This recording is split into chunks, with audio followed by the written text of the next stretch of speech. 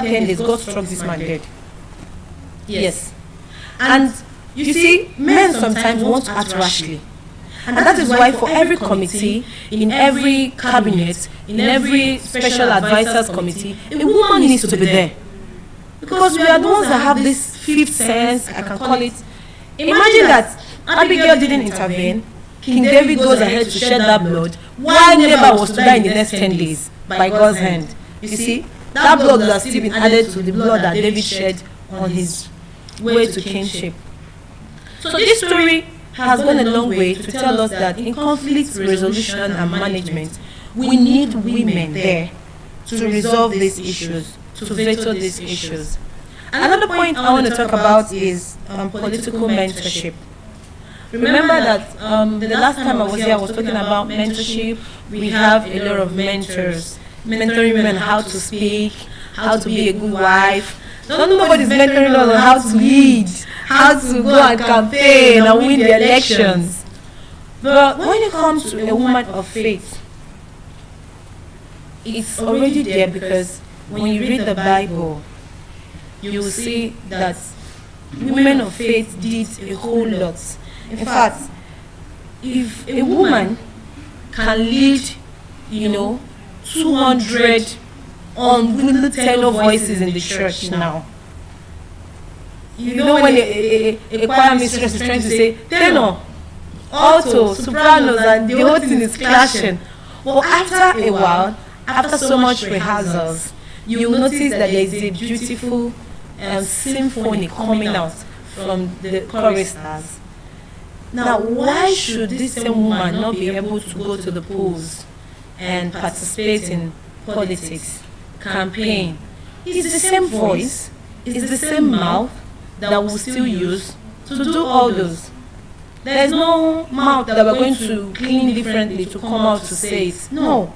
The same brain that we're using to run the homes, the same brain we're using to run these women groups, the same one we're using to teach the young ones the Quran, is that same head, that same agility, that same mouth that we'll still use to campaign and run for this. If a woman can raise funds to roof the church by going to the roadside to fry puff-puff, by going to the roadside to cook food, you know full well that when you come to the church, we all know that you see more women than men. Am I correct? Is that correct? So, and when it comes to contribution, even women give more than men. That's the truth. Because men will first of all calculate, I want to pay school fees, I want to do this, I want to do that. But a woman, we have sport heart. We have sport for the Lord's work. We want to see the Lord's work going well. We want to see things. So and you can even see a woman, she'll begin to tell her brother, her sister, please, we're having this project in my church. Come and help us do it. Come and help us contribute. A woman is always looking for solution. A woman is always trying. A woman can raise funds. If you've been trying to raise funds as a man, and just put a woman there, and by the time she picks up the microphone to talk, she comes from a woman's perspective. She will cajole you, and then she will not just. She can even come together, organize a small church, and invite you. You see that small church money, you will vomit it in that gathering, because that's her idea. So we have a way of improvising just to bring solutions, and this can be adopted in political circle. This can be adopted to raise taxes for the local governments. I want to talk about qualities that a woman has, a woman of faith, that could be utilized, not just that we use it in the church and the mosque, it can be utilized in the corporate and in the public world, in the public leadership. When you talk about a woman of faith, she's humble. Remember when I was talking about the qualities of Pastor Ibukun Awoshika, how humble she was to be able to be the first female CEO and lead through till she left. She came from a humble background. She didn't let her position intoxicate her. I also listened to her story when she was saying that Like for 13 years in her marriage, her salary was higher than that of her husband. But after 13 years, she said she was about to reap of what she sowed. So if she had disrespected her husband for that 13 years, she was going to reap that same. Whatever she has melted out to her husband. But as a woman of humility, she didn't do that. She said the children didn't even know when she was the one paying it, because she would usually pass it through the husband. And when you talk about a woman of faith in leadership, a woman of faith in leadership is resilient, dogged, tenacious, brave, fearless, courageous, determined, patient, can endure. Just to all the stories that I've been telling you, you would pinpoint all these qualities from these women, that they all had it. And that's why they were able to lead very well. Again, we look at that a woman of faith in leadership has an eagle's eyes. They know, they see opportunities, they harness it. They don't let any opportunity pass them by. A woman of faith is also a problem solver. You saw how the Samaritan woman was able to solve the problem that Jesus had by bringing, they are resourceful. That's resource optimization. They know how to, create abundance from scarcity, do more with less. Our mothers know how to do it. You get a cassava. From cassava, you get abacha. You get abu. You get gari. A lot of things can come out from that same cassava, and it's still a woman doing it, right? When we talk about a woman of faith, we're also talking about a social barrier breaker. They are very attentive. They are very sensitive. They hear a lot. In fact, you can call them minister of information. Now, we see that kind of a situation in a woman like Rahab in the Bible. That could be seen in the book of Joshua chapter 2. The Bible says that her house was on top of the wall of Jericho. So imagine that everything that comes through, the information passes through her. Everything that goes out, the information passes through her. Now, what betide the king of Jericho? You didn't employ her as your minister of information. So a lot of information passed by. And one thing is this. Women, we know when it's time to move. When it's time to pause to the moving party. Can you imagine that Rahab knew that Jericho was over? So she was a very strategic negotiator. She was able to negotiate with the two spies that were sent and say, please, don't destroy me by the time you come to take over Jericho. And that negotiation was struck. When they came in to destroy Jericho, they destroyed everything in Jericho, aside from Rahab and her family. Why? Because she knew what to do at the time. When looking at female leadership in religious and civic organizations, you will realize something. That most times what usually keeps us out of leadership is theology. But I'm here to tell you that we have a secret weapon. And that secret weapon is contextual theology, meaning that the way we interpret our doctrine has kept a lot of women out of the boardroom. The way we interpret our culture, especially when we talk about from the Islam, their cultural norms restrict women from a lot. They are not supposed to come out, their voice is not supposed to be heard. And this has restricted such women from going to the boardroom, from going to the parliament, from contesting for any position. But there is a particular woman that comes to mind in the Bible. Her name is Deborah. The Bible says that Deborah was a prophetess, she's a judge, and also a military strategist. She was able to tell Barak, who is just like in our time now, you're talking to a mayor, a major general. You're telling a woman is not the one telling a major general, okay, to win this war, just like the war that is going on between Iran, yes, and US and Israel, and now a woman is now there telling US and Israel, this is where to send your next missile to. It's going to disinfiltrate this camp. That is where their base is. Imagine that. And guess what? Barak said, if you're not going with me to this war, I'm not going. That is a woman of faith. And when you read that account to the end, you will see how God used a woman to give the children of Israel victory. Her name was Jael. God started it with a woman, ended it with a woman. So you see, it's very, very important for you to have a woman of faith at every committee, every public leadership, every corporate leadership. There should be a woman of faith there, because we'll give you advice, we encourage you, we know what to do anytime. Now we see how Jael was able to, when this particular man, Sisera, who is the main captain of the king of Canaan, came along.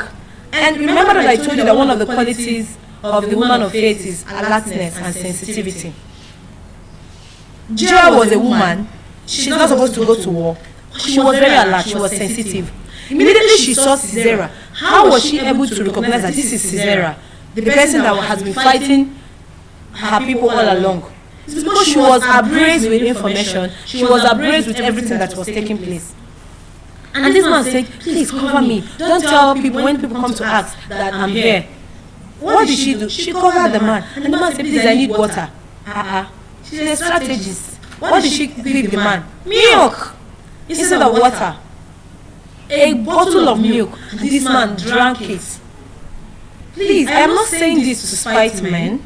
I'm only saying this to tell you that women of faith, our inherent abilities, the instinct given to us by God, has been given to us to make your work easy in leadership. So you need us for that leadership to be, your leadership regime to go smoothly. And what happened? She was able to take a tent peg and put it through the head of Sisera, and that brought that war to an end. So it goes a long way to tell us that a lot of violence happening right now in Nigeria and in the world, conflicts, begs for women of faith. It begs us to be there. With women of faith, we'll be able to neutralize, infiltrate the camp of the enemies, and bring an end to this war. Now, we'll look at the theological context.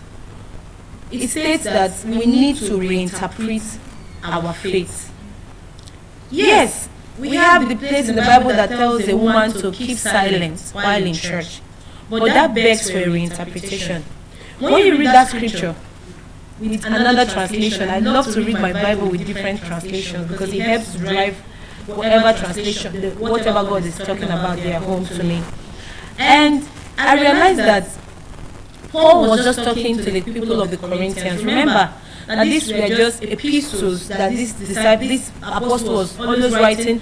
He wrote to the Corinthians, he wrote to the Ephesians, he wrote to the Philippians. And I was asking myself, how come he didn't tell this same thing to the women in Philippians?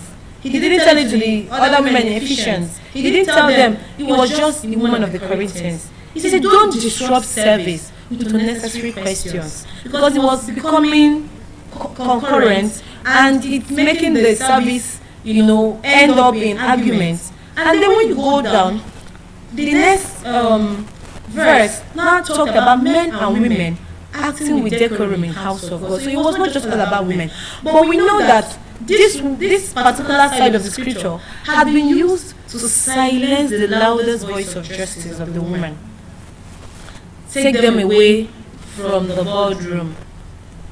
Cultural restrictions from the Islam has stopped these women from attending the boardroom, and this is not supposed to be so.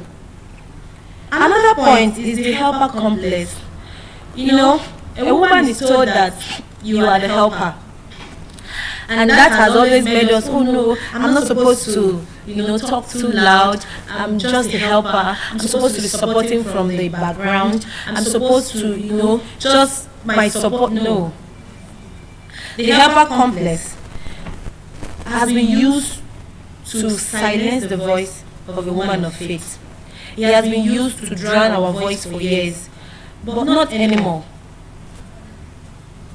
Sister, if you are in this room and you can organize a 40 days night vigil, so what will stop you from going after that political position that you deem fit? What will stop you from organizing a political campaign? When you talk about politics, we see that in every political campaign or every political party, they have women. We have women, they are wedding as their women ward, right? And these women will take care of their food, they will take care of nursing the sick delegates, they will take care of going to canvass for other female votes to come and vote for these men. So why can't we still use the same method to canvass for ourselves, to be elected to those positions that will make our voice be heard? I want to talk about a woman in history. We call her Lady Onyekon Abayomi. She was a learned woman. Her parents sent her abroad to go and school, and she came back. And as she came back, she got married. After 4 months, death took away her husband. But she didn't let it relent or deter her. What did she do? She opened a boarding house right in her home and started training both female and male children. Training them, educating them in music, educating them in science, in craft, because that was what she majored in. We have the likes of the Oba Lamido Adeyemi III of Oyo, Alaafin of Oyo, as one of her students or pupil as at then. Yes, the woman is late today, but it was through her that we have this Queen's College today that we call the Queen's College. It was the first government girls' school to be established, and it was brought about by this same woman, Lady Onyekon Abayomi. She kept on, navigating for the Nigerian Girls Guide to receive the same amount of finance that the Boys Scouts got. This is a time when we're still talking about colonialism. The men themselves, their voice has not been heard. They were still in colonial shackles. A woman was busy going, canvassing for women's voice to be heard. She also started the first women political party, co-founded the NCNC, which was one of the first political parties in Nigeria. United women, both professionals, activists, all in one body, market women, to canvass for water, canvass for better amenities, and it was giving. And history has it that she is the first woman to be conferred the Order of the Federal Republic of Nigeria. Even the British Empire conferred on her some, and conferred on her a position. And she also received some titles, some chieftaincy title. Yes. They gave her the Lika of Ijamo, the Yaeko of Lagos. She got a lot of titles because she did marvelously well. And even the Ikoyi Drive we know today has been changed to Onyekon Abayomi Drive. We know it. And is a woman. She did all these things politically, even when men's voice were still drowning under colonialism. So this begs to say that allowing women's natural administrative genius to take the lead in national development will increase the nation's daily revenue. Economically, politically, we will enjoy more peace, and socially, we will break more barriers. All right? In conclusion, I would like to conclude by saying, imagine women from the mosque, women from the church, all come together in a room, not just to talk, but to veto policies. They sit down in the local government councils to stop violence, to preach against religious crisis. Imagine a woman standing and talking. Today, I can stand here boldly to deliver my speech because my pastor gave me a permission to use his altar. Yes, I preach in my church on the Sunday service, not on a weekly service. And you say, oh, it may be a church of few members. No, at least we have, at least in the minimum, 300 communicants every Sunday. And that has helped to shape me to talk boldly, to look at faces and preach and tell them what the Bible is saying. And that has made it possible for me to stand here today boldly, talking about a woman of faith.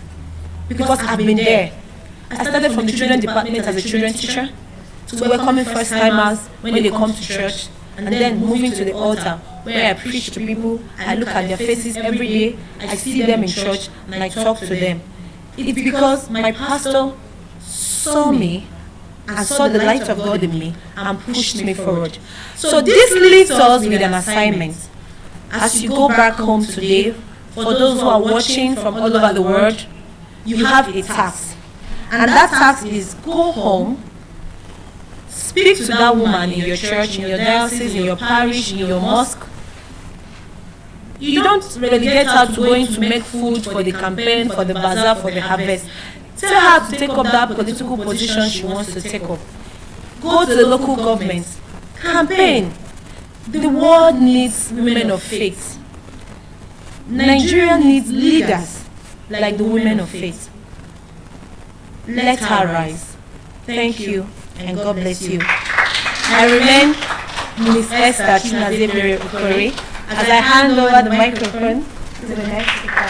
Thank you. I'm highly honored to be taking the microphone from a lady who pastors and talks to over 300 people every Sunday. Well done, well done. Have you ever had to identify someone by what they wear? Do you have anybody that once you see them, you know they're likely to be in a particular outfit or something? Well, mine was my mother. My mother had a very unique head tie. If you had to seek her out at any event, you can be rest assured that her headgear would tell you where exactly to find her. And this is why today I am sharing with us on the crown that we tie. You know, all over the world where you have kings, queens, they balance theirs. In our own world, every woman tends to tie her own crown. And this is why I call it the crown we tie, a woman's gele as identity. Now, long before personal branding became a conversation, long before identity became something we tried to create. You know, now we talk about personal branding, our identity and all of that. Our mothers were already known by their gele. For some of us, we may say, what is gele? That is what I have on my head. That is gele. It's a Yoruba word. Maybe others can help me. What would they call it in Igbo language? Does anybody know? Sorry? Thank you. Hausa language? Anybody? The head tie. Okay, but we know that probably about 90% of our women would rather cover their heads with their head tie. And it has become a signature. In those olden days, unlike now, when you could easily get someone to tie gele for you, in those days, it was a skill that as a woman you needed to have. 41 years ago when I got married, I made my gele myself. Thanks to my mom.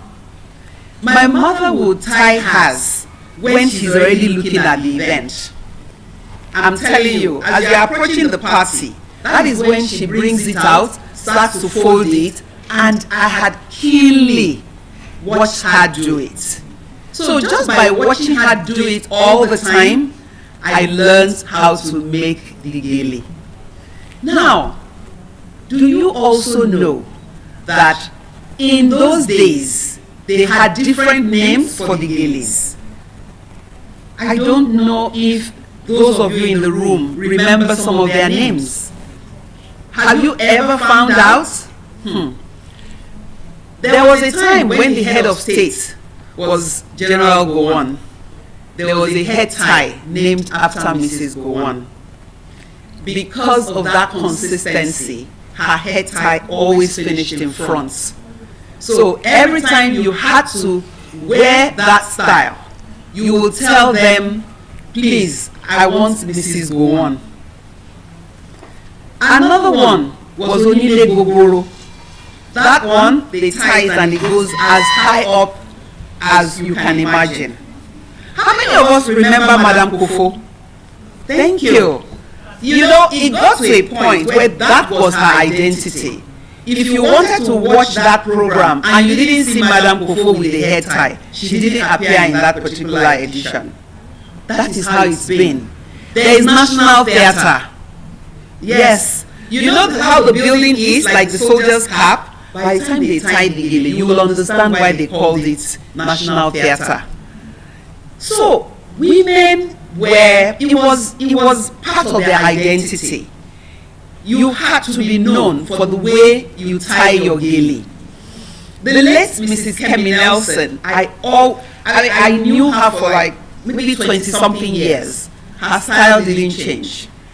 Just yesterday, at another event, I saw Mrs. Keji Okunowo. The same head tie, the same style that she had had for over 40 years is what she had on. So it means that despite the fact that there is now a shift, and why is there a shift? Because many of us don't really understand how to tie this gele. If they gave some of us the choice of not tying gele, how many of us would take it? In this room, how many of us would take it, ladies? Yes, because you just feel, I beg, the wala is too much. But now, we even have people we pay to tie it for us. But guess what? Even they come at levels.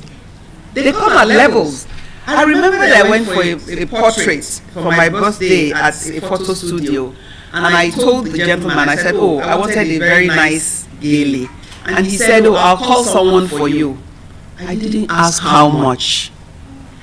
When she finished making the gele, and I had finished admiring myself and liking the gele, it dawned on me how much. I'm telling you, when she told me the cost of tying the gele, I then told myself, even university graduates cannot make the kind of money that she would make in a week or a month. It has become even a commercial thing. You go to a church, you don't know how to tie your gele. What do? You just hold it. Because when you get there, there will be women who will be hustling and harassing you until you want to tie gele. And they will make it for you. At how much? Maybe 1,000 naira. So you start asking yourself, I beg, let me just wait to that event. Somebody will be there to tie this gele for me. But like I said, they have levels. Now we even have men. How many of you have seen them? How many of you know? Yes, I think there is Shegun Gele. Who else? At least I know there are about 3 of them that I see from time to time. And guess what? They are damn good at what they do. I had experienced one of them before, and I said, how did you get into this? You know what he said? He said, my mom.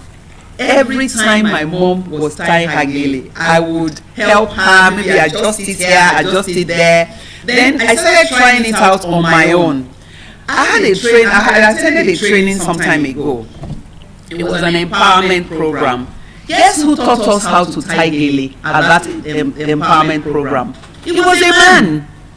It was a man.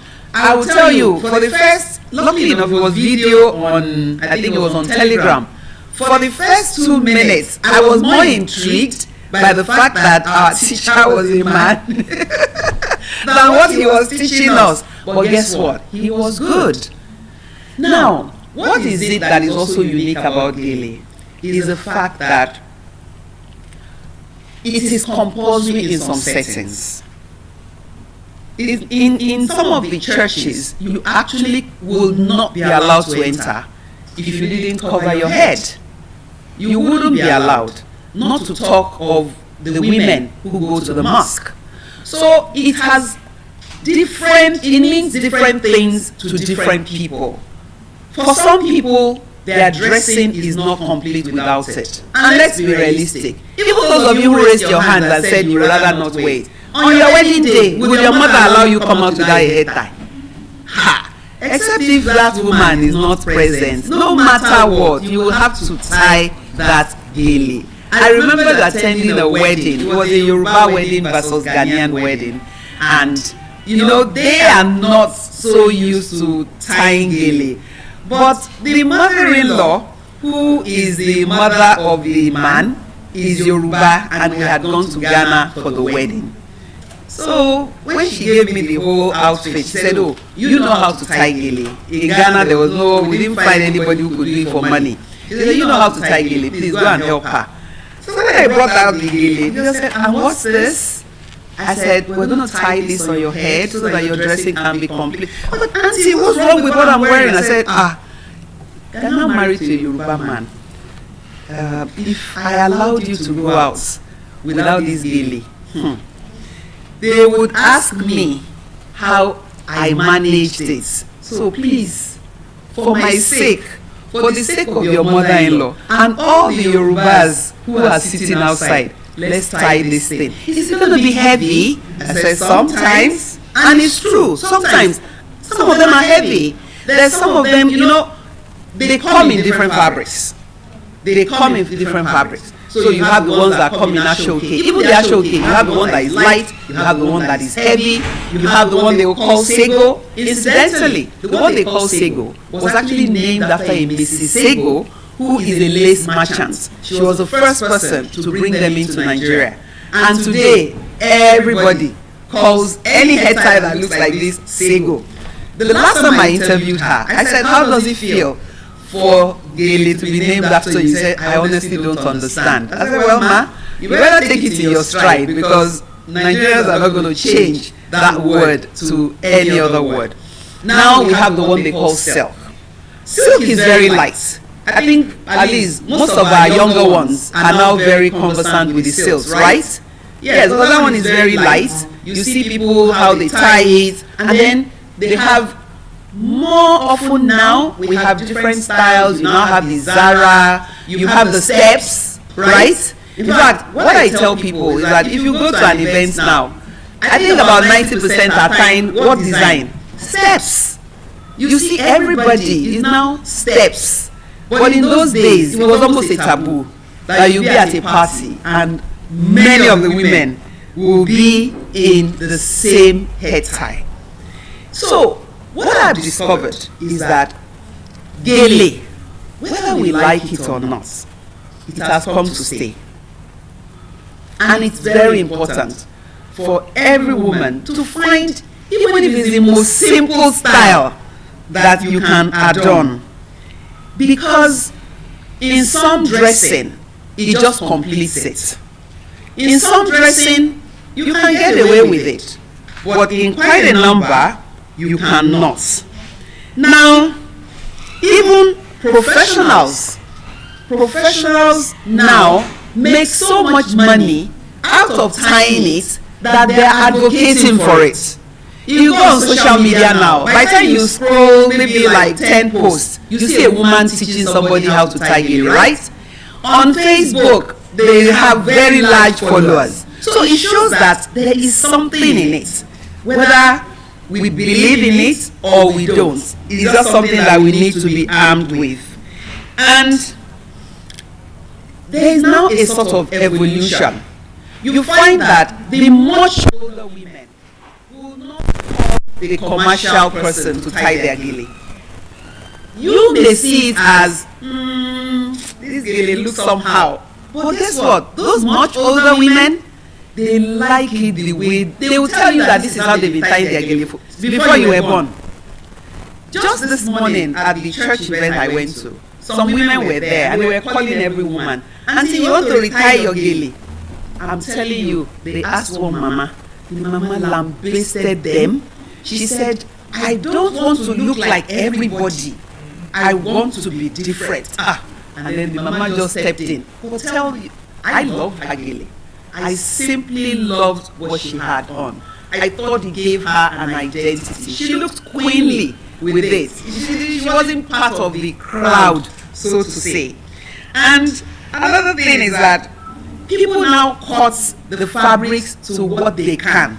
Do you know that there is a gentleman who, a famous head tie is actually named after him because he popularized it. It's called Haze. In the days of my own mom, the head tie that was popular is the Haze. How did Haze come to be? Because this gentleman saw it, liked it, I think bought it for his wife, and they figured it out, and that was how they set the pace. But guess what? Even though there is Haze, you now found another company started their own. They called it Jubilee. And that is how the trend followed to a point where there are now so many commercial brands of head ties, and women have a choice. Another thing about gele is the matching. Sometimes women would rather match and call it monochrome, and other times they want it to be the accent, so it is completely different, from the color of what they are wearing. And other times you just pick the color. You can just pick, like the lady in blue and white. She could want to go out now and say, "Oh, I'm going to go with a white head tie," because she will feel that that is what accentuates it for her. And then she might say, "Oh, it's a very sober event. It's a very, very sober event. If I went in a white head tie, it would look like I'm celebrating and people are mourning. So what color would you go for? You go for blue because you're wearing blue and white, So it is very important. Many of us don't pay attention to it because we just see, we've taken it for granted. Maybe that's the word. We've taken it for granted. We always know that it will be there. Even when I came in today and the dean saw me, like, this is I said, yes. Today I'm going to talk about gele. So it's just so appropriate that I have one on today because I've been to an event. So on social reflection, the thing is, our gele can actually be our identity. It is almost impossible to wish gele away. The generations that are coming might feel that, I beg, this wahala is much. Which one is this to tie gele again? Because as the Gen Zs tell me, they say it's easy life, right?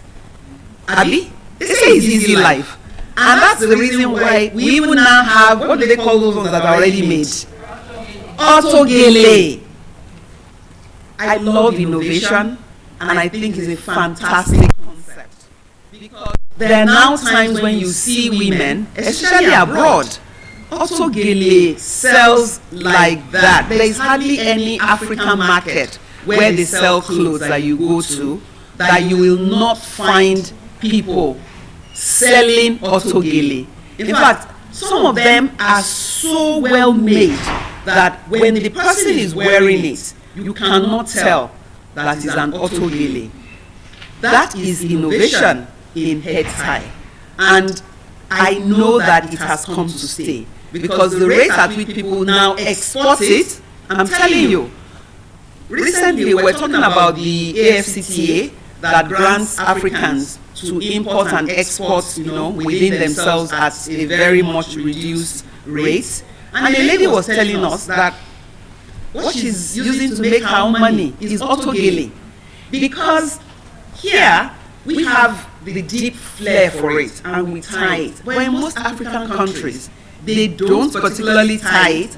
But you know what they say? They say when you see a Nigerian woman with their gele, they always look different. They look elegant. They look like they command the room. So now, in wanting to copy us, or no, let me use the word emulate, in wanting to emulate us, more and more, the autogele has come to stay. There are now geles that you can tie just by putting newspaper inside it and folding. You take it to the back and you're already looking very gaily dressed. So as women, because gele is for women, I know that the men will probably tell us that women have started wearing buba and shokoto. But will a day come when men will tie gele? Never. I don't see it. Does anybody here see that? Could fashion go to a stage where you will actually tie gele? Maybe. I want the men to answer. I want the men to answer. Would you tie gele? If it starts from one person, would you do it? Aha! Because now we're crossing. I see women now wear buba and shokoto, even with the cap.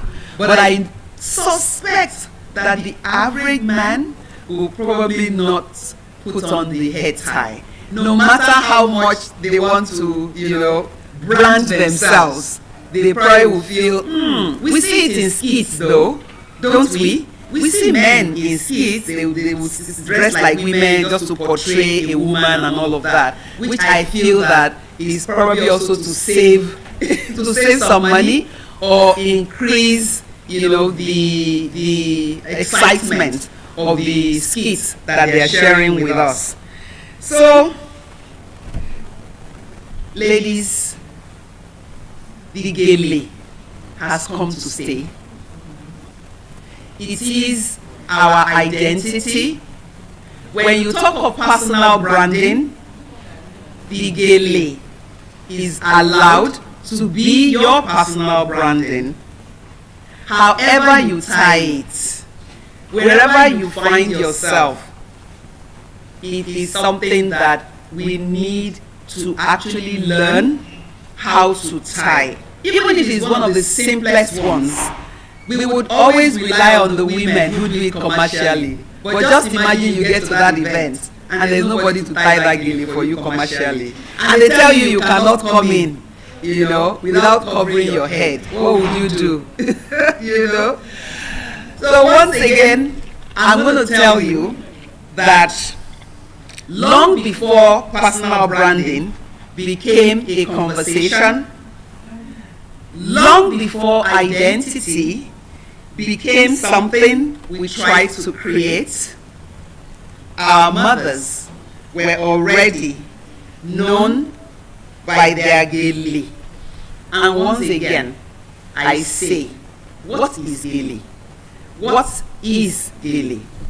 It's the woman's crown. Any woman who ties gele at that moment feel that you are the queen. Feel that that is your crown at that point in time. And so, it is my pleasure to pass on the baton to a gentleman who is in a native wear, but he will not be adorning gele because he has more to offer us. Thank you. Thank you very much. Thank you very much. Now, can we applaud her better? Thank you so much. She said something about us trying the possibility of, having men switch to using gele. I was just thinking to myself, who knows? Possibly, as fashion has evolved, we may someday have men wanting to try out gele. But until then, we keep enjoying the women making use of it. My name is Daniel Gabriel O'Rourke, and I'm excited, I'm elated, I'm motivated what other word has it? I'm educated, I'm flabbergasted, I am, no, not adopted, but I am quite happy to be here, and I want to say thank you to the School of Eloquence, thank you to the Dean. Disclaimer, this is going to be one of the shortest sessions, we're very impactful, because I don't know how you guys do it. Like, I've been here watching people talk for like an hour, 30, and like, how? Well, like, what? How are the thoughts coming? You know, but it's really interesting, and I think I would have to do a lot of learning, you know, from the School of Eloquence on how to speak. Yeah. So today I'll be talking about something a little familiar to most persons, something that we may have heard of before now, and it's about Nigeria's green economy, the evolution and the revolution of the Nigerian green economy. Of course, Nigeria is speaking to the world. So if we are going to be considering anything, we'll be looking at it from the perspective, from the lens, and from the vantage point of the Nigerian pursuit. And once again, I'm honored to be here. This is a crucial topic. This is one for our collective future, and of course, more specifically for where we're headed as a country. So, I mean, there are some familiar concepts already with the green economy that we may have known of before now. You know, there are terms going around. We've heard of climate change before now. We've heard of waste management. We've heard of global warming. We've heard of pollution, you know. So today we would love to bring it back home and provide some level of clarity, especially as it has to do with what Nigeria is doing in this regard. Give or take, for about a decade, I have been in the environmental sustainability space, right from 2017, represented Nigeria in Ukraine, speaking on the concept of environmental sustainability, spoke to an audience, a diverse audience, you know. So I think I'll be sharing some of the interesting things that we got to see and some of the things we shared with our audience. So to begin, to start with, I'd love us to understand that the world is moving beyond profits and beyond people. Now we have, in business, in entrepreneurship, in leadership, and everything that we try to do today, we have three basic P's to take into consideration. One of those P's would be people. The second would be planets. I mean, we have, okay, profits, of course, profits, people, and then the third, planet. So there's been so much focus, there's been so much interest. You know, when it comes to any endeavor, majority of persons would love to first focus on, I mean, profits, and then the benefits on people. But if we take a look at how the world has evolved, we get to see that there's been several revolutions, you know, political revolutions, social revolutions, you know, I mean, lots more and more. The list goes on and on. But today, we find that there's a need for an environmental revolution, and that's pretty much what I'm going to be talking about. And no matter who we are, no matter what we do, businesses today more than ever before have identified the need to, you know, prioritize an environmental strategy in what they do. Individuals in our homes, I mean, everywhere we find ourselves, wherever you are in the value chain, there is something for you to do. There's a contribution, there's a role for you in the Nigerian green economy. So let's get started. Let's get cracking. Before we delve into some of the concepts, we would love to gain some level of familiarity with what I'd call green economy lingo. You know, the green concepts. One of them is biomass. So what exactly? Because I'd be using this vocabulary in the course of my talk. So one of them is biomass, and biomass is an alternative source of fueling, right? An alternative source of fuel. So in today's world, we find that industries, manufacturers are demanding in great volumes what we call biomass. Now, biomass is organic waste. Anything biodegradable, especially, you know, plants that can be used or converted to an alternative source of fuel. And why are companies, why are individuals, why are institutions, why are countries switching to this? Because one, it saves cost, and two, it reduces harmful emission from regular, fuel sources. Like today, we get to see the hike in the cost of fuel. We get to see that some economic situations may arise, crisis in the world, and then the cost of oil and gas energy becomes a little more excessive, for people to afford, and that's why today we have, biomass. We would also love to understand that the opposite of the green economy is the brown economy. So industrialization has caused lots of emission, has polluted the environment in several ways. So the brown economy is the opposite of the green economy. When you hear about the just transition, when you hear about the need to go green, where are we going green from? We're moving from the brown economy to the green economy. And then I know some of us may have at one point or another, maybe in our offices, day to day, heard about carbon credits. Carbon here, carbon this, here. So carbon is not as bad as people make it seem.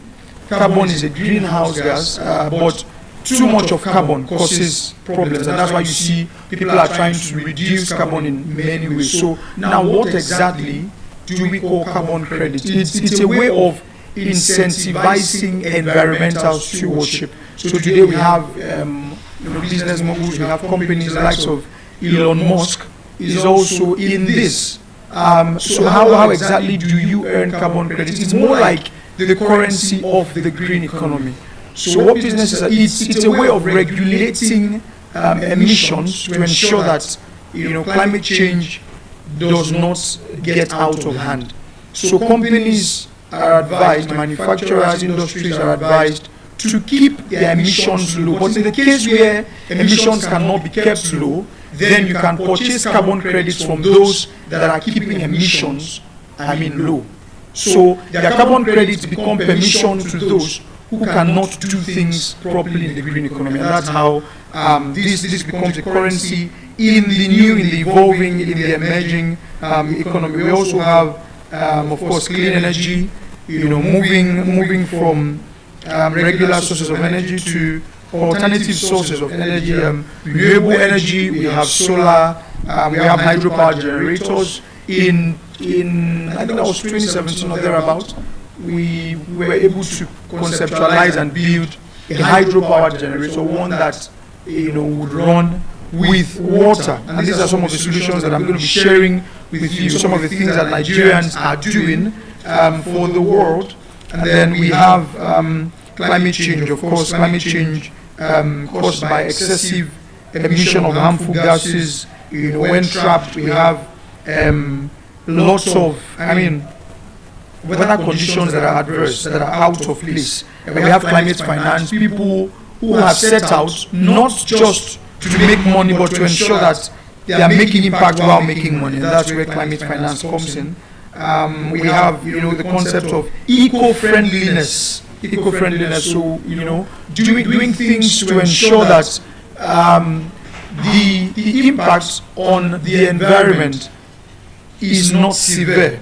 So every venture, every adventure, every ambition should in one way or another capture the protection of the environment.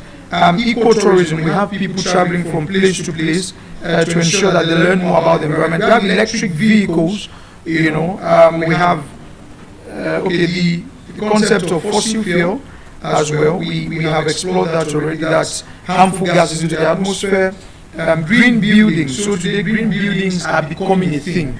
People are building not just for structure, but building to ensure that there is sustainability as part of it. And that's why we have bodies like the Green Building Council to regulate this. We have companies in Nigeria like Green Plinth, located somewhere close to Ajao Estate. So there's a project by the Ogun State government being handled by Green Plinth. The idea is to build a smart green city, making Nigeria the leaders of this one of the pioneers of these. Of course, already we have these things in place out there, but over here, so we're trying to position ourselves for the emerging green economy. Also, we have lots of green jobs. Because of the emerging green economy, we have lots of green jobs in place across sectors, across industries, and some of them we will learn about. Hydro energy, energy from water, impact investing, net zero target. We've been hearing of all of these things. Organic farming, organic this, ensuring that we go natural, we avoid the use of chemicals. We have pollution control, of course. We know we have air pollution, we have land pollution, we have water pollution. So how exactly do we, combat, mitigate all of this to arrive at a favorably desired green economy? These are some of the things that I'll be talking about. We also have the concept of recycling, making life out of what seems useless. And then we have renewable energy, we have solar, we have waste management. These are some of the concepts that I'm going to be exploring. We have, biodegradability, clean tech, environmental impact, e-waste. So there is the concept of e-waste now, which is gaining a lot of relevance. So from our electronic devices, which we discard, people are making a living off that. Recycling sometimes. I think we were involved in a particular recycling project at the time, and then we got to see that there's a possibility of extracting precious metal from electronic waste. There are parts of electronic waste that have precious metal like gold, aluminium, and the rest and the likes in them. So companies, try to assemble these things that we discard, things that will not decompose, things constituting environmental menace.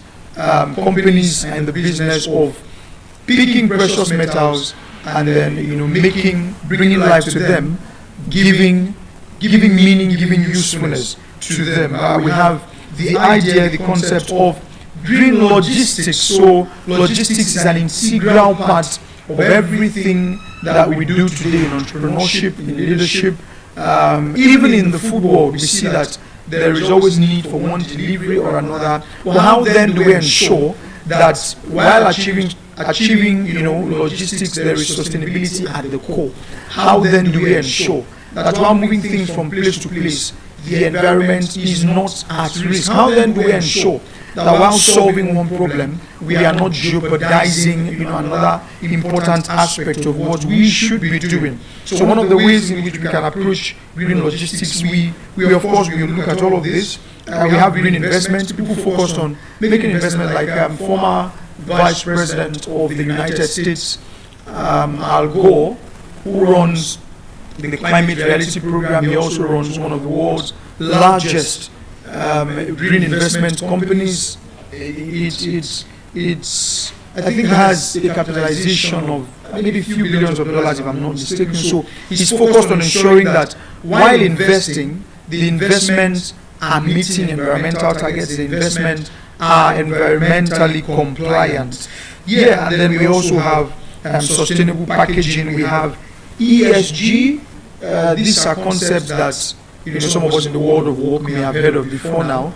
That's environment, social, and then of course governance. So yes, moving ahead, we have some threats to the emerging green economy in Nigeria. We have threats, we have challenges, we have opportunities. I want us to look at it from different angles and then arrive at the solutions that can be implemented to these threats, to these challenges, to these opportunities, and to these problems rather. And I want to bring your consciousness to the knowing that to every brown problem there is a green solution on the other side of conceptualization. So it takes us sitting down to acknowledge and to realize that first there is a problem with pushing projects that are not environmentally friendly, that are not compliant, that are not protecting the planet, that are risking our home, which is Earth. So one of these threats would be extreme weather conditions.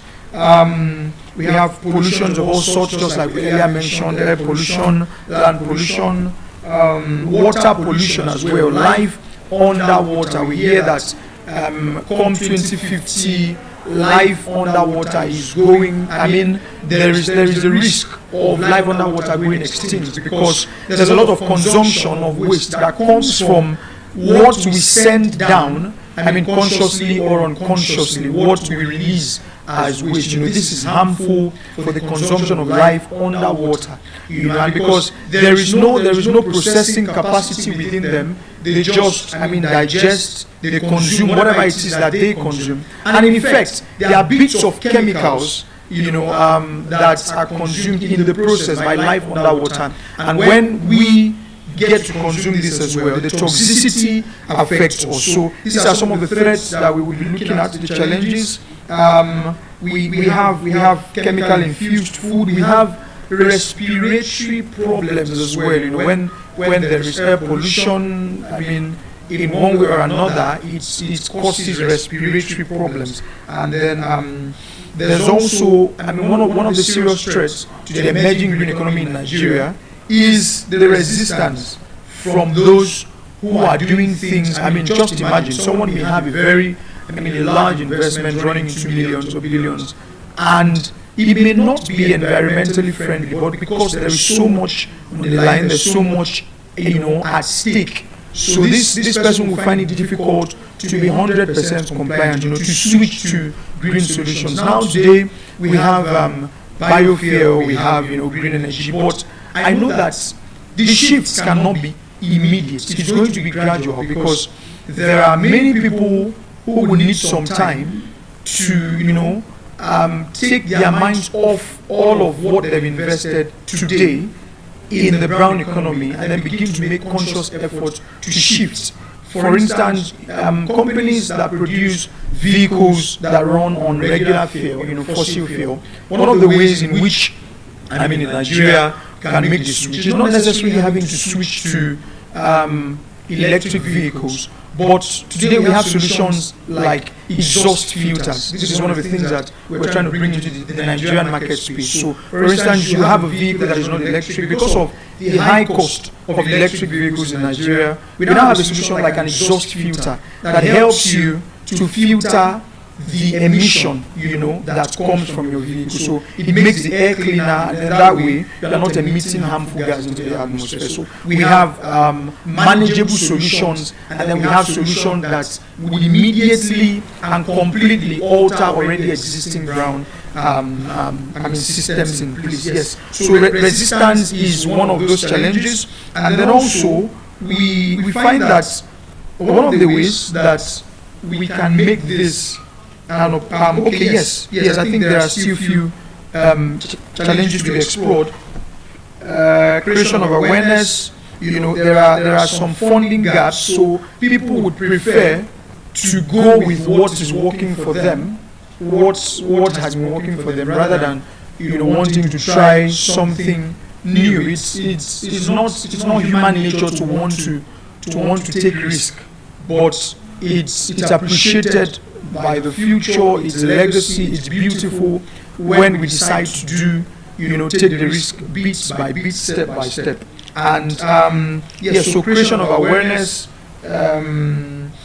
Currently in Abuja, there is a preparation ongoing for the Africa Climate Walk that's going to be taking place sometime not next month. It's going to be taking place sometime in June, I think June 4th. And then it's going to culminate in an African Green Forum. So the idea of the Green Walk is to create, a reasonable level of awareness in the Nigerian space, to say, look, we have alternatives to the things hurting our environment. It's a way of achieving fitness while also creating awareness for climate protection, environmental protection.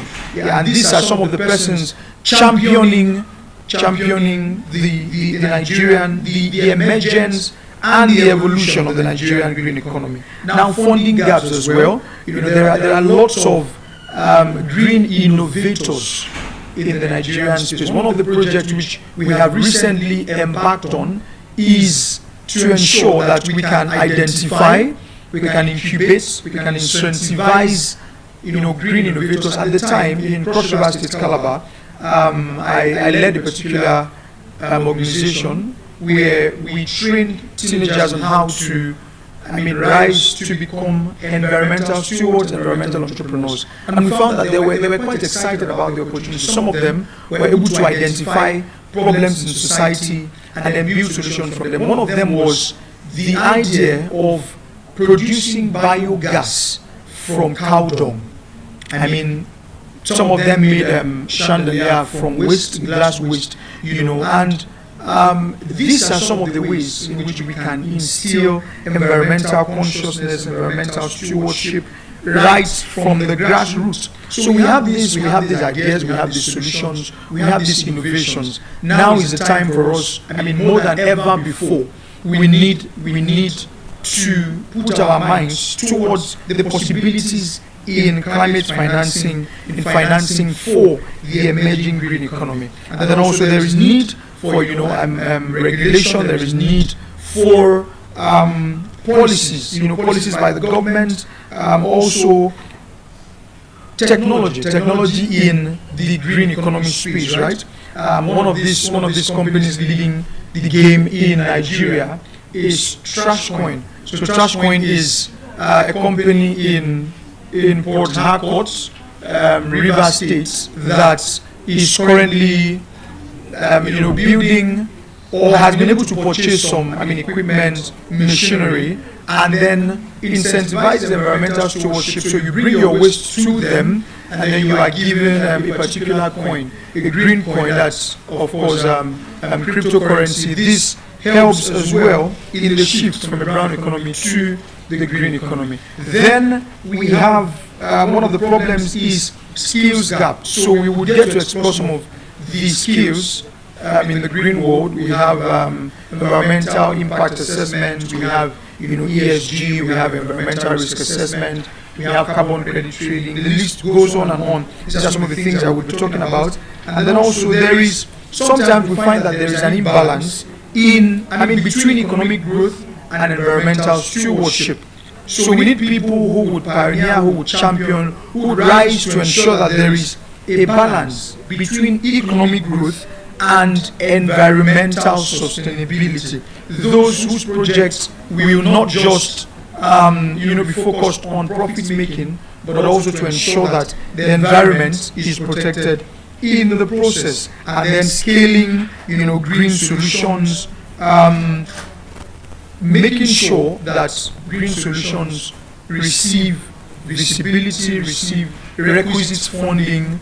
I think that was about 3 weeks ago. That was the Nigerian Green Economy Week. About 2 months ago, where several stakeholders in Africa's green economy space came together to discuss ideas. And there was one of the ladies I met. She's Dutch, but she's presently based in one of the African countries, focusing on ensuring that Africa explores the possibility, scale solutions, maybe via partnerships, build and scales green solutions. And some days ago, she made me aware that now in Mozambique, we have a solution, a solar powered dryer that can be used in farms, thus ensuring that food waste is minimized. And then also, of course, there is better food security. So these are some of the things that we should look to explore, that we should look to expand, that we should look to do, at scale. And now, to green economy opportunities, we have multi-sectoral for every sector that has a brown challenge also has a green solution.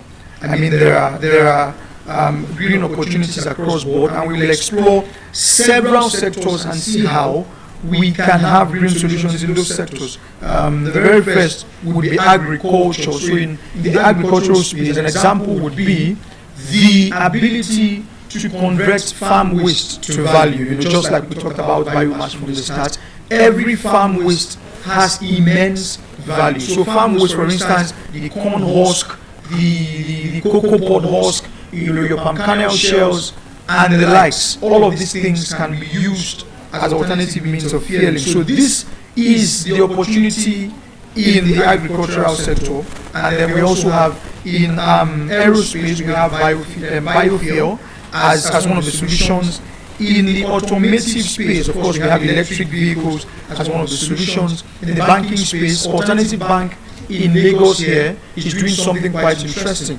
Alternative Bank has been able to, build a system where people can, gift their waste or bring their waste as if they're bringing cash to save up their waste for a future date where they get paid for it. And then, of course, in construction, we have building, inside and outside, building with eco-friendliness in mind, building to ensure that what we're building can be built from waste and can as well be cost-effective, can be environmentally friendly. There is a pioneer at this in, I think, the country of Colombia.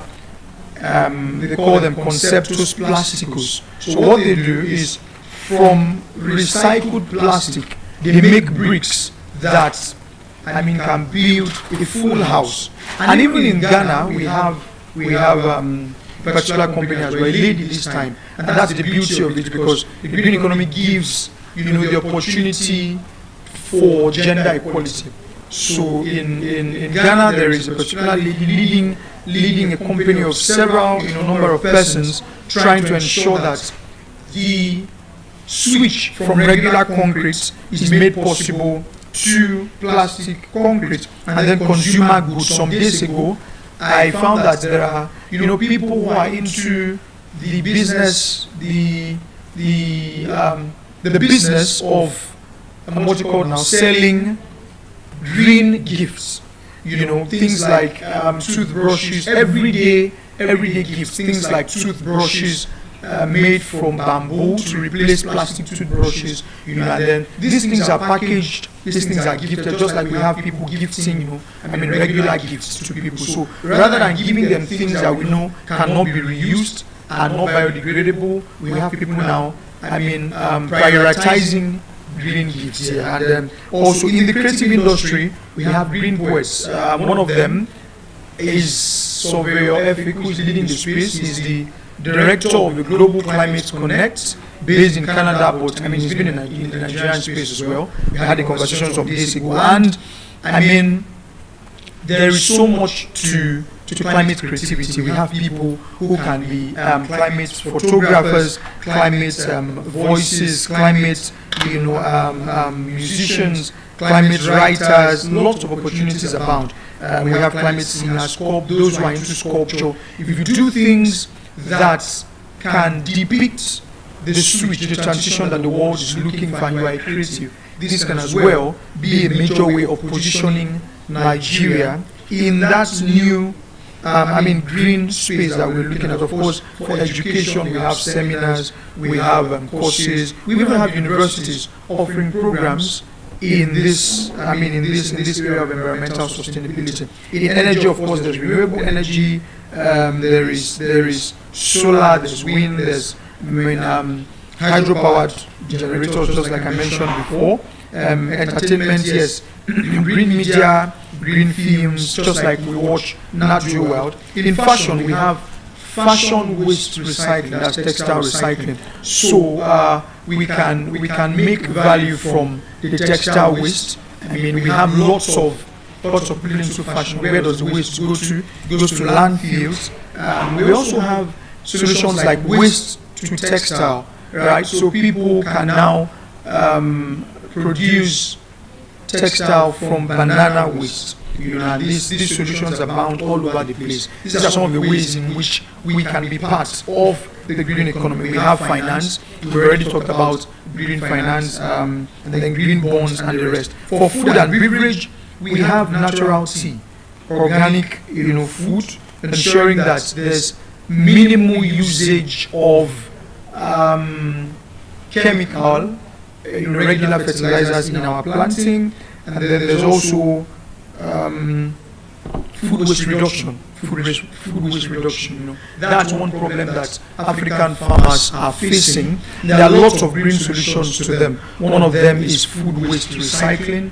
The other would be to ensure that there is a way of having a solar system in place that can convert, goods fresh from the farm to the consumers, and a proper logistics system to protect them. The government as well is not left out. Policy implementation, policy creation, and of course provision of financial solutions like grants to ensure that green investment can fly. In the healthcare sector, one of the ways in which we can be involved is biomedical supplies, right? So we have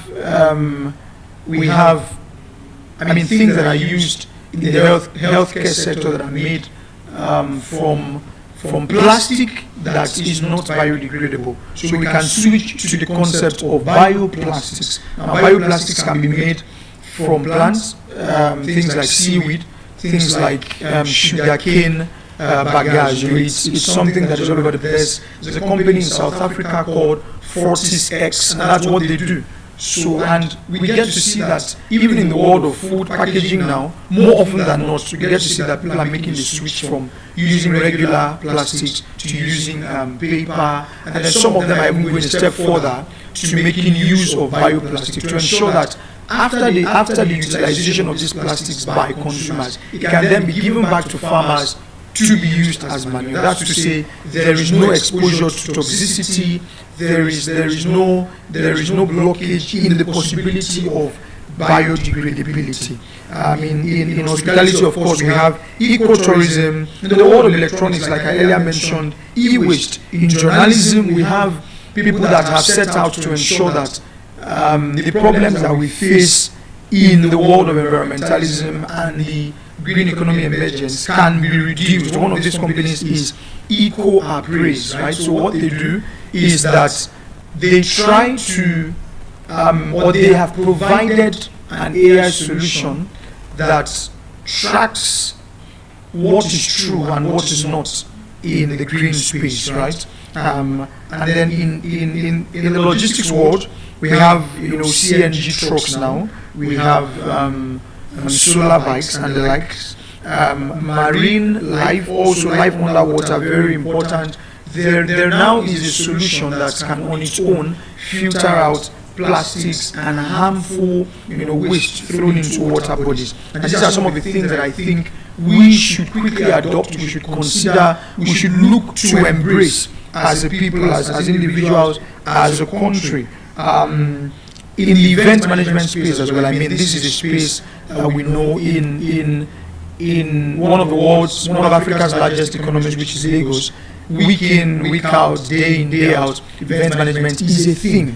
But for a moment, if we sit down to think about one of the challenges, we would find that it is the problem of waste management, improper waste disposal. And that's why we need to look closely to see how this waste can be properly collected, sorted, and recycled. And then also in the pharmaceutical world, you may be wondering how exactly can we make the switch, from the brown economy to the green economy. So we have the solution of organic potash, which can be made from cocoa pod husk. Right? There's a company called Organic Potash in Canada. So what they do is in partnership with various African countries, West Africa precisely, countries that have cocoa pod husk in abundance, like Ivory Coast, countries that are into cocoa production, like Ivory Coast, Nigeria, and the likes, Ghana as well. So there's a partnership to ensure that cocoa pod husk is given to them for the production of cocoa potash, which is used as an element in tablet production. Even eggshells, the eggshells that we discard very easily. Eggshells are one of the richest sources of calcium today, and of course this is of utmost importance. This is of necessity in the world of pharmacy, in the pharmaceutical world, in real estate as well. We cannot neglect the importance of of green economic concepts, and then in sports too, in gaming, in mining, and waste management, even zoology, wildlife, of course. There's need to ensure that there is biodiversity protection, and then waste management as well. We have solid waste, we have liquid waste, gaseous waste. Yeah, so there is need to draw our minds back to this as a people, as a country. Now, one thing that we would find very important, or that we would hear often when we talk about the green economy or sustainability, would be sustainable development goals, the SDGs. Some of us have come across them, some of us have heard them in room spaces, some of us may have even made effort to learn about them. But what then is the relationship between sustainable development goals and the emerging Nigerian green economy? So we have 17 of these goals: no poverty, zero hunger, good health and well-being, quality education, gender equality, clean water and sanitation. Now, there are some of these goals that directly or indirectly, provide green or help us to meet green solutions. One of them will be clean water and sanitation. Of course, when we are conscious of the quality of water that we have as a people, and we are conscious of sanitation, definitely we are tilting towards the green economy. We have affordable and clean energy, emphasis on affordable, because most of the solutions that we find today. Yesterday I attended a webinar, and there was emphasis, or there was a question which was stressed: how can we ensure that the solutions that we have today, electric vehicles, solar, can be as affordable as what has been in place? Because this is one of the things that can discourage anyone who wants to be part of this shift. So definitely this goal helps us, as affordability and then clean energy, helps us to ensure that we meet one of the goals that will tilt us towards the green economy. We have decent work and economic growth, industry innovation and infrastructure. Of course, green innovations are all over the place and are highly encouraged. Reduced inequality. So today, most of the opportunities in the green economy are, targeted towards the women, the ladies, to ensure that they can, champion these causes. They would not be neglected. They would be given equality in this shift that is happening, which to me is a very noble and beautiful idea. We have sustainable cities and communities, responsible consumption and production. Goal number 13 is one of the most important, as it has to do with the shift to the green economy. That's goal number 13 is climate action. So what you do as a business, what you do as an individual day to day, what you do as a family, how exactly does it contribute to the reduction of climate change? What are you doing to add to, the positives of the climate? And then there is life below water, just like we have discussed before now, ensuring that life underwater, fish, everything underwater, is safe and is free from environmental risk like waste, which is underwater. Life on land, the air we breathe, very important. Harmful causes of respiratory problems will stem from air pollution. And then we have peace, justice, and strong institutions. We have one of the topmost institutions in the world championing this cause in the green space is Greenpeace. Ensuring that there is justice for the environment, there is justice for the planet, and then finally we have partnerships for the goals. One of the ways in which we can quickly arrive at a green economy, one that is just, one that is true, one that reflects the ethics that we uphold as a people in the nation, is to leverage on partnerships. This cannot be overemphasized. You want to do something rather than regret that someone has conceived of the idea and then maybe fight it or try to oppose it. It was Vusi Thembekwayo, one of Africa's highest paid speakers and demanded speakers, that said, when someone builds something, when an idea has been conceived, rather than oppose, rather than judge, rather than water down, you should look for ways to contribute to what the person has already laid the foundation to. And I think even in the green economy, we find that somebody has been able to maybe get a franchise, has been able to bring down a product maybe from another country to Nigeria, and has maybe gotten a distribution right. Or there's somebody somewhere in the East who is building, electric vehicles like what we find today. Dr. Innocent, great man, we had a discussion with him on the possibility of, shifting from regular fossil trucks to having, CNG trucks in abundance, because this is one of the ways that we can reduce emissions. Now, these are partnerships that we're talking about. So imagine that my firm decided to so why reinvent the wheel when you can make things possible through partnerships?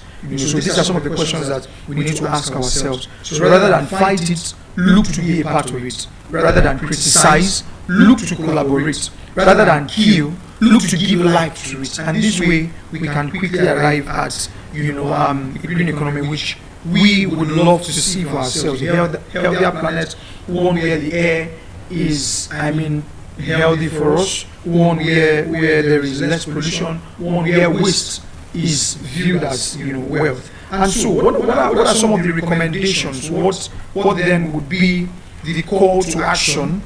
Today we have heard a lot about the green economy, the evolution, the revolution, the emergence, how we can be a part of it, the opportunity across sectors. What then are the recommendations? So I think we need first to understand that it begins from the mind. One of the speakers here, Mrs. Udo, if I'm not mistaken, she spoke about how she instills the discipline of keeping the environment clean in her children. These are some of the things that we need to do. It begins with us, it begins from our minds, it begins from our environs, it begins from where we found ourselves, in our homes, in our churches, in our faith-based communities, in offices. How do we identify as relevant stewards of the emerging green economy in Nigeria? It starts from the inside. It starts from realizing that there is an importance. So if something is not prioritized, you will not see the need. If the negative impact is not so glaring, people do not see the need to shift towards a thing. But because it's not grave where you are, does not mean that it's not coming. And so that's why we need to stand tall as stewards of the environment in the Nigerian space. Environmental responsibility cannot be overemphasized. There's need for green consciousness, because when we become conscious about it, it becomes second nature. Everybody has a role to play. And of course, we do not want to be in a cycle where we uphold intensity more than the consistency. We get to do it because somebody is looking. One of the challenges that we find is that people who shift towards green initiatives today, young people, one of the challenges that we find is they seem to exhibit those traits before the camera, but behind them there's no consistency to feel the intensity that they once displayed. So for us, the call today is to ensure that even while we're trying to be stewards outside, in our little corner, we still can be stewards of the environment. No one is to be left out. We are not to go one step forward in public and then 3 steps backward in private. We have to stop green irresponsibility at the door. We need people who would correct what is wrong. We need people who would applaud what is right. We need people who would promote green initiatives. We need people who would educate. We need people who would be willing to learn. Everybody has a role to play, right? You can learn. You can volunteer. There is the Recyclers Association of Nigeria, advertised an opening for volunteers. The national conference is coming up at the Museum Center. That would be the ending of this month, 30th of April. Which happens to be my birthday, and we will be having lots of people coming from all over Nigeria to champion the cause of recycling. So you can be an ambassador. This is one of the ways in which you can be involved in the emerging green economy, Also, you can learn. You can learn. There are learning opportunities, hands-on learning opportunities. Some days ago, a friend of mine launched, I think, Nigeria's first digital climate incubator. So there are spaces where you step into and you learn about the environment and be a part of it. You can volunteer, just like I rightly said before now. You can earn as well.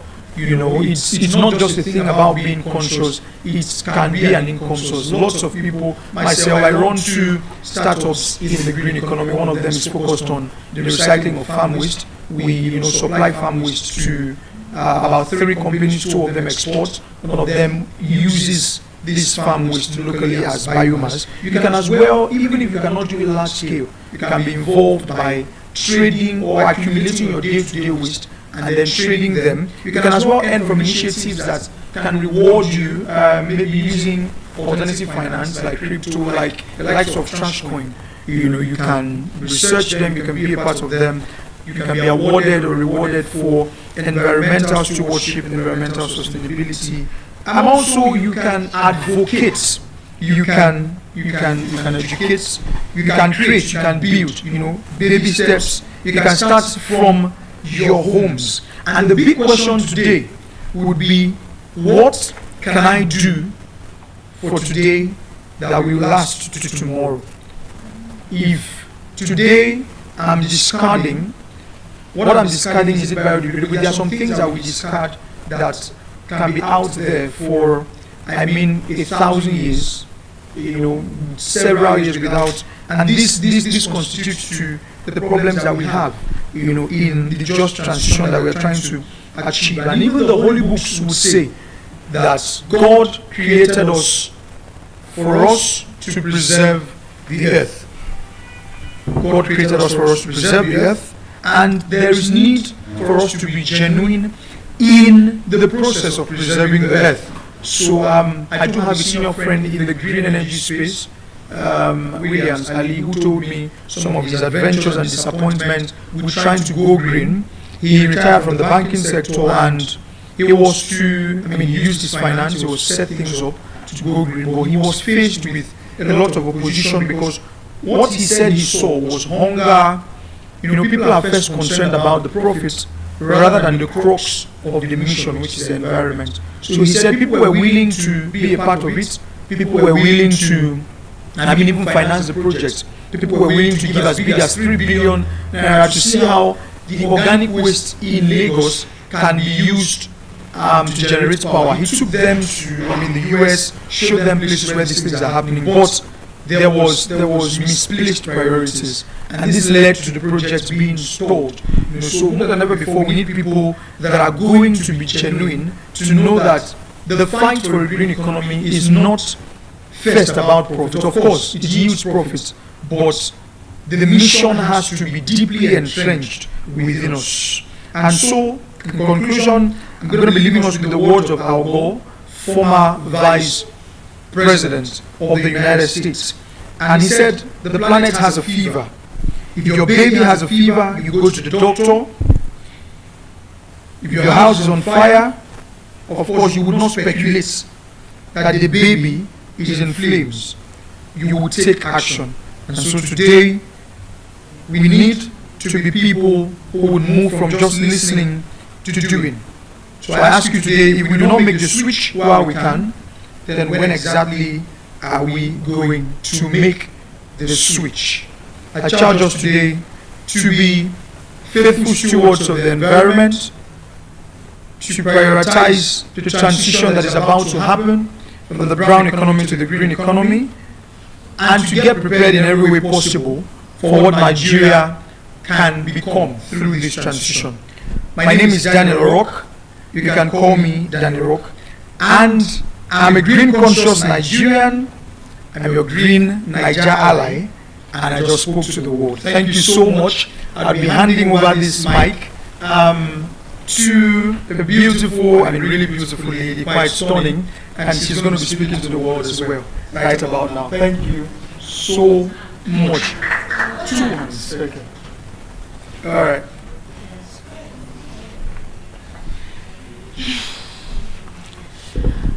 Thank you again for an opportunity to be speaking to everyone.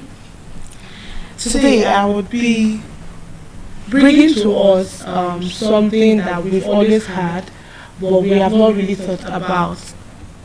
Now, in Nigeria, there's this phrase we have heard countless times, which is the phrase rather, man no man. We often hear this phrase when someone is trying to get a job opportunity, or when someone gain access to a certain opportunity that others are struggling to get, or maybe when they are discussing about the reason why certain doors are open to some people whereas others are still knocking. At first, it may sound like this is just a common phrase that we hear in our everyday conversation. But then when we begin to think about it deeply, we understand that this phrase, man no man, is not just a common phrase, but it shows us or reveals to us some form of human behavior. Now, this three-word man no man hides a whole lot than we see, because whenever I think about this word, it brings to my knowledge three questions. Why do human beings tend to support, favor, and trust one person over the other person? And it just reveals to me that human beings, there's a way our mind works individually. Me and you would always favor one person over the other person, some way, somehow, no matter how saintly we are.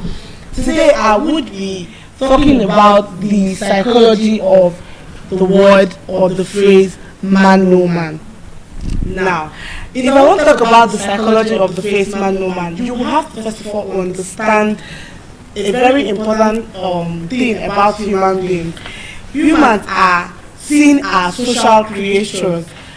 From the earliest stage of the human history, there is something that's always been predominant, which is the fact that surviving has always been based on relationship and cooperation. That is to say, people formed families, communities, and society to be able to feel safer and to be able to feel to live easily amongst themselves. Also, even today as we speak, there's literally nobody that lives in isolation, because every one of us in this room tends to rely on one another for some sort of emotional support, knowledge, opportunities, or collaboration. You cannot do it alone, just like the popular saying, no man is an island. You cannot be alone. At some point in your life, you are going to lean into someone. It could be your father, it could be your mother, it could be your sister, your brother, your classmate, a friend. Just so you know, no matter the kind of personality you fall into, introverted, extroverted, and what have you, every one of us are social creation. When you begin to see, or when we begin to see ourselves as social creation, then we understand that we need to live on people. I used to say some time ago that my opinion that people live together because there's some sort of benefit you get from the other person. I'm not talking about this from maybe monetary end, or there's something you gain from the next person. Look at it from this angle. The fact that you're still living in your parents' house at the age 5 is because you literally have nowhere to go. You have to rely on your parents to be some sort of protection over you.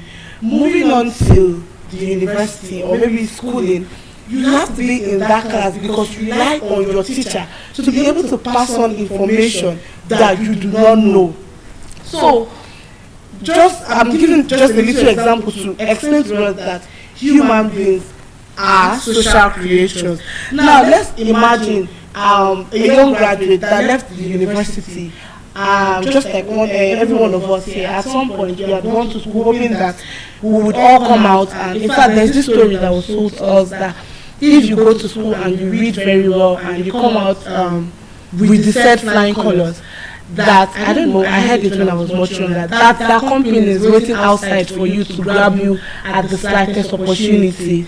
So imagine that going to the university and coming out, a certain graduate, after applying for jobs for months without success, and then one day someone just asks the question, do you know anybody in this company? And then immediately this question is asked, the dynamics change, everything changes, and maybe some other person will say, oh, I think I know someone in that, in that company or in that particular place you are trying to gain access to. This is the power, this is where the phrase comes to play, the man no man phrase. And then this situation shows us something important about human behavior. That means, as a human being, it just shows you that people tend to rely on relationships to be able to navigate opportunities. They would only listen to you because you know somebody there. But maybe, or even if you don't know somebody, you know somebody that knows somebody in that particular organization. So that is when people begin to listen to you. Oh, what have you got to offer? Or what do you have to offer? Or maybe you don't even have anything to offer, but because you know somebody there. Now, psychologically, it is also proven that people tend to be comfortable helping someone they trust, or someone that is connected to someone that they know or trust. So the phrase man no man just reflects a basic human instinct, which is the instinct to rely on familiar relationship. And having known this, it now brings us to another point, which is another form of human behavior, which is the psychology of trust and familiarity. Talking about the psychology of trust and familiarity, if you need to understand the phrase man no man, you need to understand trust as a word. You need to know what it means to trust somebody. I want to do a little exercise in this room. Supposing you go to a social gathering, and on one side of the room, it is boldly written jollof rice, and maybe chicken or maybe turkey, whatever have you, the Nigerian popular meal. And then on the other side, you have probably Alfredo pasta, garlic bread, and what have you. And they said that you have the opportunity to eat only one food. Like, you cannot eat here and eat here. You just have to take a plate. What would you go for? Mostly everybody will go for jollof rice because you don't trust Alfredo pasta. In fact, the jollof rice might even be bad, but because your mother has told you it is jollof rice, but this is Alfredo chicken pasta. What is Alfredo chicken pasta? What's garlic bread? Immediately you see everybody, literally all Nigerian and maybe African, rushing to the jollof rice part. That is the psychology of trust. People tend to trust what they're familiar with, what they know. Me, I always tell people that if I see maybe I go to the when I say provision store to get a biscuit or something, if I see a new biscuit, I'm not going to buy that biscuit with my money, or else I have unless whether I have maybe plenty money to spare that day, so I can ask, okay, let me buy this one. If it's not sweet, I will throw it away and then I'll buy what I'm used to. But if I have just a little stipend to spend, I would always go for what I am familiar with. So if me and you agree that human beings tend to tilt towards familiarity, they trust familiarity, then you agree with me that the word man no man is somehow associated with this psychology of familiarity and trust. Also, another example, imagine two people walking into a room, and one of the person that walked into that room looks around, does not recognize anybody and know nobody. That person immediately becomes uncomfortable and uncertain. But the second person walks into that room and then sees the people that he or she is familiar with, throw a few greetings here and there. Immediately that person relaxes, feels at home. Why? Immediately that person relaxes. That's because this person is familiar with the person in that room. Also, I want you to know that it is not that the room changed, or maybe a particular person stood up from that room or left the room. It is just because the people, we as human beings, we as human beings, we kind of like we familiarize with, or we tend to identify with familiarity and trust. Another example I would like to give also is, remember the first day you walked into School of Eloquence, or let's say in the course of this whole program, the first day you came here and you're seeing different people, your reaction, I will tell you my reaction. I sat on my seat, so I tried to speak with a couple of persons, but I was not utterly comfortable. But now I can still walk into the same room, seeing the same person that I saw on the first day of stepping into this place, and I am very comfortable. At least I remember coming on the first day, and I saw someone, and today I can boldly say, oh, this person has been a friend to me, or we have been together. And if I have an opportunity tomorrow and I'm looking out to give somebody, I will definitely look towards that person's direction, because I have been in the same room with this person. Now, I would also like us to understand something, that just like I've been saying and ranting, man no man cannot, you cannot understand man no man if you don't understand familiarity and trust. I just think they go both hand in hand. Now, in the Nigerian society where relationships are highly valued, one thing that you see come to play is that trust network. If you don't know somebody, it's more like you don't know your way around. You understand? Because really people are more willing to cooperate with someone they know and someone they trust, or even someone that comes through a trusted connection. However, whenever we're talking about trust, even though trust can strengthen relationship, because I ask you now, name things or qualities of a good relationship, somebody will definitely mention trust. Yes, trust is good, but when trust is when trust is taken too far, it begins to create some challenges. Another side to this phrase, man no man, is it begins to go beyond trust. It begins to drift towards power and influence. That is why you will see that the same room that a normal young adult like you just step out from, you will not be able to attain the access to that room, because they'll tell you, oh, who do you know, who is your father? I mean, someone like me, during my NYSC days, when I was in camp, they said something when we were in camp, everybody was struggling to get good primary place of assignment, and then I remember this boy, he always had money to spare. In fact, he was even dashing anybody that he would tell you, don't worry, the camp is in my favor. Anything he does, he pays his way through it.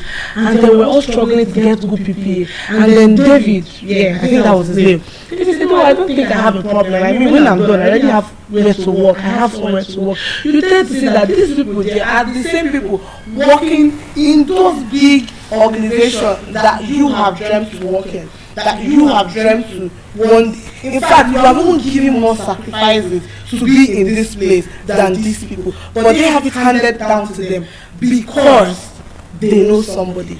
Because they know somebody that knows somebody. They just know somebody at the end of the day. Now, connections can open doors, and they can create opportunity, which is good. But one very predominant thing in society is business, political employment, politics. Often you gain access to this kind of place through knowing someone, through having maybe a social network, some sort of social network to meet that person. Now, networking is more bad. You know that when you go to one or two conferences, one thing that they normally preach to you is try to meet people, talk to people, network, get people's number, do this. What if you cannot? I mean, maybe I'm wrong, but then what if you are not the person that knows how to talk to somebody? What happens to you? What becomes of your faith when you don't know how to approach people? So maybe those that have it better, those that are more outspoken, get better opportunities than you that can actually do the job, because you are not networking. Also, just like I was saying, networking is not a bad thing. And it's not negative. In fact, building relationship and helping others can be a positive thing. But when it begins to become a problem is when opportunities are given to people just because of you know someone, because of connection, and not because of competence and merit. Another very notable example is check most of the sectors. I'm not mentioning anyone these days. You find out that most people or most company, most people that work there, you will hear is this person's father left and brought this person. This person. In fact, there's a particular company I was trying to gain employment some days ago, not some months ago, as I would say. And then I have a friend. He just came out from service.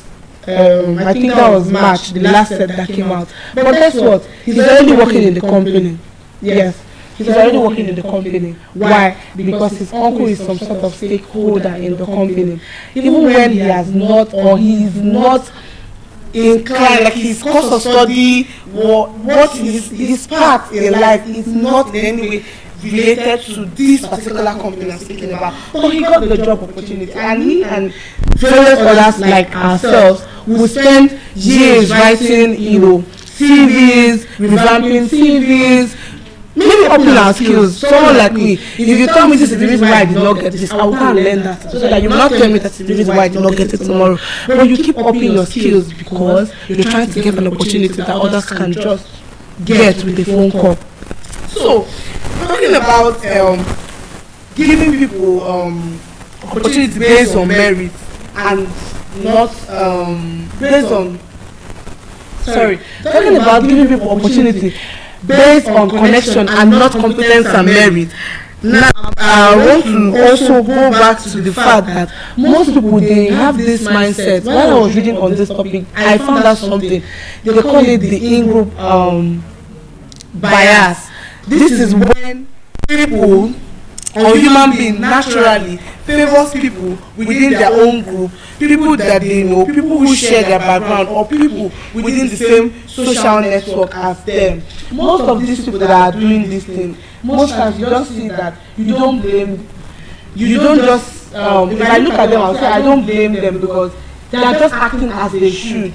It's not like, they could have themselves any better, because I like putting myself in the shoes of people. If I was in that position, I might even do worse.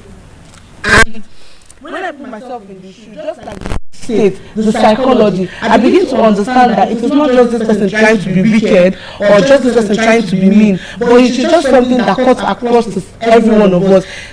There's this saying, it is out of the same, I'm trying to grasp the saying, but every one of us, every one of us is cut from the same cloth. So if I was placed in that position, I might even do worse. If I am asked to choose between this person and this person, I've had the opportunity to have this person around, I might even pick this person rather than this person.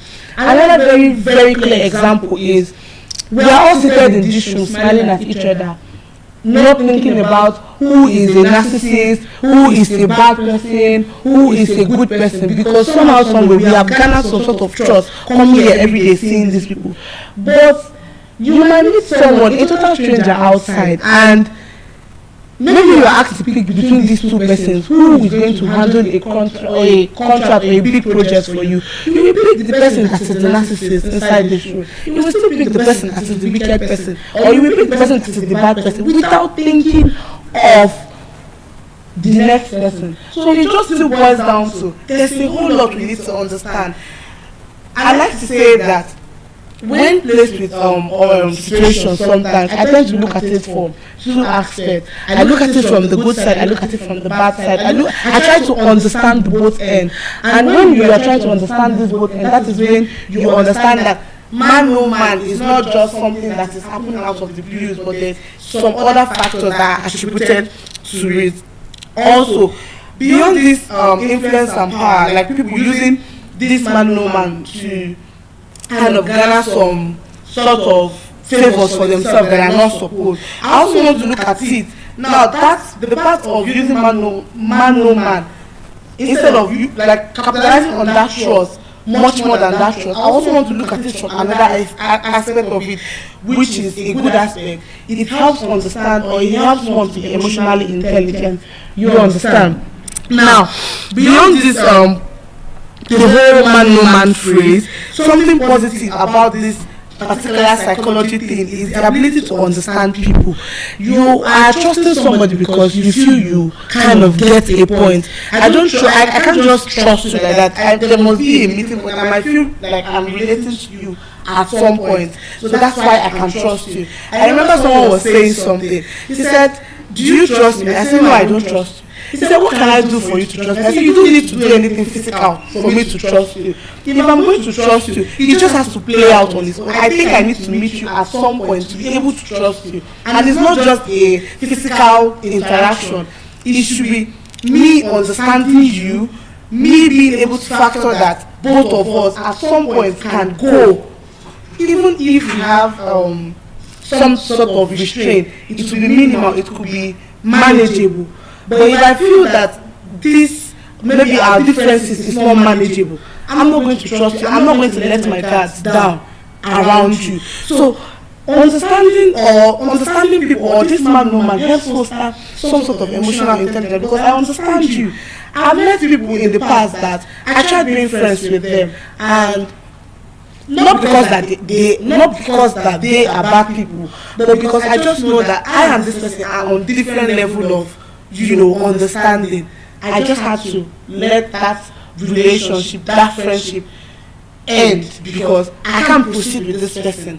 This person is not my person. I've also met someone that we click in an instant and it keeps going like that. So no man fosters me understand and try to understand you, to be able to flow with you. Aside the whole drama of using it in negative form, that is giving people opportunities that are not meant for them, that they don't merit, or they are not competent enough for. It also helps you understand people. It helps you cohabit. Remember at the beginning of this topic, I said that human beings are social creations. So for you to be social, for you to interact with people, because the truth, or the very blatant truth about it is Nigeria, African, and most societies are very relationship centered.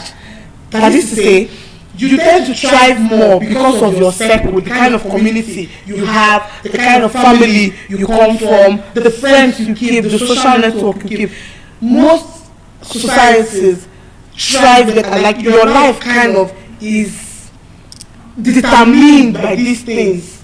You understand? So if you know that your life is determined by this thing, and you are able to be emotionally intelligent, to be able to filter what comes in and what goes out, it is to your advantage, and that is still a good advantage, or that is still a good thing about this man no man phrase.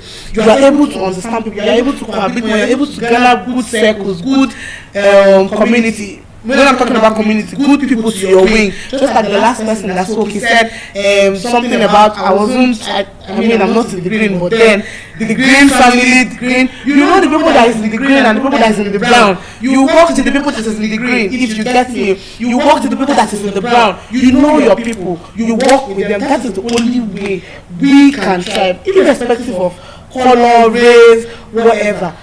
If you put it in your head that in the instant, the day you were created, you are a social creature, you need people, then you try to know the kind of people you draw to your wing, you understand, to be able to grow as a person, to be able to up yourself. Because just like I still said earlier on, we all gain something from people. I was talking to someone today, I remember, just this, and I was telling this person asked me about somebody. I'm like, what of this? And I said, oh, I didn't really speak to this person lately. And she's like, what happened? I said, no, there's no problem. There's nothing's wrong, just that. Yes, I clicked off with this person in the first instance. But then I looked at this person and I looked at myself, and I stand to gain nothing from this relationship, and that's why I draw a stop to. I say, okay, fine. It's not like I'm gaining something from this person mentally, financially, or otherwise. There's no need for this collaboration. I put a stop to it. So you need to be able to be emotionally intelligent, like I said, to be able to know the people you draw to your way, to be able to survive in this man no man era. Literally, you need to know, like I said, be emotionally intelligent. Now, I also want to say that in conclusion, Man No Man reviews a whole lot. If you begin to think about this, when I started reading up on this, because I saw the topic and I started reading up on this, when I started reading up on this, I begin to understand not only as regards to Man No Man, that a whole lot of things that we humans do is born from some of the traits we have as a person. You begin to understand the important aspect of human psychology, why people tend to trust, or how they act, or how they just like. There's this book sometime, I think someone mentioned it in one of the talk, I can't remember, why people act the way they do, either the rehearsal or the main talk. When you begin to understand this, that's when you begin to open your mind to a whole lot of things happening. That's when you see something, you look beyond that thing. You don't just think about it on a straight line. That's the only word that could come to my head. You don't just think about it like straightly. You begin to think about other aspects attributed to it. Same as this Man No Man. As it says, human connections can create support, cooperation and community growth. I think I've been singing that all along. Good connection foster growth. Good connection helps you. Instead of you looking at the bad side of Man No Man, look at getting good connection so that you would also have the access to enter those places too. Try to meet people, good people that have something to add to your life. And also, I want to also drop to us that when these connections are not used properly, you're not being fair with this connection, you begin to create inequality and weaken a system that should serve everybody. That is when you see people are employed to sectors that they are not qualified for. Most of the sectors, most people are not qualified for to them. So when you get good connection and you become a connection on your own, try not to use that to kind of like put people in where they are not supposed to be. Try to be very fair so that when you are the connection, you don't begin to weaken the system out of your humanity. Yes, that should be the word. Out of your humanity. Also, then in conclusion, to wrap up, the challenge of the society is not to eliminate relationship, because relationships are part of human nature. But the challenge of the society should be to understand the psychology of human relationship. And when we begin to realize that for a healthy society is not only built on being nicer to some persons and not being nicer, it's built on you being fair, and also it's built on you respecting every individual, no matter how small they are, no matter where you meet people. Try to give people second chance, try to understand them, even though you've met that person somewhere in your life. Try to get to understand that person. That person could also be the connection that you need tomorrow. That's very, very funny thing about life. You might look at somebody because you don't know this person and you say, oh, I can give it to this person because I know this person, not knowing that the other person would be the connection, will still be that your Man No Man in the future. So try to use whatever power you get. Whenever you become the connection, try to use it wisely and be fair to people that you use it towards. And also, when you know they are employing you in somewhere you're not competent enough for, say no. With that being said, I would like to pass on the baton to the next speaker. Thank you.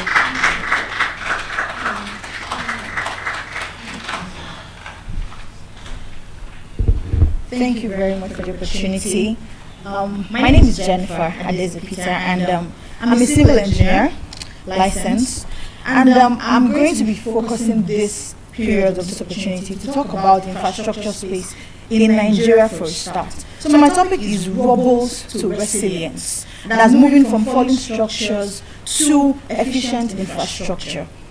And it might look a bit, it might be, as always, engineering is always a tedious thing to discuss and to bring it down to layman. But I'll be making that attempt to do, and I hope it's successful by the time I'm done. So particularly, I'm focusing on the fact that we have over the years and just recent history about within 2 weeks in April, we had significant collapses within Nigeria. A notable one happened in Jikoi, part of Abuja, sometime here last week. I had a one-story building that had collapsed, and thankfully there was no life lost. However, there's so much to more than being life lost. We are really grateful that lives are not lost because other things are replaceable, but however, other things are impacted. In that same vein, we had an incident about a week or 2 weeks ago, still in April, when there was a collapse of a school building in Oba, Lagos. That was quite popular. I think it was very intense, and people had a lot of reactions to it. But then at the same time, you notice that people have short-lived responses to such disasters, such that when you see it today, you are shaking, you can see the impact. The next day, you are making decisions that directly cause those same things. It means that the message was not sent home.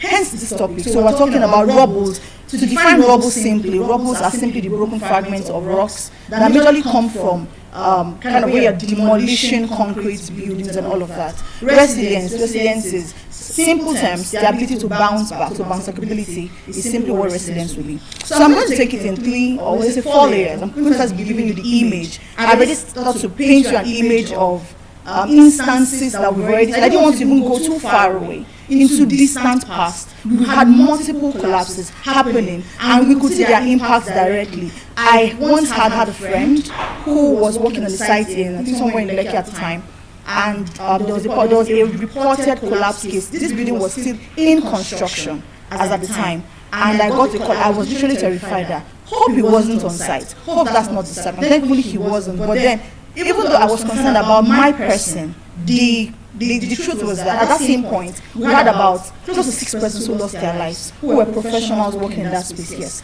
at the time. That is aside surrounding building effects and all of that. So that's just the image. I need to tell you that imagery so you understand the crux of this conversation and why it is such an important thing to discuss here and where else would it be best discussed than at this particular opportunity. Second part will now be for us to discuss what's the impact. I already explained that beyond, we're typically focused on lives lost. Was anybody lost? Okay, oh thank God, we're grateful for the fact that when we discovered that maybe those kind of incidents happen, but no life is lost. However, there are more impacts to just lives being lost. So I'm going to start from the known to the unknown as we go forward. Starting with the known, we already know that in terms of when buildings collapse, I feel there's almost like a 1 to 10 scenarios whereby you don't have lives being lost at all.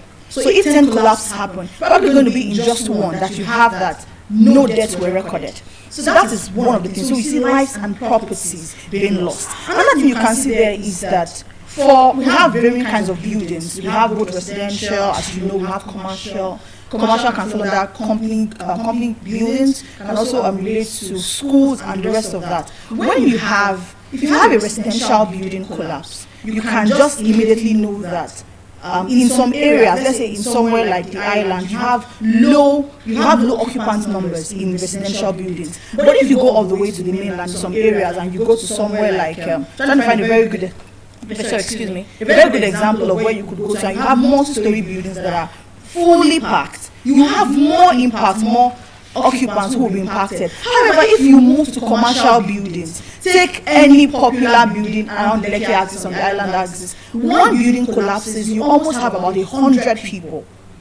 150s, it's going to be in hundreds that are going to be recorded. And to speak about the fact that at the moment in Nigeria, we are building for more, but we have a low emergency response system. So before you think of lifting slabs that are almost 150 mm thick, to break it down, slabs are simply your what do you call them? You call them your decking. Yeah, so in technical terms, we call them slabs. Before you are trying to pull people off that, a lot of lives, permanent damages have been done. Aside this, we have a housing deficit.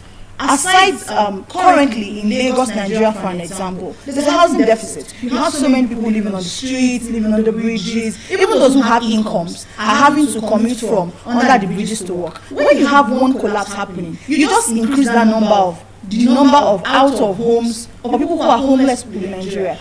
These are part of the impacts of collapse happening. Also, you have a toxic aftermath, and this is quite important to me, and it ties in what one of the speakers said earlier, which is Mr. Daniel, around carbon emission and all of that, because we may see it as one building coming down or even in demolitions, but at that point in time, you're already hemorrhaging concrete. And once you're hemorrhaging concrete in that way, you're increasing carbon emission. And as I said, the greenest building, we're trying to push the green economy, but the greenest initiative you take around construction is retrofitting an existing structure. That's the greenest you can ever do. Is that the one which is already existing is not pulled down or destroyed and then you start all over again? Because here's the thing, it's twice the effect. You have already done a lot of work in construction, in production of cement, also in even the production of steel. They're taking a process already. Carbon has been utilized for you to even make those products. Eventually, you then demolish those products. When you're not done, you have to rebuild again. That is twice what we're trying to reduce. So, toxic aftermath is a big impact of this collapse issues that we have. Also, another thing is surrounding buildings affected. You have one, let me paint you a very good picture. When you were coming in here, you walked through very tall buildings, at least they are above 10 stories. If one of those buildings collapse, you're going to multiply the distance. Because it's going to lean. Okay, thankfully, sometimes the buildings collapse just downwards. And so if that happens, maybe just the nearby structures are affected. But even in that instance, imagine the nearby is a church. Imagine the nearby is a school. This is disastrous.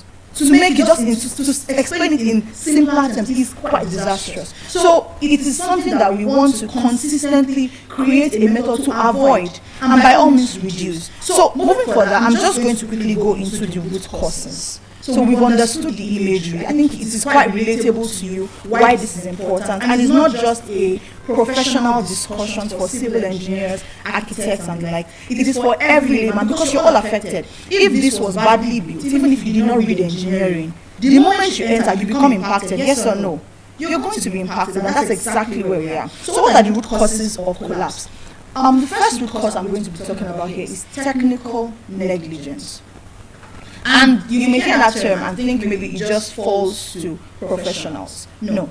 I'm going to do it in two ways. First of all, looking at the professionals themselves, and secondly, the masses. Now, as a member of the audience as you are here, you have an idea, you probably already have, you have the thoughts of owning your own buildings. You're thinking of building your own, buying your own. So automatically you require a basic knowledge of how structures work. We are quite used to architectural drawings. You're used to seeing your layouts, your bedroom will be here, you understand it when they show you bedroom, and the right kitchenette, and the right parlor, and all of that. But then it goes beyond that. It's almost like you look at the human body, and we have skin. We're quite so keen on our skin being the right color, you want it smooth. I'm looking for the Gen Z terminologies to glowing skin. You want a sleek skin like milk. That's all you're about. But then you notice that health professionals are always like, it's not about the skin, it's about your organs, is your heart healthy? Good. I'm going to try to use the human body to explain structures so you can relate as to how it works. So your skin is the aesthetics, is the painting of the wall, is the putting of the flower here, is using marbles on your walls, putting stones and all of it around. It makes it beautiful, acceptable. You see your livers, your liver, kidney, pancreas, name all those internal organs, almost like wirings. Have your nerves definitely. They're almost like wirings, your electricals, your mechanical, they make things move. Then you see your bones. Your bones form the structure of every single thing. That's structural engineering. That's where we come in. So you can imagine that your aesthetics is great. Imagine that your kidney is even working, but the bone is even supported. The bones are weak. Or you decided that, okay, the God who made the body decided to make the bone as long as this. But you said, no, all I care about is that my skin is as long as that. So you reduce the bones to probably half of that length. It's no longer functional. And automatically, you're not able to carry out full functionality as it would have according to design. So that's what happens with structures. So when you're dealing with technical negligence, for the masses, there is a level of understanding we all have to come into, understanding that beyond your first phase of what the idea of the beauty you want to achieve with your building, the comfortability, you need to be thinking long term. Typically, when we design for structures, we design with what you call codes. There are different codes that grant different nations building codes. So America has American code, there's British code, and all of that. We have those guiding India codes and the rest. Buildings are designed with a 50-year lifespan in most cases. So when you're putting up a structure, what's in your mind is 50 years minimum. You're not trying to, you don't build structures and then you intend that in 10 months or in 1 month or in 2 years you want to put it down. Else you are thinking of putting up a temporary structure. So with that in mind, as a house owner or an enthusiast, or even we are also keen on real estate. So that's a very good place. So even if you're saying, okay, I'm not trying to be a house owner, you're trying to go into real estate. You're keen on, I want to invest in some certain kind of companies. These are knowledge you want to have. If you're not just doing land banking and you're moving into, I want to buy, I want to resell, part of the things you're going to be asking is, these people who are building the structures, are they structurally compliant? Are they trying to ensure that what they are building is excellent? Or they're all about, because by the time, if you're coming in to buy a building, as at when it's completed, all you're seeing is aesthetics, you're seeing chandelier, you're like, wow, what a beauty, diamond. But it goes beyond that, because diamonds can be removed and reinstalled. You can rebuy. You can buy more. You see your structures. When you want to retrofit or fix, everybody's going to back out first. Everything is going to be out first. So it's not. So it's going to be resilience over just beauty. That's part of where we're going. So for the masses, first of all, the technical negligence is the fact that there's a general just lack of knowledge and understanding that structures go deeper than just boxes. It's an entire system and it's science. That the moment you are disobeying, science is quite sometimes unforgiving. If you fail the rules, it's not going to work. If you don't obey the rules, you can't beg it. It's not a human being. You cannot plead. You cannot tell it to change your mind. It's science. It's formulas. If you fail, it's out. So then on the second part of technical negligence is for even masses who then understand that this is quite serious and they need to ensure that what they are building is real. And this is also, it also ties into what we talked about green economy earlier, environment consciousness. Because if you're also, beyond even just your own safety, you're also thinking about your environment, there's a way you then begin to act because there's a mind shift. So you're also conscious that you are not trying to employ quacks, because in every field, there are quacks. In every field. There's no field that is what's the word, that is immune to having quacks. So it means you have to do your due diligence to ensure that whoever you're trying to bring in on your project, you're trying to contract to, has the requisite knowledge and has the required experience to deliver that job in an excellent way. So on the professional side, so it means that as people who are we are all within the built space. So some persons are actors, some persons are recipients, but we're all within it because we live in it. It's that we are engaging professionals who know their audience, who know what they're doing, and who are quite conscious. It happens to be that then on the same sides of technical negligence, there's also the issue of materials, poor materials.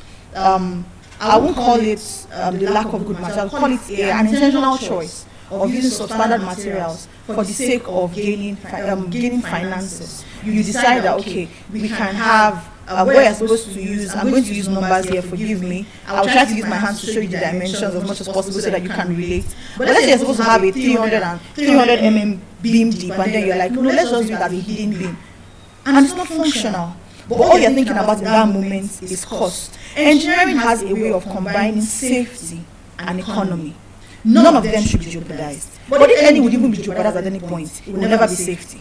It will rather be that we spend more to save, even though the most optimized designs we always would ensure that we create is to create designs that are both safe and economic. But in the case of where you have to even pick one, we go safe first before thinking economy. Because like we said, the impacts can be quite far-reaching, way more than the few 1 million, this is what we wanted to say before. So yes, back to the materials. We're at a stage whereby, and the country, we have materials that are really substandard. Thankfully, we have much more reliable people in the cement business. So most of the time, we are good. But when it comes to reinforcement, let me break it down. We are used to the word iron for reinforcement. You see them constructing, you see them putting iron. We call them reinforcement as technical terms.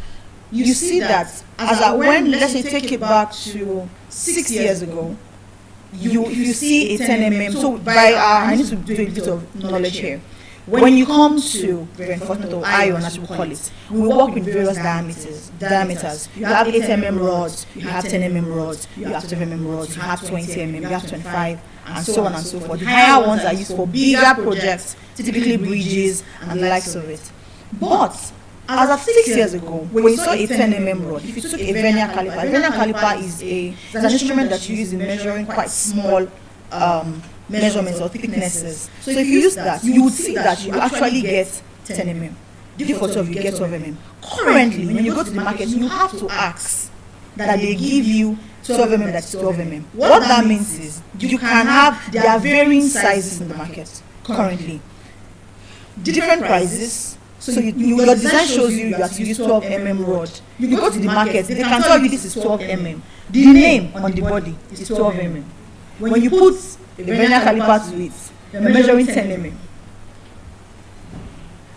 Now, it's not that 12 mm doesn't exist, but it's at a higher cost. So because the cost for constructing and producing steel has become higher, and producers still want to make their money, they feel like the masses are not, they don't really mind, they won't really know, or somebody wants this cheaper, let us sell the smaller one. But like I said, science is science. It's not quite forgiving. That you decide to replace, and it's everywhere. I can tell you, when you step out of here, you can check in multiple places. So part of the issues we've had because of this collapse are also using substandard materials, which I've used reinforcement as a case to explain. We work with, earlier today, a friend of mine was asking me a question about some numbers she had seen on my screen. And I had to explain that. Numbers literally tell you, it's either they're trying to explain to you the force that you need to solve here, that you need to cater for, or they're even just telling you this is the what do I call it? This is the capability of this particular material to take care of this load. And once it is lesser, it's out of the way. So, in the same space, we also have regulatory gaps as one of the reasons for a lot of collapse that are happening. What I mean by regulatory gaps is we have institutions across the country who are meant to do the work for approval drawings, site inspection, and all of that. But we've had gaps in this, such that you probably have people choosing to, maneuver their way out of the space. I'm not understanding that it's for our joint safety. It's for our joint safety. You think you know where a very good example, you're here. You have a large, we're Africans, you have a large chain of family members. I don't think at this moment you can give me an exact location of every one of your family member. I'm not sure you can. Even if you can, there is no miracle you can do that you can, in case there's danger, you're going to hop to different places to go and pick them out. So what that means is, I don't know what building you're going to be in tomorrow. When I came into this building, I cannot start conducting an assessment check if the building is strong enough. Oh, will I push it to know if it's strong enough for the load? But it means that if the officials who are regulatory over every structure are doing their job, it means that I'm sure that anybody going anywhere is safe. So it doesn't just fall to your own structure. It falls to each and every one's responsibility. So when it comes to regulatory gaps, we have government agencies that are meant to regulate, protect. And what are they regulating? They're basically regulating that at the point where you're starting off your project, they're checking your drawings. Their drawings are in line. That they are not just, you're not just putting numbers, you're just putting concrete for your own choice of, I feel like this is what's okay. You're putting what would suffice, you're putting what would work. If what you need to put here now, pillars are, we call them columns, so I don't take you far away. So pillars have specific, the sizes are not for decoration. The sizes are primarily for support. Primarily for load bearing. So you can't, even as a layman, you can't now say, okay, in this drawing you had 450 by 230. It's too much now. No, you don't have the required knowledge to say that something is too small. The only thing you can do if you're concerned is to say, okay, who is the best, who is the professional in this space that can then ascertain if truly this is too much or too small. Because sometimes you think you're building let me give you like for example, here on the island, when you're building on the island typically, you typically would have much more, you spend more building than you're building on the mainland. Very simple reasons, the soil is different. Just because the soil is different, it already changes that. If you're building a one-story building, you're probably going to spend more on the island than if you're building on the mainland. So you can't say, my father built his house in Ikorodu, he spent only 10 million. Why am I building here? and you're charging me almost times 3 because they're not in the same. There are so many things that keep changing, and when they change, it affects the structure already. So these are the things that, so as regulatory bodies are also doing their jobs, we've not had that consistency. Sometimes there is also, as we have in most systems within our country, that we are working hard, even from here, to ensure that those things are pulled out of our systems. We have people who want to, even professionals themselves, who want to just make some money off it, and then so they can just affirm your drawings is okay without checking, because they want to just make money. So those are part of the things that have led to the consistent. Seemingly consistent, because most countries don't have those kind of numbers. These are the issues that have led to this falling of structures, which we call collapse. So to keep it brief, we'll move to quick solutions. I'm all about solutions because I feel like we're all aware. We can see already, we understand the impact, we know the root causes now, you know the part you play, you know the part that other regulatory bodies play. So let's come down to solutions. In solutions, there are multiple, because they, as always, when you have problems which are very vast, it means that you're going to have solutions that are going to have to cater from different angles. It's not just going to be a one fixed all. It's going to be a gradual movement, but absolutely, with different strategies, we're able to move. So one of it would be whistleblowing. When I say whistleblowing, we're used to, if you go to very industrial plants, where safety is really, if you even go offshore, you know that offshore, because it is high risk environment, safety is very, very, very important. It's more important than anything else. Once an act is unsafe, there is no point going further. So we say whistleblowing. So whistleblowing is a thing which is quite, is much more prominent within those spaces. But within our own space, how do we come in with whistleblowing? It's that when you are in your own house, this is it's kind of an innovation that we need to implement generally that will help us move forward. It means that we need to have emergency responses to even the whistleblowers. And what do I mean by that is that when you walk into a building and you see multiple cracks, I have to still break that down.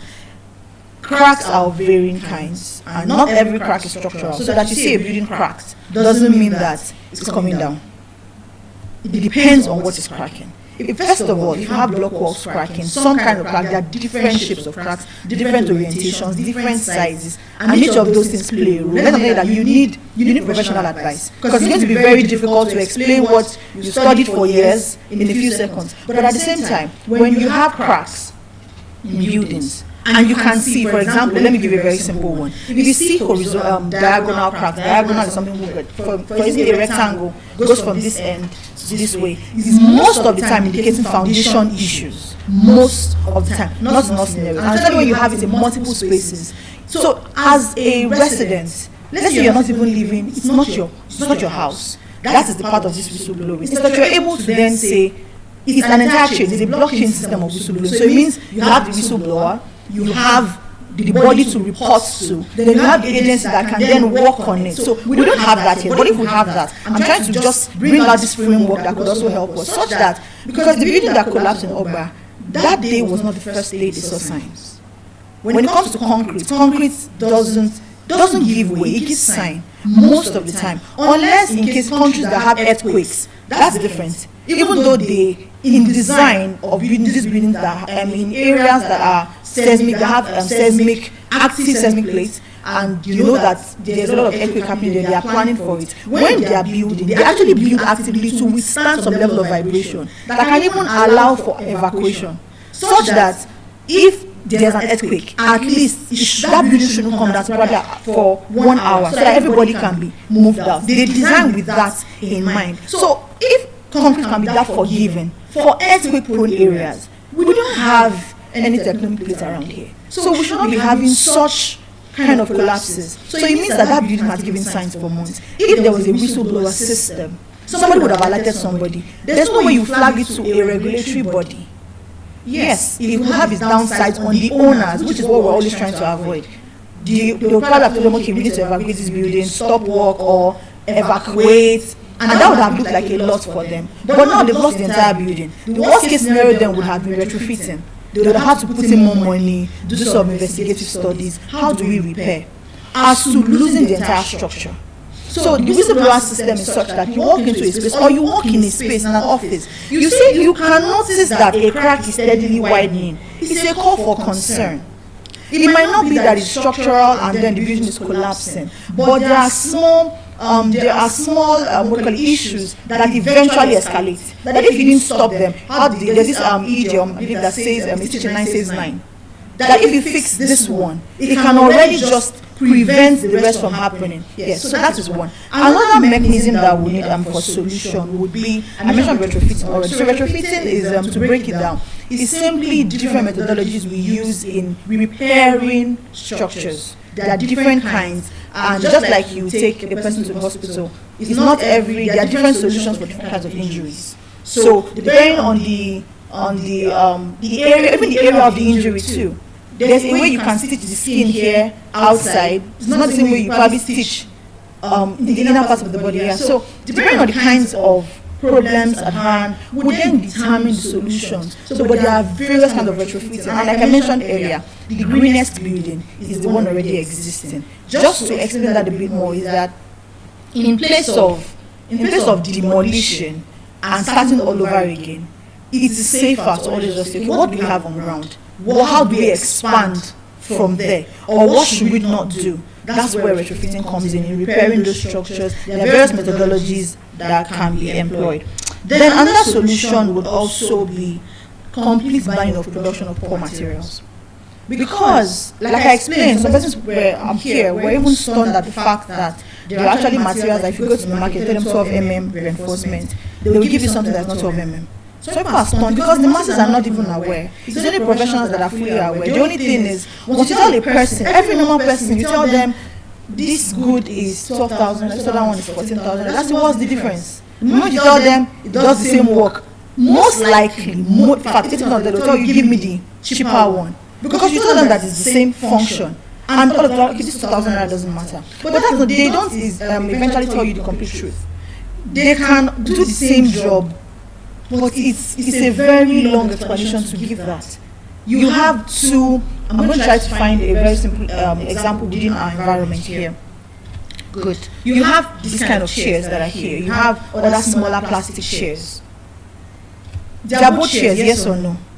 Can they carry the same weight? No.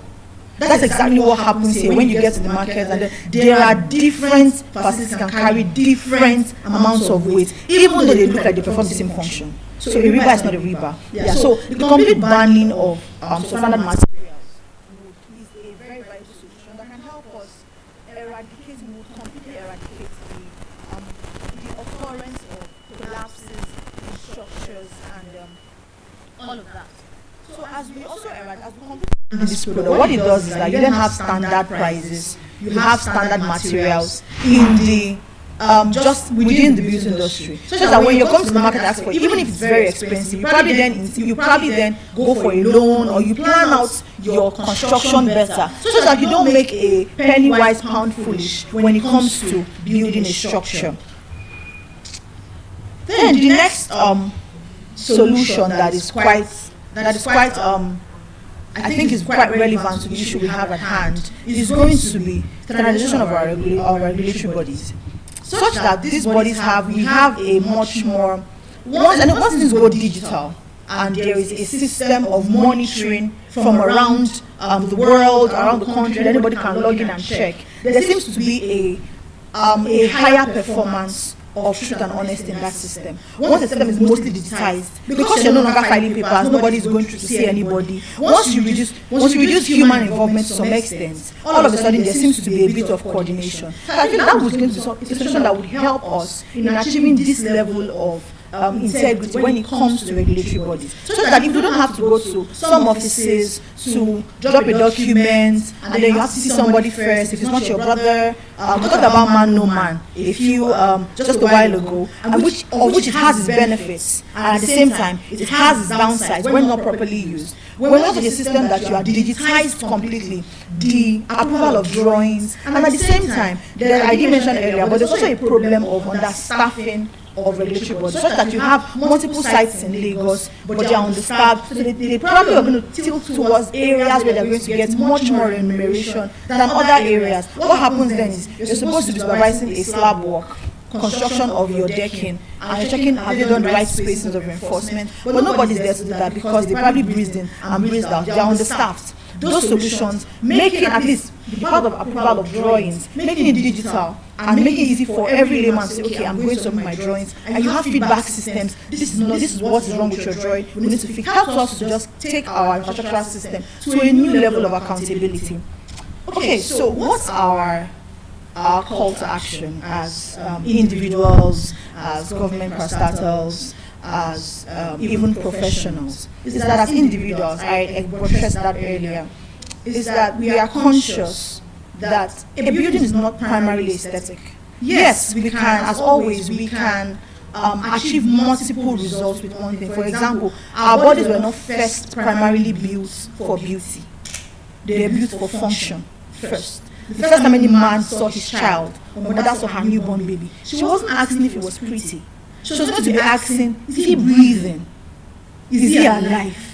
That's the first question. Not is he pretty. Pretty comes maybe some months down the line. In fact, if he's not even pretty, you arrange him to be pretty at that point in time. So when it comes to structure, it should be the same approach. It's not primarily beauty first. It's primarily function, stability, resilience, longevity before aesthetics. So as mass, we should have that understanding, and that means that as you approach, you want to buy a new building, you're even being an agent for real estate companies, you're calling them to order, you're asking questions about structure. Oh, who put up your drawing? Are they following? It might be a very difficult thing to want to understand drawings and all, but asking those questions, you put them in check. As people who are going to buy structure, asking those questions, how was it designed done properly? Who did the design? You want to converse with them. You want to even check the depth of knowledge. It's your own way of saying, I'm conscious that I want to have a society that has efficient infrastructure. We don't want to have structures that are here today and tomorrow morning they are demolished. Not demolished or collapsed because of you want to put up a new structure, but simply because they are no longer safe in the neighborhood. Then as a government, there's definitely, I've mentioned multiple solutions. The whistleblowing system that can help us to already track structures. Yes, some government parastatals are already doing great. LSTML already does a lot of testing, employing individual organizations that are structural firms or even laboratories. And what they do is they go around different structures, they test.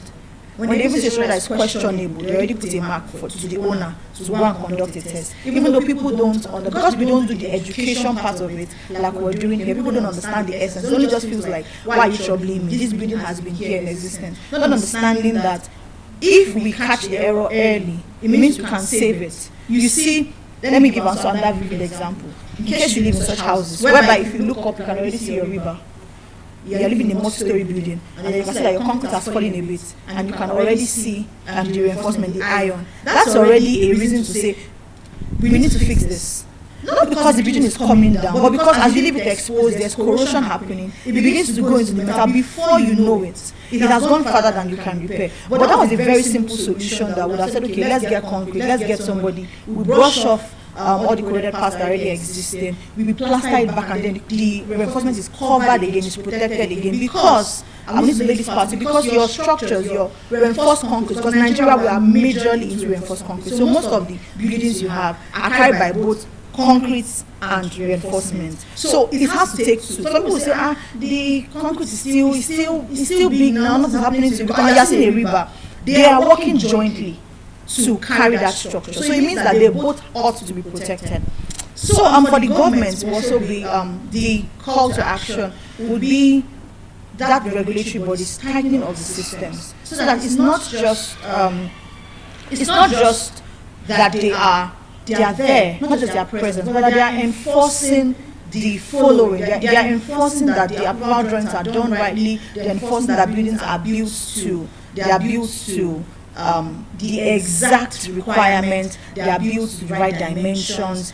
These things are quite important. And so with this concluding now, we understand that while we love aesthetics, we love beauty, I mentioned before that your body was primarily made not for aesthetics or beauty, but was primarily made for function. we all ought to prioritize safety of our structures. And so as you go out today, as you go out every other day, pay attention. Even though you might not be, we don't have a whistleblower system currently in place, but we're working towards it. I believe that the government will take action from even this. You can still start off that journey of alerting the owner of your house, as small as that is. So there's a concern here. What do you think is the cause? You should call a professional. Especially when you're living in a place that you want to stay for longer, it's not just maybe a 1 month thing or a 6 month thing. And with this, I hope you're also saying that we can move to resilience and we can put a stop to having wobbles which are unwarranted for. So I'm handing over the mic to the next speaker. Thank you. Thank you, my amazing speaker, for that wonderful speech. I am Jennifer Okumo, and today I'll be talking on social media, its effects, and how it influences self-image. So before I go on, I would like to ask, what is social media? Does anyone have an idea of what social media is? So now, social media is a digital platform that allows users to create, share content, and communicate with different people from different parts of the world. Social media has become an integral part of our daily life. Social media platforms such as Instagram, TikTok, X, and the rest, and so on, allows users to share content, to express themselves, and to also connect with different people. So aside communication, entertainment, social media also plays an important role in shaping our self-image. When I'm talking about self-image, what do I mean? Self-image is basically the mental picture of how one sees themselves, which includes your physical appearance, your personal traits, your worth, your confidence, and so on. A positive self-image leads to confidence and positive relationship, whilst a negative self-image leads to insecurity and bad relationships with other people. So now, how do social media influence our self-image? So some people, social media is a platform where they can connect with people. To some others, social media is a means of showing up. Whilst to some very few, it is a means of earning a living.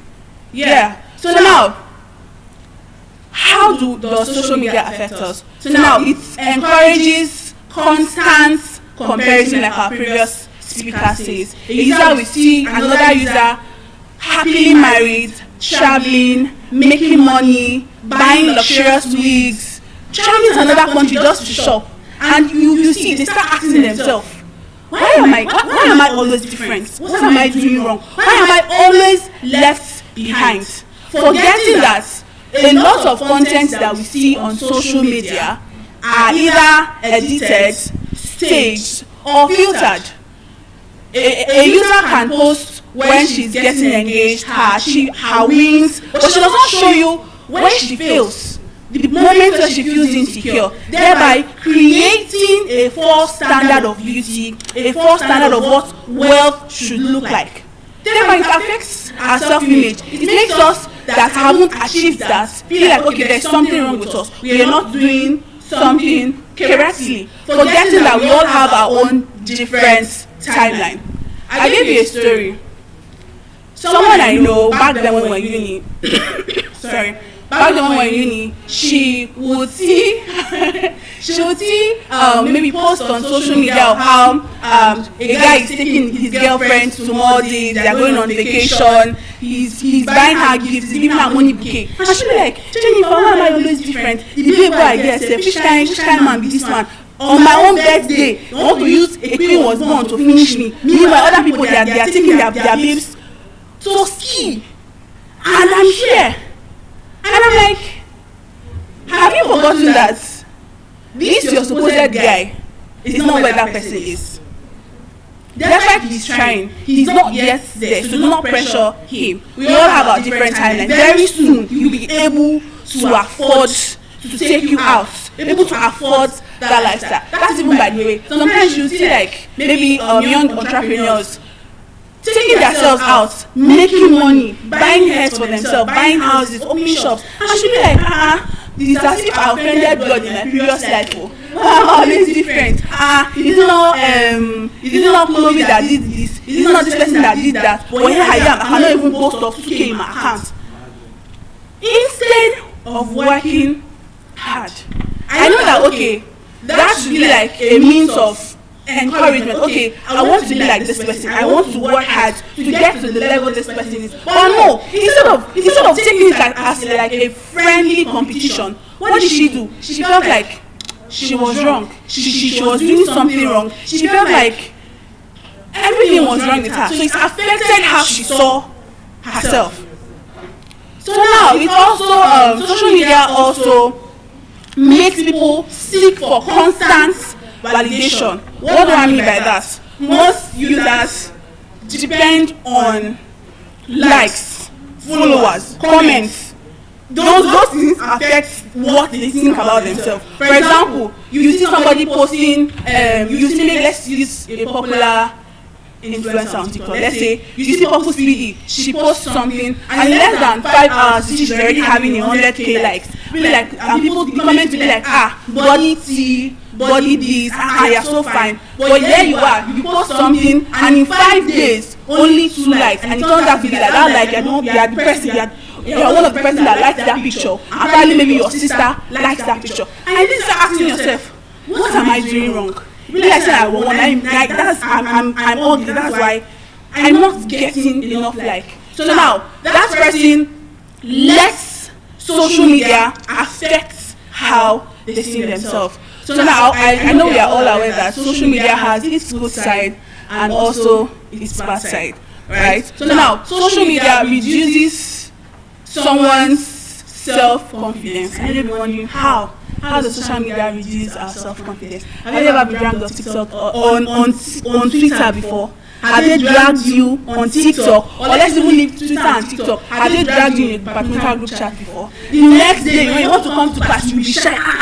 What if I go to class now again? So now it now reduces that person's self-esteem. That person's self-esteem has been reduced based on the fact that she let those negative comments get to her. So now let's move to the positive aspects of social media. Like I said before, social media is a means of connecting with people. Yeah, a lot of people have met their soulmates on different social media handles. I think I watched a video and they were like, how did you meet her? How did you guys get here? And the person was like, well, I posted a video, she likes my video and she dropped a comment. And I saw her, she stood out. So I decided to message her and we got to know ourselves, and here we are today, about to get married. I know it sounds weird, people be like, it's not possible. But yeah, I actually met my best friend on social media. That was like about 8 to 10 years ago on Facebook, to be precise. So I think I was in a particular group and made a post, of which I commented and we started talking. So whenever I need him, he's always there. This is somebody that I have not yet seen, but we're always connecting at any instant. If he needs my help, he contacts me. If I need his help, I contact him. Yeah, and up to, and when I got to Lagos, I was able to see him in over like 8 years. I saw him for the first time last year, and we are still cool. And if I tell somebody, okay, I met my best friend online, they'll be like, how is that possible? Yeah, it is. It is very possible. So different people connect with different people on different social media platforms. Number 2, social media actually helps us with our business. And what do I mean by that? A lot of people have gotten different customers from social media. And someone out there will be doubting, how is that possible? It is because the person constantly puts their work out there. I use myself as an example. When I was in uni, I wanted to start an entirely different business. And I was scared. If I start this business, who would patronize me. How do I tell people about myself? Because I was not really a social person.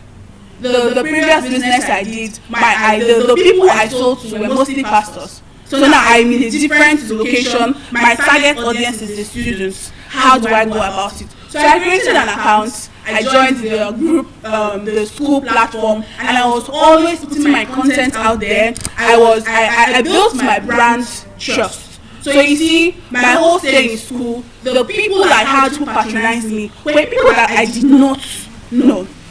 A friend of mine came to me recently, I think that was like early this year, and he told me that although business is going well, he wants more sales, of which that is the goal of every business owner, to make more sales. So I advised him, have you opened any social media accounts? And he was like, not really, is it really necessary? I said, it is really necessary. So I told him he should post. So like, he doesn't really have strength to do that. And now I told him, I can help you manage your page. So I helped him manage his page. I think in the first month of managing his page, we got an order worth over $500,000, and he was so excited. So wow, I can actually get clients from social media. I told him yes. As far as you are consistent out there, as far as you're putting your work out there, and you are not scam, people will definitely come to you. And in the second month of managing his account, he got over $1 million sale, of which he was happy. So now you can put your business out there. I know you're wondering, how do I put my business out there? First of all, you can verify your business on Google. And I know you're wondering, how does that work? So now picture something.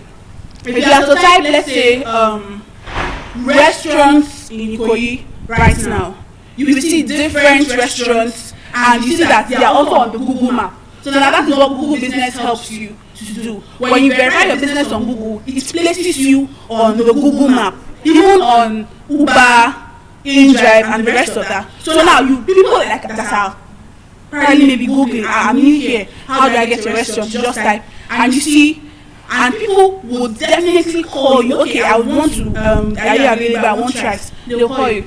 When I newly came to Lagos, I didn't really know anywhere. I'm new to Lagos, by the way. So when I really came to Lagos, I really had issues with my eyes. Rather, my eyes were stressed that period, and I needed to see an optician.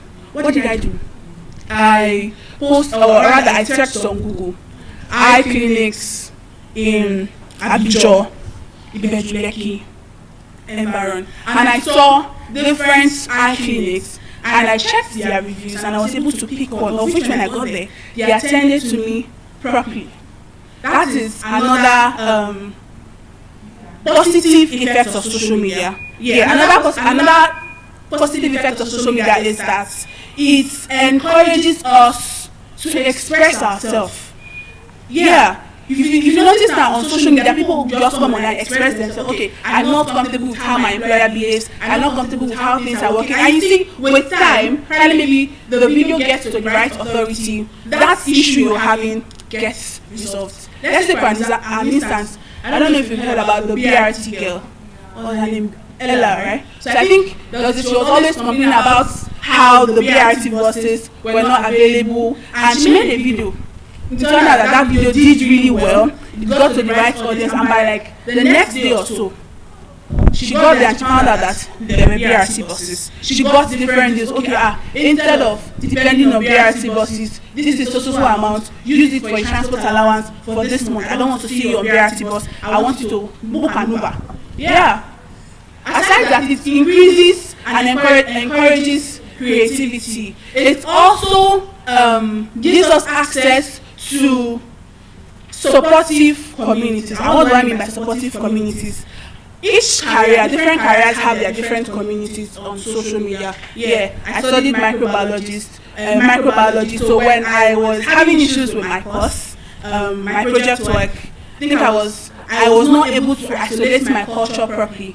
And my supervisor was not around at that moment. So what did I do? When I was doing research, I wasn't really understanding what was going on. So I went on Facebook. We had like a community, microbiologist community, and I told them, okay, this is the issue I'm facing. I'm not able to isolate my culture properly. It's that it overgrows, or it doesn't even grow at all. What do I do? And in less than 10 minutes, I was given a solution. Of which I did that, and I was able to isolate my culture properly.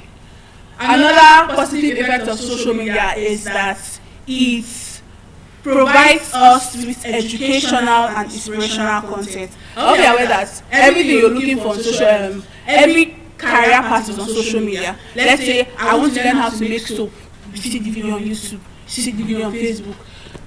When I was growing up, there was this neighbor of mine that really wanted to learn a skill, but she didn't have enough resources. She wanted to learn. They were like telling her, to learn this skill, you have to pay 200k to learn it. Where do I want to see that money from? So what did she do? She went online, she started gathering educational materials, she started watching videos, and she started practicing. And if you see her today, you would not believe if I told you that she was never under any form of apprenticeship at all. So now social media also boosts confidence as well. In some cases it boosts confidence. Yeah, let's say you post a video and people are like, you did well, you did really well. It actually increases your ego. Wow, people like it, I'm so happy. Yeah. So now the things we watch slowly become the things we consume. And what do I mean by that? If you're always consuming the sad contents, with time, subtly, you start becoming sad. If you're always viewing content that involves using negative words on people, with time, you see yourself using negative words on other people. When I just finished secondary school, then I don't know, I just started listening to, I think, this guy that sang, I still see your shadows in my room, Juice WRLD. So I was always listening to his songs, I was always listening to sad music. If you ask me who broke your heart, nobody broke my heart. I just loved it. I loved anything sad. This boy died today. Ew. I was just sad for no reason. And I noticed that whilst consuming those contents, I just became sad. Yes. And if you ask me, Mamuzo, what happened? I want to be able to pinpoint what actually made me sad. It turned out that it was those contents I was consuming that actually made me that way. And I think I then watched a video, I think rather a news, where this same guy passed on, died on my birthday. So it was bad. For like 2 years I was like, December is bad woman. So once it gets to December like this, you will not see me smile, moody all day. And I didn't ask myself, I didn't sat myself down. This is not who you are. You have never been this type of person. It all started when you started listening, watching, or rather consuming these kinds of content. It became like that. So what did I do? I changed the content I listened to. I first of all gave myself break from social media. I was engaging in the real world. Yeah, I for like 2 months I was not online, not on Facebook, not on WhatsApp, not on TikTok or anything. And I noticed that I became more present. My countenance changed. I was me. I became me once again. So yeah, even the Bible says, guard your heart with all diligence, for out of it flows the issues of life. And you're wondering, how does that relate? Yeah, because the content you watch, you slowly start to ponder on those things, and thereby you subconsciously start acting and dwelling towards that content. So now, how do we maintain our positive self-image? Number one, stop engaging in unrealistic content. What do I mean unrealistic content? You see a lady today, she'll tell you in a day she went to 5 different countries. It is not realistic. Is it?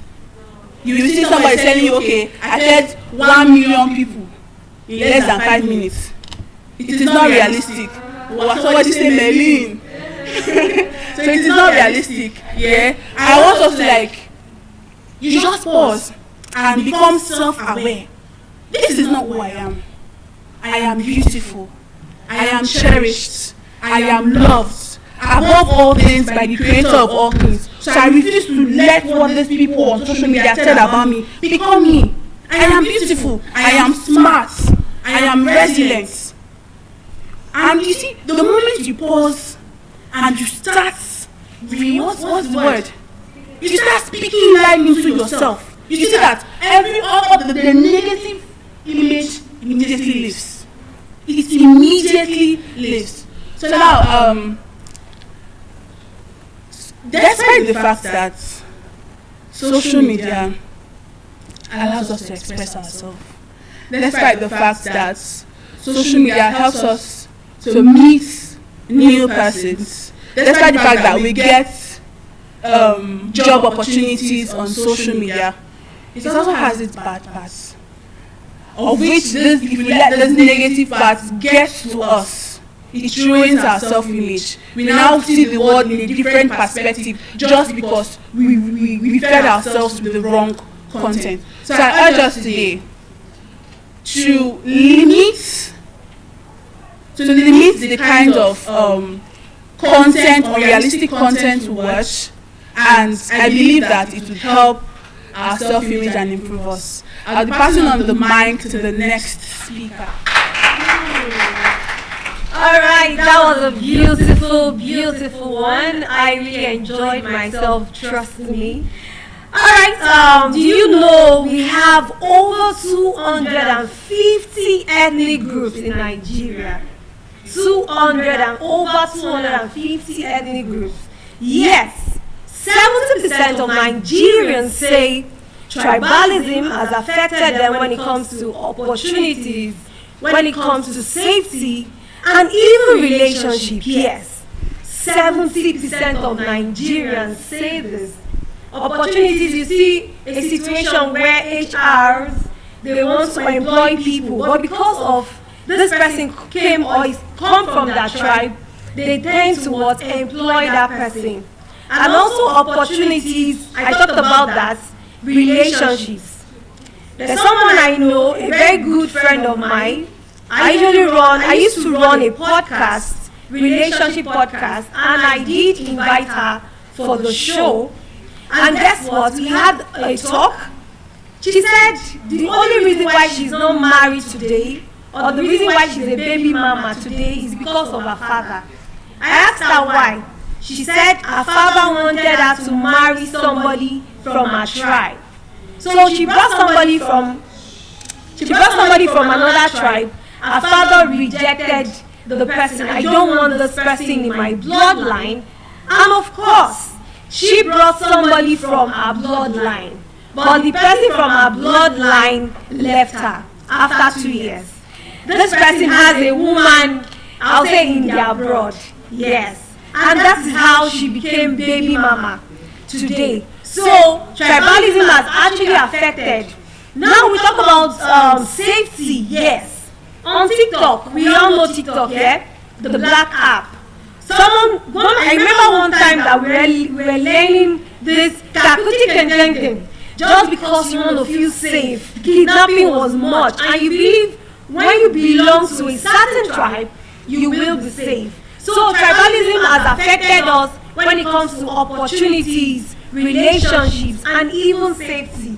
And this is not just a random number. When I say 70% of Nigerians complain of this, it's from the multiple national social perception survey, and they did this saying tribalism has done more harm than good.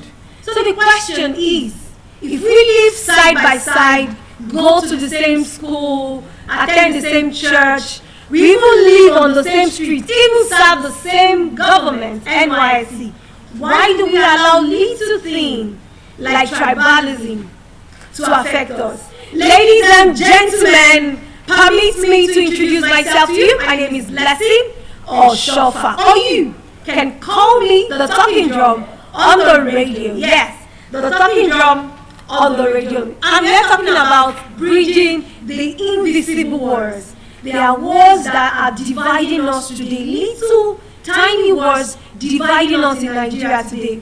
We might look at it as something it doesn't matter, but then this bridge, the invisible wars, have really dealt with Nigerians. Growing up, we learned that Nigeria is made up of 3 ethnic groups. We have the Igbo, Yoruba, and Hausa, yes. But then, of course, I can say categorically I am related to Yoruba, I'm also related to Igbo. I understand the pain of being misjudged. I understand the pain of being looked down upon because of they assume, oh, this person is Igbo, they assume this person is Yoruba, and this has affected us widely. Yes. So we're talking about a core member, a serving core member in Ogun State, that because of her name is Ijoma, yes, but because of her name, the people, they posted her, the place they posted her, the primary place of assignments, PPA, they almost rejected her. Why? Because her name is Ijoma. And they were saying in their native language, we don't want this person. We don't want this person in our midst. Not because they have issue with the person, but because of the tribe she came from, the name she's bearing, Ijoma. They said, Afomo Ibombi, Afomo na, meaning we do not want an Igbo person here. She kept quiet. She didn't say anything. Why? Because she wanted them to express themselves. And guess what? She responded in their native dialect, meaning I understand you very well. I was born in Lagos. I am Lagosian by birth. So most people, we are quick to talk about racism. Yes, we talk about racism. We are quick to tweet the Negroes. They are discriminating against the blacks. But we have racism at home. Let's talk about the racism we have here in Nigeria, tribalism. It has affected us so badly that most people are not here today because of the tribe they came from. Most people are ignored today because of what and who they are. We do not want this person. Like the core member, she was rejected, almost rejected, I beg your pardon, because of the name. Yes, because her name sounds so different. We don't want a Yoruba person, an Igbo person here in Ogun State, in this place. And guess what? She replied them, I understand you very well. So most people have lost opportunities because of the names they bear. Yes, and also I will talk about a story of a woman. She went to Alaba, yes, to buy markets. And unknown to them, she's like me, I understand Igbo and also understand Yoruba very well. A little bit of Hausa. Yes, why the woman went to Alaba to get something, they were not speaking Igbo. I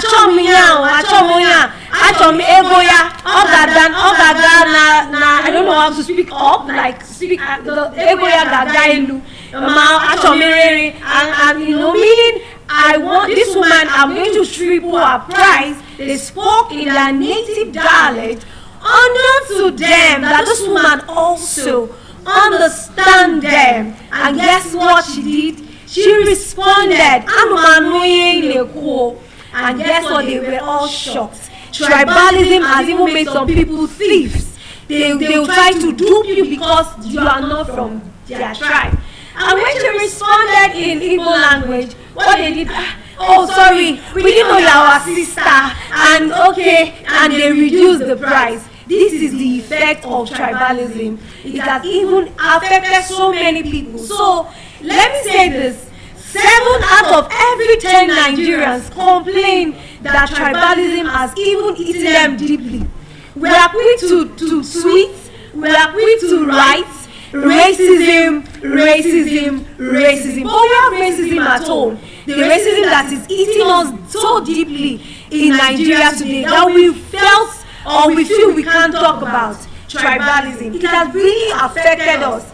You know, a lot of people talk about it, and yes, of course, and that is why I'm here, because I am related to, I am Igbo, I'm also Yoruba. I understand the pain of being misjudged. Yes, I understand it. So, from a national survey on identity and prejudice, find that 57% of Nigerians admit they trust people from the tribe. So when they say, why do you choose this people or this person? They say, I trust this person, no, he is Arawa Lemife, that is, I want somebody from my tribe.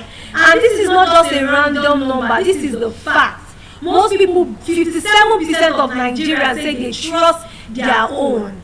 an Igbo man, an Igbo lady wanted to marry a Yoruba man, and the father also said, I know a very good friend of mine, we don't want this person in our lineage. People judge from the general fallacy of generalization, where we generalize because of one person. Yes, so 57% of Nigerians say they trust people from their tribe. That is when you see HRs, you see a certain tribe from in that company. They are all the same people. They say they trust people from their tribe. 43% of Nigerians say they've been discriminated against because of tribe. Yes, wherever they go to, because their names do not sound familiar. Maybe the head of the department or the director name is Yoruba, or from the west or east or north, and because the person is not from their tribe, they tend to ignore or not recognize this person. Tribalism has really eaten people in Nigeria. Yes, so 7 out of every Nigerians complain of this demon. I call it demon because we all, when I see things on social media where people start writing free the blacks lives matter, and all of these, Nigerians are even, let me use the word apropos, we are used to what does not concern us. We like putting in our mouth, free us, but we have not tackled what is eating us deeply. A Yoruba man will be seated beside you. You say you don't want that person. An Igbo man will be beside you. You'll be against the Igbo man. And an Hausa person too. So somebody also went to the north to do something. And because this person was not wearing their attire, this person was turned down. She was not accommodated. But the other person that was wearing the same uniform and maybe talk like that, speak their native language, guess what? The Hausa person accommodated the other person. This is what we know. Nigerians, we should work on this because tribalism has really affected, like I stated earlier on, opportunities, relationships. There are so many people that because of the tribe they came from or they come from, they are unable to marry the love of their lives. Yes, because my parents do not want me to marry you because of the tribe they come from. So 43% say they've been discriminated against because of the tribe they come from. 1 in every 3 Nigerians have lost an opportunity due to ethnic bias. Yes, these are not just numbers, but real stories of people watching me, people sitting here today. Let me tell you something. Tribalism does not necessarily need to make noise. It is this little silence, the silence of this person is not our own. This person, we don't want this person, and it has really eaten deeply into us. So there are people watching me right now, and people seated here today.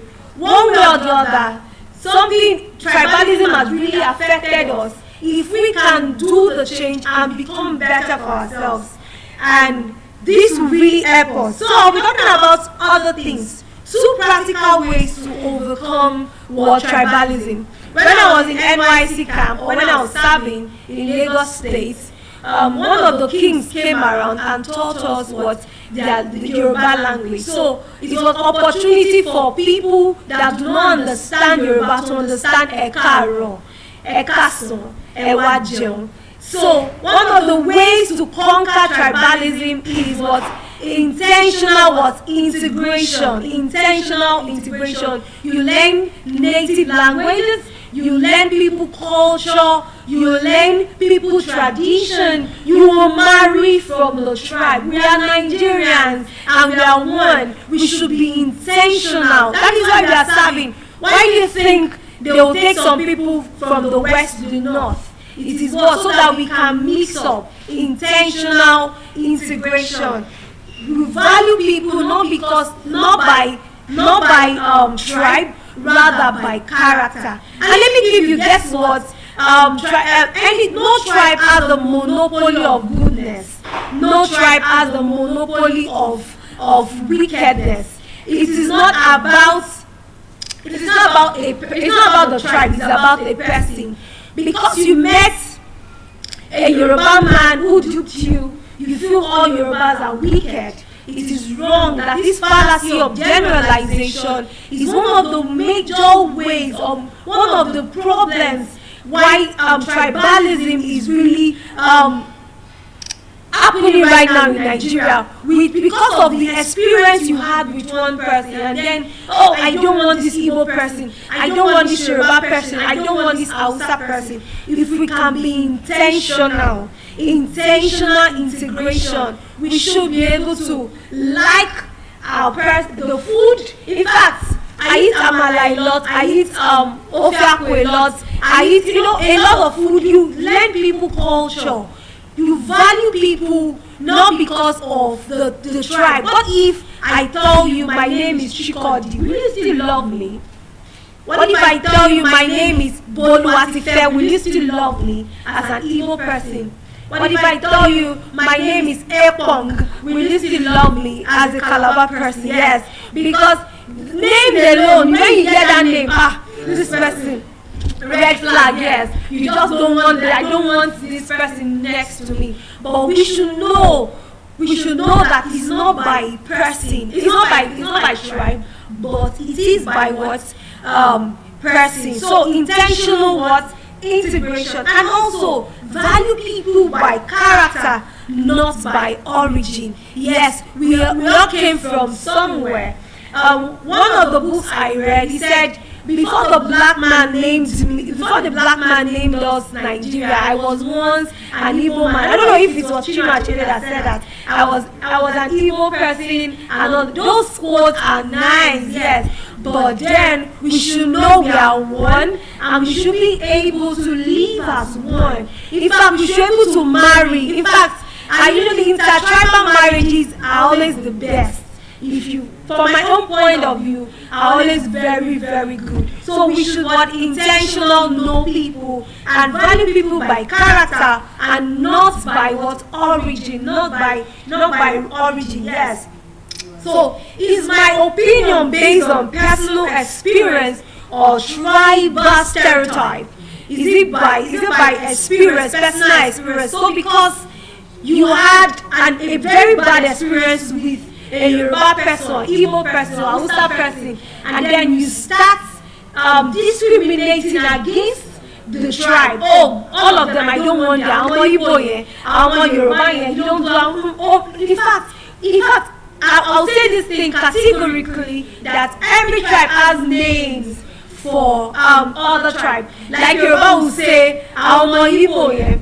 Why people will say Ndofe Mano? I don't know what Hausa call the other people from the other tribe. So we all have names, demeaning names for every tribe. Ofe Mano, this one Igbo, this one that. Because we are not. Igbo people, if you check in Lagos here, you see Igbo, Yoruba, and Hausa living in the same building. Yes, there is so much hatred, there is so much division. If we forget about all this, we talk about racism, people want they want to feel among, they're on Twitter tweeting, they're on TikTok tweeting, writing about racism and all of that. We have our own racism at home.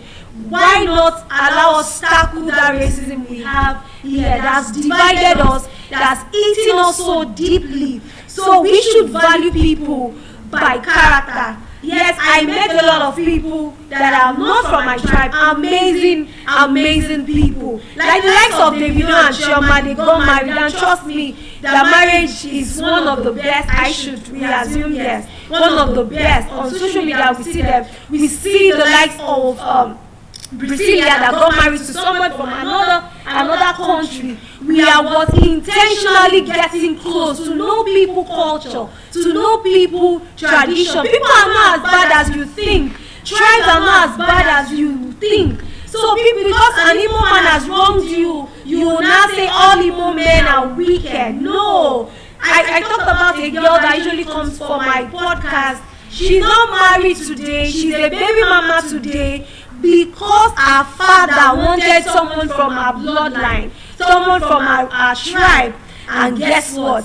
The man from her tribe left her. So it's not about somebody from your tribe. It is about character. It is about individual. So if you remove your tribe from your identity, you must not know my name before you help me.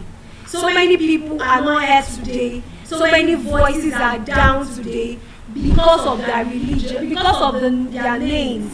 Some people are not employing competent people because of where they come from. You know, I know of one company like that. They said the HR is Igbo, and then she employs almost all the Igbo people. It is not about the tribe right now. It's competence over tribalism.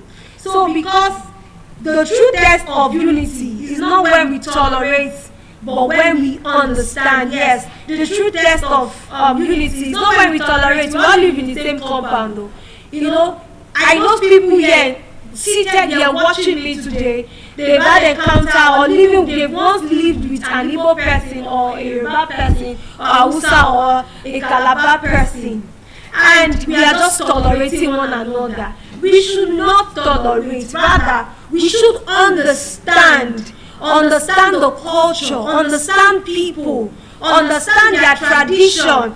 Oh, thank God for the likes of the Eyo Festival. You know, some people even went for the Eyo Festival that happened recently, and we saw it, how beautiful it is. And also, a lot of festivals in the Igbo land, and also in the northern part of Nigeria. We should understand people. We should not just stay there because we should not tolerate people. We should not tolerate tribes. We should not understand tribes. We should understand tribes. We should understand the value and also uplift one another. We should be able to uplift. We should not talk down on any tribe. These are practical ways to helping us to overcome tribalism. I talked about intentional integration, where we thank God for NYC, thank God for that scheme, because of NYC, you see some people got married to another tribe. Like we have the likes of Barrister Davidson. Barrister Davidson married a Calabar man, and she's Yoruba, and she's enjoying the marriage today. They met during their NYC days, and a lot of people that serve also or serving, they will meet their loved ones. So we should understand it is intentional integration, and also you should know it from the personal experience and not tribal stereotype. What they've told us down, these people are bad. Have you confirmed it? It is not about the tribe, it's about people. So we should be able to understand people. We should be able to understand people's tribe, people's religion, people's tribe, and value them. You cannot. There's one thing about understanding. Okay, this tribe, they don't do this, but we should also value. When we value people, value the tribe they come from, you will see that Nigeria will be a better place for me, for you, for everyone seated here. And this thing, the demon called tribalism, will leave us and uplift each other. Nigeria is rich in diversity, very beautiful country. Very beautiful country. Like I said, we have over 250 ethnic groups. Very beautiful. Why not understand people's culture than condemning them? Instead of naming ourselves Omo-Igbo, Ofe-Manu, and what of you, let's intentionally marry. In fact, marry one another, know the tribe, and know the religion. Okay, so I will be leaving you with this before I go. Who are you aside from your tribe? Will you help me before hearing my name? Is it because of my name you are helping me? We should be better for ourselves. We should be better for one another, and it will make Nigeria a better state. When I mean state, I do not mean Imo State or Ogun State. I mean country. So permit me to say this again, that you need me, I need you to becoming a better Nigerian, and also eradicate the notion of being part of the 70% of Nigerians who feel tribalism cannot get them to a better place. Employ people who are competent, rather people from your tribe. Marry one another, understand one another, uplift one another. Because if you do not do this, we are what dividing ourselves. I remain blessing. Chukum no so. Why obioma? Omalicha nwa. Ibukun Oluwa. Maunyo Oshofa. Or you can call me the talking drum on the radio. And then I will be passing the mic to. Thank you very much for that wonderful and amazing speech. Such an inspiring speech. A speech that calls us to action, a speech that calls us to change. And even concerning food, let me ask you, would you wonder or would you ever have to think twice of where that onion that you have to add to your food is coming from? Or would you ever think of the fact that, oh, this particular food item is coming from the north or from the east or from the south part of the country, therefore I should not eat it just because of that? That's impossible. The same way in which food unifies us, let's also find a means and ways for us to accommodate one another, understand ourselves, just like she said. It's not enough that we have decided to have cultural tolerance as a social construct, what we've had in our minds, but rather we should learn to understand one another, learn to relate with one another, and not just tolerate just for the fact that days can go on, or just for the fact that you are not labeled as a tribalist. And just like I said, you wouldn't care where that particular food item is coming from, either from the north, south, east or west. All you want to do is eat.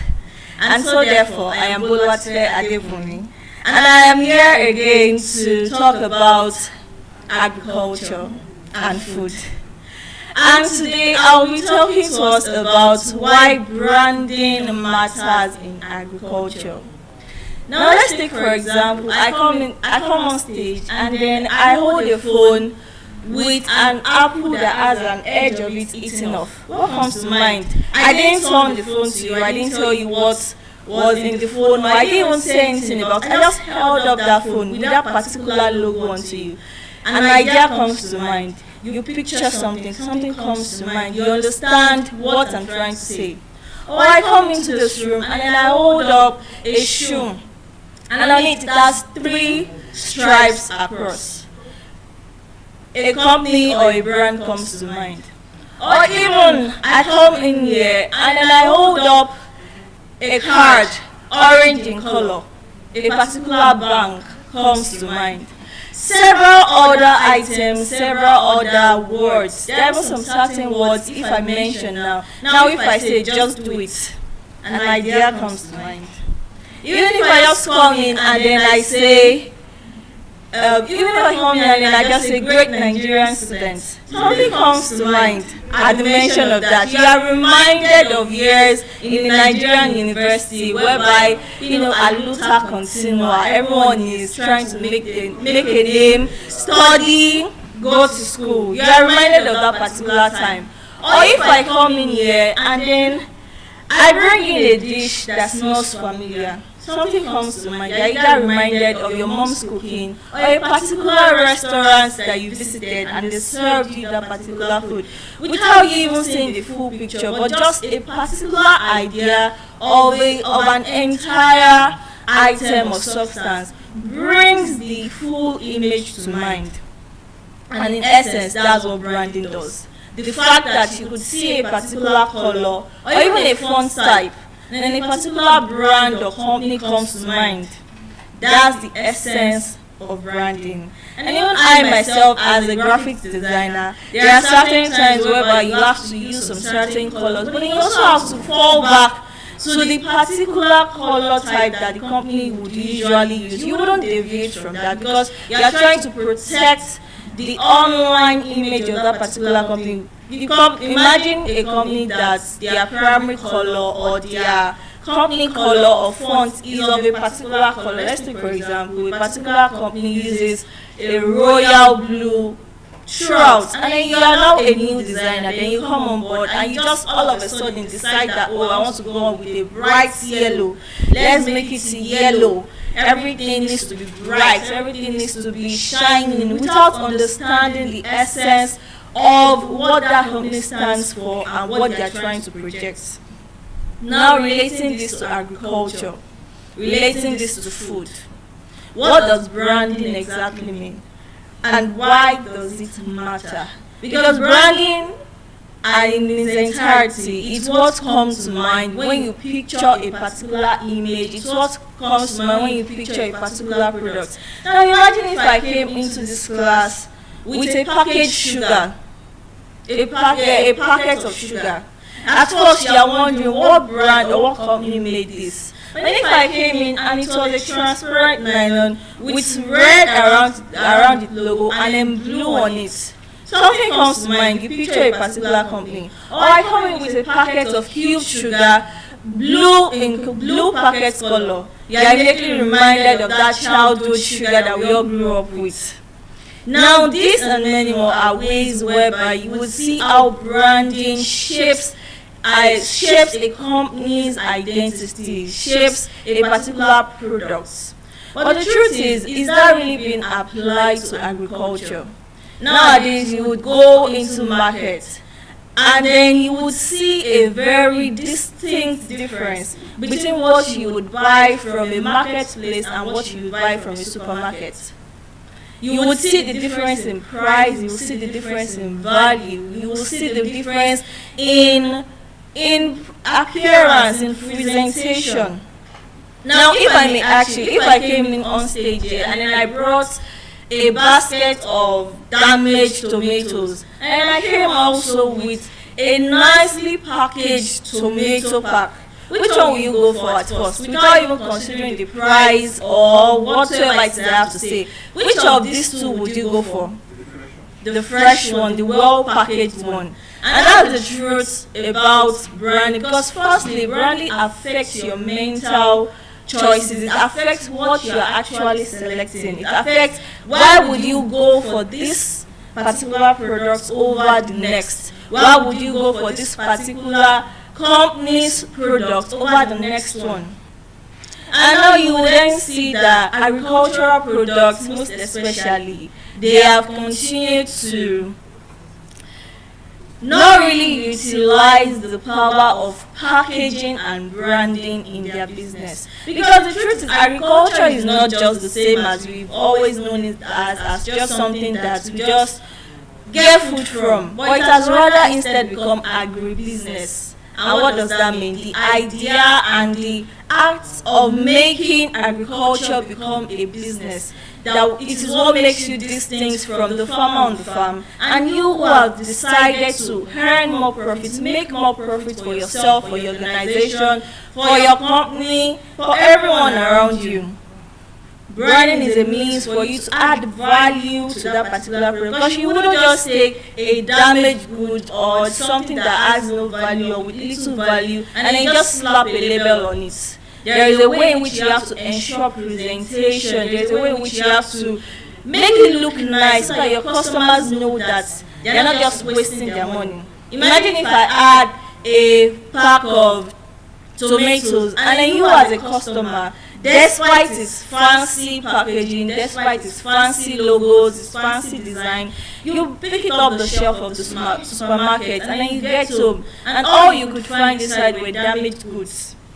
You as a consumer, you as a customer, I'm very sure you wouldn't go back to purchase from that particular market or from that particular company again. Or imagine if you were going to the frozen aisle of the supermarket, you were going there to pick up chicken or meat, and then upon picking up that fancy looking product, that fancy looking chicken or meat, you got home and then you realize that it was false. The next time you are going to that market, you will definitely not shop from there again. So this is why, and ways in which you would see that branding does not just shape and move you to just, present yourself or present your product in a particular way, but it also drives you to put out the best for your consumers, for your customers at the end of the day. I've said before, and even very recently in the last week, Nigeria was named as Africa's largest food waster, with 38 million tons of food wasted annually. That's a lot of food in the first instance. Now imagine if all of these food items didn't have to go through that particular waste, because in essence, why are food getting wasted? It's not as if we don't have enough mouths to feed. Nigeria has over 200 million people, for crying out loud. It's not as if there are not enough people to feed from that particular waste, or from that large amount of waste. So how come year in, year out, we are still getting this large amount of, up to the point whereby we are being named the largest waster of food, and yet we have millions that continue to remain unfed? Now this is where branding and packaging can come in. Now imagine a farmer who doesn't want to go out to the farm seeking customers for him to sell off his cassava from his farm every single year. And this farmer decides to go ahead, process this cassava, adds value to it. What next after processing it? The farmer can decide to sell it as it is, just get measuring cups and then just sell it off like that. But then how then does he add value to it? How then does he ensure that people are attracted by it? People are attracted by what they see. They are intrigued to buy it just because of the nice packaging. They feel, even mentally, they feel it's more safer for them to buy that particular packaged good than for them to just buy something that has been left open to flies and different microorganisms that they can't control. But then just the fact that at the back of your head, at the back of your mind, you think that, oh, this particular product has been well packaged, has been kept under well preservation methods, you would definitely go for it. Imagine the difference between buying meat off a butcher that sells in the middle of the market, whereby flies are roaming around, whereby different people are just touching, they are feeling, they are tossing, they are squeezing, they are pinching. And then you go comfortably to a supermarket frozen aisle, and then you are able to pick up meat which is well packaged, which is well preserved. That offers you more value. Even your mental state, you are able to prefer that over what is just exposed to whatsoever it is that you can't control, which then affects your body even more, because you are introducing your body to several harmful microorganisms. Now, how then do we even progress from there? The farmer who has decided to plant cassava, he has harvested, he has said to add value to that cassava by turning it into fufu flour, turning it into gari, turning it into tapioca pearls. He then goes further and he thinks of it. How can I make this even more appealing to my customers? How do I ensure that people see this and they don't go for that which is opened up in the market? The farmer then calls along a product designer or someone who would help him brand his business very well. He goes ahead, he gets in contact with a designer. They help him design his logo. They help him pick up a color. He chooses that particular color for his brand. He chooses a nice name.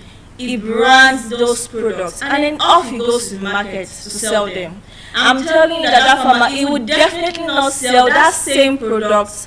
He would definitely not sell them for the same price as that which is just opened up to flies and different microorganisms. He would definitely not sell them for the same price. Why? Because value has been added to that particular product. Because he knows that what he's offering to his consumers are safer produce, are safer products at the end of the day. Now, even leaving our local economy, even to exports, you can't be exporting goods out of the country and then you are sending out food items that are damaged, food items that are exposed to different organisms. You have to package them well. Now this is where another means in which branding helps you. It helps you increase your export potential. A farmer who has decided to sharpen up this business, add value to it, brand it properly, he is offering more value, his products seem more appealing to the eyes. He sends them or they meet certain criteria for export. It sends them up, even abroad, they are able to see that this product is far better than whatever we could buy somewhere else which is exposed and which is not even safe. And then he is able to make profit from there also. Another way in which branding can also help a farmer to elevate his status, turn his agriculture, his farming work into an agribusiness, into a business that makes him profits. We can also have that it's okay, yeah, aside from the fact that it also leads to exports, it also helps the farmer sell to larger markets. Now, a farmer that would traditionally just sell to the market square area, whereby they just every three days is off to sell and everything, he is able to sell off his produce to supermarkets. He's able to sell off his products to large places. He's able to sell off in different fairs, different exhibitions. Just because he has added value, he has been able to brand his products very well. He's able to package it properly, so to the fact that it is appealing and suitable for whoever it is that decides to buy. Now, another way is that it ensures consistency. Now, a reason why you would continue to see many farmers fail in their business, first is the fact that no one is holding them accountable. The reason why a farmer is able to easily back up and pack up his farming business is for the fact that he has no constant and stable customers who know that by the time they are seeing this particular product in the market, by the time they are seeing just this shape of nylon, they are reminded of this farmer. There is no one holding him accountable for the fact that, oh sir, where I'm going to be getting my smoked fish from, it's from you. Just for the fact that I love the way you package it, I love the way it is being branded, I love the way you present this particular farm item. There's no one to do that. He just sees it as it's done on his farm, he sells it off to whoever is available. Whether or not it closes up tomorrow, no one notices. Just because he doesn't have a particular name, he doesn't have a particular brand in essence which is tied to his company, which is tied to him himself. But then when you would see, let's take for example, popular food brands nowadays that we all consume and we all utilize in our daily life, if they pack up today, there is no way, I'm very sure every single one of us would notice. There are many big name brands nowadays. If they pack up right now, if they, even the ones that are just coming up, the ones that we are growing to love, if they pack up today, if they stop their business today, for the fact that we've been able to notice this brand consistently in our food markets, we've been able to observe and know about these companies, about this organization, about these farm businesses consistently, we will definitely notice. That is the power of branding, that is the power of packaging, because you are able to build trust and consistency. The average buyer is able to notice when you stop producing, or even when your quality reduces. They are able to call you to order, they are able to correct, they are able to give you feedback concerning what it is that you are producing, just because you have decided to build a brand out of your agribusiness. Now, building a brand, building a system that works for you, it is not just to profit you, but also to ensure that our society at large, we are ensuring good quality. Because you wouldn't start up a business and then you then begin to sell low grade quality, or you would sell things that are not conducive or things that are not even consumable to an average human being. You wouldn't sell that. So therefore, you would see that you creating a brand for yourself, you building up a brand for yourself, this helps you shape up how it is that you are able to sell and also provide quality for the average Nigerian in our society. Now, also another reason why branding is important in agribusiness, in agriculture nowadays, is that it creates a lasting and powerful first impression. Now, imagine if I, as an agribusiness owner, I decide to create a particular product, and then I have decided to go higher than the usual low-scale level of just producing, and I create a powerful and a very beautiful, a very attractive packaging for my particular. Let's take for example, I have decided to sell rice. very common. Every Nigerian eats rice, or almost all Nigerians eat rice consistently in their diets, weekly, daily. Now I have decided to open up or set up a brand that sells rice. And I found a designer that designed very nice packaging, a very beautiful product package. And then I sell out to the market. The first is that everyone eats rice. Everyone could buy rice from anywhere, anyhow, from any shop, any market. But then all of a sudden there is a new product in town. Not because it's different from any rice that you've been eating before, but because the packaging, the branding is appealing to your eyes. It's different from what you are used to. You are eager to try it out. You are eager to say, oh, let me go for this particular product. Then because we would even see this in advertising, in marketing. These are strategies that other industries use. How much more agriculture? Let's try to level up. Let's try to scale up. There are many absurd designs that you would see nowadays of food products, and you would just wonder if only they could scale up, if only they could do better. If only this farmer or this agribusiness owner could just liaise with a very good product designer, this business, this particular product would have gone beyond what it is that they are currently at. But for the fact that we have just taken our food systems, we've just taken agriculture or agribusiness as something that people would always need. So therefore, why should I put so much effort into it? But for the fact that when you are coming into the market, it's something that is different. Something that is intriguing, something that is interesting, something that is appealing to the eyes. You are creating a strong impression on your consumers. You are creating a strong impression on your customers, and they are eager to try it out, not because it's so much different from what they are used to, but because it has done something to their mentality. They are like, oh, because of how nicely packaged this thing is, maybe they are doing something different. And as such, you've made profits. Not because you did so much of a difference to what is being done, but because you decided to brand yourself properly. Because you decided to make a change, you decided to do something better for yourself and for your business. Another way in which branding can shape up your agribusiness is that it shapes how people perceive you.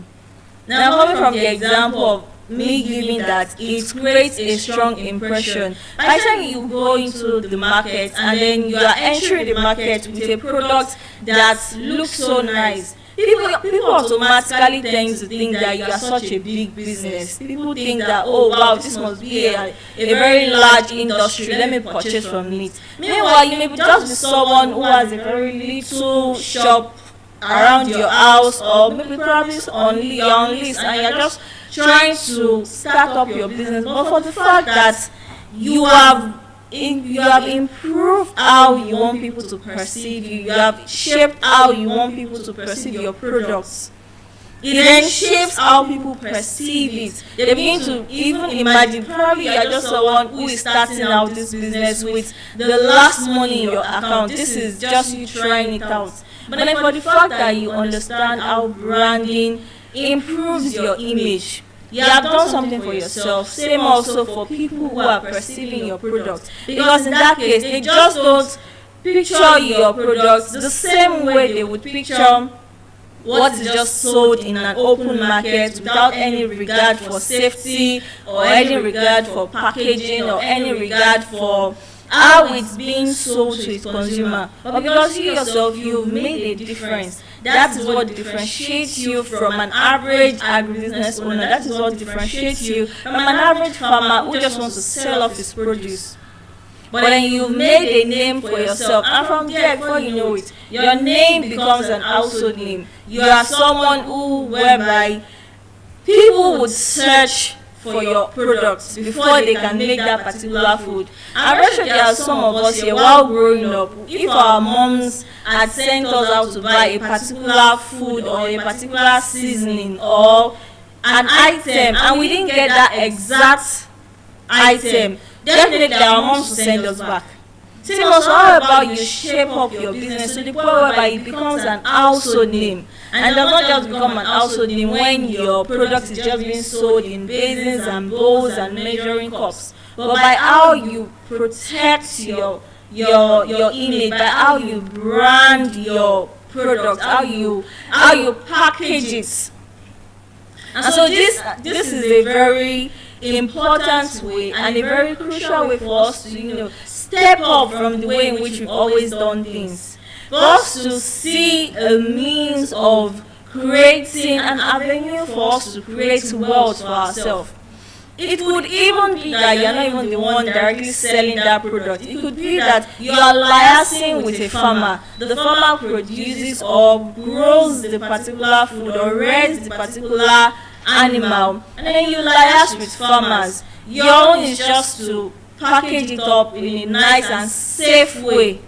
And then before you know it, just for the fact that you have made a name for yourself, you have situated yourself as a brand that has continued to become an household name.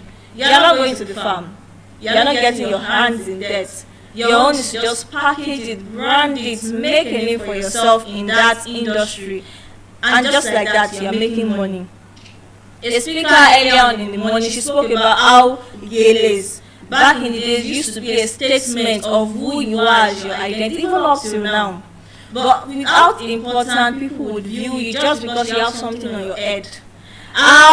You should also know that it's very important how people view your particular product just because of the wrapper around it. I want to see the visuals are very engaging ways for people to be attracted to a particular product.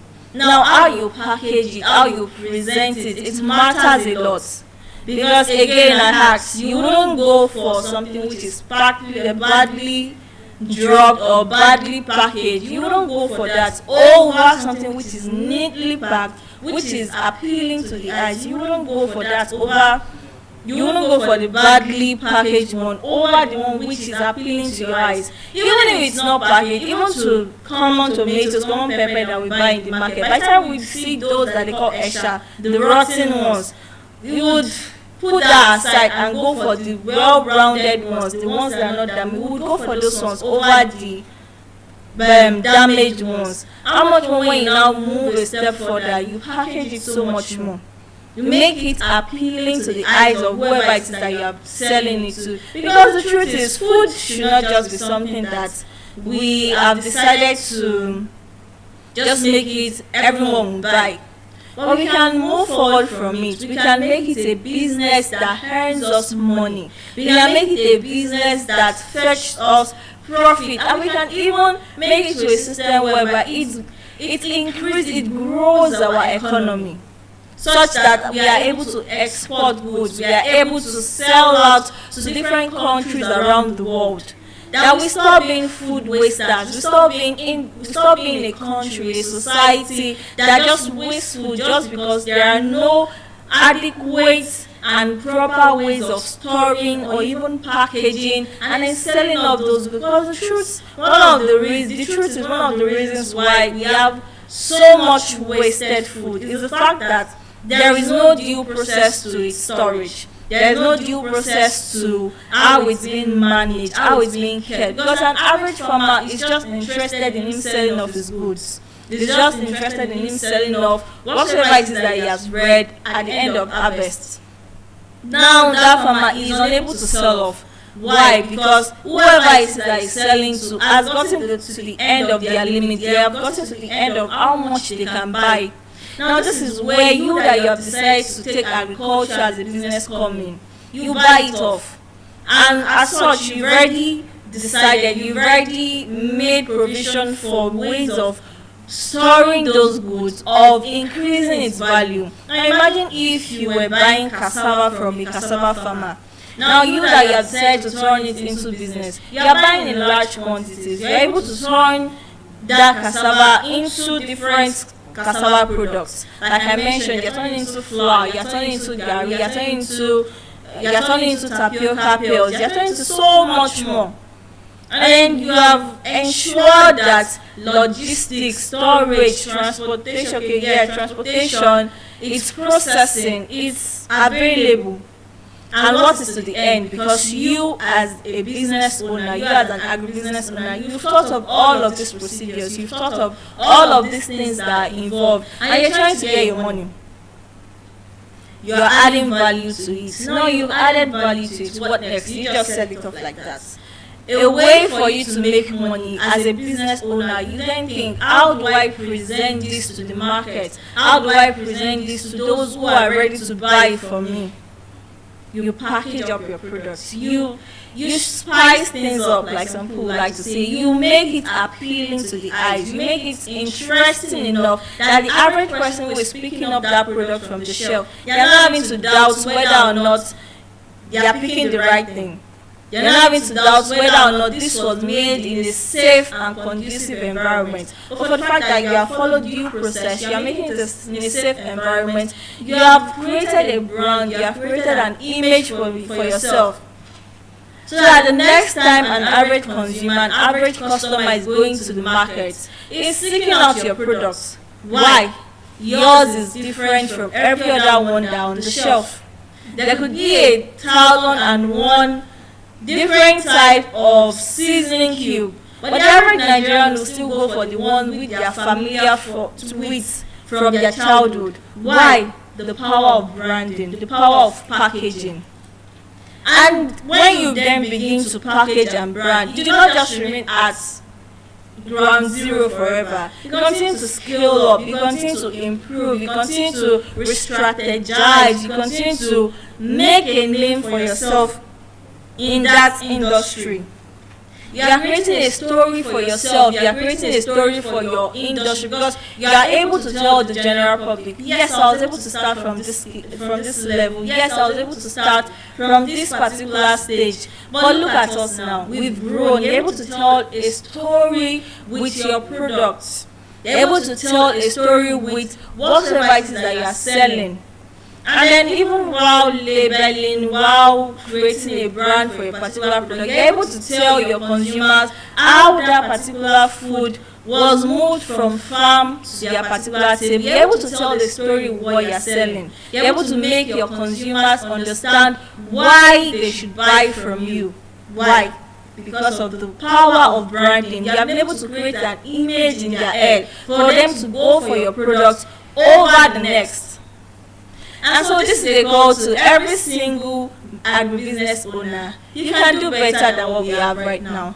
Because an average Nigerian will go for a staple name in the market over someone else that's just said to just shaping up how their branding should be. They've just said to go over it and just dump it in the market. You can do better. Make it more presentable, make it more appealing. Because many times you would even find that products which are even packaged well, so to say, you wouldn't begin to find lots of grammatical blunders, and then you are wondering, did they not have an editor before they printed this thing? These are also several ways in which, while packaging, these are also things that you should note. I myself am someone who, whereby if I'm holding it, I'm checking through the grammatical errors, I'm checking, I'm like, why did you write this in this particular way? So some people, that may turn them off from buying your particular product. They're like, if you can't spell this thing properly, how am I sure that you produce this thing well, or you even produce this yourself, or I'm even sure that, yes, you know about the safety regulations which are to be ensured in producing this food. And then doubt begins to step in. You wouldn't find an international brand making a mistake in their design. You wouldn't find them make a mistake in their brand. How much more we that we are in charge of food? So let's do better, let's scale up, let's find ways to make what it is that we have now, let's make it better. And so that the next time you and I, we are shopping, next time we are going across supermarket aisles, we are checking and we are seeing how well can we buy from home, how well can we go and purchase local products, can we purchase things that are locally made because we trust them, because we know that what they have presented to us, what they are trying to present to us is something that they themselves trust, so that they are able to build trust in agribusiness, they are able to build trust in that your particular business, in that your particular organization. And that we stop wasting food, we stop going and chasing after imported goods. And even packaging, there are also ways for us to promote locally made goods, because by the time we brand them or by the time we package them better, they are sold for better prices.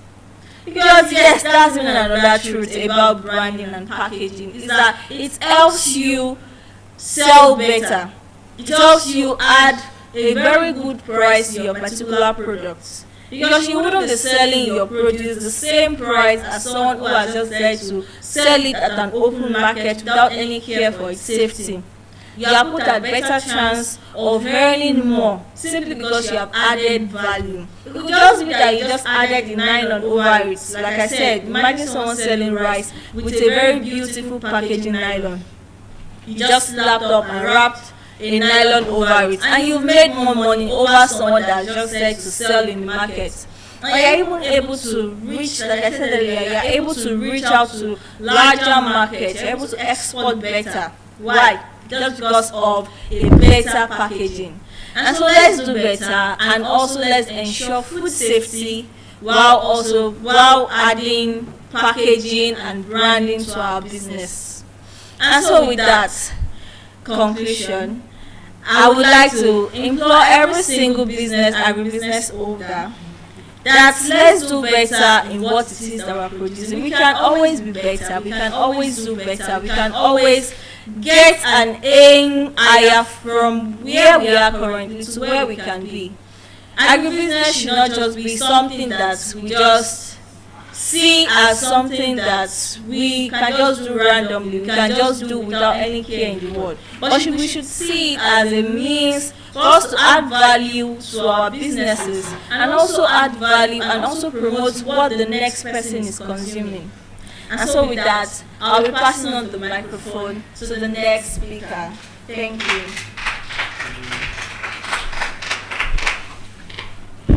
Thank you, Miss Agriculture. Yeah. Good evening, everyone. Just as you know, I am Victor Chidera, a finance educator and a copywriter. Today I'll be focused still centered on the economy, and my topic for today will be job natures in Nigeria. The nature of jobs in Nigeria, probably. Right? And you know, it's quite funny how we see jobs here in the country. And one thing is very certain when it comes to the nature of jobs in Nigeria. Usually we classify it into two aspects, which I call skilled laborers and unskilled laborers. Right? So long the factors of production are concerned, we fall under labor. Because one way or the other, we want to receive wages or salary.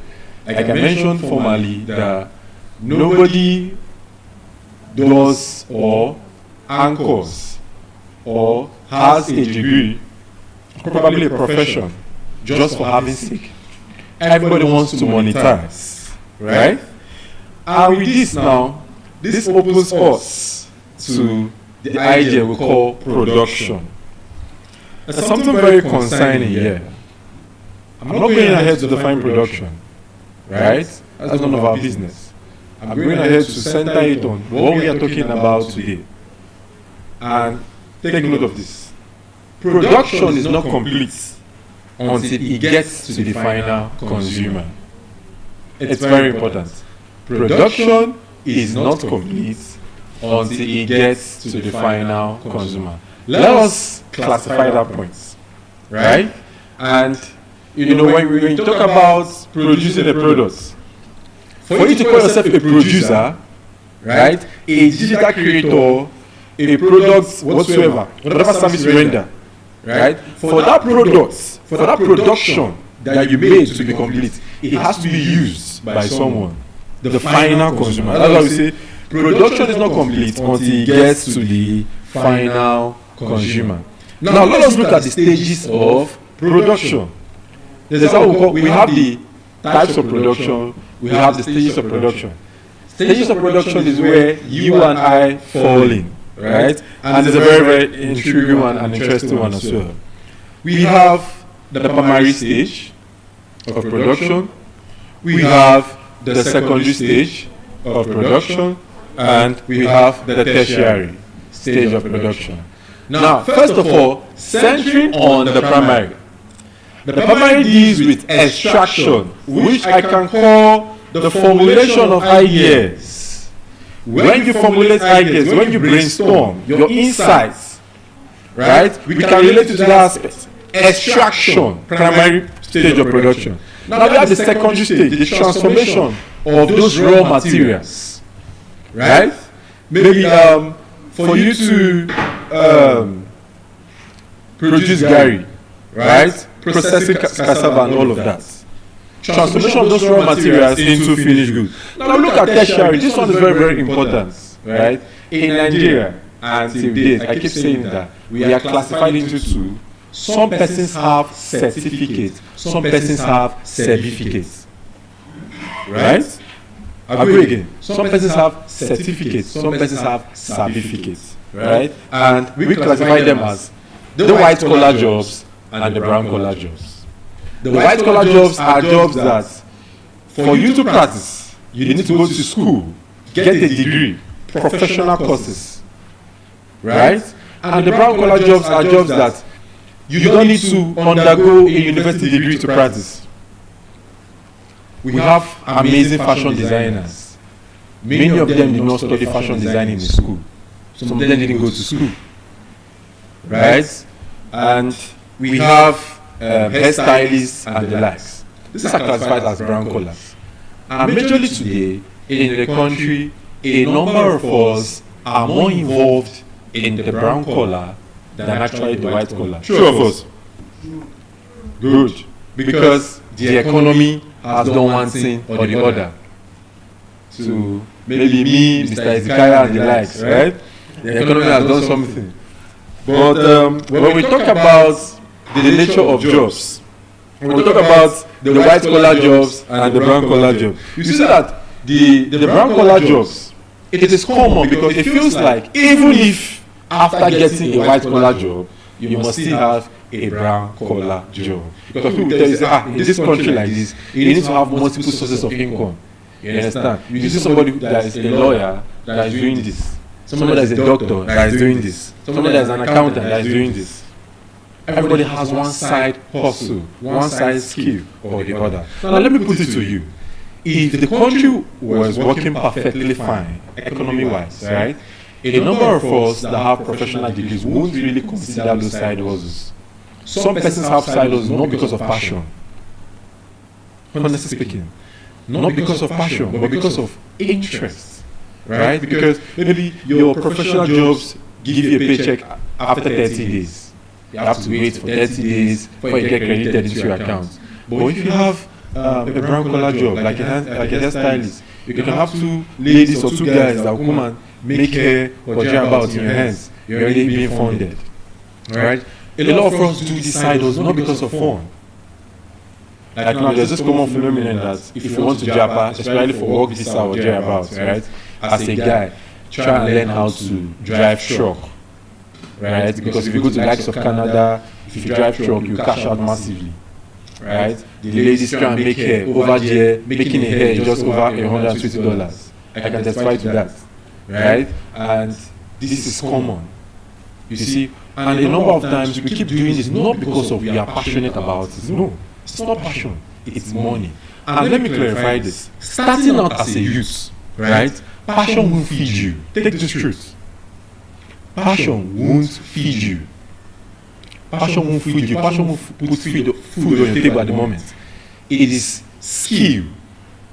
Skill has no business whether you like it or not. Skill has business with only interest and desire. So long you have interest or desire in that skill, you will do it. We look at persons who are into forex, crypto and the likes, data analysts, copywriting and the likes, right? It's not like they just wanted to do all those things. They learned it and they are doing it. So it is heavily possible that as a Nigerian, probably an average Nigerian, that you could pick up a skill today and before the end of the third quarter or thereabouts, right, you're already getting something meaningful out of it. these are the ways Nigerians see jobs. We are usually classified into two aspects, right? We have the white collar jobs and we have the brown collar. The reason why a number of us, even having the white collar jobs, we are still on as the brown collar because of the nature of things in the country. The country that don't give value to transportation allowance. That was why the BRT girl, when her firm honored her with transport allowance, everybody was shouting, oh wow, but that is a basic thing. It is just like the governor doing a road and you're praising him. It is his duty. It is a basic thing. You can't be a student, you do your assignment and the lecturer will be clapping for you. It is your duty. It is a basic thing. Right? So now we look at the factors of production. There are what we call factors of production. This is what make economy move. These things can't be absent. They can never be absent. They are the things that make the economy move. And we list them. They are basically four major factors of production. We have the land, we have the labor, we have capital, and we have the entrepreneur. The land, the reward for land is rent. Right? The reward for land is rent. And let me ask this question. Is land mobile? Is land mobile? If you have land in Lagos and maybe you don't like the way it's going, can you take your land to Bayelsa? No, it's not possible. Right? It's not possible. But labor can be mobile. I will explain. Do you believe labor can be mobile? Now there are two types of labor, right? Which you classify under the mobility of labor. We have geographical mobility of labor and we have occupational mobility of labor.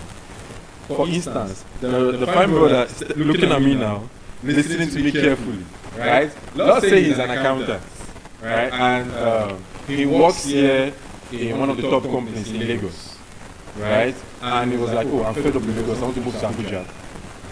He moves to Abuja still as an accountant. That is geographical mobility of labor. That is, he changed the location but maintained the same job. Occupational mobility of labor is you're not necessarily changing location, but changing the nature of the job. From an accountant to a supervisor, right? So we should understand how labor works. And you see that every now and then these things are applicable. You see this person, oh, this man that you knew, this sister that you knew, this brother, this lady that you knew before that was doing this is now doing this. And sometimes there are conditions that warrant that.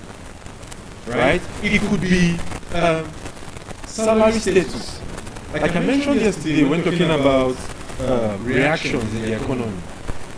If you are being paid 200,000 naira and transportation to your workplace a day is 8,000 naira, right? And every other expenses you are not supposed to transport, it looks cool. But then your 200,000 naira is maintained. And now that same transportation that was 1K is now 3K. You that praised your salary before, you will start talking bad about your salary. You'll be like, oh, what's this shit? Because there's no change, right? Salary is stagnant, but transport, everything keeps skyrocketing. And the person that have a GST in your house, and maybe you probably love to watch football, and they'll tell you for you to watch football, you have to recharge one of 18,000 or 30K, right? And you see, if I come on 30K with my salary, I don't die, right? And you begin to react to some certain ways. Now, that is for land. When we talk about mobility, rent. Now we talk about labor. Like I said, irrespective of what you read in school, right? Even if it's, I don't know, fishery, religion, just call anything that you think maybe it will be listed, because there's no list course, right? The idea behind it is monetization. Nobody went to school just for studying sake. There was a reason you went to school.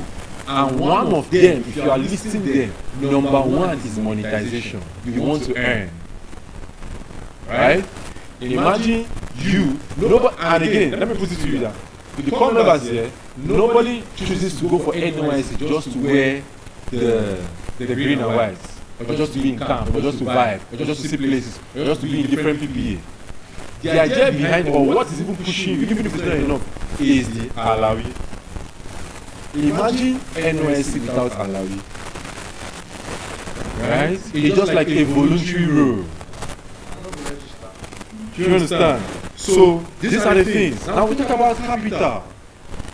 Similar manufacturers of production, capital is interest. Sometimes when we get capital, we always talk about, that they want to start business, please give me capital, I need 2 million. No, capital is not necessarily that. Capital could be asset, it could be your brain. Right? Because sometimes you don't really have, but you can think. You have something upstairs and you negotiate with people. That is why we have amazing apps that I think one of them is Nigeria.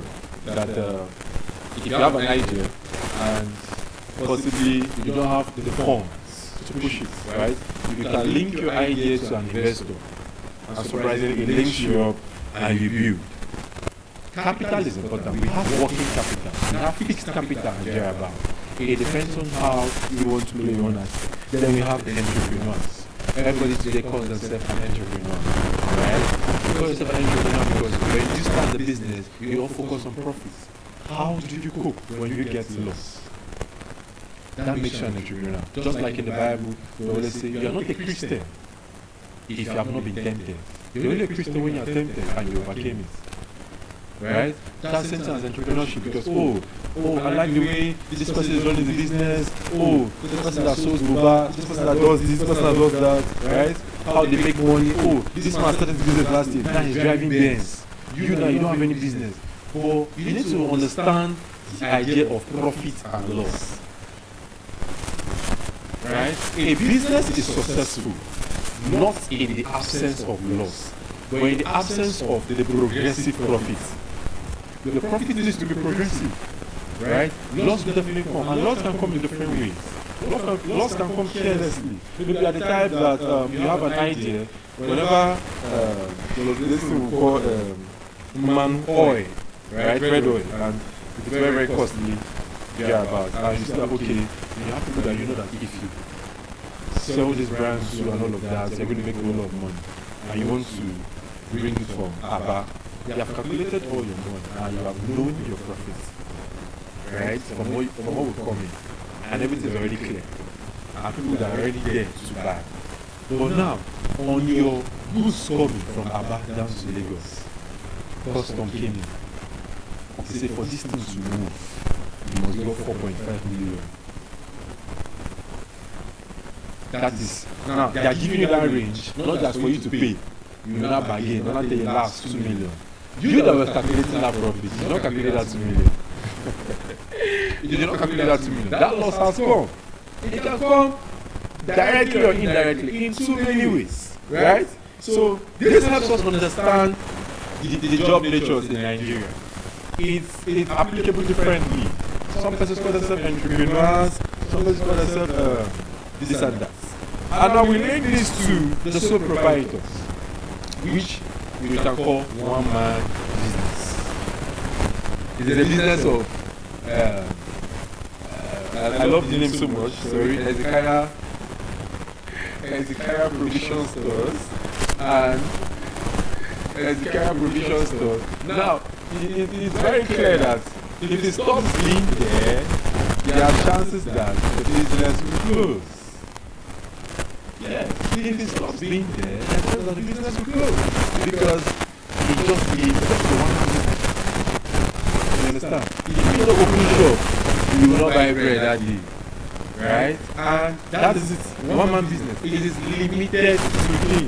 Right? Now, so as a sole proprietor is not bad because I remember just like my mom, I know she's watching what I'm saying and she'll be laughing probably. She's someone that always tell you that, if you are building a house probably for me, right?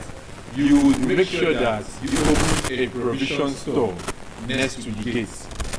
You understand? At least just to be seeing change, just to be passing time and all of that. And these are the ideas of sole proprietorship. Naturally, Nigerians practice sole proprietorship. Some people don't know. Those your WhatsApp business, all those things that you post every day, the money, good money, my customers. If you not buy from me, somebody will die today, and all of that, right? These are all aspects of how we reflect a business, and you could see that if probably that person stopped posting, definitely 95% chances people will stop buying. Right? And I think there was a time I came across a post, I think on X. This was towards Valentine's Day, February. And somebody said, RIP to the accounts that stop posting. Right? Many a times there are some active accounts that stop posting. You don't know they are late. Yeah, they are late. Nobody is managing the account. They don't go. And you are wondering how is this possible and all of that. What's that? So when we talk about sole proprietorship, it's not just related to store. It is even online. Your online stores. Right? Jewelry beads and spams, different things that you sell, and you notice that even when you don't have data, you can't post. It's just limited to your own strength and your own power. Now, let us make this very, very clear. When it comes to labor, when it comes to, because we are all labor, right? And for labor to be productive, labor could be capital intensive, right? Or quarterly you can have mechanized intensive, right? And all of this capital intensive. When we talk about mechanized and also capital, you see probably in some places, or probably then in secondary school, times that, or probably in our workplace that we have fields or grasses, right, or our compounds. So this is as then we will call malam or aboki, right, to come and cut grasses and all of that. But usually today, there's always, and maybe it's going to take 5 laborers to actually do that, to actually cut that grass. If you want to lay a building or a foundation, you need to cut the grass. You need to call maybe probably 5 persons or maybe 2 persons to do that, right? And now, you notice that today, a machine now is doing that just with 1 person. In less than 30 minutes, it's done. Right? Just like I mentioned to you before that a company I know very well that they supply bags of gari to multiple states. Right? And the day I came back from school, I just said that the man laid off about 80 staffs.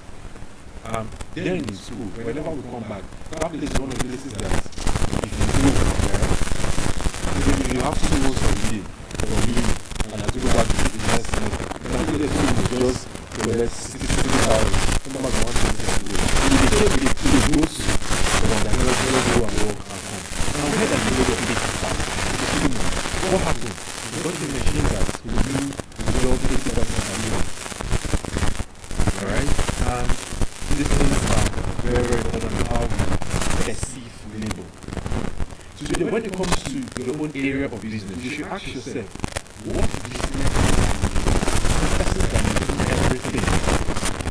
You are everywhere. You do everything. Just to okay, it can end from here, end from here, end from here.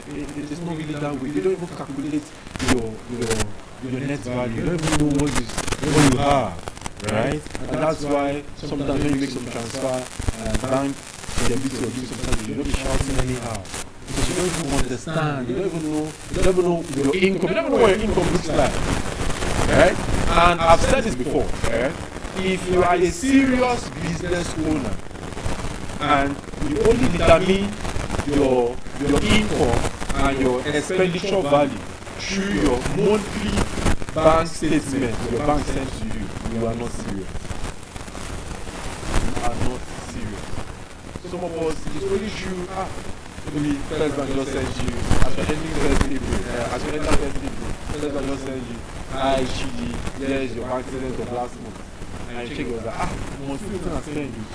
You're not serious. You're not a serious person. You're not a serious person. You need to know and understand how you spend. You need to know and understand how you go about your finances. That is why when this tax issue came about, Nigerians were wailing. You understand? But ideally, the issue of tax is not a bad idea. But it's just that we don't really trust our leaders on how they're going to use it. Right? Because there are so many tax systems.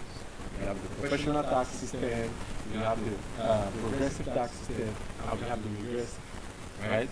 And it feels bad that in a country where many are taxed, we can even be taxed to the regressive system. Imagine a common man, right? And being taxed in the same value as a millionaire or a millionaire, it's a problem. You are earning 100,000 naira and you are taxed 1,200 naira. And I'm earning 50k and I'm taxed 1,200 naira. It is a regressive tax. It is unfair. It's bad. Right? It's different. We cannot be like it's different. We are not earning the same thing. We are laid the same tax.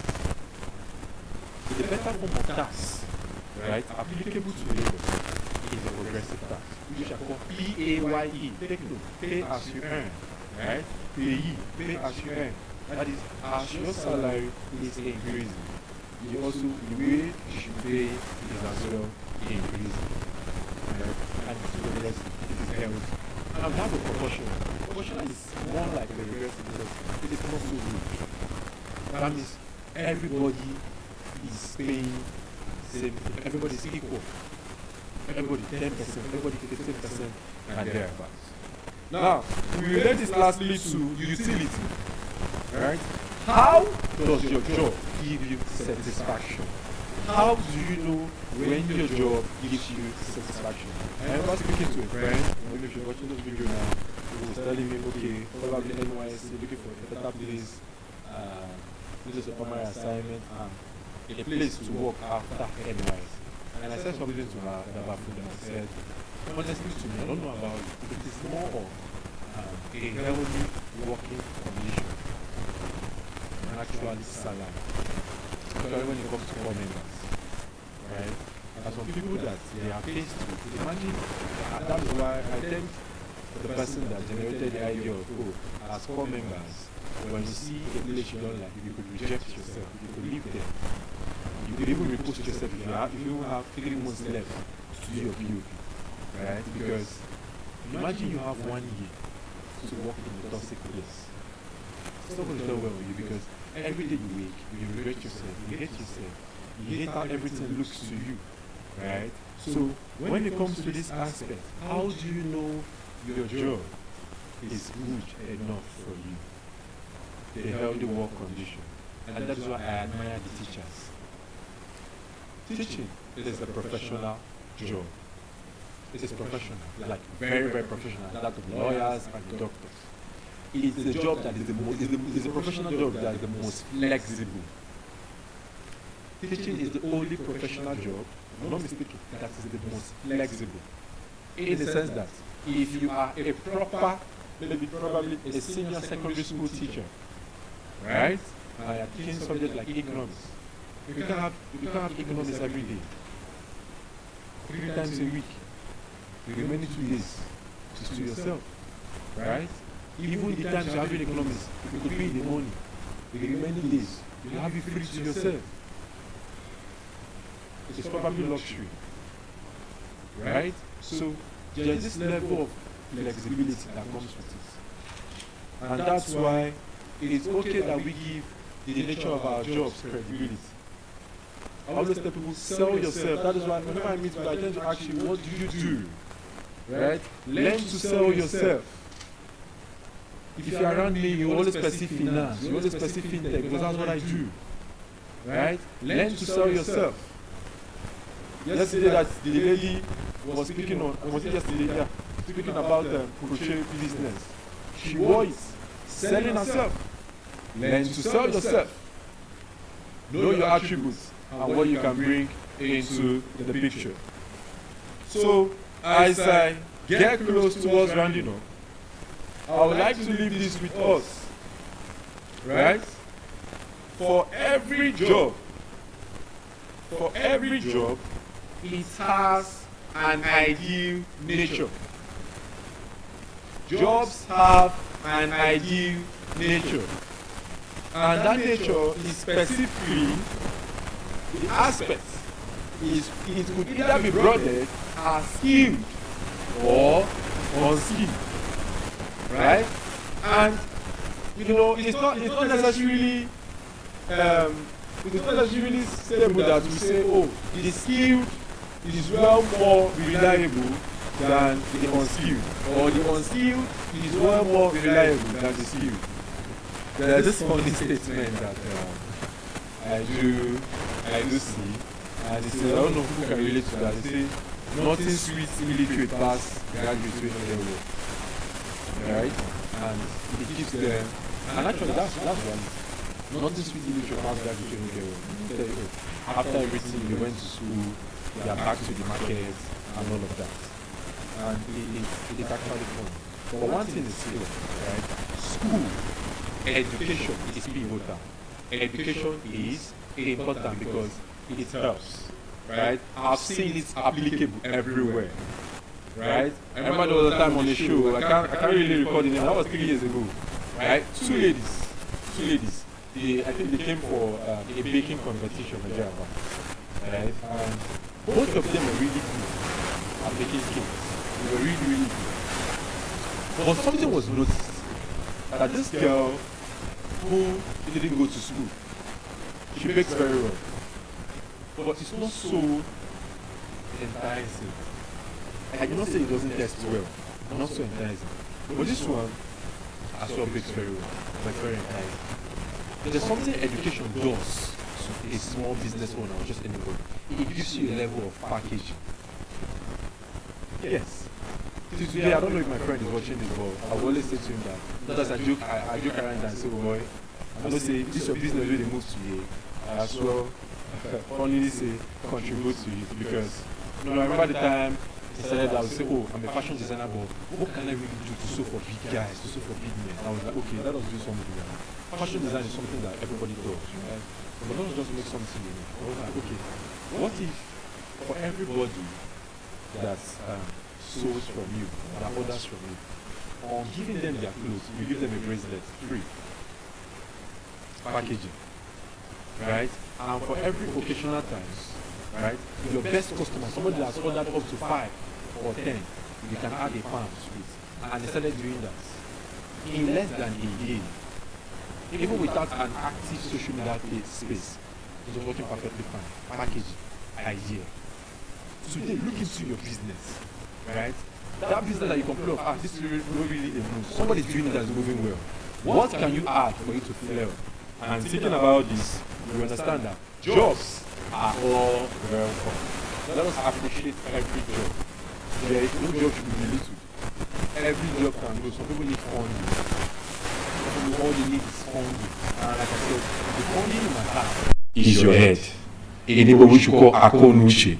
Your thinking, your level of thinking, right? The master class in your head, the masterpiece in your head, what you can do to get value. And as we do this, definitely on the coming week we'll see changes. I'll pass this mic to the next speaker. Thank you.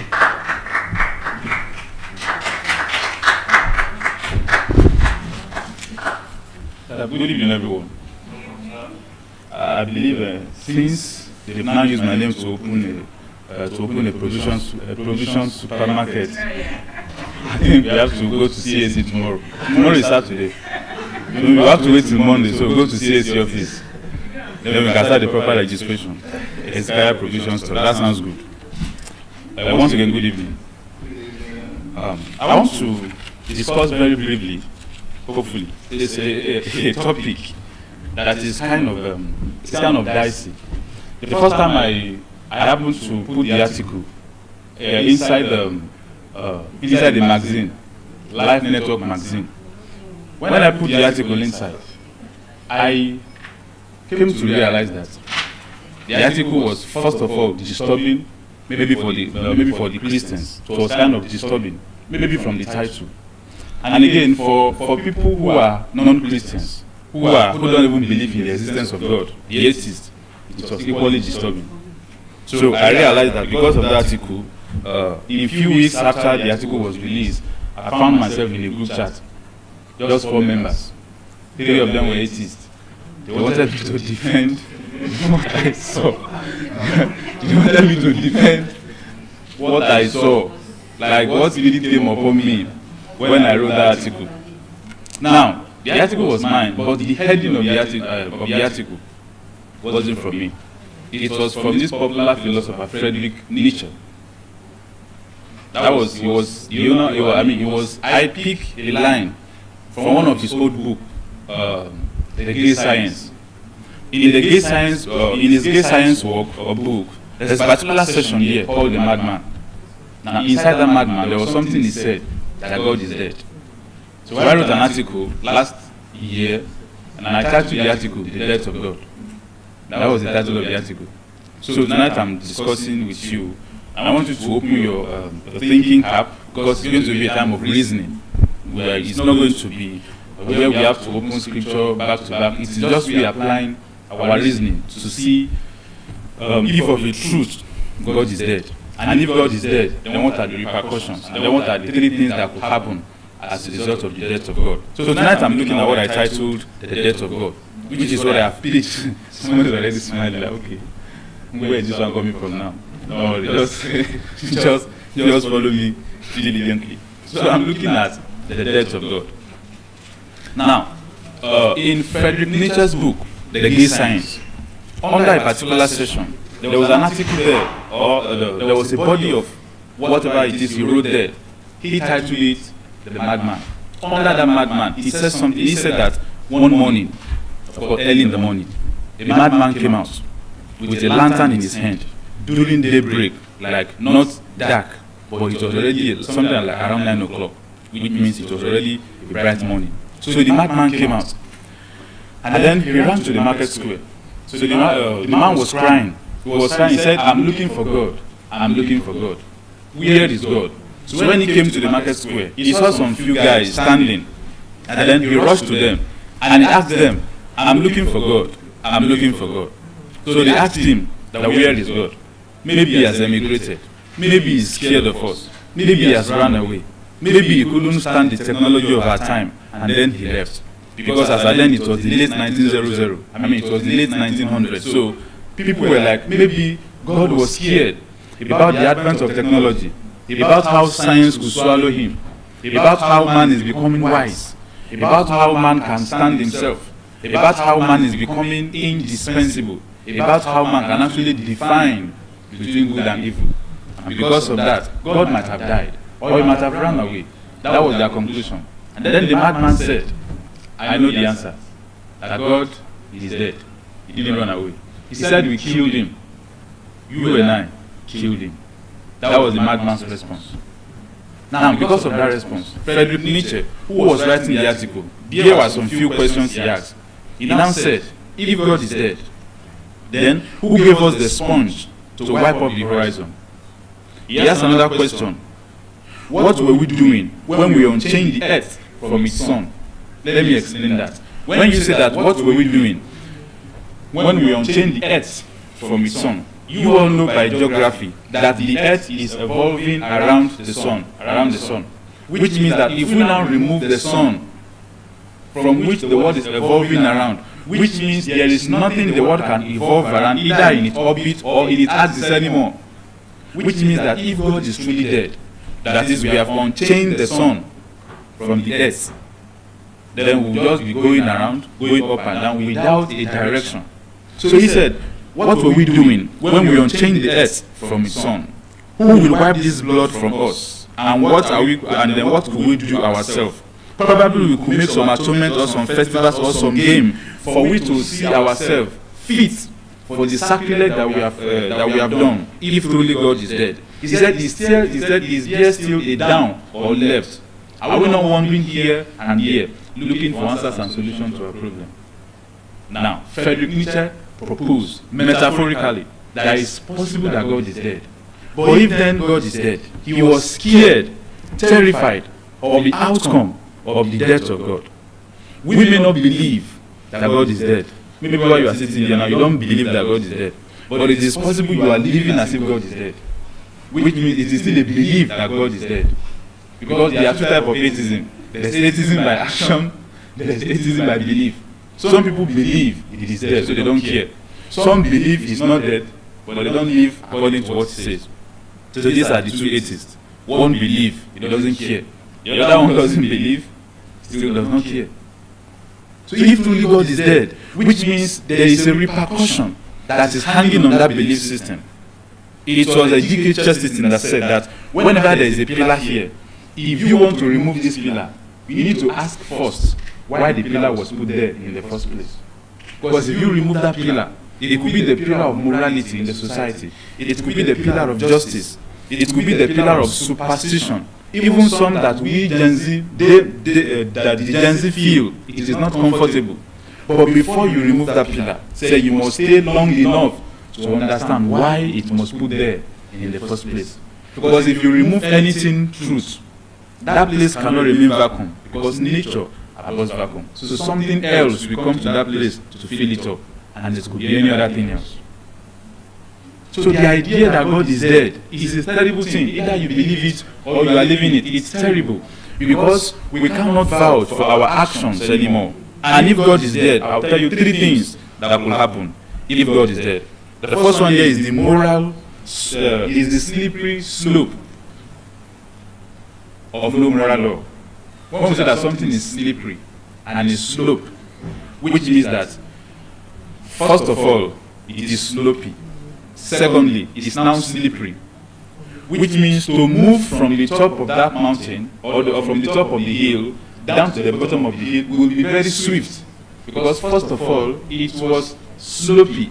Secondly, it is now slippery. If you live in a place, it may not be very common in Lagos State, but if you live in some places like, let's say Ogun State, or some part of Kogi State, where they have this type of red sand, or some part of the eastern part of Nigeria, where they have red sand, red mud. Whenever it rains, you realize that the soil at that point in time, that clay soil at that point in time, is very slippery. So if you are walking, regardless of the shoe or shoes you are wearing, you can get slipped easily, and the person's descent or fall will be terrible. Now imagine that condition in a place that is slopey and at the same time is slippery, which means if God is dead, there will be a slippery slope of no moral law. And this is what it means. If there is no moral law, it means there is no moral lawgiver. And we as human beings, we are not moral enough to give ourselves moral law. Because for you to be able to say this thing is moral, you must be able to discern between good and evil, between bad and good. And human being does not have the nature to be able to define for himself what is good and what is evil. Because if human being wants to define for himself what is good and what is evil, he will have to subject that truth to fit his own way. He will have to subject the truth. He will have to make truth to become relative, so it can at least fit into the aspect of himself that he wants to deal with. So there's going to be a slippery slope coming down from morality into where there will be no law. So if there is no moral law, there is no moral lawgiver. And if there is no moral lawgiver, it means there is no God.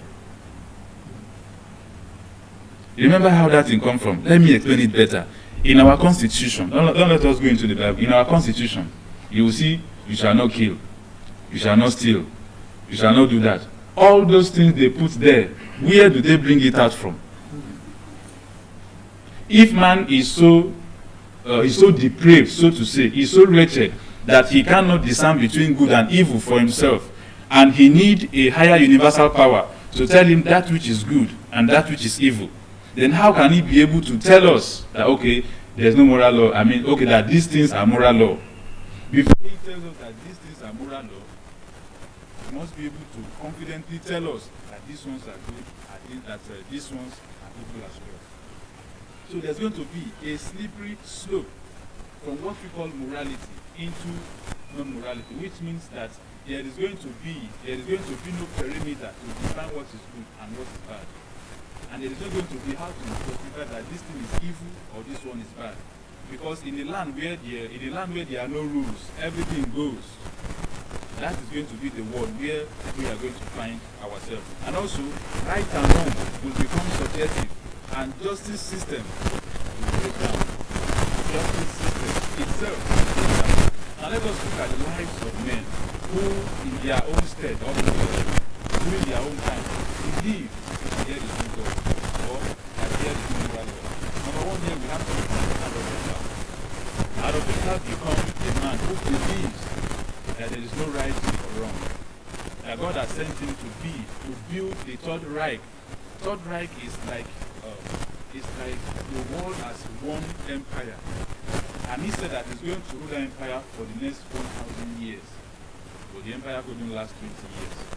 But in his depravity, he was able to successfully kill over 600 million, only in the name that there is no God. That was what he wanted to prove. Now, look at the confusion of Adolf Hitler. He believed that there is no God. And he said that God has sent him to build the Third Reich, which will last for 1,000 years. If there is no God, according to what he said, then how did something that does not exist send you to build a Third Reich, which will last for 1,000 years? And then in his word, he said that the people who owns the youth rule the world. And these are the youth that you have been able to successfully kill over 6 million of these children, all on the basis of the belief that there is no God. Another person we have to look at is Joseph Stalin. Joseph Stalin was a man who was going into ministry early in his life. Something happened. He refused to go into ministry. He changed his mind, and then he went into ministry. He was so wicked. He was so brutal. He was so devilish, so precarious in his way, so devious that during his lifetime he was able to successfully kill over 20 million of his own people. Which means that kind of, when we have to measure these two people, he was kind of worse than Adolf Hitler. Adolf Hitler believed there is no God, so he killed 6 million. He believed there is God, but he made himself the one who can define that moral law. And because he can successfully define that moral law, according to himself, he killed 20 million of his own people. For example, I'm a Nigerian, and then I became such a devious dictator that I could successfully kill over 20 million Nigerians. If it were for me, killing another country is a different thing. But I could successfully have that mind and the guts and the courage to kill 20 million of my own people. It's a different thing entirely. Now, one day, a woman came to Joseph Stalin, and then the woman asked him, that General Joseph, how do you want to continue to torture your people and still expect them to follow you?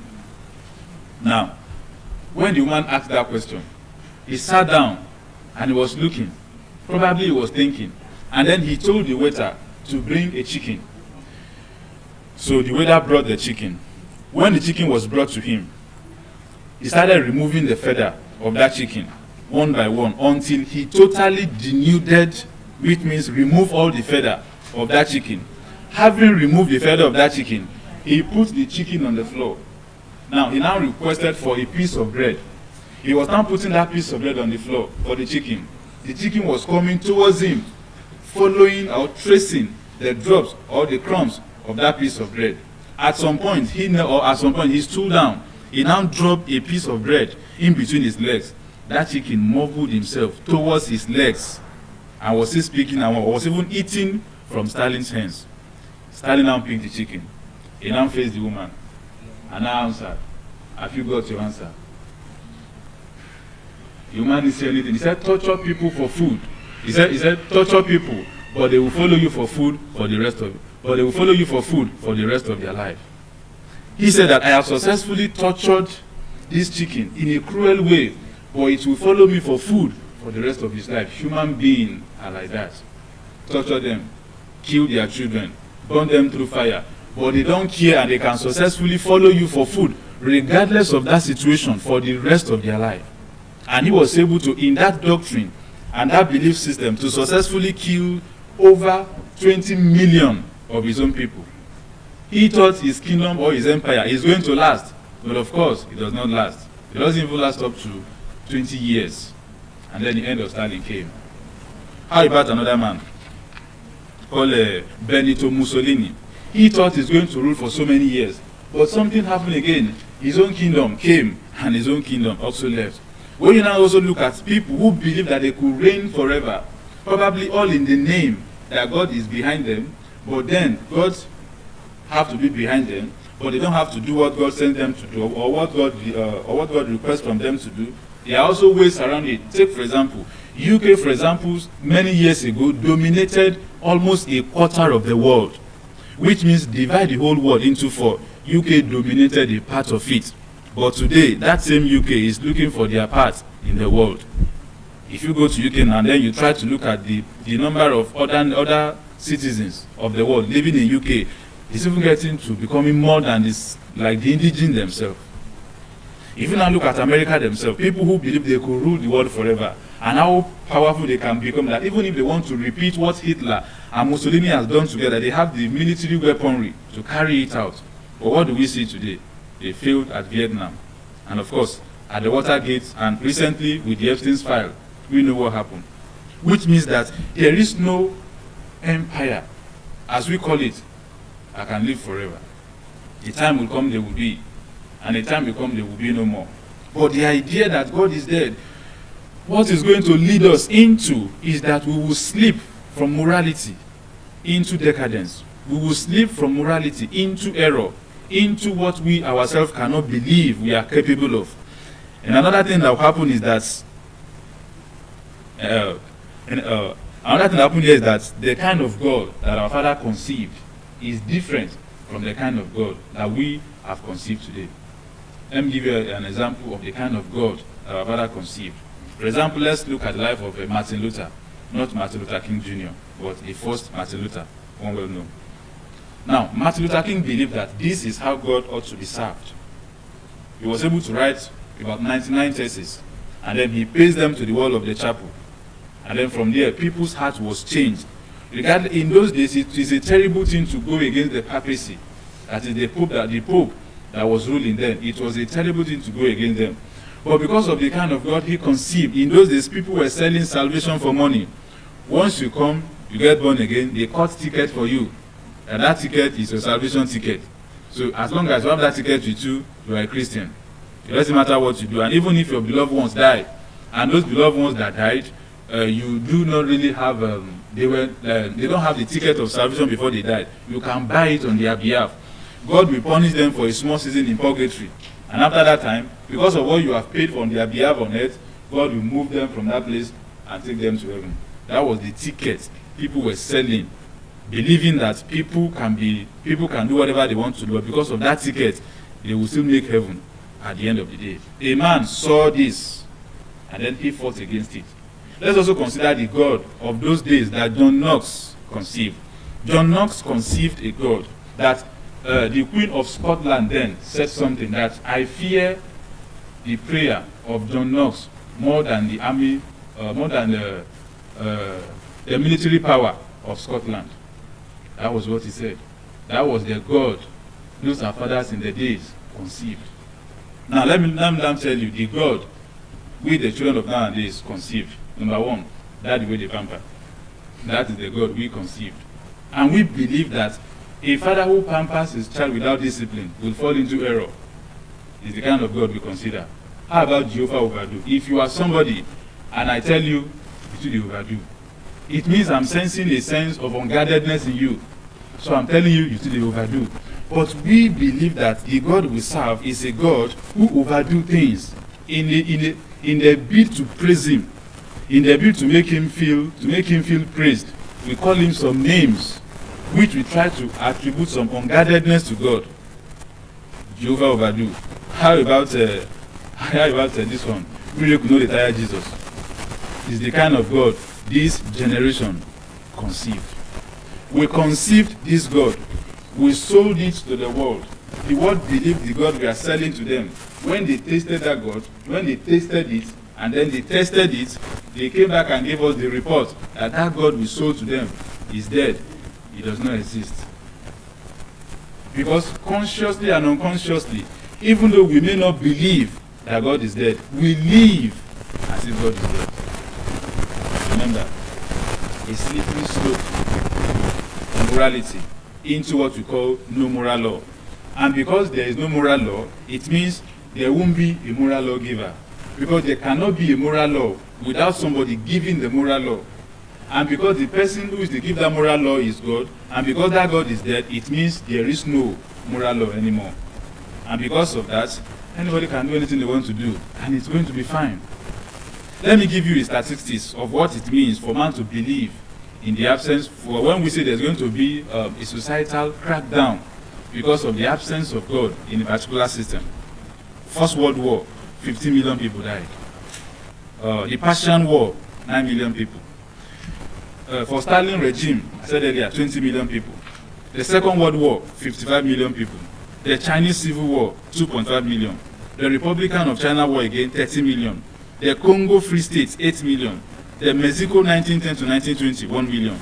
The China in 1917, 28,000. And also the Chinese, another war again, 3.1 million. The Korean War, 2.8 million. The North Korean War, 2 million. The Ethiopian War, 400,000. The Nigerian Civil War, 3 million. The Bangladesh War, 1.8. The Cambodian War, 1.65 million. This happened because of a society in which there is no moral lawgiver. And because of that justice that has broken down, men went wide to prove to themselves that they themselves have become one who can define between good and evil. We as human beings does not have the capacity to define for ourselves what is good and what is evil. It takes something higher, a higher power or a universal power, powerful enough to tell you that this is evil and that is evil. When you look at the Ten Commandments, for example, thou shalt not, thou shalt not, thou shalt not. When you look at the centrality of those Ten Commandments, it shows that your life as someone is sacred. And when we live in a society in which there is no moral law, another thing that it means is that there is no trust. And trust is morality. Now, if there is no trust and there is no moral law, and we expect trust to be in existence, then how do we put those things together? We have to make it balanced. And man, in the bid to make things balanced, have to do some things immoral. There's no moral law, there's no moral lawgiver. An apologist went to, I think, Philippines very many years ago. So while he was teaching in that hall, a teenager, not teenager, just a young person rose up from the crowd or from the audience, and then he said that everything in life is meaningless. That was what the voice said, that everything in life is meaningless. Now, if you are an idealist or a realist, when you look at that sentence, you feel, of course, everything in life is meaningless. And if you are more of a religious person and you want to look for ways to balance it, your mind can go to what Solomon said, that vanity upon vanity, all is vanity. But that's not true. But Solomon could be wrong. This is where Solomon could be wrong, or Solomon was wrong. If of a truth, everything in life is meaningless, let us now assume that everything in life is meaningless. If everything in life is meaningless, which means that thing that person said is also meaningless. If that thing the person said is meaningless, it means he has said nothing. See, when we use language sometimes, most especially in this generation, we don't understand what it means. But because when we say it, people just say, line, clock it. We feel they've said something that makes sense. But if you are the one that have that ability to think, to look at the origin of word, to see how people are trying to shrink value or to reduce the consequence behind a particular moral degradation in just one line, if you can look through it, you will know what that person said is absolute nonsense. Take, for example, an 8 years came online one day and then he twisted, "Do what make you happy?" And then people feel, wow, that makes a lot of sense. Do what make you happy? And of course, they say, okay, look at the total mental breakdown today because people were forced to live this way, forced to live that. So which means, do what make you happy? That is not true. Because putting a gun at somebody could make me happy if I'm a narcissist. Raping somebody could make me happy if I'm a rapist. Do you even know that sometimes somebody could be a rapist and then he doesn't know or he doesn't believe he is? Because the opportunity has not been there for him to practice it. So if you now say, okay, do what makes you happy, you have exposed the society to another level of evil, which means the absolute, the pillar, just like we have the pillars of democracy, starting from people, the concern, and then that, which means you have now removed the pillars holding people against some evil. The law may not be able to tell people to do good and evil, but it can restrain the lawless. If you now say, okay, don't worry, you see that law, remove it. With just one sentence, do what makes you happy. At least, we cannot just kill ourselves. It is just only one life. And then if you can't do what makes us happy in this world, then why are we existing? You can't do what makes you happy. But the right thing, I think, is this. Do what is right, and you will be happy. Do what is right, and you will be happy. If you don't do what is right, you will never be happy. But if you feel you can do what makes you happy, you are just removed the absolute, holding the pillars of the society together, which means everybody have now been opened to a chamber of a different thing, of a different belief system, and they can go all through life. My passion tonight is this, just to call the nations of the world back to their conscience, that we can have conscience again, we can have our mind again, we can start thinking very well again, we can come back to a place where we can anchor our good and evil, or anchor our mind to the one who can define good and evil for us. So another thing I want to talk to you about tonight is the fact that if God is actually dead, and then there is moral breakdown, and then there is decay in our justice system, it means we are in hell of a trouble. Because what is restraining your neighbor who you have offended from lynching on you is number one, no matter how small, the sense of the person's morality. Number two, the law. These are the two things holding the person back. It is not what people will say, no. What people will say is the second consideration. The first thing is that little sense of morality that the person has is the only thing that is drawing the person back as we have it today. Now, if somebody diplomatically believes in the non-existence of God, or he believes in the outright death of God, what are the consequences? Now, this is it. It is possible that one person could lead millions of people into an untold evil. It is possible that just one person could lead millions of people into an untold evil. What does that mean? Look at the people that followed Joseph Stalin. Look at the people that followed Adolf Hitler. They are not poor people, they are not ignorant men, they are not illiterate. They are scientists, engineers, men who have been to school. But he was able to stand up, to look at them eyeball to eyeball, to convince them that this purpose is for a just cause, and then every one of them rallied around it, and then they pursue it until they get it done. So it is possible that one person could lead a generation into an untold evil. Look at in our school system today, some people just say song and then they will just write a song, maybe in the studio. At the end of it, there was this song once ago in Nigeria. It is titled One Corner.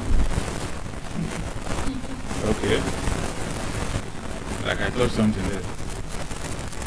The madness that song brought to people's lives it was at a different level. Just because a man went to the studio and then he just sat down after he took different wraps of weed, he thought just flashed through his mind, one corner. And then he mixed those beats together. And then at the end of it, just started singing one corner. And then you could see the madness people display. One finished one day, he entered studio, he came out and gave us a monumental grace, start to the grace. That was what he went to the studio and come to give us. See, the idea, it is, I don't know how, maybe I don't have the right word to describe what it means for somebody to believe small that there's no moral law giver. It's a dangerous life for morality. It easily kills your common sense and your sense of reasoning. If there's no moral law, it means there's no moral law giver. When somebody comes to you and then he said, there's no moral law, what they are after is not the fact that there's no moral law. They are not after it. But what they meant is that moral law giver who will have given that law is no more. And because it's no more, he has given us nothing. And because people believe slightly in it, or somehow believe it, or somehow maybe try to convince ourselves that it happened because of the societal evil, maybe because okay, there's no job, and then people have to move on with life. Okay, no problem.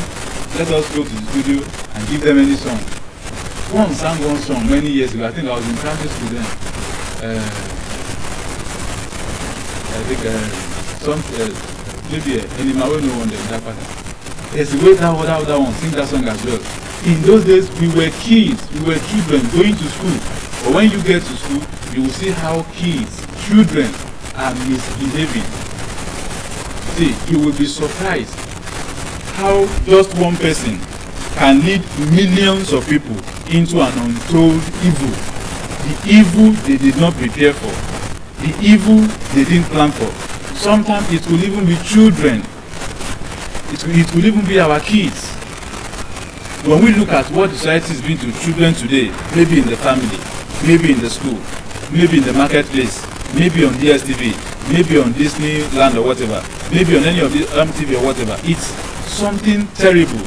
See, very few years ago, a particular channel, a particular TV was, they were interviewed, and at the point of the interview, somebody asked the CEO, the owner of the channel, a question, and then the person said that it is commonly believed that children from 0 to 14 years, no, I mean 0 to 13 years, that your TV show has influenced them. The man said no, that we have not influenced them. He said we own them. He said we didn't influence them. He said we own them. Yes, he said it as a maybe just like a comic relief, just to market it. But then let us look beyond what that man said. He said we didn't influence them, we own them. He said that thing based on statistics, that these are our target audience, and they are the ones who are watching our TV shows the most, which means we have owned these ones. And anything we give to them, they will consume it. And the day we stop giving that thing to them, they are coming for it. It is surprising, it is unbelievable how just one man can lead a whole generation into an untold evil. And also, what that will lead to us is that it's man's inability to think. It's humans' inability to think. See, when we talk about that people can think deductively, deductive thinking is not the first process to deductive thinking. The first thing to do is to induce thought. What does it mean to induce thought? Let me explain. When you induce sleep, you deduce rest. Take for example, there's somebody read maybe medicine, and then they say, okay, this person has been inducted into this and this practice today. As a result of that induction, he can practice that profession legally. That is, he was inducted, then he can deduce his practice. In the same vein, when something like that is happening in a society, what will happen is this: when human beings cannot think deductively, they cannot look at something, concentrate their attention on it for a while, and come up with something that, as a result of this thought, this is what we have come up with it. It means we have a society that cannot think for themselves, which means any person who can think maybe a little above average, the person goes. Anybody who can think a little above average, the person goes. That is why we have today so many influencers. And of recent, we saw one who was a CEO of herself, who was talking to people, who was collecting money from people, and then because of a particular disease she professed or she claimed to have. And at the end of the day, we realized that maybe the disease may not be true, or the disease may be true.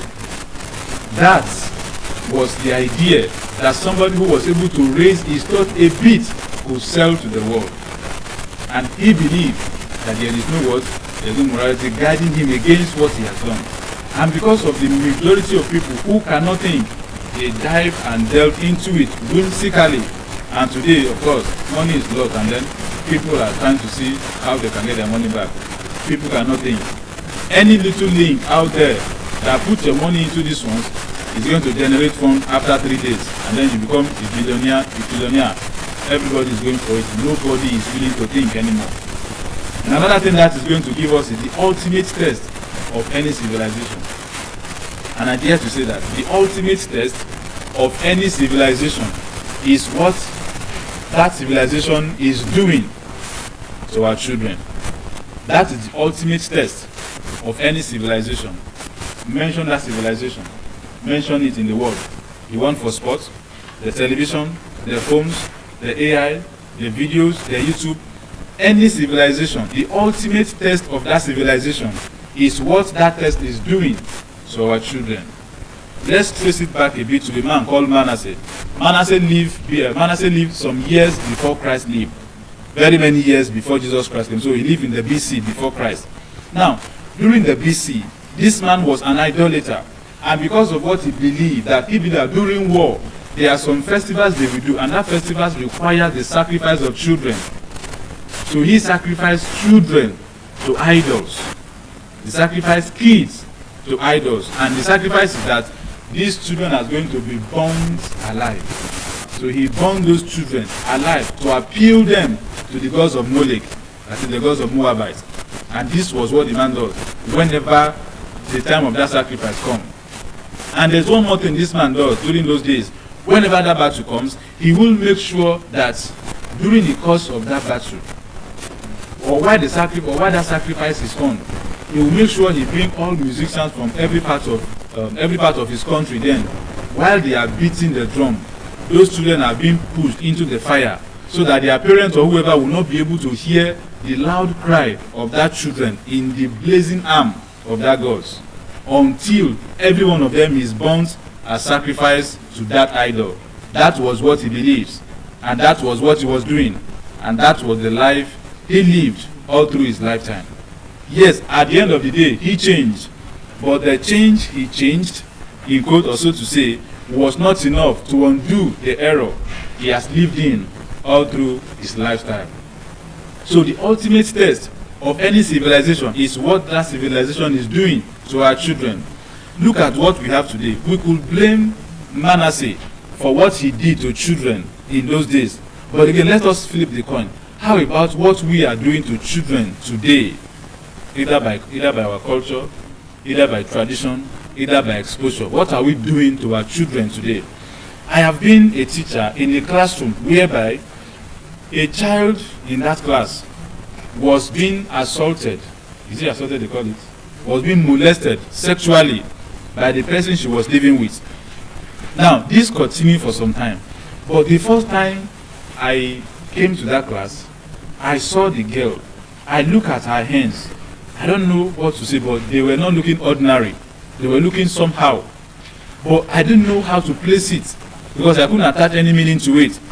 As time goes on, it happened that the person she was living with then, not her biological parent, was actually molesting her.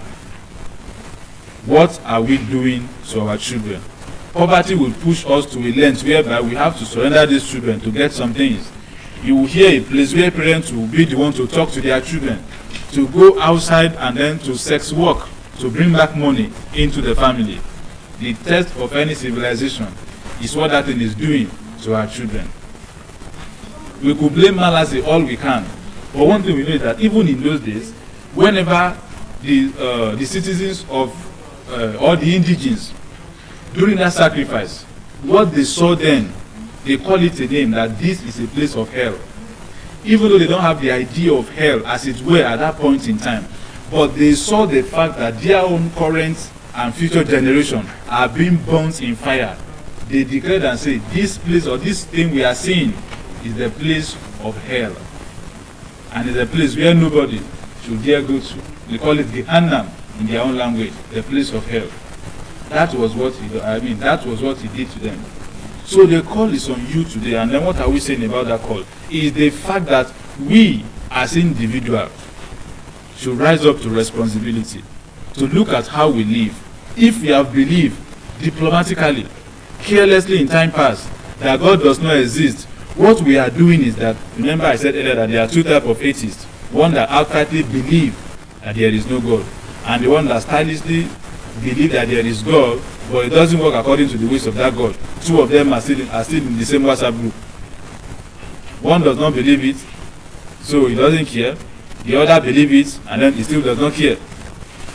So while I bring this to a close today, I want you to know that as a country and as a nation, one thing, or as an individual to be precise, one thing we must know is this: that when we take away good and evil from the society, or when we become the one to define good and evil, it is a dangerous slope. It is a slippery slope into a belief system that there is no moral law. And once we believe that there is no moral law, it's also for us to believe that there is no moral lawgiver. And when a man believes and has decided that there is no moral lawgiver, then everything goes for him. He becomes the one who can define good and evil. He becomes the one who can define what is good and what. He becomes the one who can tell us that these are absolute. He becomes the one who can subject truth to fit his own way. He becomes the one who can tell us how to react and how to believe. Even in the legal system, the things we do out there in our law, God still rules in the affairs of men. Look at what I said earlier, of the kingdom that have risen and are falling, of the people that have come and they are no more, of the men who thought they could rule the world for 1,000 years and it couldn't even last 20 years, of how this one has come as a civilization to us and it has gone into extinction. All these things were pulled together, telling us that whatever it is we are building, if it is not truth, then it's not going to last forever. Ideology don't last forever if they are not truth. Belief system, morality, if we have subjected it, it will not last forever. And I said here before that for you to know that something is true, it must pass 3 tests. Number 1, I said it must be logically consistent. If it is not logically consistent, it is not true. Number 2, I said it must be empirically verifiable. We must be able to verify it scientifically. Number 3, I said it must be experientially relevant. That body of truth should be believed here, and then the same experience should happen. It should be believed in Los Angeles, the same experience should happen. Because it cannot be a door here, and then it crosses border to Ghana, it becomes a window. It cannot be a shoe here, and then it crosses border to maybe Cameroon or India, it becomes someone's button. If it is a body of truth here, then all over the world it should be truth. The way we now apply that truth could be different, but it still does not reduce the fact that idea was a body of truth. It must be logical, it must be coherence, it must be correspondence. It must be logical, that it does not shut down your thinking ability. Logical consistency. It doesn't have to shut you down of your ability to think. Logical consistency. Correspondence. You should be able to relay it with something. It is corresponding. You can relay it with an idea. Corresponding. It should not just be mythical. It is only you that saw it, that believes it, that understands it. No, it's not a body of truth. Any body of truth that is not relatable to your fellow human being, then it is something else.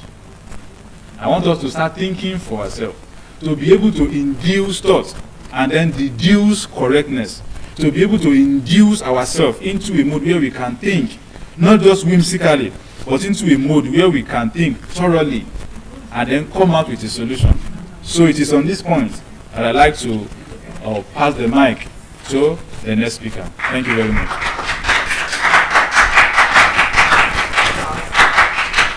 Thank you very much. He actually analyzed everything for us, that's the death of God.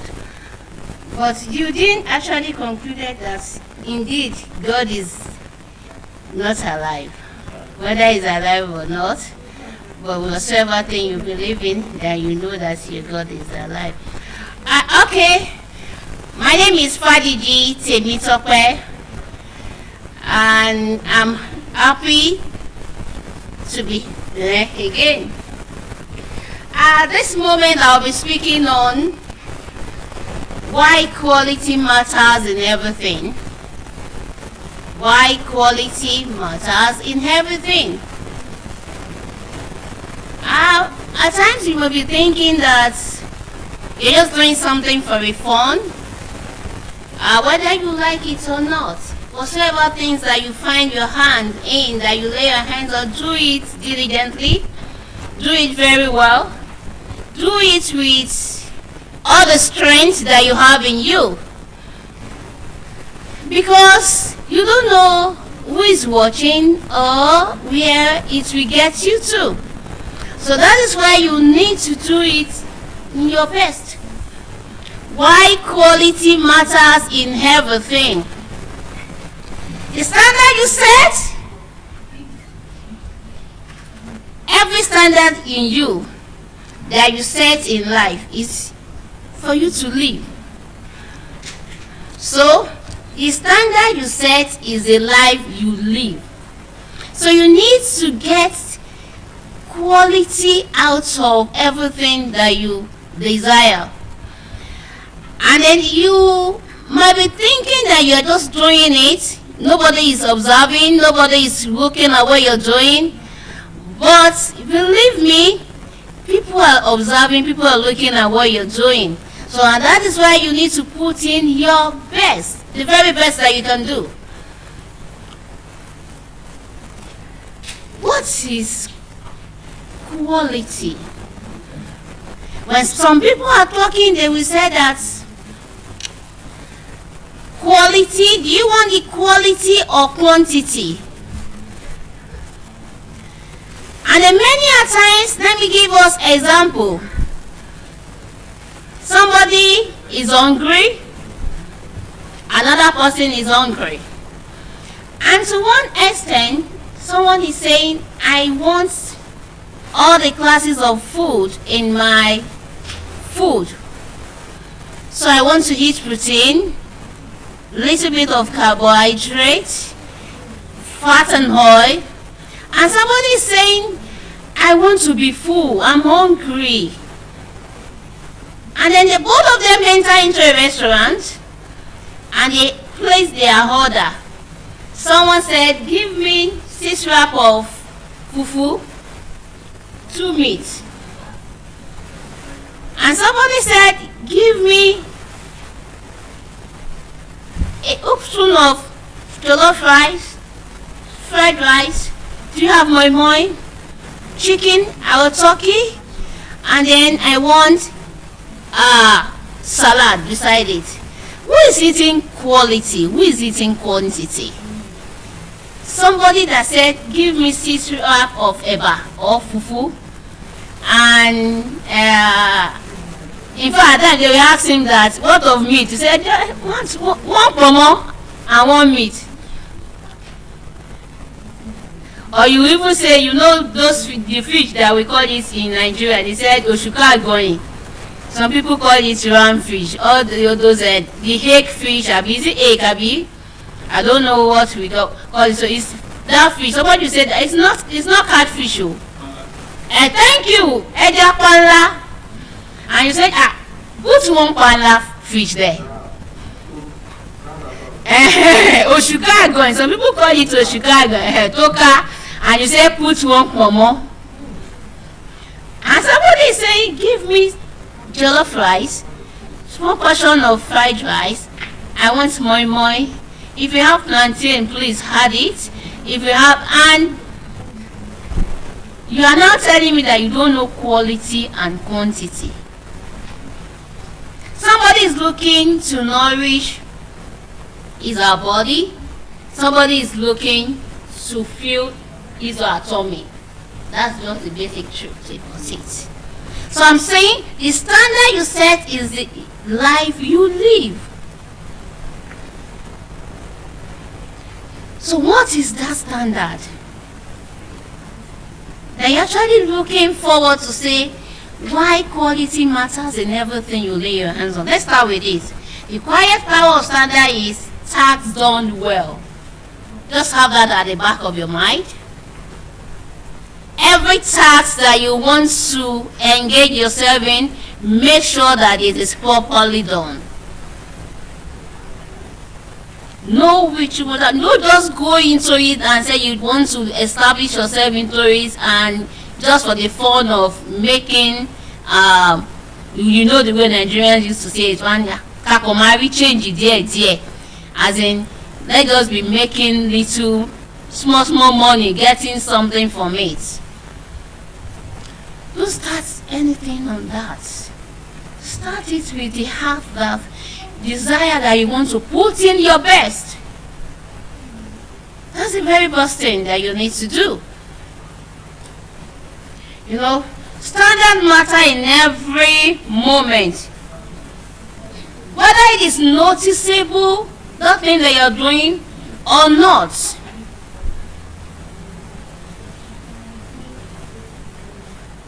Whether people are making comments about it or not. Whether it is going viral or not. Just make sure that you actually put in your best. Quality is decision about anything worth doing that is worth doing well.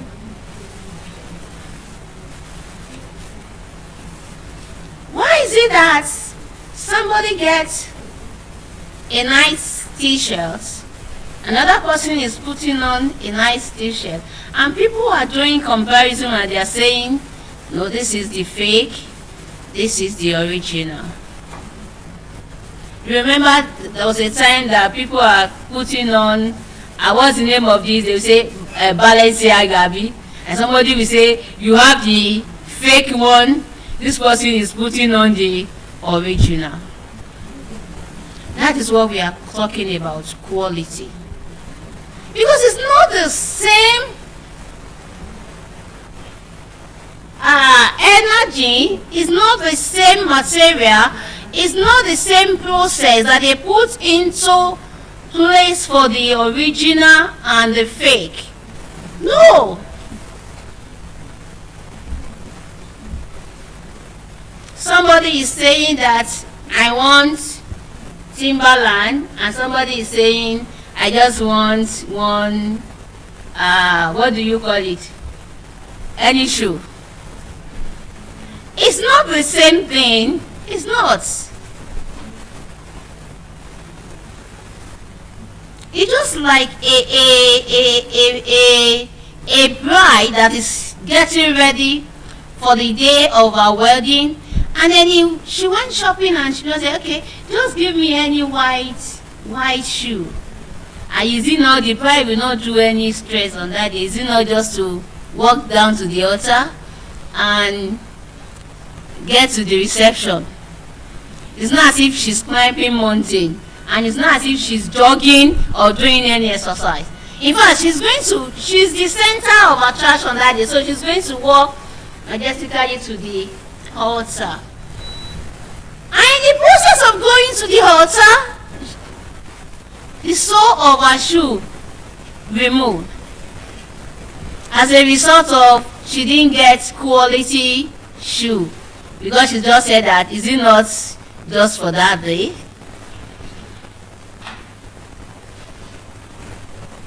Forgetting the fact that she will dance, she might want to express herself. So what are you going to say about quality there? She will be regretting. She will say, I will have tried my best, at least go for the very best, because today is my day.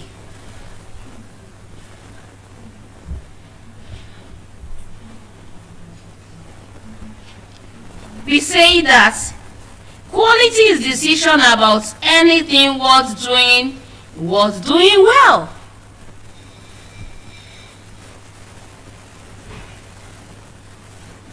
You want to go into a business and then you were like, what are the necessary things that I'm going to need?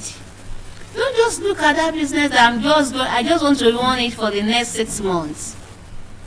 What if you started a business and people admire it and you needed to go further, but because all the equipment, all the things needed for the business, they are fake, you didn't get the right one, you didn't get the quality one. So you now be looking forward to start all over again, to start getting some other equipment.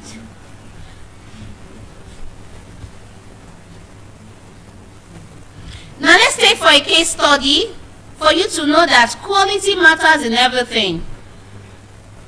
a construction company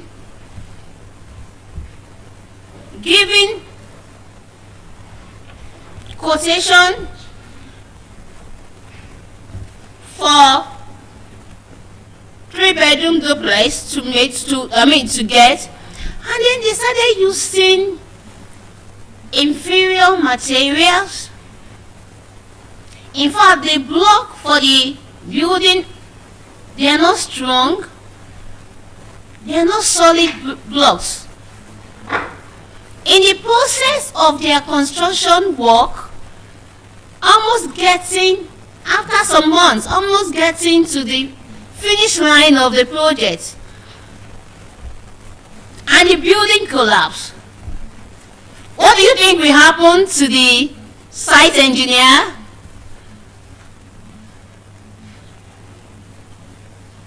The project manager, the construction firm herself?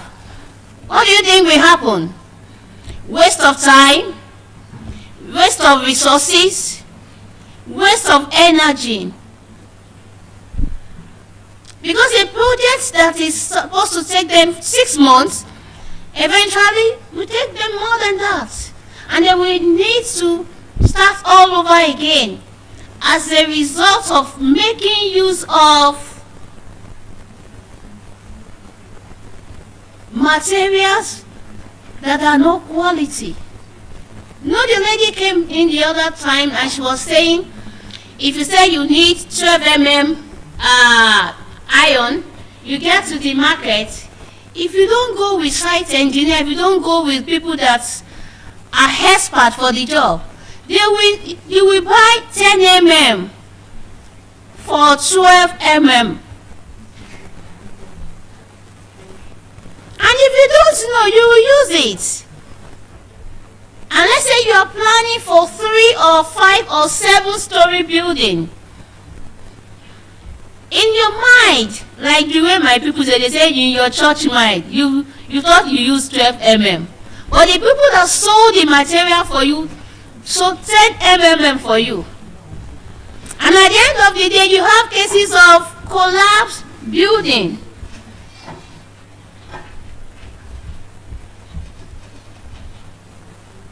Let's look at a case study of a caterer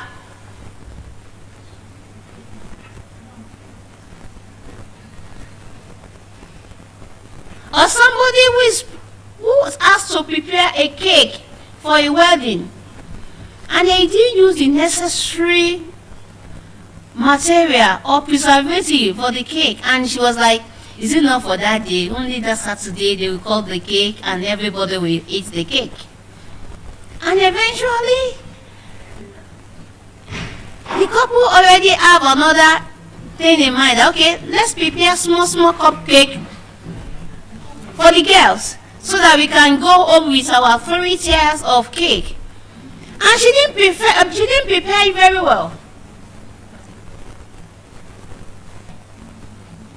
So within 3 to 4 days,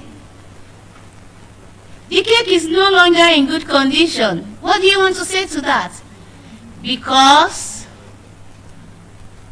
the person didn't use the quality materials. Or you want to look at a case study of an electrician that you have to do the wiring of the house, and the person is not using quality electrical appliances or electrical materials. In the process of using that, before you say Jack Robinson, living inside the house for like some months, and that is when you discover that you have some issue with your electrical appliances. And then if the wire is run inside there, that means you need to do another work, because you need to get the best electrical appliances, and they will start looking for where is the issue. In fact, you can even have fire incident in the house, because if any wire should spark, you'll be looking for what actually, this is a new house. So as a result of using not quality materials, quality matters in everything.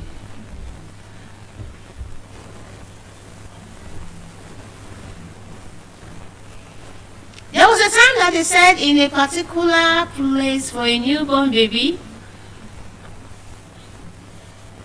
they needed to clean the umbilical cord of the baby.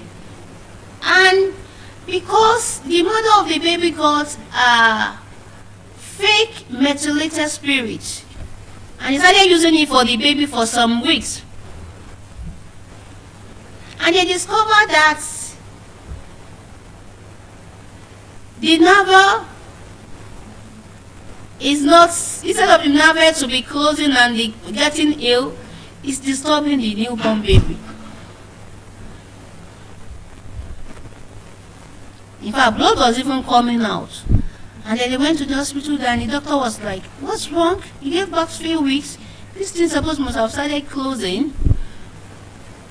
Until when they were able to declare that the methylated spirit was not the original methylated spirit. Quality actually matters in everything. Or a student, they bought a fake learning material or fake textbook, whereby you are unable to see the pictures in your textbook very well. Let's say a medical student trying to see the organs of the body, but because the textbook is fake, it's a counterfeit, it's not the original one, so it is printed in fake color, you are unable to see the diagram very well.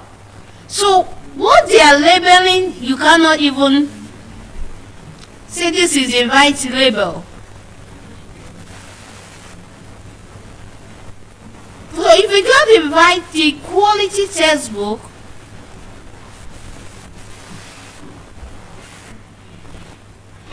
you will be able to see all the pictures.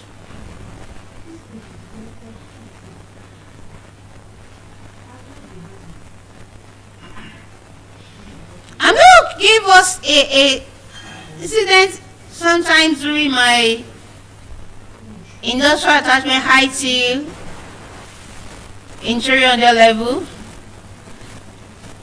I'm not going to mention the name of the company, but I work in the quality control lab then, QC, for as many of us that are science students that you know QC very well.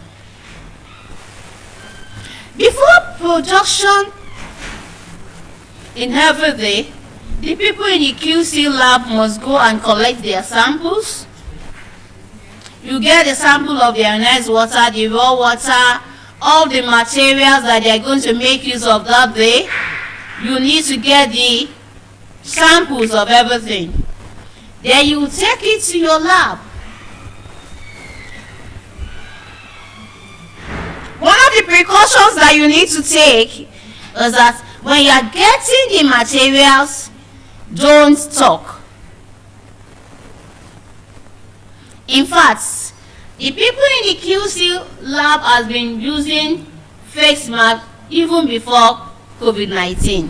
So when you are going, you put on your lab coat, you cover yourself, and you collect all the samples. So whatsoever products that they want to produce that day, you make sure that you get the samples for each of them. And on this particular day, we collected the samples of the water, the product, the powder, everything. So you are going to go and test all your samples in the lab.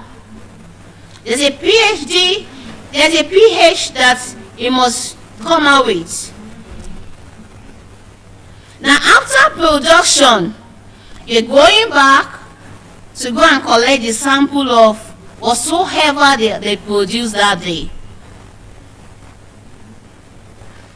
So in this particular company, in the factory, before they started packing the products, we need to go back and collect the sample of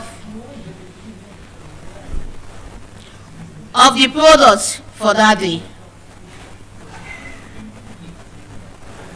And then before you say it, you need to test the samples again. I mean the samples of the finished products. So we carry the samples we collected in the morning. All the samples, they are good. They gave us a perfect pH. So after production, we went back to the factory to go and collect the sample. So we carry it to the lab. Because in a company, a production company, where you have a factory, the people in the quality control department and research and development department are very, very important. So we went back to go and collect the sample of the products made that day. And when we carry out our analysis on it, we discovered that 2 of the products made that day cannot enter the market. So immediately we reported to the QC manager. We told the QC manager, he got up from his office at least to come and check what was the issue. And he needed to call the factory manager as well. That, come on, your boy is this nonsense today. You've made complaints to run at loss today. And if you see the speed that the guy from factory to QC lab, and getting to the QC lab, he was able to say, hello, my friend, what happened? He said, well, my people in QC lab carry out their microbial analysis and they discovered that 2 of the products produced today cannot actually enter the market. So after that, he went back to the factory. And you know one thing that will happen to those products is that there's this thing we call reference samples. Every production that you make in every day, you pick from the products that we call reference sample, you put it in your reference room. Why do they do that?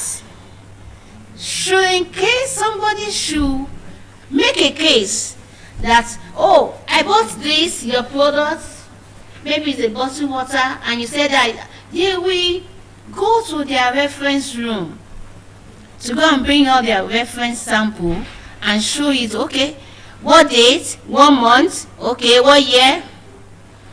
The reference sample will be in the reference room until the expiry date on the products.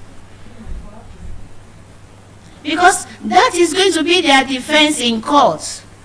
That is what their lawyer will use when they say, okay, oh, this is your product, so they say, okay, this is our reference sample. Can they take it to the lab? As at the time of production, either this product is not from us. So that is why every company that are into production, they always have what we call reference room. So the production of that day, we cannot pick it and say that we want to put it in the reference room as our reference sample. So what do they do? They have to destroy everything that they produce that day. And then you know one thing about that? It's going to fall on the head. From the head, then the factory manager will now have to query his boys. Because they need to query him as well. What happened along the line? And then in the process of it, maybe somebody did not measure the accurate amount of what they were supposed to use that day. As a result of that, they might not be able to produce quality. Another thing you can say as a case study is talking about quality.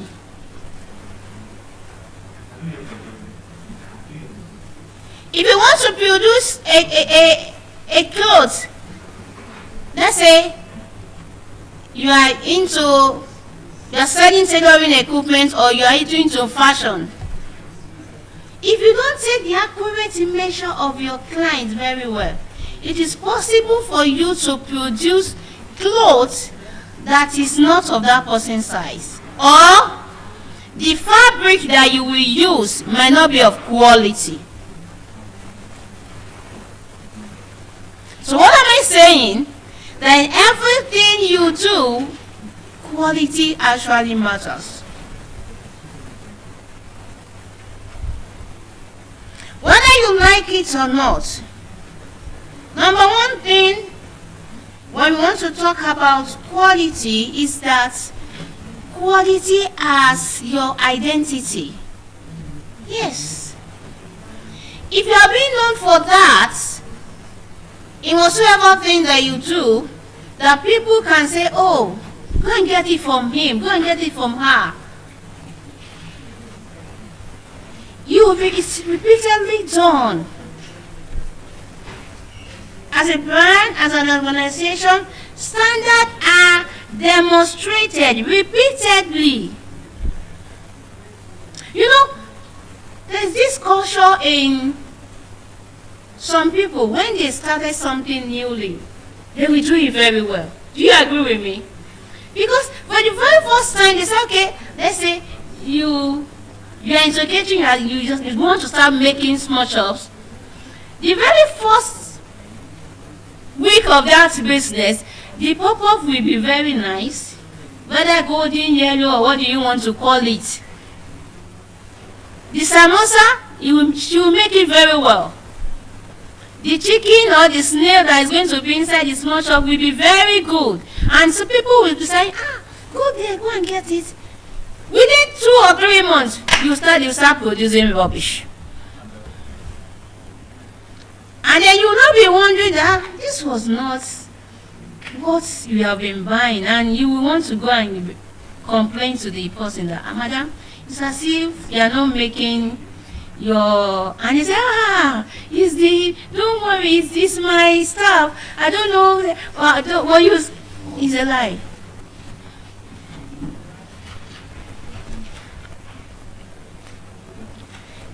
We have that culture. In fact, some people have it very well in Nigeria.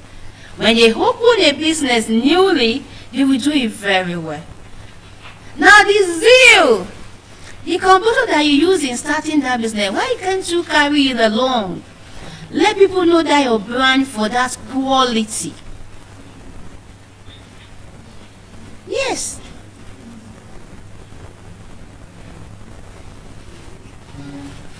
Let it be said that, though their small chop is 2,005 per pack, but you will enjoy the small chop. A plate of jollof rice is 2,500, but you will enjoy it. And somebody will say, no, down the road, you get a place 1.5 now. Go and get the 1.5. And after taking it, you'll be looking for Tom. And somebody will now say, I will have just go for the one that you said, this is rubbish now, I wasted my money. There is quality, there is what? Quantity.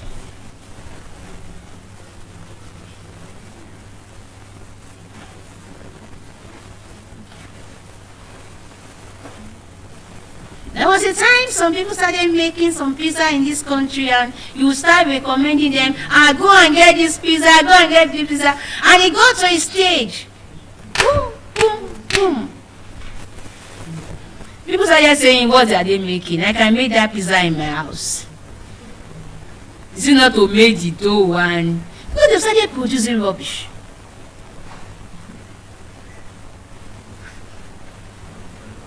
But initially, they were giving us quality. And everybody was like, oh, I want to eat pizza. I want to eat, can I eat?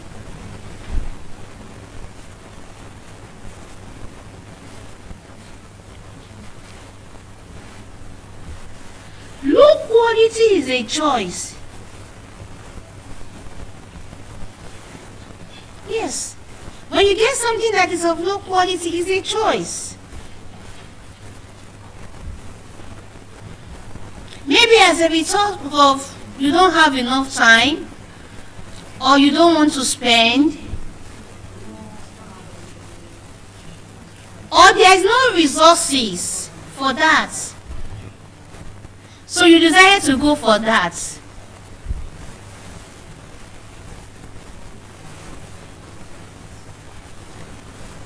But if you actually you have the resources, you don't mind how long it will take for the process of that work to finish, then you go for quality. So that you can actually get the best.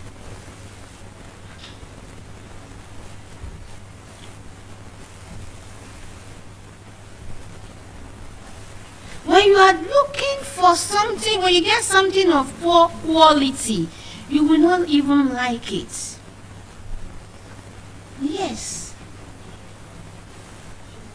For instance, somebody who has a quality shoe can walk freely, dance very well with it, do anyhow with the shoe. Compared to somebody who gets poor quality shoe. The shoe will not even notify you when it's going to cut. You might be in the mid of along the road, or at a very important event, and you just discover that, and you'll not be looking for who is going to help me to do this. But somebody with good quality shoe will not even bother.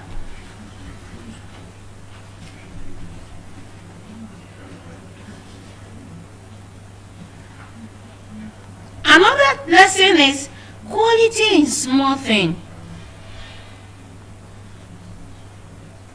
You know, there was a time in this country when late Mrs. Dora Akiri was chasing after people that are making fake drugs.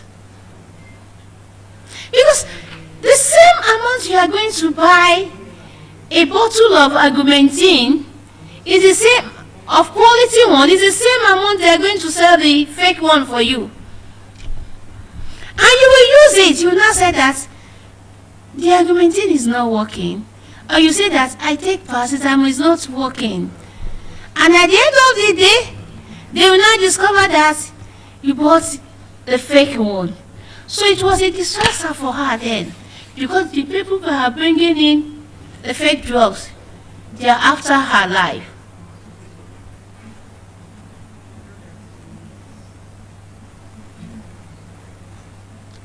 It actually causes chaos in the medical sector then, because doctor will prescribe drugs for you.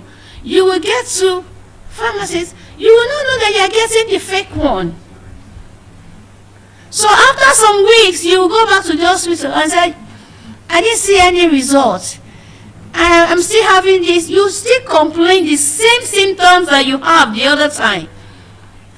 And the medical doctor will be thinking that, did you get the drugs that we said we should? Did you go to the pharmacy? So eventually people are actually looking for pharmacies that are genuine to get their drugs. But somehow people are still sneaking in the fake drugs. That is what we are talking about, the quality. But if you are able to get the right one, the quality drug, you use it, within some days, you're fine.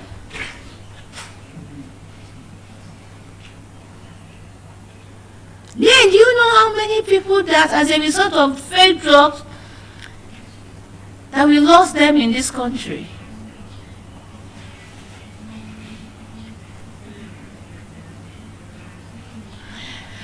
And then it takes the act of somebody that actually recognizes the original to fake to be able to detect it. Because they will bring it in, then they will go and look for the printer that will make the perfect container, or that will print the perfect same, I mean, what do we call it? The case for the drug.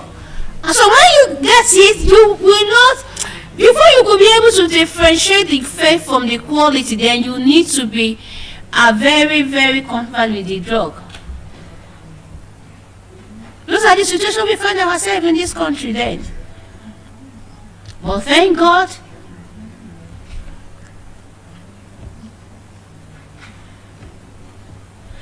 When you are saying something is in small quantity, now okay, in small quality, small detail, you just try that. You know, when you are talking about it, you are looking at it in the sense that, can these products be trusted? That is why you see in some of the info, they say, goods bought in good condition are not what? Returnable. You can't return it. But they will never say that goods that are fake are not returnable. You can return them.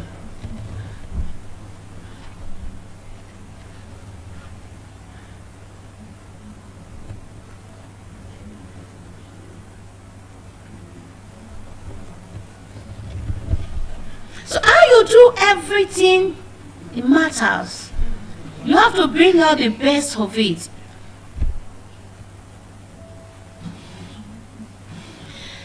Somebody that wants to do some cooking in the house, and then you didn't actually get the best of the best, you are going to cook rubbish.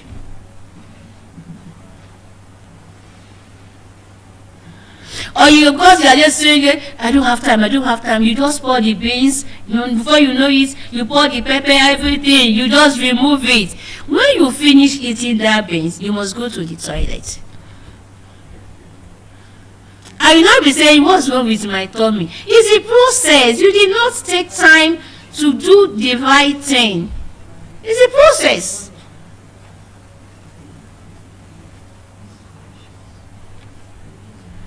Quality and trust.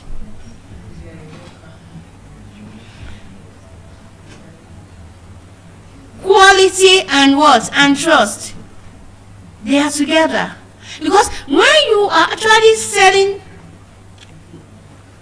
things of quality, people will be able to trust you.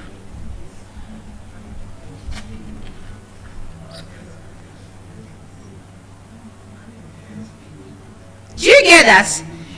You will be trusted.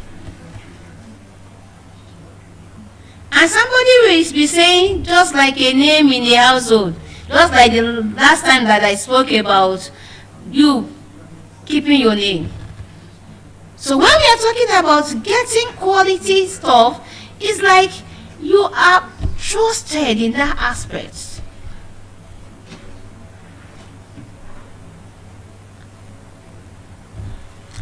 It is consistent. People are actually expecting the best from you.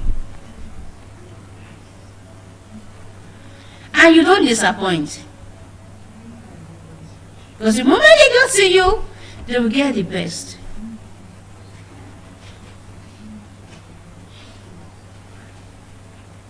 But you just take it for one or twice. Once they discover that you started producing rubbish, they will be your advertiser. They will be the one advertising for you again. That don't bother. It's not of quality again. So you see why quality matters in everything?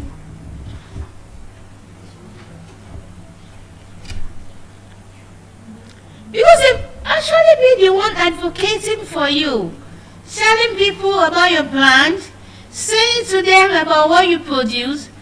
But the moment you start them giving them low quality or poor quality, they will really want to start telling people again that no, it's now producing something of low quality.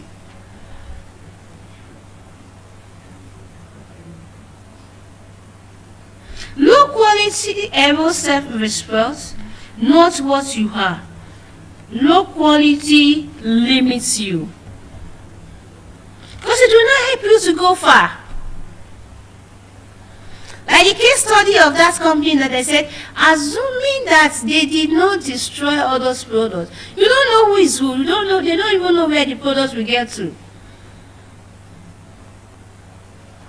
And then you can actually land them in trouble. Because if somebody should come to their company and say, we bought this and we are, go and bring out your reference sample. And people will forget about the quality ones that they have been producing for years. Especially now in the eras of social media now. Once one end light carries it, so company produces so clinical. You remember one time that they said one Justin powder was killing or was giving babies rashes?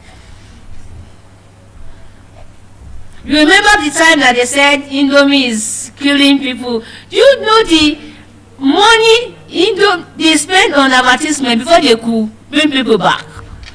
Going to different junction, different market to start cooking noodles for them? Free of charge. They will cook it, they will eat it. The staff, everybody will eat it. To show to you that this thing is not killing people.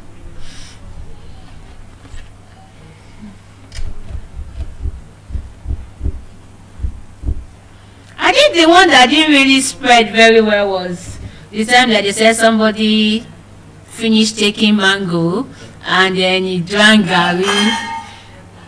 Because Gary is one household food in all the family. So that one didn't really go. People are saying what's Gary, so we will not drink Gary, we will not eat Eba again. Before they discover that there's this thing they call cyanide inside that Gary that they didn't really produce very well. And that was what actually killed the person because of the, some organs in our body. That time some people, they will take mango for like 2 or 3 days, they will not take Gary.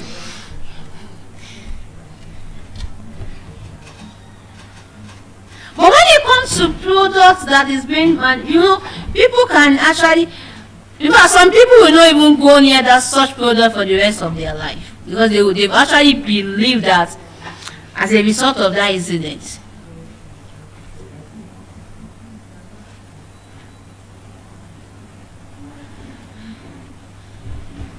Low quality actually limits you. You can imagine a fashion industry or an industry into textile, and people are saying their fabrics, their material is not good, it's inferior. Don't bother to buy it. It doesn't really last. You just need to do mouth-to-mouth advertisement. Okay, you want to buy from let's go to another person in need of fabric, maybe a school, maybe an organization, maybe they say no. But we actually planning that they will produce wooden for us, they will make some jackets for our. They say don't bother, it's not going to. They have low quality. They are getting advertisement that they did not pay for. Because it is word of mouth.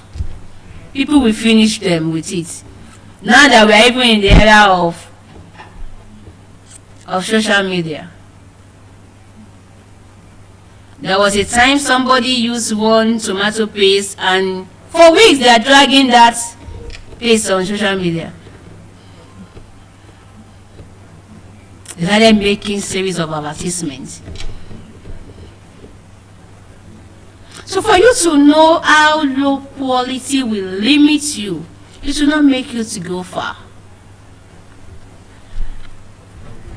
We are talking about qualities at competitive advantage. In marketplace, quality command respect.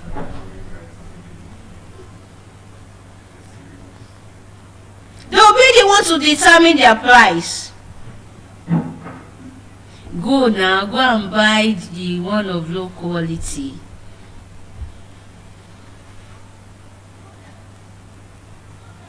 You needed an AC, and they're saying this one is 512,000, and somebody is saying, oh, let's buy this one now. Let's buy this 220. Is it not AC? Is it every time you want to be switching on your AC? And then you got that within 6 months, that one pack up. You needed to go and get another one, Abby. You got that one for 220, and then the one of the quality is saying 512,000. And you decided to go for the one of 220,000, and 6 months later it pack up. What do you think will happen? You want to go and buy another one. Which one are you going to buy again?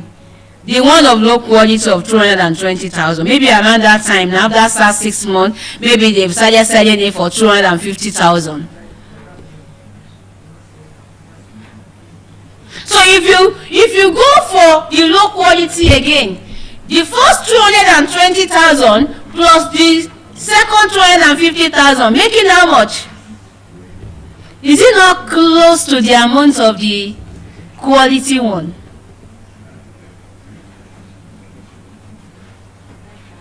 And you'll not be wondering, you'll not be saying, I know. And maybe the second time you decided not to go for the low quality one again. You decided to go for the quality one. Maybe around that time, you started selling that one 550,000 instead of 512. So, can you see the comparison? Can you see how much you have spent?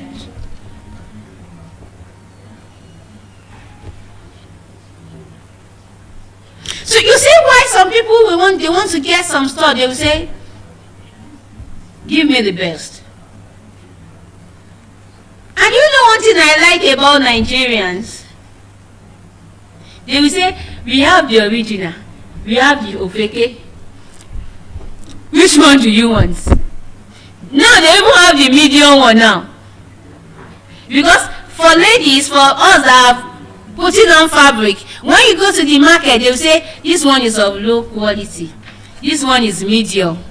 This one is high quality. So you now go according to your pocket. When you say this Ankara is 3,000 naira, this one is 7,000 naira, this Ankara is 25,000 naira. So you now be wondering which one. They will say, the one that you know you can afford me. So that's why I said I like Nigeria. You have it in all. It's not the same thing. It's not the same quality that somebody that got fabric of 3,000 naira. For those in diaspora, Ankara is our fabrics that we actually put on in Nigeria. Okay? It is made of cotton. So it's not the same quality that somebody that bought Ankara of 3,000 naira or the one of 12,000 naira and 25,000 naira will get. No, they are not of the same quality. So can you see when I said quality as competitive advantage in the market? It actually even helps you to retain customer. Because your customer will be the one telling other people that, go to that IT guy. Once he's able to help you to get the computer, in fact, nothing will be wrong with the computer. And if you should go to computer village yourself, if you are not a tech guy, if you are not used to, you will buy fufu. And you will buy a computer system that you use within 2 months, you say that I don't know what is wrong with the system again. So, quality will actually be bringing in more clients for you. If you are a teacher, you are using all the gadgets, you have the learning style, you can give all the best to your learner in the classroom. Yes, your learner will be the one bringing in clients for you. They will say, that physics teacher, no. That mathematics teacher, no. I know. He's going to explain everything in detail. That's quality.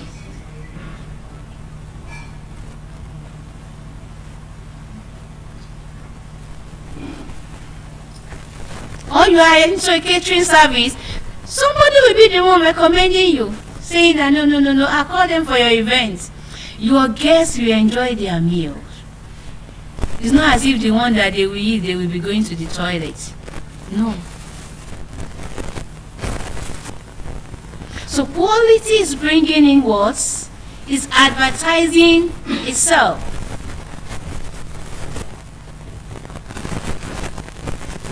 That's why somebody will say, you go and visit somebody's page and then you did not see so many followers, but the likes are more, and the person is making sales.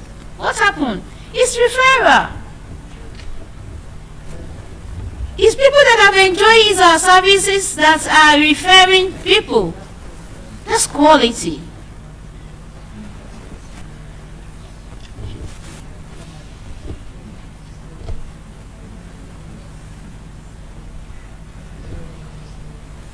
In every industry, in service, in products, or experience, genuine quality does not market itself loudly. Its standard recognizes as most valuable.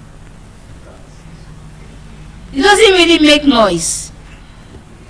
Because the people referring will give you the condition.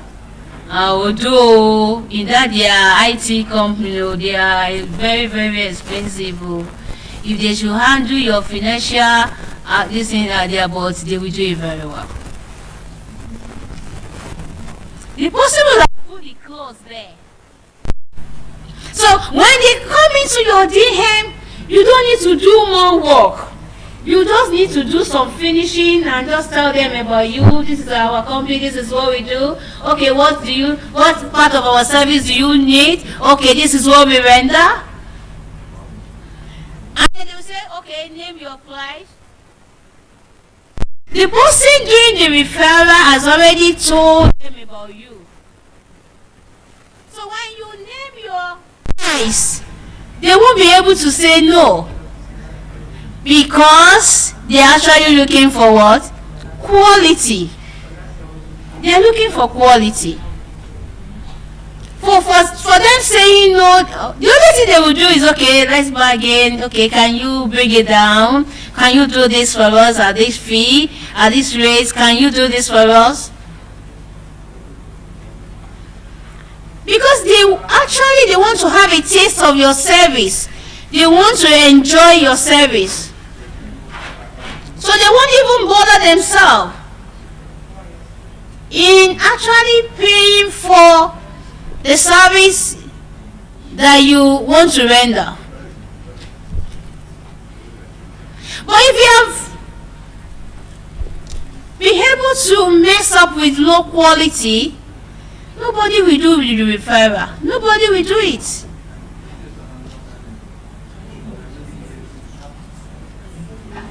I remember sometimes when I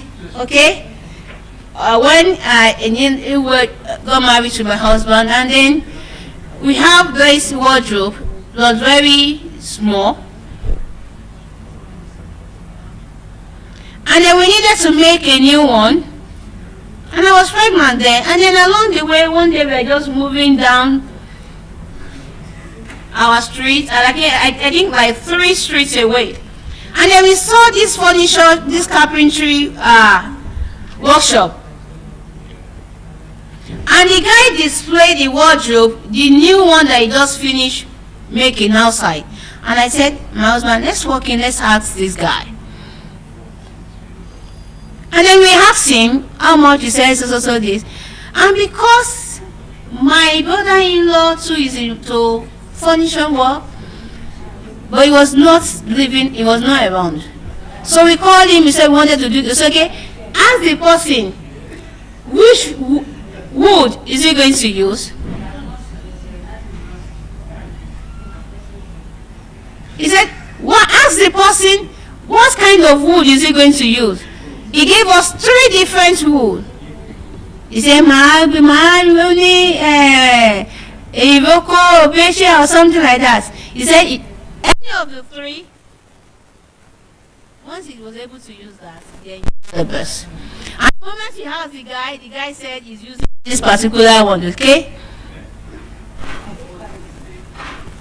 The people that made their wardrobe after us, from another carpenter, it has spoiled. It is not of good quality. The people actually asked us that made the make up. We told them, they went to him, they're still enjoying their own. Till today, which we are still enjoying our own. That is what they call quality. Okay? We said it that a customer claim who enjoy genuine quality returns. They advertise for you, they bring another client, they refer and be the advocate because it is an excellent experience that they have with you.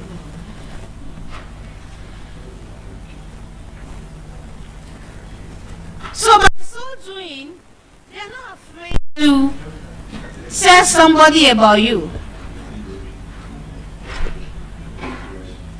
Because they have an encounter with you and they enjoy the experience that they have with you.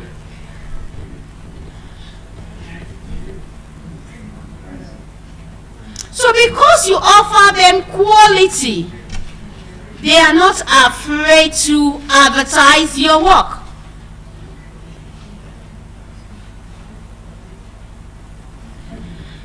Why quality matters in everything you do.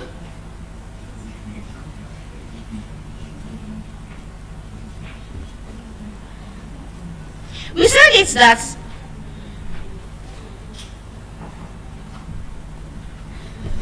if this school is not actually giving out the best, if this school is not giving out the best, you will not see clients coming. They will not still be in business. School of Education will not still be in business for past 20 years. No more than that. Because somehow, somewhere, somebody will say, what are you teaching? You will not get anything.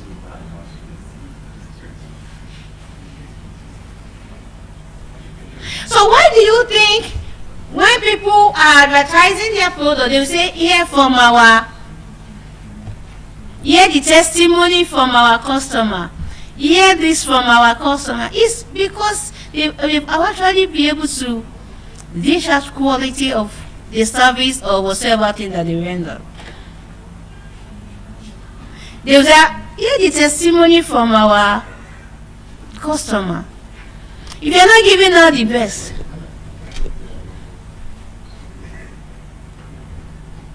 somebody somewhere will have counter them and say, they are not giving us the best, so don't mind them.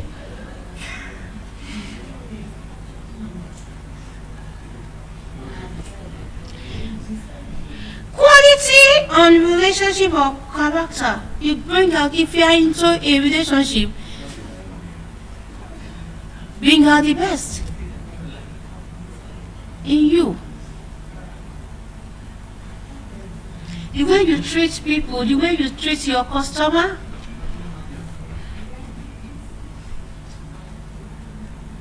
the promises you make. If you say you will receive your work by 3:30, let it be 3:30.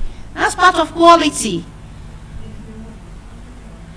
If you say the service you want to render, you will finish it in the next 3 weeks, let it be 3 weeks. And then if there's going to be an extension to the service, please inform them before the 3rd week. Because you actually promised a month. And if there's going to be a delay, go back. Tell them, oh, we will not be able to finish this work by ending of this month. Can you please give us a week? That is what they call integrity. That is what they say. You are giving them quality.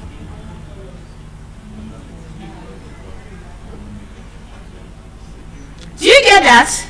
That is what they call quality. So it's not as if at the end of the 4th week, that is when you not be sending your memo, or you not be sending and just say, oh, we are very sorry, we will not be able to supply the product today. Prepare their mind.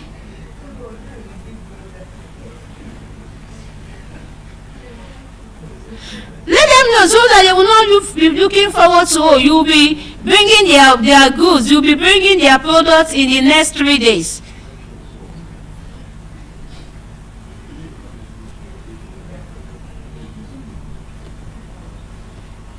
Your character, what the relationship, the friendship you invest in it, that you will build over the years.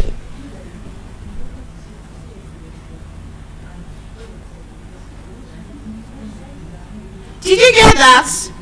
Let them know that, okay, this production we will not be able to supply you next week again. Please bear with us so that they can actually prepare their mind. That's part of quality.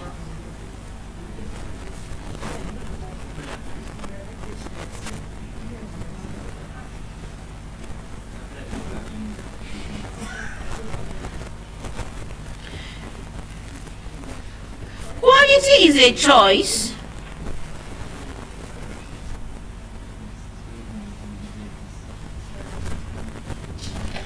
A person of quality character understand what we call integrity. They don't sleepwalk on it. They don't sleep on it.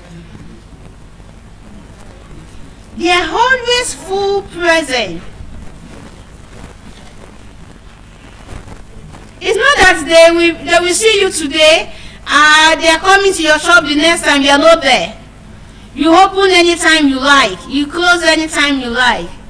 Why do you think that people have websites that they will put there 9 to 5, 8 to 4? So that by the time you log in around that time, they are available.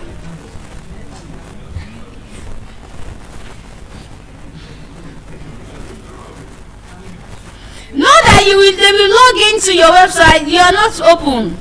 They will get to your office, you are not giving quality.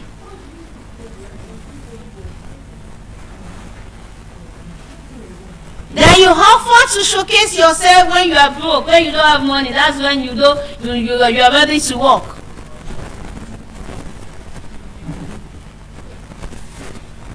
But the moment you are buoyant enough, you will not work.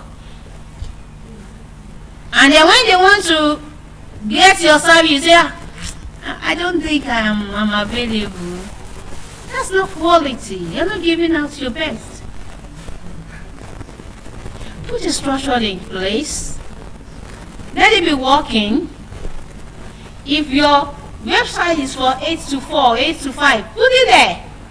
When it is closed, they will know it is closed. When you open, they will know, no. It should be open for so time.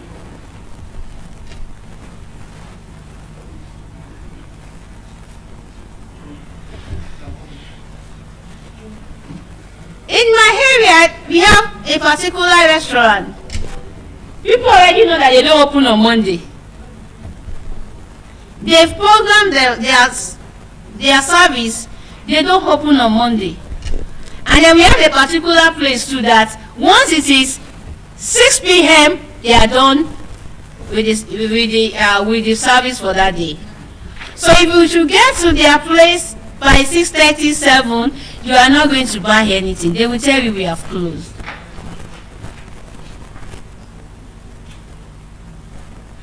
So people already know the time of their service. So because they offer the best, somebody will say, you want to eat good pounded yam? They will look at the time. 1 to 3. If you go to so place, you will still meet pounded yam. That is what they call quality.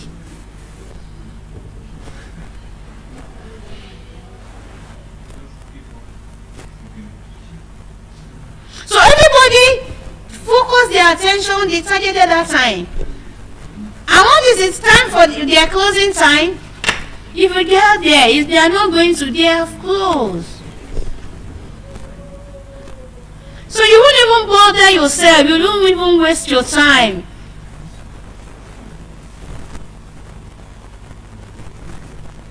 So what are we saying? Part of the service you render.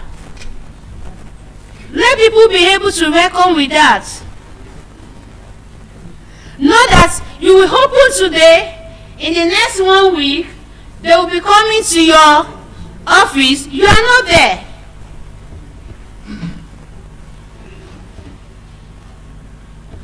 They're not giving out the best.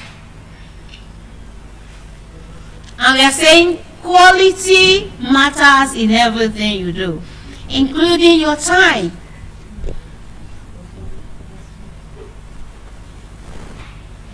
Somebody will not be waiting for you in your office, except you have an emergency. And your staff will be saying, we don't, that can come in at any time. Oh. So you want the person to be waiting for what? Endlessly. They will say, we don't know. It can be early today. Oh. She can be early today. Oh.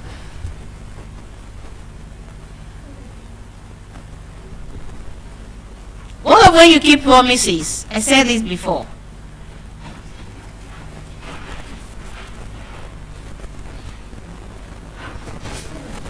I remember a particular time when I was still doing regular teaching in the school, and then we have an event that day with parents.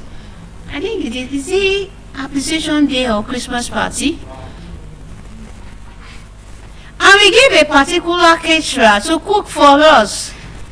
We finish event. We have to ask our learners to come on stage again and be singing and because we are waiting for her to deliver. We started begging parents to still sit up, wait for us, please. Please give us few minutes. We are calling, she did not pick. We are waiting for her to deliver the order. Those are living far. They were like, let me have my, okay, give us our gifts. Let my children, and we are going. And my boss felt so bad that day. And our agreement is that we'll be having our event latest by 6 we are done. So by 4 p.m. the food should be in school. But we finish 6. After 6 we are trying to at least put in our best, waste sometimes so that parents can still hold on to get the food. She came in around to 7 and she was begging. She was like, what do you want us to do? And that was the last time that we make use of her for our event.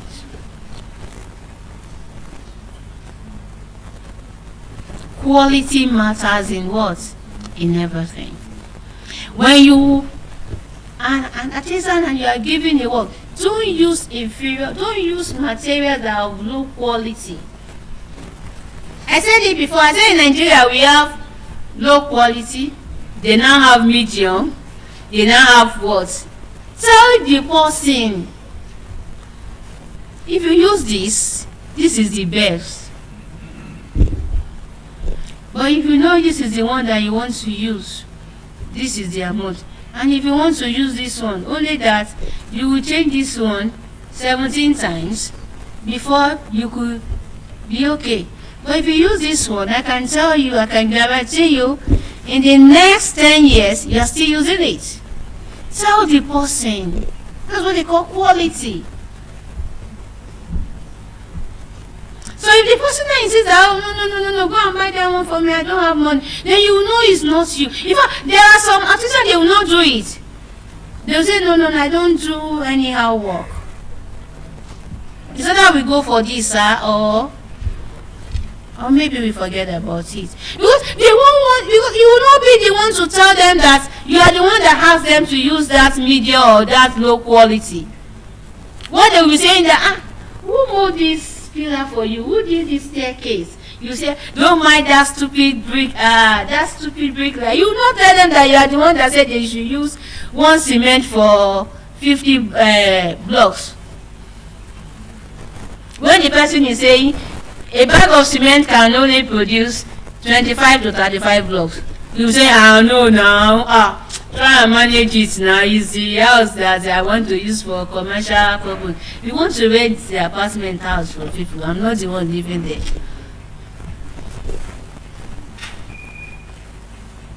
So when the staircase started bringing out sand, you will not be saying it's your bricklayer. You will not say that you are the one that said you should mold. Or when people want to nail something on the wall or put something on the wall and the wall is bringing out sand.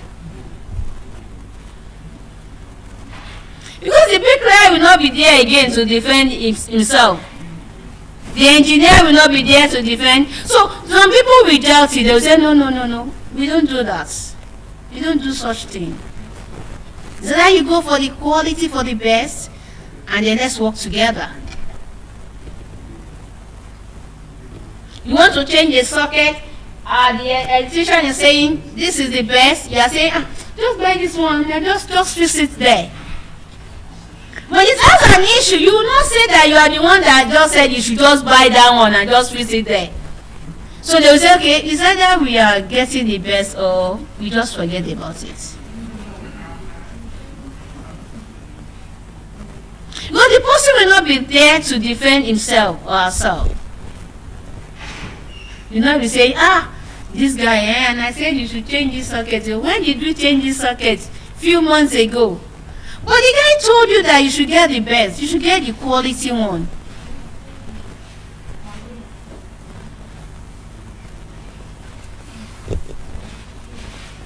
So in everything, quality actually matters. What do you want to say to a medical student that happens to be a dropout from school? Or a quack doctor that doesn't even know the women, that doesn't even know anything about medical and he's treating people? Do you think that he will give out the best? You know, you have cases of people that are not medical doctors and they are practicing until when they were caught. They will be the one that will be doing rubbish. Most times they will go and get their own small hospital and they will just put maternity home there until when people will discover that they are not real doctors.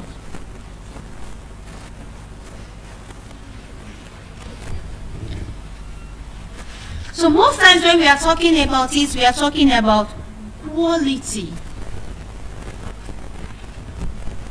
You want to get a t-shirt or a suit, go for the best. Not that the one that you will watch 2 times and the thing will just, you will not even know how to describe it.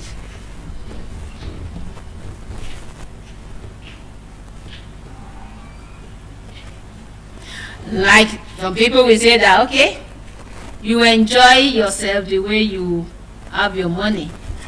But at the same time, go for the best. Go for the best. Now that case of the bride that I told you, because she was looking at the event that the event is just a day event. There is not to go to the altar. So instead of her to look for a very good shoe, she just said, give me one white shoe. And they said, okay, this one is this one is this amount. Just give me that one. It's enough for me to go to the altar and then go to the reception. And then while going to the altar, the sole of the shoe removed. What do you want to say to that bride? They will not be looking for another shoe for her on her day. Somebody will not say, okay, remove your shoe. You know the way Yoruba people used to say, "Ebo bata yen wele." But assuming that when she was doing that shopping, when she was sourcing for, she was like, that is my deal. I need to be very smart. My shoe must be. She did not just say, just give me this white one for the sake of white wedding.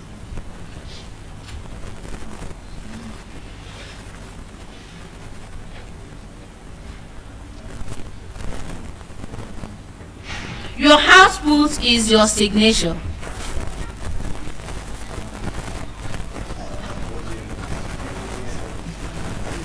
The standard you set is the life you live. Because that is what you'll be known for.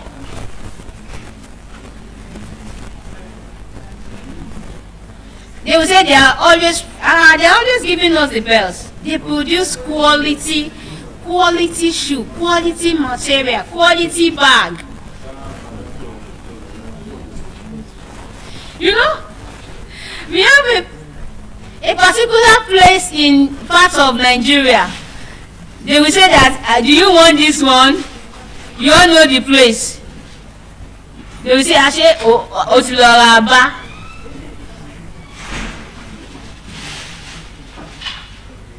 When a lady is carrying a very good bag, quality bag, you look at it, you will know. And when a lady is carrying the other bag, you will know. Because the duration, the number of years that the quality bag will stay with you is not the same thing that the one that is of low quality will stay with you.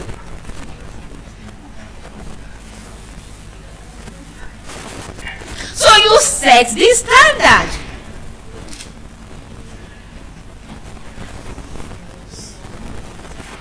Are you saying you want to go for the poor quality, the low quality, or the what? The high quality?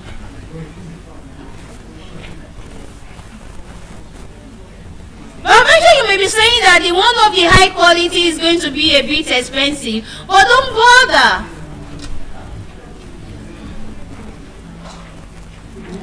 Because you're not going to make use of them for the same duration. No. You're not going to.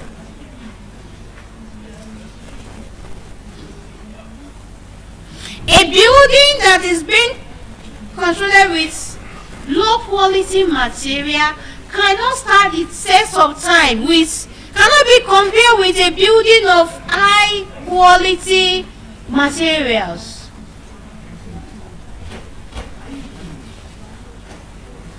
Most especially in the house where you have little children, by the time they will be opening the door, closing the door, the handle of the door will remove. Remember, they did not use quality door material.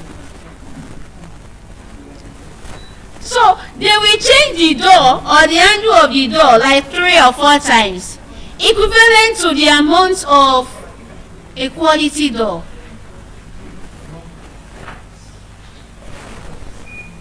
Because at the time of building the house, maybe a quality door is 150,000 naira, and a one of low quality door is of 62,000 naira. They say, buy and fix it in all the rooms. Is it not a flat? Will they be opening the door and be closing the door all the time? But in a flat where you have a new couple, maybe they are just giving birth to their children and they are not of age. They can open the door 17 times a day, close it, slam the door, bang, bang, bang. And before you know it, you say that they've spoiled the door. You will change it. In a year, you will change the door like 3 to 4 times. So is it not the same amount equivalent to the amount of the quality one? Remember the case of the AC that I cited to you? That the quality AC is sold at the rate of 512,000, and the low quality is 220,000. And somebody is saying, let's go for the low quality. That is in Nigeria, during rainy season now, you will not put on AC. You know all the excuses that and it's not even every time that you will be at home. Is it not when you want to sleep in the night, or maybe during weekend? That's when you put on AC. Then you even have the air ventilator, the fan is there, so they will give you some other options. That when you don't want to switch on your AC, you will switch on the fan, you switch on the, and then you go for the low quality.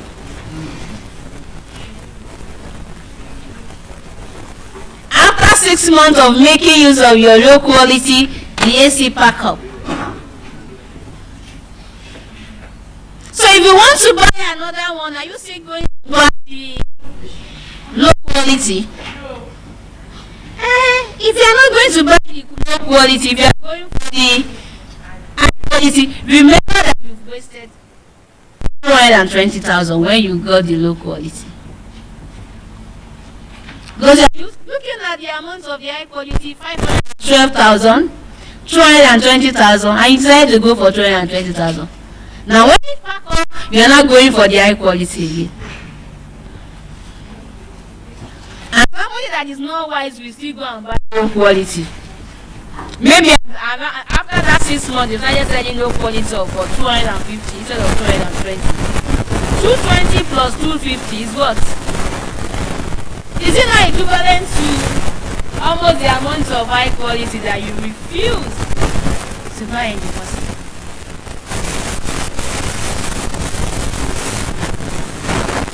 Yes, you refuse to buy it now. You said, is it every time that you'll be putting on this? It's not every time.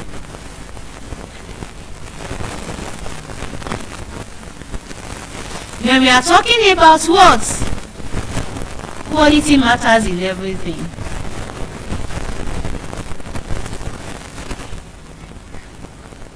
A housewife wants to make a pot of soup. You decided to go and get the rotten pepper in the market. And you now cook it. You know one thing Yoruba people is, what's the Yoruba okan? Yes. Because the tomato you use, they are not of good quality. It's hard. So for like a few days, you are unable to eat this.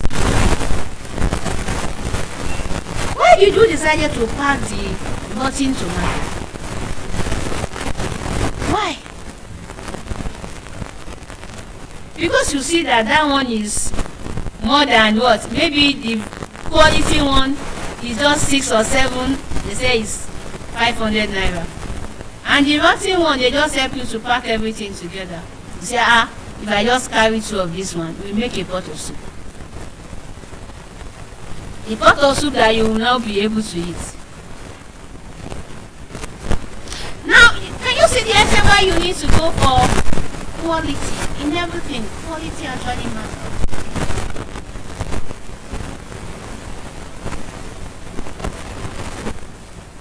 A particular school wanted to get textbook for I don't know who went to go and get the textbook. They got the low quality. We are unable to see the picture from the textbook because it was printed with low quality material. So they just put the diagram there, but we couldn't see the diagram very well. So I wanted to explain how we make our speech with our vowel in Yoruba to the learners. We are unable to look at it. That is low quality. So in everything you are getting, try and go for the bells. It actually really matters very well. Your output is your signature.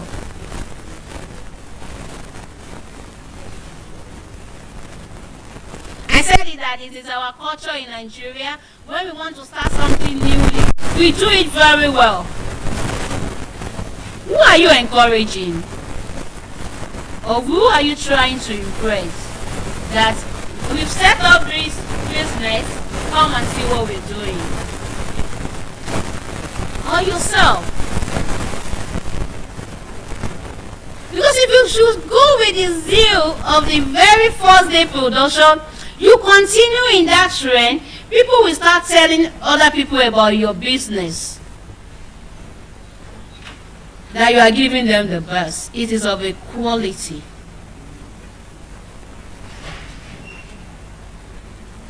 No wonder you see it on social media when somebody will post something and they will say, this is the result you get when you said, I know somebody who can do it lesser.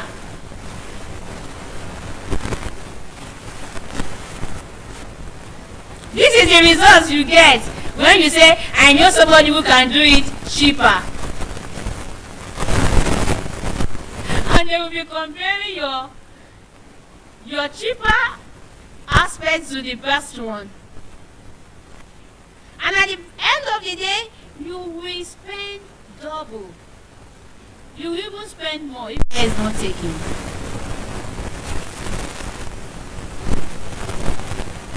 You know the time that people are dragging fashion designer on social media, what I order versus what I, because it's of low quality. It's not the same thing that the person asks you for. And somebody will not say, when I told her the price, she was pricing it. Then why did you offer to do it? And the person will now put on the fabric, the clothes, it will now look like a doll, like this, or like a mannequin, and they will say, and you know people will not, the narrator of the story will not say that, okay, say I should pay 52,000 and I said, can you take 37,000? And when you know 37,000 naira is not good enough for you as a fashion designer, why did you offer to take it? And when the person is dragging you, you will not narrate that story. Because she will not say that. She will just post the stuff. What I order versus. And you know the people online, and they will start what?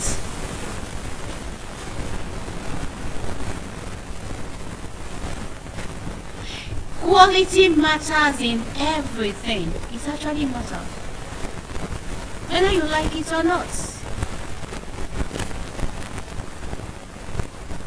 A bag of rice is sold for 60,000 naira. And somebody is saying, we are selling our own 53,000. You better watch out. Or they say we are selling our own 49,000. You better watch out. Is either what is inside the sack is of low quality, or they have actually removed from the grain of the rice.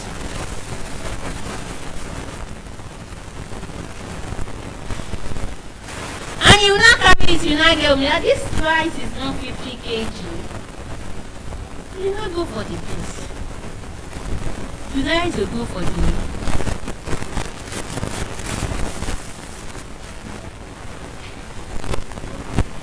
Quality matters in everything you do. Quality is a choice, whether you like it or not. Quality is what? Is your choice. I said it before, that a fabric in the market, you have the range of 5,000. You have some that is being for 12,000. You have some that they will tell you this Ankara is 25,000 naira. So go for your choice.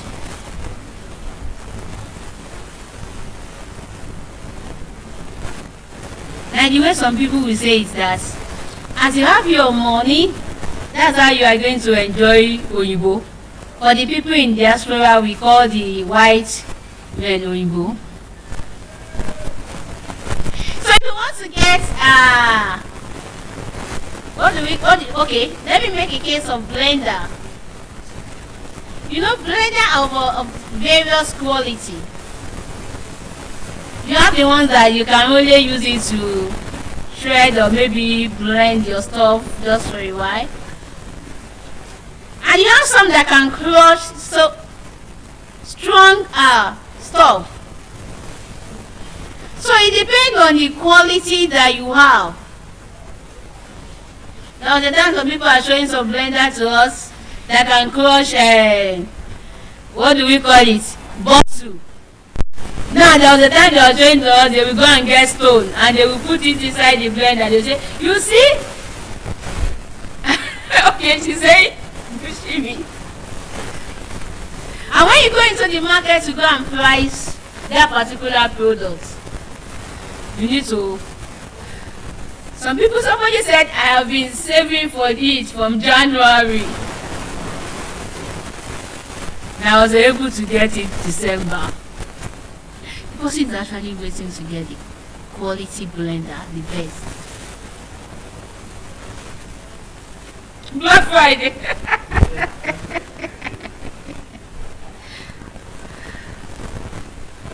So if you decide to go for low quality, maybe it can only just help you to do your pepper, the rough, or just blend it.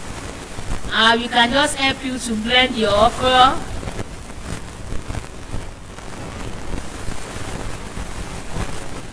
But not like you want to blend tiger nut, you put tiger nut there. It will spoil the blade of that your blender if the blender is not a strong one. So quality is what? A choice. If you can afford it, go for it. Go for the best. You enjoy it.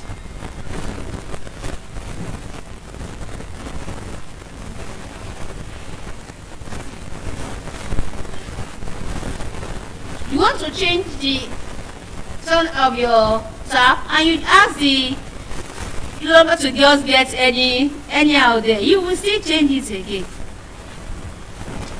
You don't get the quality one, you will still change it.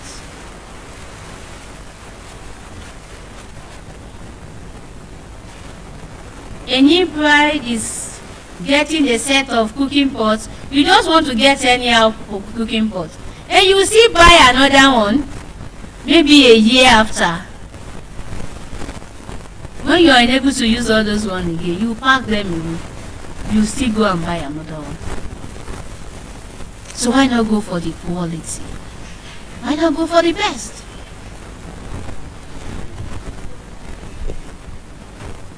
As I begin to run, or as I begin to do that for you, I'm very sure now that you already know the difference between the low quality, the poor quality, and the what? The high. In fact, the high quality is of demand in the market. Remember I said the market yourself. And you get some special adverts that you don't even pay for. You get them. People will be the one doing the referral for you. They will be the one talking to people. Go to that guy, you will enjoy his service. Oh, go and get it from her. It's of good quality. Go to school of education, you will get the best.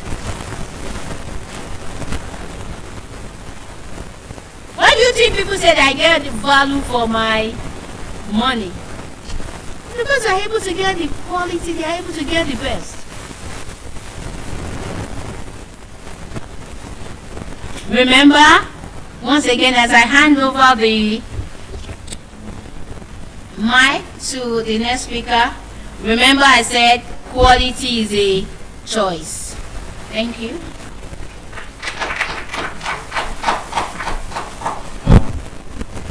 Thank you very much, ma'am, for that wonderful section. Quality is a choice. Even if you're not getting anything from that word alone, quality is a choice. I do believe it's a lot. Yeah, but before I do, I'd like to take us on a journey. Can you hear me? Yeah, I would like to take us on a journey. Just for a moment anyway. It won't be long. It is morning. Just a usual morning, like every other day. In a quiet community, somewhere in Nigeria, a woman wakes up. Not because she wanted to, not because she's going to work, but because she must. And the reason is clear. While looking at her children, she noticed the last born was very, very ill. And even the most heartbreaking part of this is there is no health facility close to her. Like no health facility close to her. And even if there is any, she don't even have the money to afford, the health care. She don't have the money to access it. And in some other place in the same country, Nigeria, a boy is dressing up for school, dressing up, putting on a tattered uniform, no shoe, no bag, just holding his notes with his bare hands. And the boy look up. I want to be great. I want to be a doctor. While heading to school, he look forward again. Looking at the classroom apparel, no roof, no chairs, no table, very few teachers, no material. And the boy look again, will I really become a doctor? And while walking down the same streets, looking around, I saw a girl again with a bucket, a container, looking for water. And when I mean water, she's not looking. When I mean water, she's not looking for a clean water. She's not looking for a treated water. Just water. I mean any water is fine. Any water. Any water. But looking back, I can say, what would be wasted time? Still looking for water? Wasted opportunity. And gradually, our future, our time is passing by. But looking back again, starting from where I commenced from, let's zoom out. Yes, let's zoom out. Let's zoom out from the story and let's hit the nail on the head. There are millions of people out there today. They are not trying to chase their dream. They are not trying to chase their ambition. They don't want to even be successful. All they want is survivor. And I mean survivor. Just survivor. Nothing more. Just survivor. And the reason is clear. Because when they look around, they think, they don't even know the next meal. They don't know where the next meal will come from. When they look around, they don't know when the next meal will come from. They don't even know if they'll be able to access the educational facility. When they look around, they don't even know if the illness they are currently having will lead to will lead to their death, because they can't even access the health care. And someone is also thinking, will this weather still sustain me tomorrow? But I put out a question to everyone here. Is that really the life we've always imagined? Is that really the world we want? I want us to answer yes or no. Is that really the world we want? Are we agreeing to that word? Yes. Are we agreeing to it? No. And if we say no, then I propose to you, if your answer to that is no, and that is why about 193 nations came together and they formed what we know as United Nations Sustainable Development Goals. It's commonly called the SDGs. And these goals it's not for the government, no. It's not for some set of people. It's a global call to action. A global call to action. When I talk about the SDGs, it's important to know why is it even called Sustainable Developmental Goal. Why is it not just called goals? Some of us you make goals, or you just say, oh, I want to do this, I want to do that. But I want you to understand that thing you want to do is just as long as you are alive, right? You're not thinking of passing it over because it's your personal goal. But this they are actually working towards. It's not their personal goal. They see it as a goal for what? For the entire human race. It's not even about them. It's about the the people coming after. It's about the next generation. That's why it's called what? The SDGs. Sustainable Developmental Goals. Now let me just explain it with this scenario. Imagine I just walk out, let me say around Orile for instance, and I see these children under the bridge, just around, and I just decide to give food. I just decide to give that boy food, and I gave him the food. I've only given one, right? Isn't it? Are we with me? I've only given one food, right? The first day I do that, the second day, the third, and I discover that my work will stop me. I can't really be consistent with this. And whether I even like it or not, even if I'm consistent, if I do that for, let me say, the next 40 or 30 years, one day I will leave, right? Isn't it? I will leave. But how will that good deed, that good act I started, how will it continue? That's the question. How will it continue? Because I want to put it to you, there's people out there doing similar thing. But the question we should ask is, if that person should leave today, will that act still continue? Will that good deed still continue? And because of that, they did not just set goals. They did not just bring themselves together and say, let's just acclimate goals. But they made it sustainable development goals. Sustainable development goals. So as an individual, just going out and giving food, it's okay.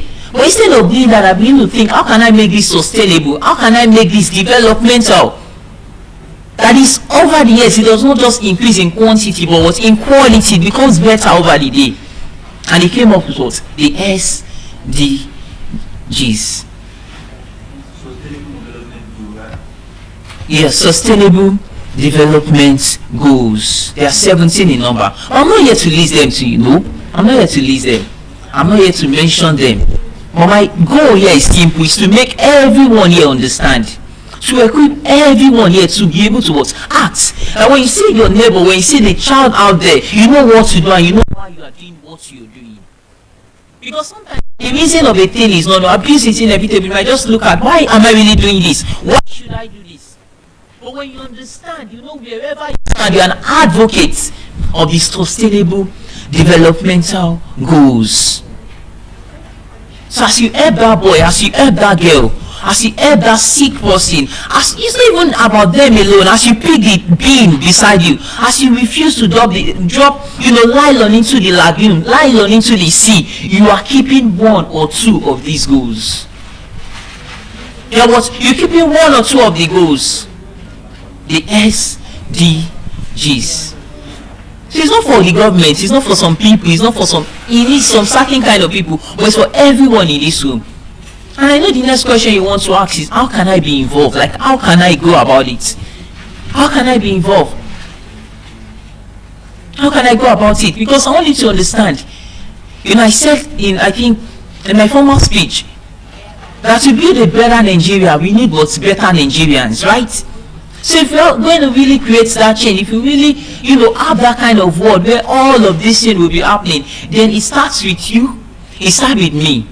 It starts with everyone seated here and everyone watching all over the world. Carrying the cross, working, standing up and raising to responsibility, not passing responsibility to someone else, not trying to avoid it, but from your own space, from my own space, do what you can do in a sustainable way. And what do I mean by doing it? Don't just do it, but do it in a sustainable way. And I'll start by this. It's my first step to, being involved in the SDG. The first thing you have to know is awareness. Because you can't really do appropriately what you don't know. You need awareness. And when it comes to awareness, you can even start by, reading it up yourself. Reading it up. Following them online. You can just search, is that Instagram, you see Facebook, just look for SDGs. You see them. I think Lagos has one, Nigeria has one, you see them. And the reason for this is or at least when you see them close to you, when you see those things close to you, it helps you act consciously. And as you follow them firstly online, you see, okay, these are the layouts, these are the 17 goals, and this is how each of these goals fits in. This is where they really fit in. This is how you can be involved. Because I want you to understand, it's called global goals, right? But the efficiency of that goal lies in the hands of me and you. Because the real people that need it, presidents will not see them, because they can't see the boys on the streets. The people that go to those goals, they can't see them. It's not that they are being proud or anything. It's normal. Because they are not around there, they don't pass there. So it's me and you that will take it to the grassroots level. You are the one seeing them. You are the one that know the boy in your street that I was speaking somewhere, I think that was the day before yesterday, and the boy asked me a question. And I'll show the question here again to you. The boy said, a boy that lost his mother at the age of 10 and wants to be a medical doctor, what will he do? When the boy asked me that question, I looked and I told him something. I said, sincerely, because even looking at the level of the world currently, you can't really totally rely on your parents. I mean, on your family. This one that you're not really having a mother now, you can't really rely on your family. But this is one advice I'm going to give you first. Because I can really say, although some people believe Nigeria is not, there is no opportunity, but I'm not really a fan of that. I do believe there's opportunity. Why? Because I've seen some people, enjoy the blessings of this nation. So I told him there's an opportunity for him. But before he can do that, the first advice is, learn a skill first. Is it tailoring? Is it something that at least you can get a means of sustenance? After learning that skill, put in for JAMB. Look for the money, put in for JAMB. Get the admission first. When you get the admission, and I'm not just telling because I know someone that has practiced it. When you got the admission, go to the school. When you get to the school, go to the faculty. Why? Because there are other means, and there are other means that is being provided, especially for federal schools. Because I have a friend, I think from 100 level, when he's done with his 100, from 100 level till he finish, he actually collect nothing less than 400,000 every semester. I mean, every section. So I told him, the first thing, so far you really want a course like medicine, and there are a lot of scholarship on that. You just find a skill now first, and make some level of income. After making it, get the admission and go to the school. Explain yourself to the lecturers. They're also going to tell you other means they also know about. Because sometimes it's not really because there's no opportunity, it's because you don't even have the information. It's because at least, and there's one thing, even for the fact he actually made it and got the admission alone, even that one alone and showing some people, you see people rise up for you. But you just fold your hand and say, yes, I want to be this, and you're not doing anything. You just be there. You just be there. So that was the first thing I told him. So I want you to understand now, physically I might have not given him the material, but what did I give him? An idea. And I do believe, if he stayed through with that idea, it's beyond the money, because that idea will give him the money he needs. And what am I doing there? I've just saved a life. Because imagine he didn't meet me. He might end up being there. Even if you just decide to learn something and don't become rugged or something, I want you to understand, that is a doctor we've lost. Why? Because he has a myopic mind that, okay, I can't do it, or because I don't have a mother, then it means it's finished for me. So I want you to understand, you don't need financial, you don't have to say, oh, I don't have millions, so I can't practice the SDGs. No. You don't have to say, oh, I don't have millions. That's why I said the first thing you go for is knowledge. While in camp, I officially joined SDGs as a facilitator, and beyond that, although I did some course around it even while in school.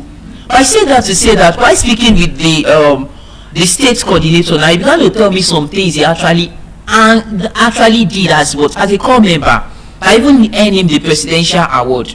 And I'm going to tell you some of those things. And literally, he didn't spend 1 naira. He didn't spend 1 naira. He just acted as a middleman. Oh, that's nice.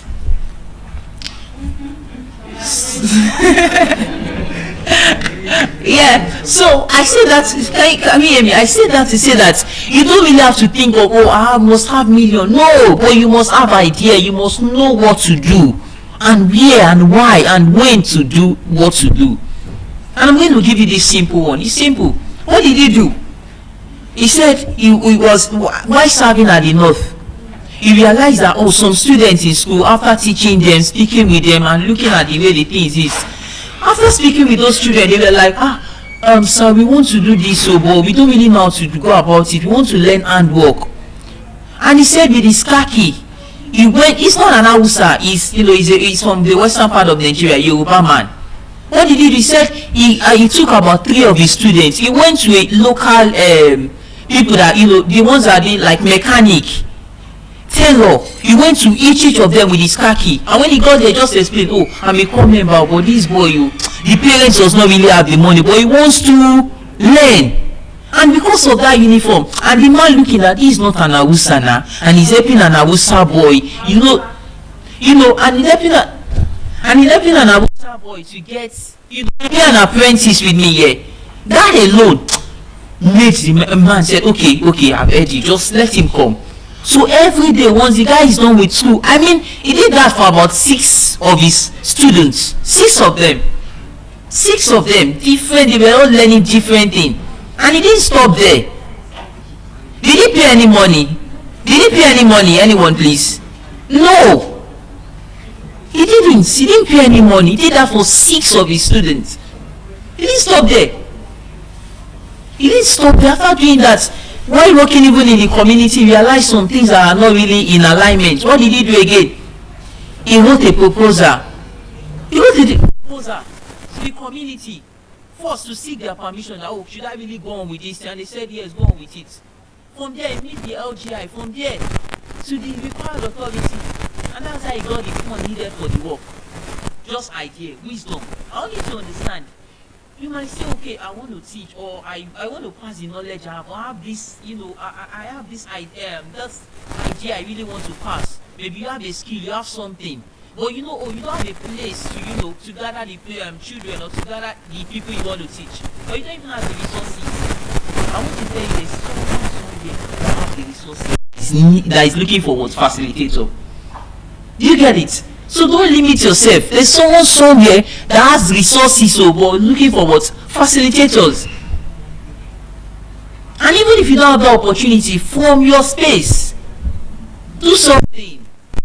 From your space cannot be an advice. You just see the boy working. Over time when I visit where I actually live before going to school, when I go around there, I just see some certain students. I know they are good, but somehow they can't afford university. They can't afford it. I'll just speak with him and just tell him 1 or 2 things. Don't let that limit you. Don't feel intimidated because everybody now has gone to school and you are just at home. But do something with your life.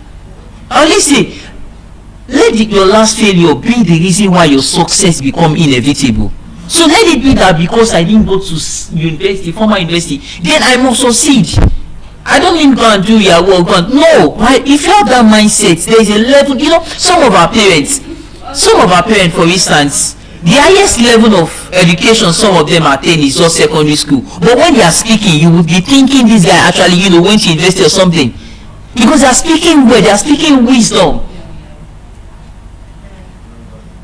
So I want you to understand, all of those little impact or those little things I've done and some other people have done, it's not president that is doing it. And before you know, we've just saved, someone that would have become a notorious thief or a notorious something to the community. We've just saved that person. So you don't need money to be a facilitator. Just your blog, your words, your post alone is enough.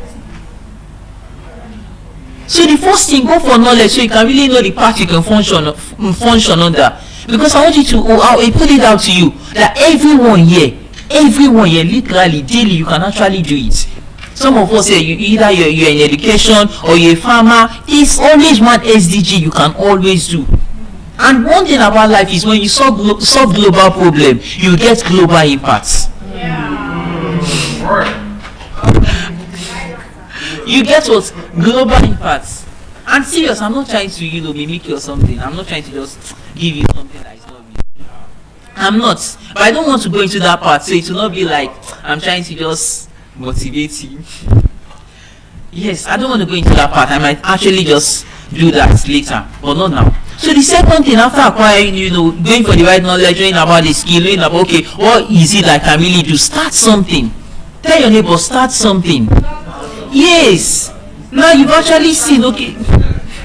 You've seen that, okay, they are 17, this is what I can. Just start something. It might be small, just start. You may not just, the truth is, you may not really have the luxury of saying, on so day I'll go out and speak to some people. No. And it starts by you not dropping, not littering the floor. It starts by you not throwing a can into the into lagoon or into sea or into any water bodies, because indirectly those things are actually going back to the sea and they are killing some of those fish, and that's part of the SDGs. And later it will later fall back to us, because this life is like is a chain, right? If you really understand the way everything works, it's like a chain. So you do your part, I do my part. You do your part, I do my part. And it's just simple thing you're doing is having great impacts, great effects. So just start where you are. You don't need a class, you don't know, just start where you are. Do the little you can do. You have organizing skill, organize people, tell people about it. When you see someone, correct him, this thing you are doing is wrong, you're not supposed to throw the can there. You've just saved a life. The life of let's say water animals now, water beings or something, like fish and the likes of them. So all of these things, they are important. When you're looking at it that, you are good in communication, then gather people, pass the knowledge to them. You're good at writing, write a blog, something that makes sense, and put it out there. Just telling someone this is the right thing to do, this is not the right thing to do. And when you have the resources too, if it's food you can provide for someone. If it's encouragement, give to the person. If it's access to education, you may not even have like the money, but you have the link that the person can apply and get something. Do something. Do something. And the next one I'll be talking about here is use your skill as a tool. Your skill as a tool. You are good in fashion designing, or you are good in one skill or the other. Also think of how you can give back to the community. That's just the reality of life, because that's what really brings fulfillment. I understand you want to monetize it, good, but still have some certain people that you look at it and say, I really see that genuinely this person cannot afford it. Well, if it's this I'm giving to you, it's enough. It's enough.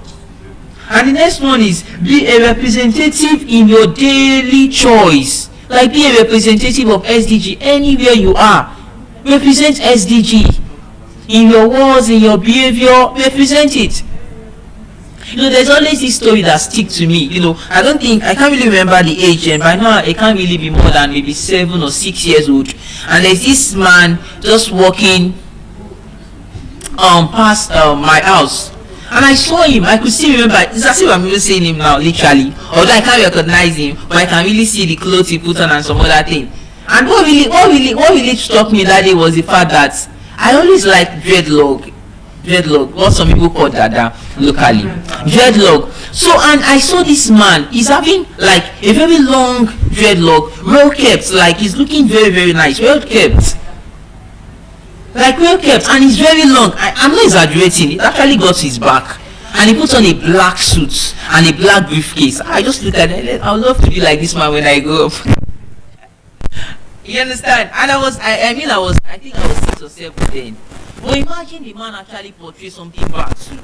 That's how, and he didn't know, he's just passing by. I don't know him from madam. I just know that the man is passing my house, and I just looked at it and I just like, I'd like to be like this man when I grow up. But you said that to say that the little thing you be.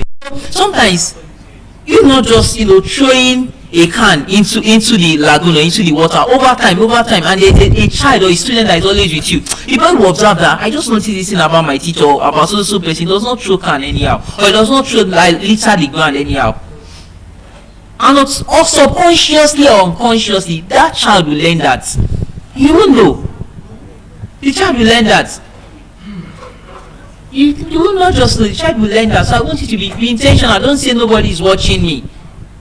Don't say nobody is here. Let me just do what I want to do. It means you're also training yourself in the wrong way. And that's like sometimes, even subconsciously, some things cannot happen to me. Why? Because I've intentionally trained myself not to behave that way.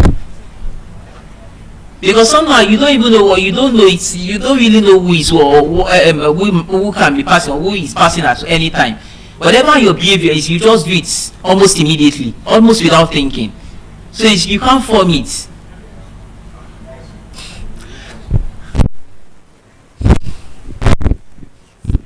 You can't form it, but you can actually you can live it.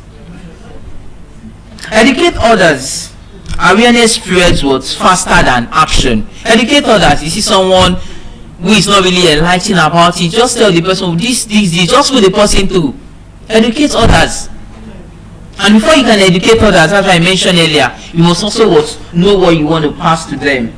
Now, and this one, I think this one is even one of the key important parts. Volunteer. Like, you don't have the resources, you don't even have, you don't even know what to do safe. You just know that I just know there is SDGs. I don't really know what to do about it. I don't even know how to come in.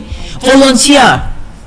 There are so many, non-governmental bodies, non-governmental organizations that are looking for easy facilitator or, someone to help them in one way or the other. Volunteer. Someone would always say, if you are not used, you can't be useful.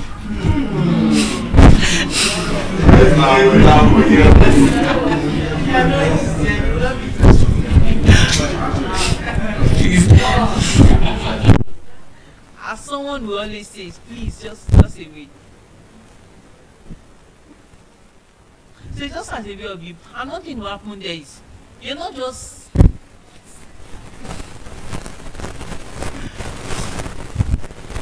being used actually, Sha. You're gaining experience.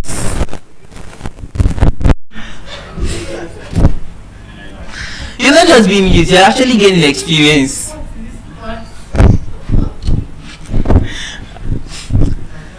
You're gaining experience. And another thing you may not even know is some other place that the person might actually make mistake. You will actually do it better. That's just with the reality of life. But it will be foolish to see something that, we did this thing in this particular organization and it did not yield results, and you repeating it again. So really volunteer is key. Volunteer, be useful for the community. Volunteer. Now, hold leaders accountable. I think when I say hold leaders accountable, it's simple. When you see something, sometimes you don't just walk away. Don't just pass. Because I always say that silence is a voice and it speaks loud. You might say, okay, it does not concern me now. Am I the one that puts it there? Am I the one that posts it? Yes, I know it doesn't concern you. But if you actually disagree, or if you actually you actually do something anti to that thing, you are bringing it down. I don't know if you're getting me. You're bringing it down. But you're like, I beg, let me just leave it. It doesn't really concern you. One way or the other, it will come back to you. That's just the reality of life. It will come back to you. It will come back to you. A teacher who failed to actually raise or teach the students well now, that teacher don't even know if that same child is refusing to teach the right thing is the child that will later meet his or her own child later in future. You don't know. That's the kind of world we live in. You don't really know. But even beyond that, wherever you find yourself, whatever you find your hand doing, do it well. Do it well. Now turn every passion into projects. You have passion about this, you want to do, just like the first story I said earlier. I said, imagine I'm just giving people, something, I'm just giving people, I'm giving people, food, or I'm just, trying to help some people I'm seeing under the bridge for some years. I can only do that as long as I'm alive, right? But a situation whereby I find a means to create, either an organization around it or, involve other people in it. It becomes a project that even outlives me. And that's where sustainability comes in. That's where sustainability comes in. It means it's a way of this generation passing that same responsibility, passing that same role, passing that same behavior, passing that same goals and action to the next to the next generation. So it shouldn't end with you. There have been families that probably the parents or the grandparents, when they were still alive, they visit some places, they do some things for the society, and because they are late now, somehow the children don't even know about it. They don't even know how they make it work. They don't know how they come about gathering people and all of that. The thing just stopped. So whatever you want to do, or whatever you're thinking of doing, henceforth, think of the way you make it sustainable. Think of the way you can pass it to the next generation. And this is not something oblivious, because if you don't really plan to do something, you not really do it. So intentionally plan to do it by teaching, by doing the right thing. By creating a project or an organization around what you do currently. And if you cannot even do that, you can also join other bodies, that like currently, or that have, a ready start organization just to do that. Another thing is stay consistent. Yes, stay consistent. Don't just be, I'll do it today and tomorrow you are someone else. Today you are a facilitator, tomorrow you are not. And when I mean facilitator, it's not something big. It's not that you just start putting SDG on your forehead and start walking around and be a facilitator. No. But the moment you actually enhance someone, the moment you actually cause a change, the moment you actually help people live better, you help the society stay clean, the moment you do one or two, you have someone in need of quality education, you are seeing someone that is, that is dying. Just so the person, that's where the medical, the healthcare center is, this is how you're going to access it. You're doing something. And that little thing you are doing, over time it compounds. It compounds. With what? Consistency, with patience, it compounds. And before you know, that little force, that little action becomes what? A mighty ocean. Becomes a mighty ocean. So I say all of that to say that SDG is not for some set of people. SDG is not for for the global body alone, the UN and and UNICEF and all of that. It's for you and it's for me. And the true reality is they will not even be able to literally to be able to speak to those individuals that really need the service. And we are the one closest to those at the grassroots level, those that really need this service. And you must really be intentional about it. You must be intentional. And that's one of the reasons why I say you can also consider volunteering, because through that you have a kind of community that keeps you on track, a kind of community that makes you say, this thing is actually possible, a kind of community that motivates you even when going gets tough. Because sometimes you can't really make a good or a great change in isolation. But when we actually, unite with other people that are doing the same thing, it helps you really work more efficiently and more effective. Because you are not just like one man running the rat race, but you are running with other people. And that alone encourages, that alone motivates you, and that alone even shows you how to do some things you would have done better and haven't done better. It's a way to expose you and even equip you. But one other thing I'll be saying, SDG again is not for the government alone, it's for everyone. And I want you to really, be consistent with it, or sign in for it. Be intentional about it. And be ready to be a good facilitator of the SDG. So the better Nigerian you are looking for, or the better nation you are looking for, because it's not only unique to Nigeria, and it's all over the world, across Africa, across other continents. But it begins with individual. It begins with you and I doing the right thing. So I'll take on responsibility, and I believe you will take on responsibility, and I believe everyone also watching all over the world will take on responsibility. So right about now, I'd love to pass the mic to the next speaker.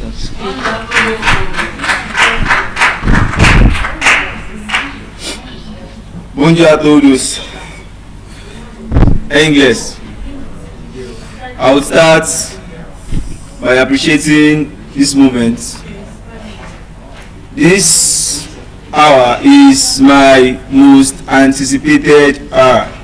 Should I tell you why?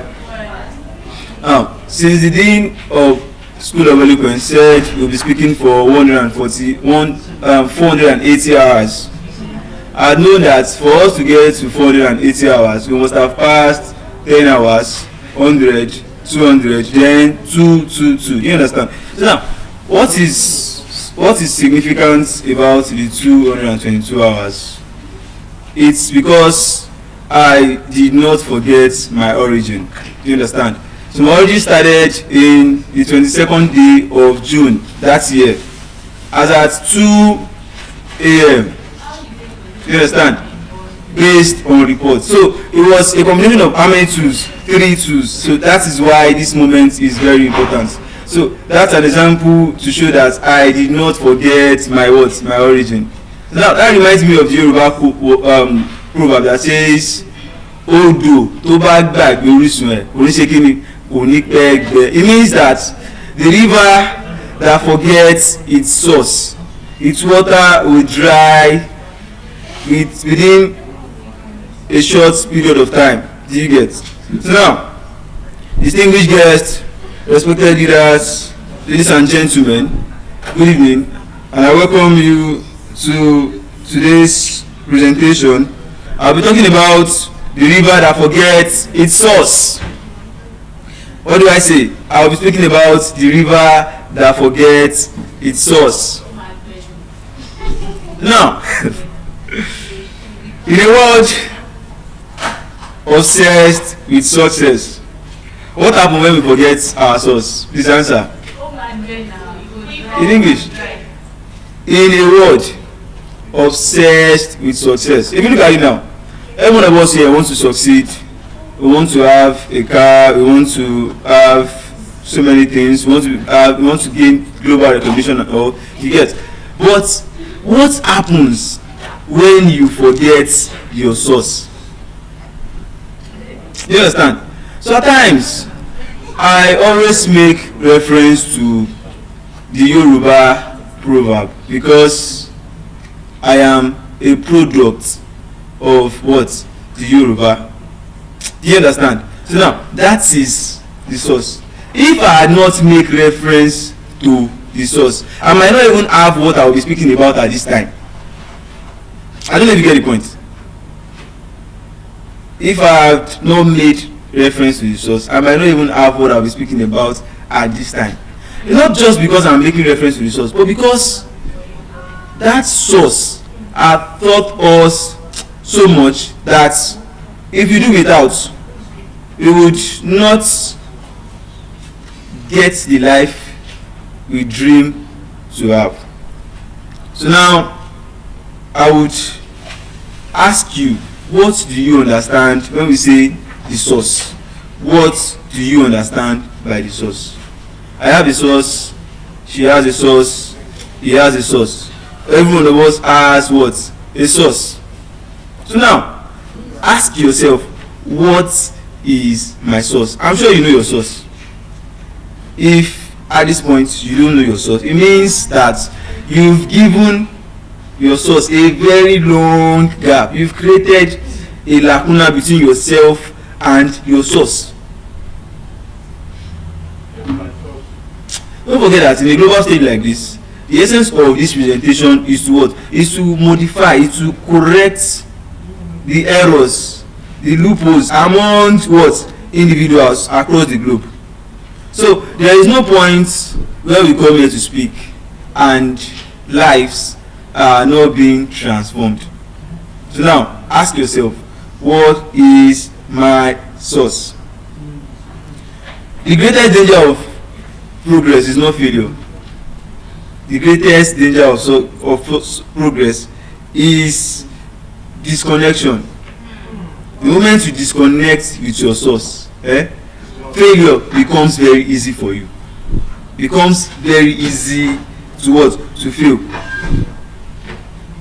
One of the reasons why people forget their source, I will tell you, the illusion of endless growth is the first reason. What do I say? The first reason is what? The illusion of endless growth. Every successful person has this illusion, has this mentality that as I have succeeded, I will keep going. Nothing will change it. Are you with me, distinguished guest? Now, take for instance, I'll use a global standard and I'll use a local standard. I'm sure many of us here experienced the time where Nokia phone was dominating the market. Are you with me? So now, at the time Nokia was dominating, the reason why many persons chose Nokia other mobile phone is because Nokia focused on what? On satisfying the people's want at that time. So everything human needs at the time Nokia was the highest selling phone brand at that time, Nokia had provided it. You get? So now it makes Nokia what ahead of other persons. But the moment we start having other smartphones, other screen touch phones, do you understand? The moment people start discovering that these smartphones are giving us better than Nokia is giving us, do you understand? But Nokia on the other hand, Nokia was what? Nokia was satisfied with what she is producing at that time. This is what we are producing. This is the focus. People are patronizing us. So let's keep doing what? Let's keep giving them this particular thing. Do you understand? So now you may start asking yourself that since Nokia has decided to keep selling the same thing that they are doing, the same brand, the same structure, it means they are maintaining their source, right? Yes, you may think like that, but they are not maintaining the source because their source in the beginning was to do what? Was to satisfy the people. So now the people have discovered smartphones that were satisfying them more and better. So it means they had lost the source target. The source was to do what? Was to satisfy people, was to make communication easier. At the time we had Nokia, we had Motorola, isn't it? We had other brands, isn't it? So why was Nokia dominating at that time? Because our goal initially was that everything that will make communication easy for people, that is the focus, that is the source. By the time other smartphones start coming out like BlackBerry and the likes, BlackBerry were having features, distinguished guest, BlackBerry were having features that Nokia does not have at that time. And Nokia on the other hand felt like we are dominating the market. What do you think? Do you think anybody will chase us away? That is where that mindset comes. The illusion of endless growth. As a success, you will start to feel like nothing will change it. Nobody will take it away from you. Nobody will take it. Maybe I'm not at the top. Nobody will take it. And that's why a Korean quote says that power is like grain of sand. Do you understand? Said when you pour sand in your palm, do you understand? The more you tight your hand at it, you do what? It follows. So that's the way power is. So that is the way growth is. If you forget your source and you feel like, oh, nothing will happen, nothing will change it, we are dominating the market now, who will beat us? Do you get the point? So that's the illusion of endless growth is one of the reasons why people forget their source. So they are forgetting their source because they feel like they are now big. You get? Nothing will change it. No one will take us from this level we are. That is on the national level. Using what as an example, Nokia. That's on the global level. On the national level, for Nigerians, I'm sure all of us know this soap at that time, Good Mama soap. I'm sure most of us use Good Mama, right? So now, what happened to Good Mama? Before Good Mama, we had Bimbo, isn't it? Bimbo was dominating. Before Bimbo, we had Omo, isn't it? So now, Omo was where? Omo does not have sachets. It's always what? Measured. Do you understand? So, at some point in time, Omo's quality started reducing. How? It started reducing because when you put Omo inside water, maybe you want to use Omo to wash clothes. When you start using the Omo, you have to add. Maybe you buy Omo for 100 naira now. Maybe before, in the beginning, you used to use 100 naira Omo to wash 13 clothes. Are you with me? That was the source. So it started getting to a point whereby one Omo could barely wash 3 clothes. You get it? From that moment, another company was watching from behind that I think this person is beginning to lose his source. Don't forget that for Omo to have been watching 13 clothes at that time, it means that his source was to what? To satisfy the people. That's the source mentality. Do you understand? But that illusion of endless growth that we are big already. Let's see who will compete. We already had the name now. Huh? Who? This type of that will compete with me. No, you can't. You understand? The illusion of endless growth made Omo start reducing that quality. So you move from washing 13 clothes with 100 naira Omo to washing how many clothes? 7 clothes. You have an experience about it. You spoke to me about it, isn't it? Yes. Do you understand? So he starts reducing gradually. Then someone came from the end. After Omo, whose soap do you know? Clean. But clean came before Bimbo. We had clean at that time. So now, what was the strategy for clean? Clean took over because people who had white said clean washes their whites better than Omo. Do you understand? So when you see clean at that time, you say, Omo, for my whites, I would have to use clean. Even someone is even testifying that from now to tomorrow. But what about their relevance? Are they still relevant? If they are, why is Viva dominating the market? Do you understand what I'm saying? So now, the illusion of endless growth is one of the reasons why people lose their what? Their roots. People forget their source. Because that illusion that we are big already. Someone said something, he said when you are big, you are big. Of course, when you are big, but you can still become small. If care is not taken. The illusion of endless growth.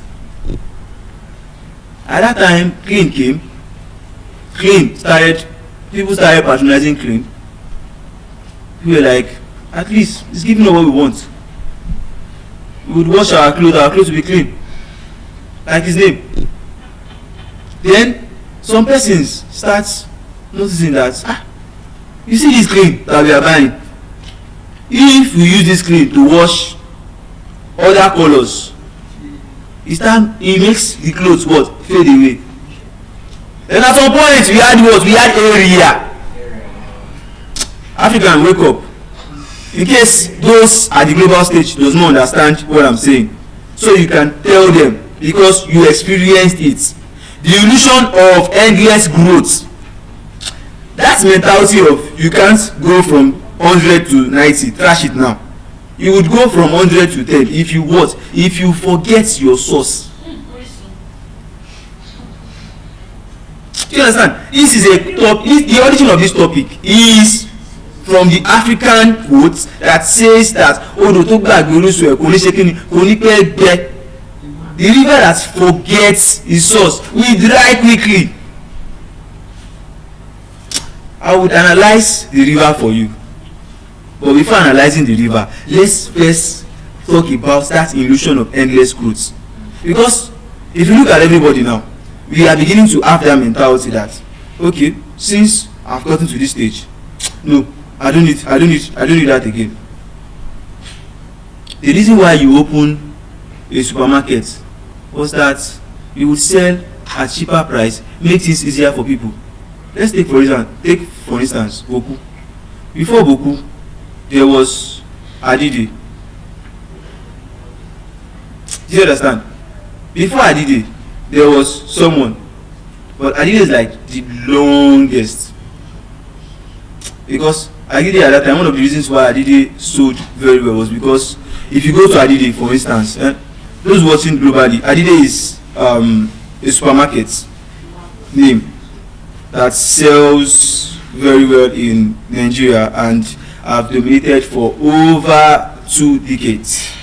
So now, at that time, I remember one of the reasons why we used to buy things from Adide was because when I was growing, was because if you go to Adide to buy Pepsi, for instance, they would sell Pepsi for you at the normal price you would buy Pepsi outside, but you are taking it with the bottle.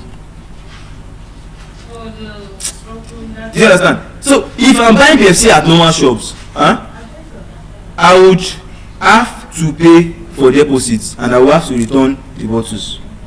But if I'm buying Pepsi at Adide at that time, as I'm buying the Pepsi, they are giving me the bottle and the Pepsi together.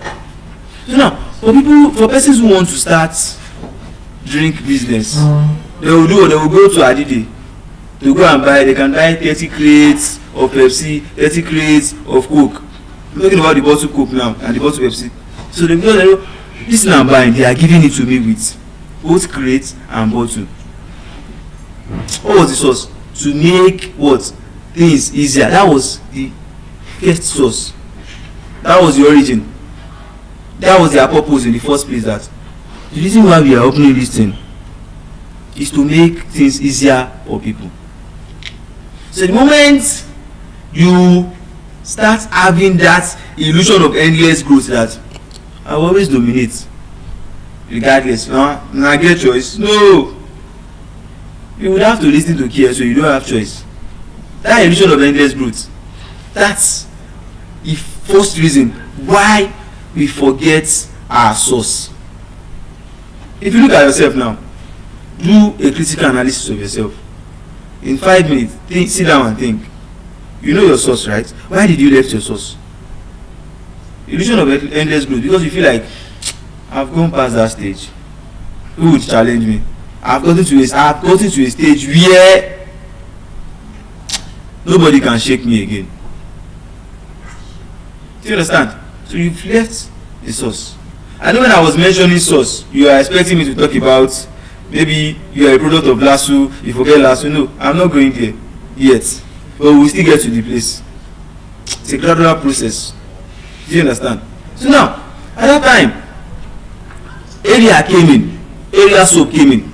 So when area soap came in, we have people saying area soap is good. It will make your soap, it will make your clothes clean, and it will let your clothes fade. Do you understand? Well, while we were buying area at that time, area was serving us anyway. It was serving us until another brand came outside, Good Mama. Good Mama was performing the same function, but it was cheaper. So the fact that it was cheaper made people do what? They went in there. That's us. So Good Mama source in the beginning was like, let's make things easier for people. Don't forget what I'm saying. I cited Nokia first. I said Nokia was dominating the market because Nokia was serving the globe. What we want from them is what they are giving us. And that's why if you look at iPhone in today's this thing, iPhone, when it comes to camera, they don't joke with it. Because most persons, the reason why they bought iPhone is because of the camera. So now imagine iPhone now switch from iPhone camera to Samsung camera. What do you think will happen? They will go down. It's not even because of iCloud. It's not even because of the airdrop. But because of, you see persons say, you see people who is using Samsung of like 1.3 million naira, for instance, but they will see an iPhone user whose iPhone is no more than 400,000. They will say, please, can you snap me with your phone? They begin to imagine that Alpha, your phone costs past my phone now. Why you can't say make I borrow you my phone? Do you understand what I'm saying? See, that is it. That illusion of endless growth, I will always be at the top. It is the reason. That is the origin. You know, I said origin at first. That is the origin of forgetting your source, because you believe nothing will change. That was how we started from Omo. Omo went. We had Bimbo. Bimbo went. We had Area went. Do you understand? We had them like that. They were going Good Mama. I can tell you for a fact that my younger sibling, our last born, if I tell her anything about Good Mama, I'm so sure that she will tell me she had never come across Good Mama before in her life. In your street. If I tell her about Omo, I can tell you for a fact she will tell me that Omo. Here is Omo. You know, Omo in those days where you have to measure soap. You say you want to buy 100 naira, they will use cup to measure it for you. At that time it was the highest selling.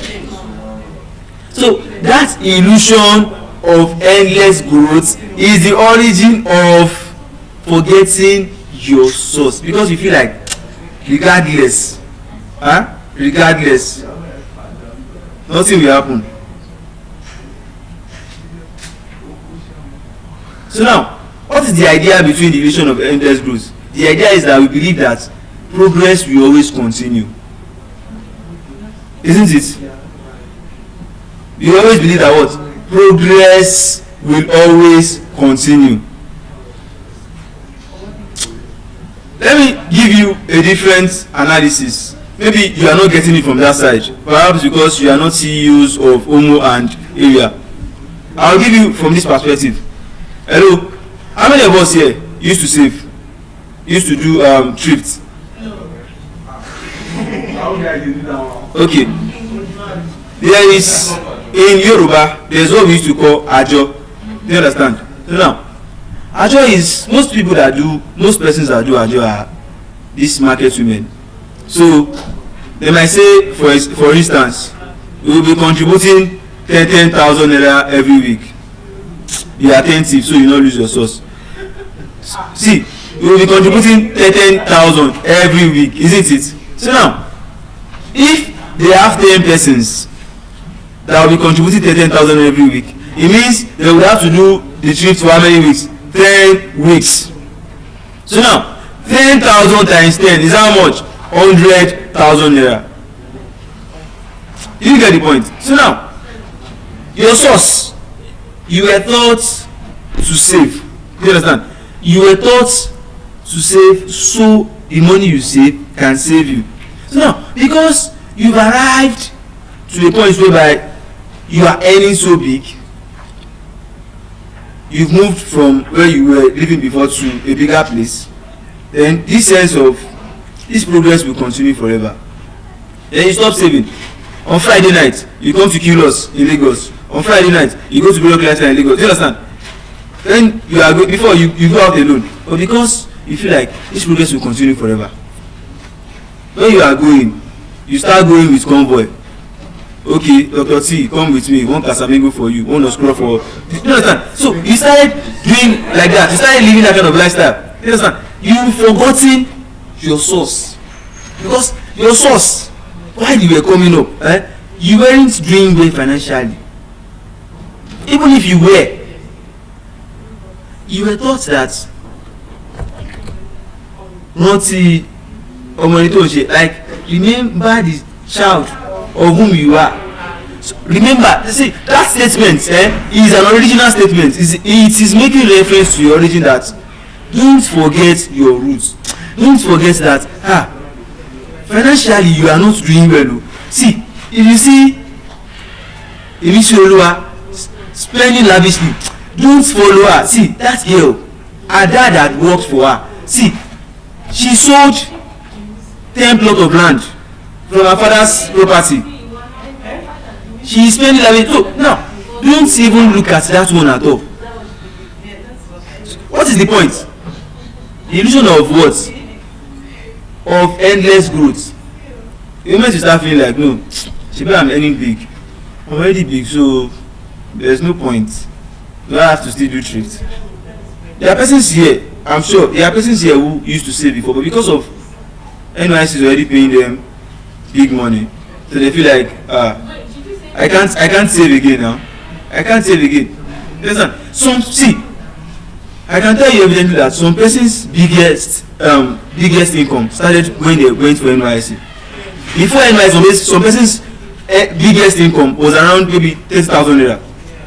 You know, when they started NYC, the federal government is paying them 77,000 naira.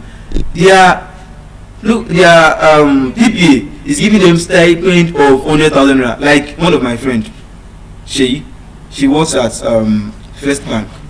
Do you understand? So now, if you calculate it 100 plus 77, it becomes 177.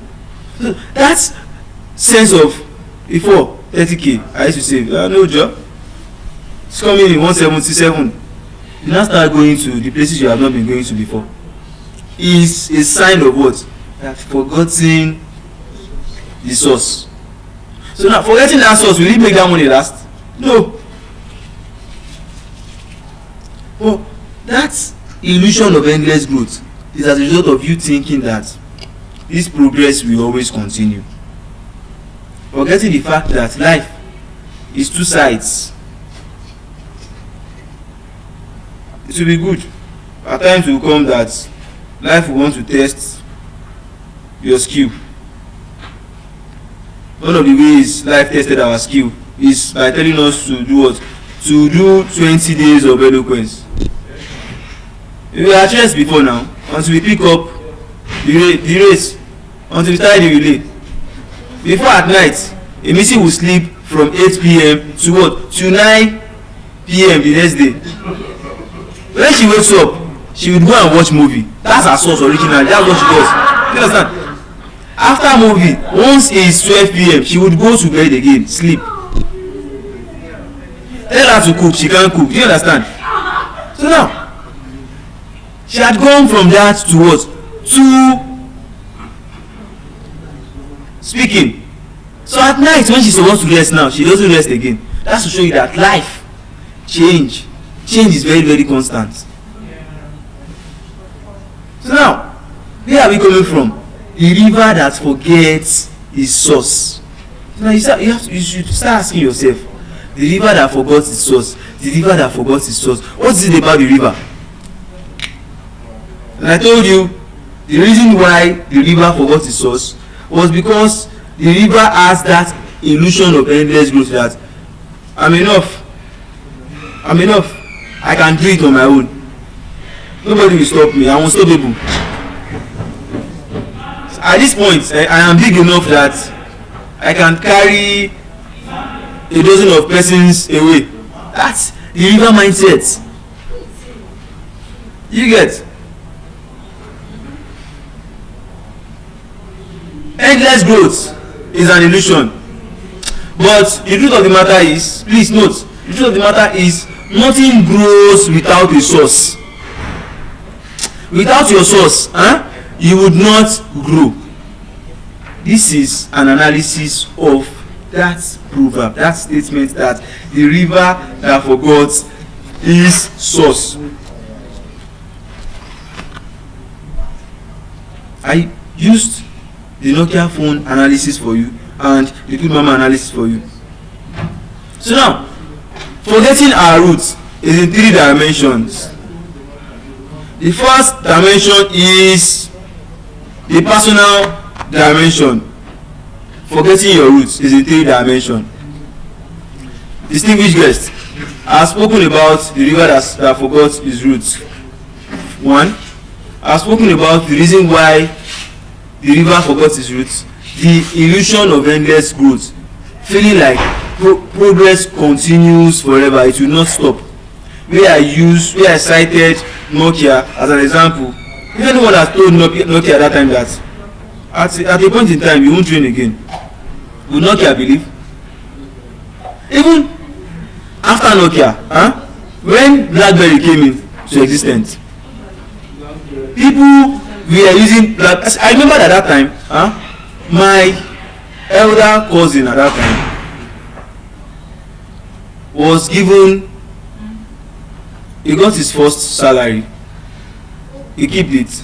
He got the second salary, he kept it. So he saved for like 6 months so he can get a BlackBerry at that time. BlackBerry was dominating that in every house you go to, you will find it there. But at that time they also had that illusion. Don't forget, one of the reasons why people left BlackBerry was because WhatsApp doesn't work on it. Yes or yes? Yes. So at that time, don't you think BlackBerry would have bowed to WhatsApp, that WhatsApp come, we would let you we would pay so that you can work, so that you can function on this phone, we will partner with you. One of the reasons why they failed to partner was the illusion of endless growth, that you can't do without me.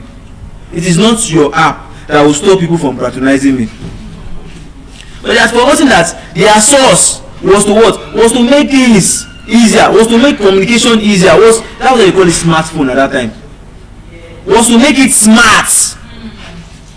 But now, the fact that you have deprived people of having that app that would make things smart for them, it means you've switched, you've transited from the initial source. That's the reason why you started it at the first place. You've don't transition from that reason to another reason. So you start feeling like I can't fall. You get. But then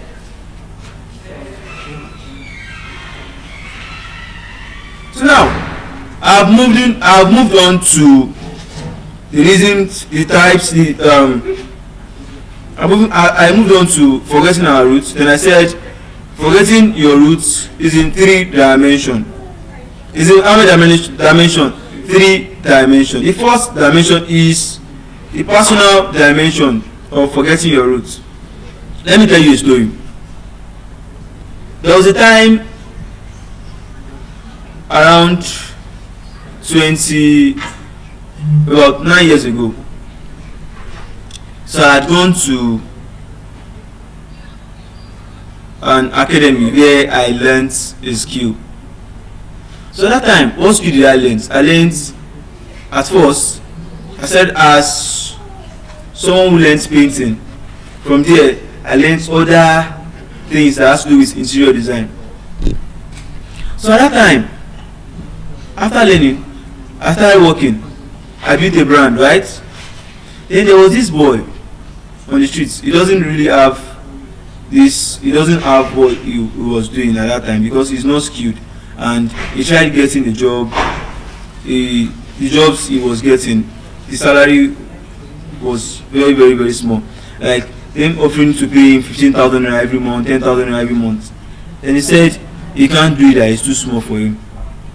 Mind you, at that time, if you work with me at that time, I will pay you 4,000 naira per day. So that means if you work with me from Monday to Friday, how much will you earn? 20,000 naira. You get the point. So now, this boy at that time, when he spoke to me about him not having, don't forget the topic, the river that forgets its source. So please, in every story we speak, in every story I say, we have to relate the story back to the topic. So I'm not just telling us the story, I'm telling us the story so we can understand the topic better. Please. So now, after he had spoke to me about the fact that he needs a job, he needs something so he can have money, he can survive. So I said no problem. The work I do is not something you can do without learning. Then I promised that I was going to teach him for free. You get the point? So I promised I was going to teach him for free. At that time, anytime I have a job, I will take him along with me. I will teach him. After teaching him, I will tell him to do little things just to show that he is learning. And at the end of the day, I pay him half of what I would pay a professional, just to encourage him. So it was doing like that for the first month, second month, third month, fourth month. So on the 5th month, I told him, I said, I think you've gotten to a stage where you can start doing some things. So now, when I say start doing something, I'm not saying he should go and start getting job by himself. What I mean is, I will start paying him the same amount I'm paying a professional. So now, if you go out to work, instead of me to be doing a place and telling him to be doing small jobs, I now assigned main places to him that, okay, now you know what, take this role, do it. I'll take this role, I'll do it. So now, at the end of the day, after doing your job, I will pay you the same way I will pay a normal professional, without considering the fact that I taught you or not. So after I had done that to him, you know what he did? The moment I start acknowledging his work, the moment I start telling him that, wow, you are doing very well. From that moment, you know what he did? He stopped coming. He stopped showing up. So now, he went to apply for a job at a construction company. So he told them that now he's doing this, he's doing that, he's a certified interior designer. Then he said all of those things. Then the company believed him. They asked him to do a little sample. He did it. They asked him to present evidence that he had done a lot of work. He sent them pictures of the works I have done. So after doing that, they gave him a big project. Then he signed documents that, oh yes, I can do all of these things. Mind you, this guy, I've not been seeing him for 3 months. He didn't text me, he didn't do anything because I feel like I already know the job. Then he left. Now, some persons at that time already told him that, don't you know that your boss cheated you? Those time he was paying you half of the amount he's supposed to pay a professional. Don't you know he was using you at that time? Now, this person has forgotten his what? His source, that this thing you are talking about, you don't have any idea about it though.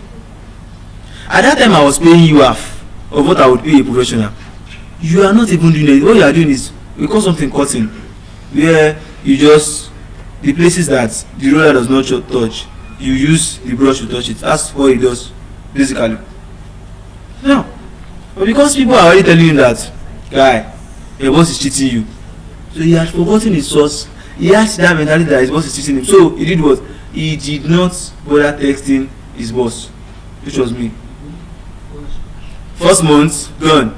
Second month, gone. Third month, gone. He didn't text, he didn't reach out. Until he got the first job.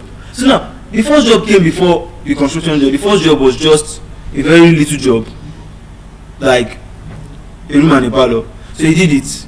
He got paid. He was happy. Fine. Until that construction company gave him a bigger project.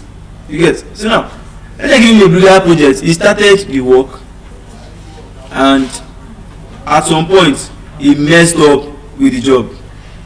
Then the company contacted him and said, what happened? We asked you to deliver this work in 2 weeks. Why haven't you delivered the job? He was giving excuses like, sir, I will deliver the job, the material is not enough. They were like, he gave us quotation that you would need, for example, 50 buckets of paint, and we already made plans for 50 buckets. So now, why are you telling us that you've not even done half of the job you want to do, and you have exhausted the 50 buckets of paint? So now, the secret he doesn't know is that when you are given, there's what we call a virgin wall. Virgin wall is that wall that they have not painted, they have not worked on before. So now, if you are giving quotation for a virgin wall, it's different from a quotation, the quotation you give when the wall has been painted. So now, when the wall has been painted, the color matters. If there will be change in color, the quotation will be different from when you want to maintain the same color that is on the wall. This was where he got it wrong.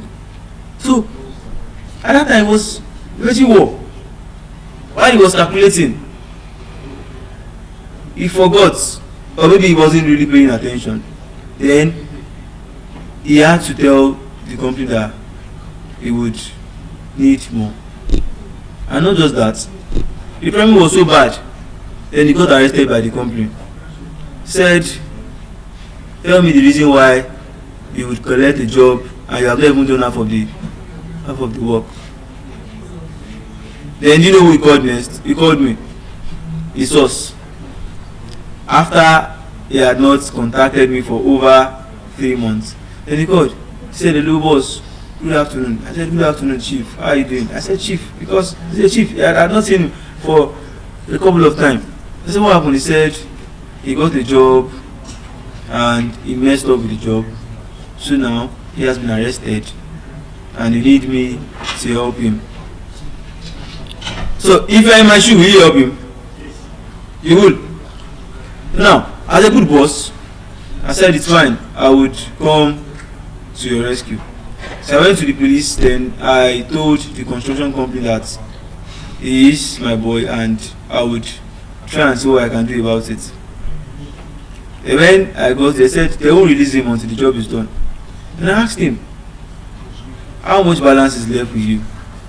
And he told me. When he told me the balance, I realized that he was overpaying the people he employed. He was overpaying because what?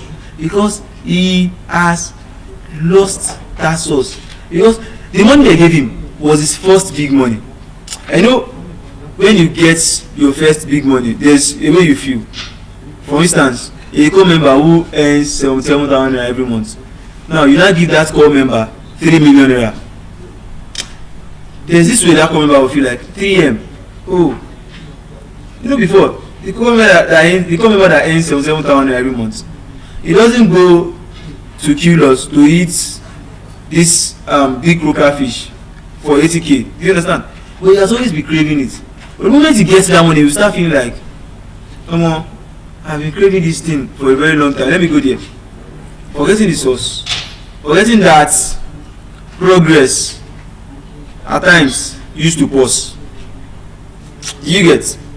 So now, after checking everything, then I helped him and we were able to deliver the job. Mind you, his balance that I would have collected, he didn't get his balance. He was told by the police that he would pay for the damage he had committed. That is what I'm talking about. Personal dimension of what? Forgetting your source. Personal. This is an individual now. Because he feel he had gotten some amount of knowledge, he forgot his roots, how his boss started helping him and all. So the second one is societal dimension. Societal dimension. So now, when we talk about the societal dimension, let's talk about the African culture of today. How have we Africans, most especially Nigerians, how are we forgotten our roots? From the beginning, the Yorubas are known to be very welcoming people. In what sense? If you find yourself in an environment where the Yorubas are, you will see them greet you. In short, if your neighbor is cooking and you went to meet your neighbor that Mummy Tayo, I like the way your food smells, I like the aroma, can I have 2 portions of rice? She would give you. You understand? She will give you 2 portions. From there you sit and start talking about yesterday I was really tired, I couldn't speak yesterday. Then you start talking. From there you ease your mind. Do you understand? That's our culture, that's the way, that is how we are known to be. You are welcoming. Culture on the other hand is, now I'll tell you, before, in the African culture, in the Yoruba culture, addressing really matters for the female. Modesty really matters for the female more than the male. So now, one of the reasons why parents will tell their female children, their female child, to dress very well is because they don't want a situation whereby the man who is in love with them sees them and now feel like, this lady, will I be able to even date this girl like this? This girl is already looking like someone who would not be contented with just one man. So they don't want that kind of thinking to come up. So there's a way culturally we are advised to dress as a female child from Africa. So when you dress, you cover your body, you do all of those things. Well, at the point where our females are beginning to feel like that sense of endless, that illusion of endless growth, that do I have to dress like this? If I dress the way I want to dress, I would attract the people I will attract. Nothing will happen. So when they had that mentality, they started doing what? They started throwing away our culture. They started throwing away our norms. So now, what happened? Yoruba used to say something. Yoruba would say that Oju kan ni bimo, igba ọmọ ni wọmọ. Do you understand? It means it's a child is being born by what? One person. Like the mother gives birth to the child. So now, after the mother had given birth to the child, the Bible say it is the community that trains the child. That's our culture. Our culture says that if you see your neighbor's child, or if you see a little child in the community misbehaving, you have every right to correct that child. Do you understand? So I remember at that time when I would go and play ball, then another woman would see me. Maybe the woman knows my mommy. Be like, "What are you doing? Are you supposed to be reading?" The woman would scold me at that time. She's not my mom. In short, she might be living in the 10th street. But culturally, our source says when you see any child doing wrong thing, you have to correct them immediately. But the fact that we forgot our source, that's the origin, that's the reason why we now have more disrespectful children in our society. Because we have transited from our source that says correct them when they do wrong to another culture that says mind your business. So when you see another child misbehaving, you be like, oh, my mama go face am now. But you forgot the fact that every irresponsible child that the society give birth to, they would later become a bone in the society's neck.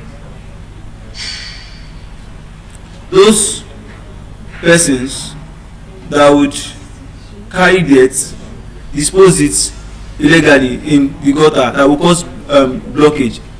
The moment there is flooding, who will suffer it? It's not just them. It is everybody. So now, that idea you got, that idea that tells you that mind your business, the moment you are suffering the results of what another person did, that's when you start understanding that you have to go back to that origin, that source that teaches you that you should be what your brother's keeper. If you see anything that is going wrong, correct it. The origin. I'm talking about forgetting your origin. I said it's in 3 dimensions. The first dimension is the personal dimension. The second dimension is what? The societal dimension. The third one is leadership. If you look around you, there are many persons who call themselves leaders. That the only time they will come and meet you is when they need you to vote for them. After you vote for them, they will do what? They will go away. Who is their source? You. They are only coming to you because they need your vote at that time. These are the source, so we need their votes. They will come with carton or indomie. You will collect because you are what? Because you are hungry. They will come with bags of rice, different type of things. It happens in different countries. So they will come to you as their source. But the moment they are coming to you because they need you at that time. Maybe this explains it better for you. They will come to you, please, I need your vote. You understand? You would now start seeing the person who wants to become your local government chairman. You will see him walk on your street. So when he's going, you see him greet you. Umar, salam alaikum. How are you doing? I didn't see you amongst today. Because he wants your vote. Yeah, Dr. B, how are you doing? You're not doing your classes today. Do you understand? They will start to observe you in a different way. Because what? Because they need you. But the moment they get into power, they start feeling like, this power, we already have it now, aren't we? I'm the governor, why not the governor? So come and remove me. You know, I said in the beginning that the reason why people forget their source is because of what? That illusion of endless growth. That's mentality that this progress will last forever. It is the same mentality for the leadership role. Where you feel like, I'm the governor, who will remove me? As far as I'm here, I will buy my way back for the second term. I'm trying to do justice to every point I have made. The illusion of what? Of endless growth. And now you see them. Some persons were in power before, right? I'm sure in your countries you know people who were. Look at United States for example. Donald Trump belongs to what party? Republican. So before him, it was Barack Obama's party that dominates. And now, it's not them, it's another party. In Nigeria, we had parties who had ruled before, that when they were in power, you wouldn't have thought they will leave power. You know them, I don't need to mention.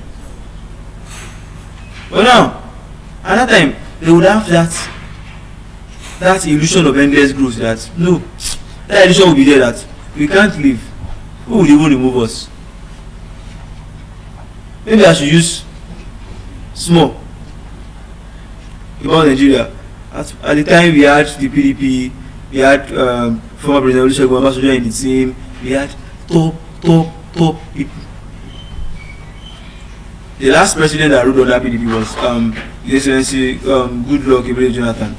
At that time, we wouldn't have thought. Of course, Goodluck Ebele Jonathan was a very good leader. At that time, he was a very good leader. But at that time, we wouldn't have thought that he would leave power. Of course, power of incumbency. Will you beat me? Like, I'm in power. The illusion of endless growth. That's the origin of what? Forgetting our source. So now, leadership. As a leader, you now come to your people. Good evening, everybody. You know, I will need your support. Support me to be your cost rep. The moment you become the cost rep, you do what? You leave them. Because you feel nothing will change it again. So now, after this person had lost power, they will now be looking for a way to do what? To come back to their source. So I mentioned the personal level when I'm talking about the boy that does talent painting went because he feel he has known a lot until he ended himself in the police station because he had gotten a job he could not complete. Then the societal one, where we forget about our culture, and now we are paying the price. Then a level of leadership. So now, let me tell you a very important story. There was a time I worked for someone in politics. The person's name is Keep Striving Onward. That's his name. So at this time, this person was in the university. Then at the time he got admission into the university, he said something. He called me, he said, my department is a faceless department. And I asked him, I said, keep striving onward. Why did you say your department is a faceless department? So now, when I say keep striving onward, that's his person's name. In short, for short, it means KSO. So now, he said, my department is a faceless department. He said, we won't do any election and win. We won't make requests and it will be granted. He said, because they don't know us. The moment he said that, and I told him, I said, if you want to be known, then you have to go back to the source.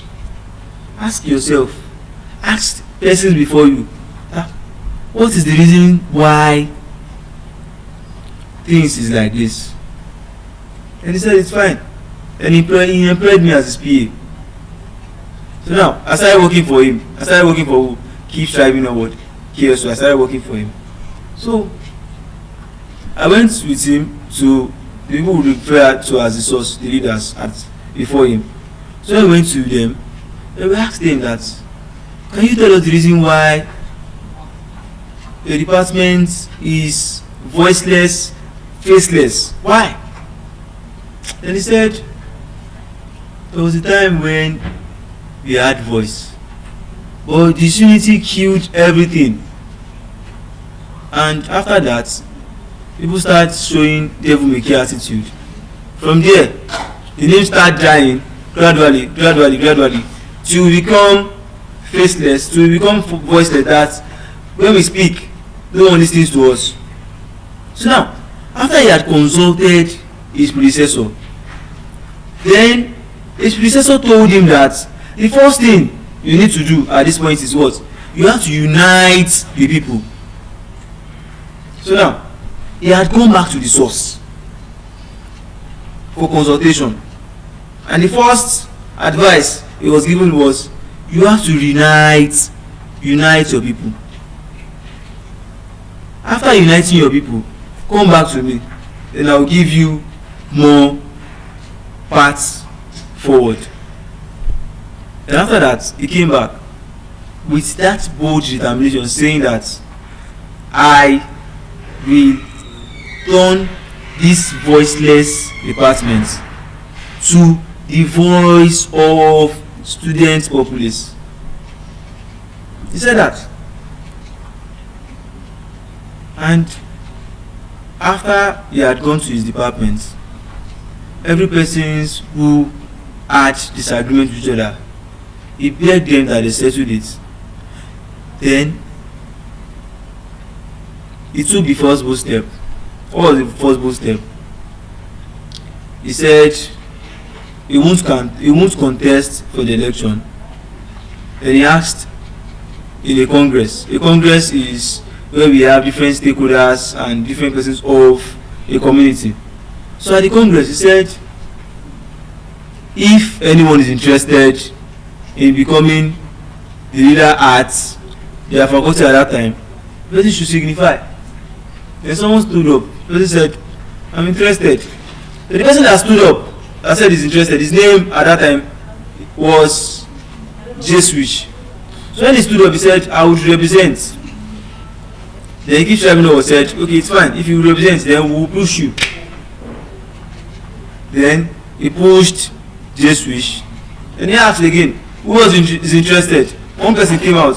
He said he's interested. His name is what? Mula. So now we have J-Switch and Mula. So now, the leader at this point, who is the leader? The leader is who keeps driving onward. Because he started what? The movement.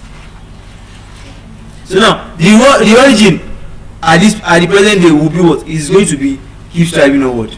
The origin is not the people he went to meet, because he went to meet some persons. Those people he went to meet, they are not available, they are not in power anymore. So the people in charge, he is the one, he is the student at that time. So after he had gone to meet them, after J-Switch and Mula had said they would be the face of the department, they would go and represent the department outside. Then each traveler was said something. He said, distinguished guest, all our focus now will be that we promote J-Switch and Mula. So by the time the both of them get to office, we would have a representative at the top. So now, if we need anything at the top, since we have a representative at the top, it would make it easier for us to get whatever we want. It will make it easier for us, for our voice to be heard. Then they come together. So now, as a leader who keeps striving forward was at that time, he would be the one to lead. There's what we call field work. So that field work is where he would lead the team. They will walk around the school. So while they are walking around the school, do you know what they will do? They will meet random persons. They will collect their phone number. They will tell them that, please, we'll be checking up on you because we have an ambition. What is your ambition? He said, our ambition is to promote these two persons so that they become our representative. Then some persons will say, you want to promote this person. What this person you want to promote is from your department and not my department. So why do you want me to support the person? Then they will give them more reasons that leadership is not by loyalty, it's by competence. So they make them understand that. Then they were able to convince as many as possible persons they could convince at that time. So they had met many persons. Then the election took place. The moment they did the first election, they lost. Then Keith Traveler said, what is the reason behind we losing the election? You look at it, the source. When he found out the reason why they lost the election, then he said, we'll make sure that this does not repeat itself again. Then he said, just wish you will become the president at the department. So maybe if you start at that point, you will be known before you go back to the top as the president of the faculty. That's if you match. Then he went. Then we had Mula on the other hand. Mula was made the welfare director at that time. Mula had this mindset.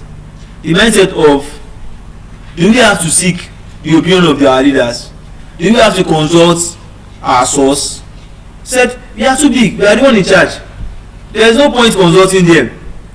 We can think by ourselves, we can take decisions. If we take decisions, who will check us? Nobody. Then he started developing that kind of mentality. It was what? He was gradually forgetting his source. Now that time, keep striving onward was very much available. Then he told him, he said, Mula, if you would last long as an individual, if you become a successful person in life, you have to always respect your source. That was the message to him. And he said, look, I've heard, I will respect my source. Then you know what happened? You know, KSO was just telling him that, Mula, always respect your source, don't disregard your source. So after that speech, after 2 weeks, KSO had graduated from the department, then he left. So now, the leaders in charge was, the leaders in charge were J Swish and Mula at that time. Then that mentality of not consulting, not respecting the source, that mentality now started ruling. Then Mula came up with an idea. He said, now even KSO had gone, so there's no point connecting with them. Let's leave him. Our focus now is what? To make ourselves a bigger person. We'll take addition by ourselves. You know the first thing he first did?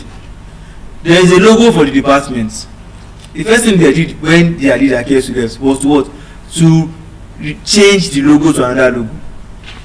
And you begin to ask yourself that of all the things to do, is changing the logo the most important part? Is changing the logo the priority at that time? No. But because they were showing you that they are willing to forget their source at all points, they changed the logo to a logo that what? That fits them. Of course their leader saw it, but he felt like, well, they are in power. If they feel they will do it better, let them do it. Then their leader did what? Took his hand off it.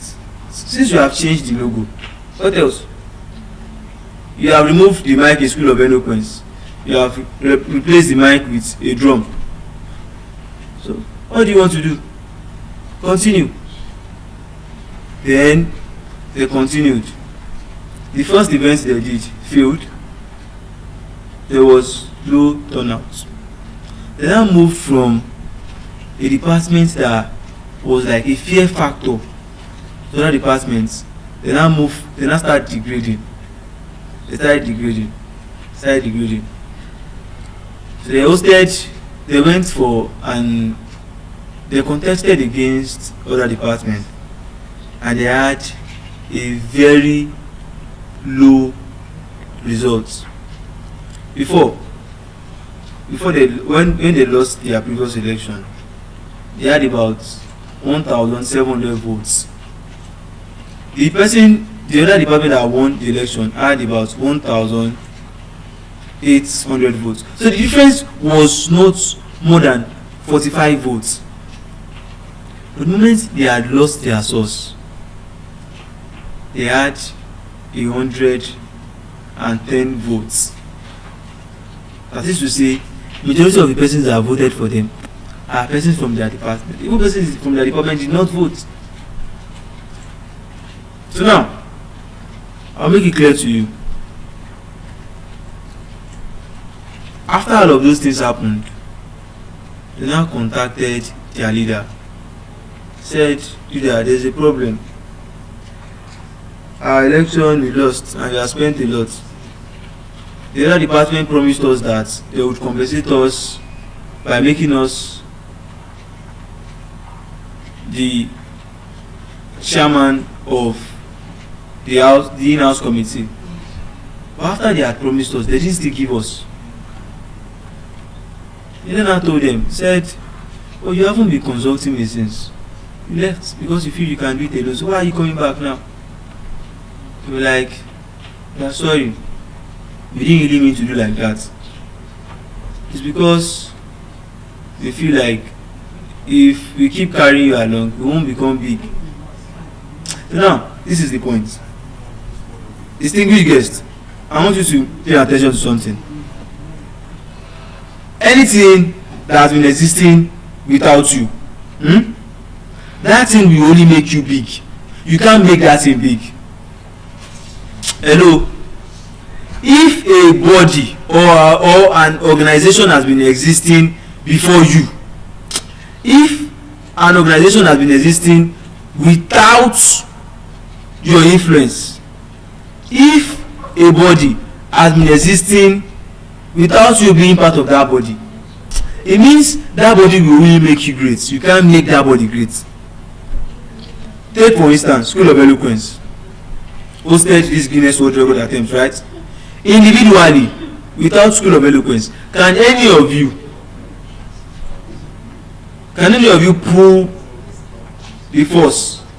Do you understand? Can any of you request that Guinness World Record approve an attempt from you? No. So now imagine that tomorrow you become a Guinness World Record award holder. Then someone will ask you tomorrow that, what is your origin? Then you deny School of Eloquence. Then you start mentioning, I learned speaking at Harvard. Isaac Newton taught me how to speak. Charles Babbage taught me how to. What is wrong with you? At some point in time, people will now ask you that, okay, that's Guinness World Record award you said you have. Where did you get it from? Oh, you've hide your identity. The moment you now start mentioning that at that time, School of Eloquence, oh, you never mentioned it. Then it starts to look like you were telling lies.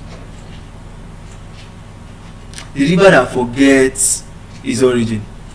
So now, talking about this river, I will use where we are at currently as an example. I know most of us are not aware, because I am an indigenous of Lagos and I have been living around this place for a very long time. So now, the place we are at currently was once a river. Yes.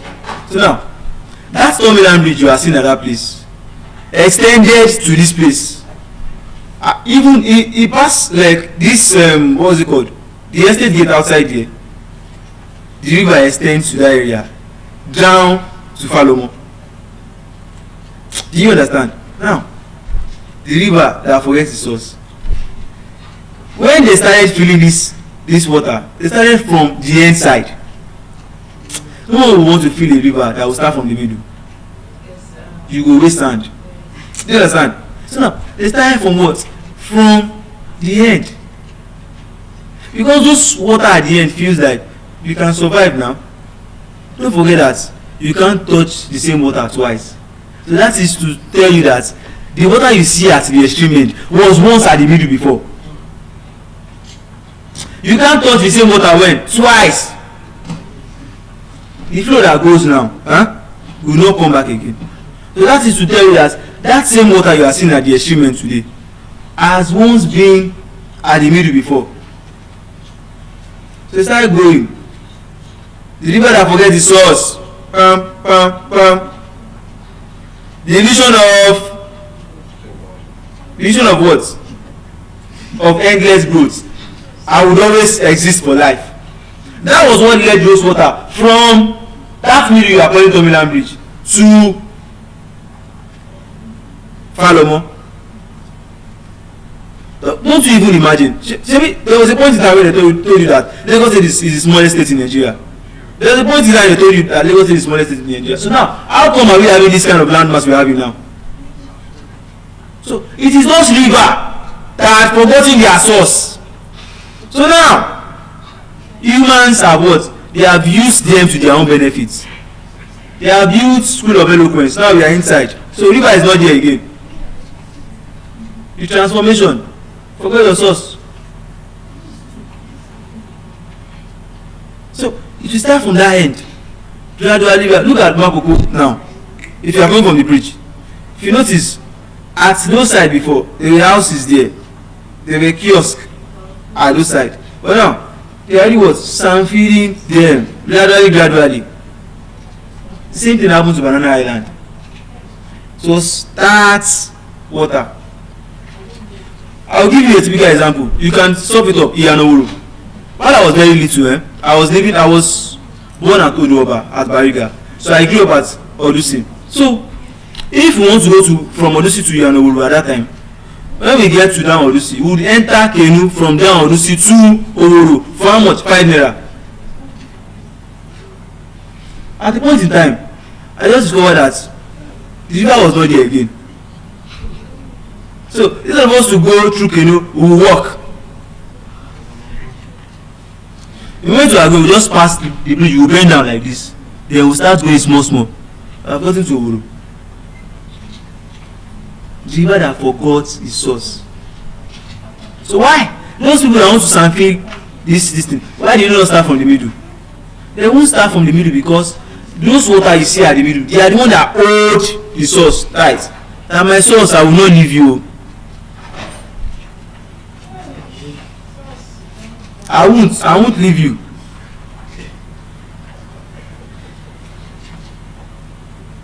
When you leave your source, you begin to die silently.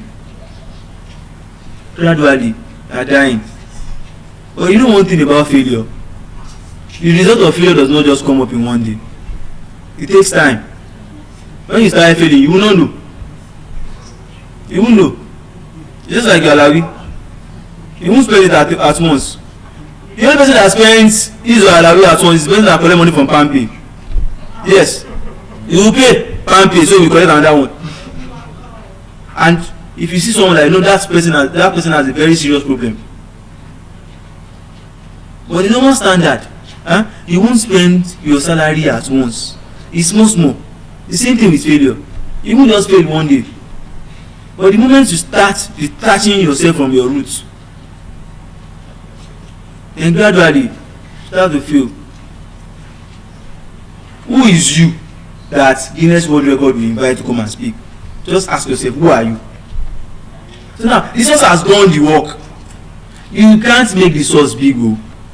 The source will make you big. Those pastors you see, for example, Pastor Adeboye of Redeem, Adeboye is not making Christianity big. Christianity made him big. If there was no Christianity, he wouldn't have private jets. That's a fact. Abdulrahman Sudais, the Imam of Saudi Arabia, he is not making Islam big. He is not even adding anything to Islam. As a matter of fact, Islam is making him a better person. Because during Ramadan, I would go and start streaming his verse on Spotify.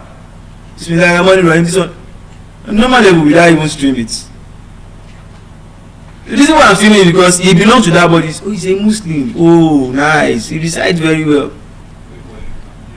If not for Islam, why do you think we'll start packing our money and be going to Saudi Arabia for pilgrimage? So anything that has been existing before you, without you, and is doing very well, you can't make that thing big. That thing will make you big. Besides your heart today has been existing for over 2 decades. Started in the month of April that we are now. So that is to say, this site has produced more than you can ever imagine. One of the product of this site is what we are doing now. We are speaking to the world. So now everything we are saying here now is going across the globe. There are some persons out there who will be touched by the message. They will want to go back to their roots. Now, oh, so I think the reason why I've been suffering is because of I left my source. That illusion of endless growth is what is killing us. The connection is survival. Don't forget the story I told you about those boys that felt like they can always do everything better. The only time they survived was when they reconnected back to their source. Like, KSO, please. A serious problem. Come and help us. Because one thing about your sources, the Bible will say, nǹkan tí àgbàlagbà rí lórí ìjókòó tọmọdé bá gorí àgàrà only like what an elderly person would see while he seated. If you climb on top of the roof, you won't see it. They are not telling you to climb on top of the roof. No. They are telling you from experience. Just like when one of my mentee at that time, he came to me. He was like, KSO, because my mentee, both my students in school, they all call me KSO. There is no difference. I don't have to start saying, call me uncle, uncle, uncle. No, leave that. Uncle for what? One of them came, was like, I like that girl. And I told him, I said, you like the girl. It is a matter of time. When it gets to a time where you don't like the girl again. He was like, no, why won't I like her again? I like her. I said, don't worry now, continue. And after a few months, the girl was passing. He didn't greet the girl did not greet him. I was not like, why don't you greet me? I was like, that foolish girl. You don't like him again? Do you understand? So, the source. The reason why he's the source because he has that experience. That intellectual capacity is there. Like, it is fully loaded. What you don't know, your source knows it. You can't stand alone, but your source will stand for you. Your source will stand alone. I remembered Samuel of Lagos. Samuel of Lagos is a very important part that I would mention about. I don't know, many of us must have heard about him. He used to host this Clouder expert in Lagos State. This was how Samuel of Lagos started. I had this intention. Now listen, there is Samuel of Lagos, there is Andre. So now, Andre is an hype man. He used to host party. Sammy used to host party, but Sammy is not an hype man. So now, this is the point. Sammy and Andre, they were both in 200 level, the same department. But their department doesn't matter here. The person I liked was Andre. I like Andre because I feel like, this boy is talented. But me as a person, I have been really working very hard. The reason why I've been working is because I want these people to do very well. I don't want to help them. That is the goal. The goal is just this, because I have this love for trench kid. If I hear that this child is from the slum, there is this support I would want to give them, because I can always understand their feeling. So at that time, I called Andre. I said, Andre, what would you like me to do for you? He said there is going to be hosting a party. Then he called the party Prognosis. He said okay. He said I should just support him, and I have that influence. At some point, some people were calling me WhatsApp influencer. They say WhatsApp celebrity. Why? Because the moment I post one graphics on WhatsApp, you will just see WhatsApp color will just change. That graphics, you just see it from everywhere. The moment people start experiencing, they'll be like, KSO, Naim, you don't change WhatsApp color. So at that time I was like, what is the point of having all this contact if I'm not helping people with it? And I said, you want to do prognosis, no problem. Come. What is this party all about? He told me. And I advised him that add this to it. Remove this. Then he said he's not willing to remove anything. That this is the way he wants to do it. I said, okay, it's fine, there's no problem. But I fulfilled my promise by what? By helping him push. And after pushing for him, what did he say? He said, I won't lie, this is my biggest party. I could not attend because I had other things to do on that day. It was a night party. So he came back. But when he came back telling lies. Probably you think I want to ask for, some persons have this mentality. Whenever you help them, they think you are expecting something in return. Like someone was telling me in the group this morning that will I be the cross rep? I don't understand. Cross rep for Guinness World Record. How will you explain to a white man that at the Guinness World Record you have a cross rep? You understand? So people have this mentality that the moment you are doing something good, you are expecting something in return. But people who understand me to some extent, I thank God that people are trying a different view of me. I have not posted on WhatsApp for a very long time. I posted today for yesterday. Then this girl texted me. She said, I swear to God who made me. I remembered you yesterday because of one person. I said, who was that? I said, the person helped me without asking for anything. Then he told the person that the only person that I would help you without asking for something is KSO. When she said, I said, I'm very happy you said this because it shows who truly I am. So now this boy, he came back lying to me because I think I want to get maybe a reward from him. Like, that party people came or I don't know, the DJ money increased, the event charge you pay also some amount. Started lying. I was like, it's not bad now. I didn't even know what I would give you. I said, they ask you for money. That's what I said, do I ask you for money?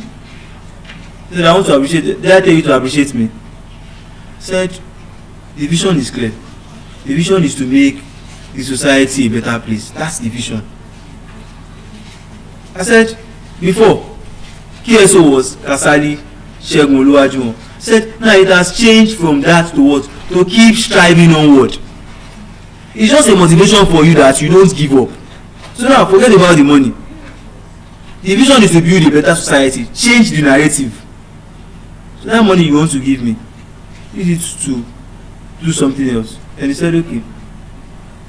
And after that, started going, we will carry girls from here to there. Because, okay, after that, I nominated him in the house that I become the social director. Then they made him the social director. Then I wrote to him that, host this party, do it this way. And he said, he's going to do it. At that time, this thing was trending. Flip and eat. You know flip and eat, where you flip the bottle stands, you eat, shake it. So he said he was going to do that game. Then people paid for it. It did not turn up. It did not do anything. The competition did not host. Then he just left. From that moment, he started doing was detaching himself from his source because he feel like he's big already. He used 3 parties back to back in 1 month, and everything was sold out. So that sense of, I don't blow, I'm already a bigger person. He start having that sense. Then he start doing things his way. I didn't call him. I left him, and I told, okay, Jesus said, yes, so you are not talking to Andre about what he's doing. I said, leave him. I said, I've been there before. Andre will come back. You don't disturb yourself. He was like, I'm really pained. You can't try this thing with me. I said, if you try it with you, what will you do? Will you fight with him? If this is not done that way now, just leave him. Let him enjoy. Anytime he sees me, maybe I'm coming from this side. If he had seen me from afar, he would go and pass the other side. Like that water that left Tomiland Bridge to Falomo. I had left the source. Go, you'll be hiding from the source. Why are you calling me? Don't let them see me. It was trending. But trust me, during the period when he was training, I was very, very happy for him. The reason why I was happy for him is that, of course, he might be hiding from me, but anywhere he is seated, he will always remember that this person impacted in him. You know one thing about truth and lies, that the person telling lies knows that he's lying. The one who is saying the truth knows that he's saying the truth. The person you are lying to might not know you are telling lie, but you that is telling the lie knows that you are lying. So at that point, when he sees me like this, he will just pass to the other side. I'll see him, but I'll be like, there's no problem, Jerry, enjoy yourself. Then at that point, don't forget, at that point, I had known Sammy of Lagos. I had seen his potentials. But then, because who I loved was the main person I had in mind was Andre. Because of his what? Because of his talents, his high talents. Then what did I do? I left Andre. Then Sammy of Lagos hosted a party. He had to get loan for him to do that party. Then after getting loan, he didn't get the amount of audience he wanted for the party. Then it resulted in debt. So I was in my hostel, then someone was talking about him that, this guy, he pitied this guy. That this guy hosted the party, people did not turn up, he just wasted his money. And I don't like to hear that my fellow human is in pain. And that's what makes me an humanitarian. When they were talking about it, I said, what is the person's name? He said, Sammy of Lagos. I said, I know Sammy of Lagos now. Then I said, please, share me his phone number. Then I called him. He said, hello? He said, who is speaking? I said, this is General KSO. He said, KSO, big name. He said, calm down. Then I was told that, I was told that you hosted the party, this happened. He said, honestly speaking, that people did not turn up, they were just giving him different excuses. And I said, I'm very sorry. He said, I would have loved to help you, but I'm broke. The only thing a broke man can offer you is what? An advice. I said, you know what, please, Sammy, in 3 weeks' time, we will host another party. He said, no. He said, no. Another party 3 weeks' time, kid. I just lost some money. I said, Sammy, will you listen to me? I said, you know what, please, I will tell Mide to come and meet you. So Mide is known as Campus Connector at that time. He handles campus affairs. I picked up my phone, I called Mide. I said, hello Mide, please call Sammy and tell him that I'm begging him that he should host another party in 3 weeks. Said KSO, is that what you want? I said, that's what I want. Then he called Sammy. He said, Sammy, KSO said he should host another party in 3 weeks. Host the party. He said, but I have lost money. He said, go and take loan, host the party. Don't forget at that time, the highest ticket you will sell on campus at that time was 2,500 naira. When he was, yes, 2,500 naira. When he was going to host the party, I called him. I said, Sammy, increase the party ticket to 5,000 naira for regular, VIP 10,000 naira. Then we will sell table. When we were selling table, I wrote $100 the table price. I swear. At that point, Sammy was very, very afraid. I said, Sammy, don't worry. I love challenges because they make life interesting. But when you overcome the challenge, it will make your life meaningful. Then you become a better person. Don't worry. Then he said, okay. He said, but I'm afraid though. I said, don't worry, just be posting graphics. Then put your account number there so they will pay to you. Then I went back. Don't forget, loyalty has taken me a lot of places. The current PR for this club, Growrock Lifestyle, is Bolu. Sorry, I said Bolu Oluoba. If I call Oluoba now, Olu, now here I do show up. Olu will leave Yemuli and come and meet me. I swear to God who made me. It's a matter of what? Like your source, the way you treat people. So on this day, I posted to the graphics. I told Olu, I said, Olu, please, this boy wants to do party, and I want people to come. Please help me post the graphics. Then I told him, I said, you know what? In 3 weeks' time, is my younger sister's birthday, May 24. So please put it on that. He said, there's no problem. I will do it like that. I said, my younger sister will not come to night party. No, she can't. She'll be at home, but we'll celebrate her from here. Then we put it like that. So at that time, he had sold about 100 tickets. Then there were about 400 tickets that were available. Another fear start coming up that 400 tickets. And next time I said don't worry, on the party day we will sell the remaining tickets.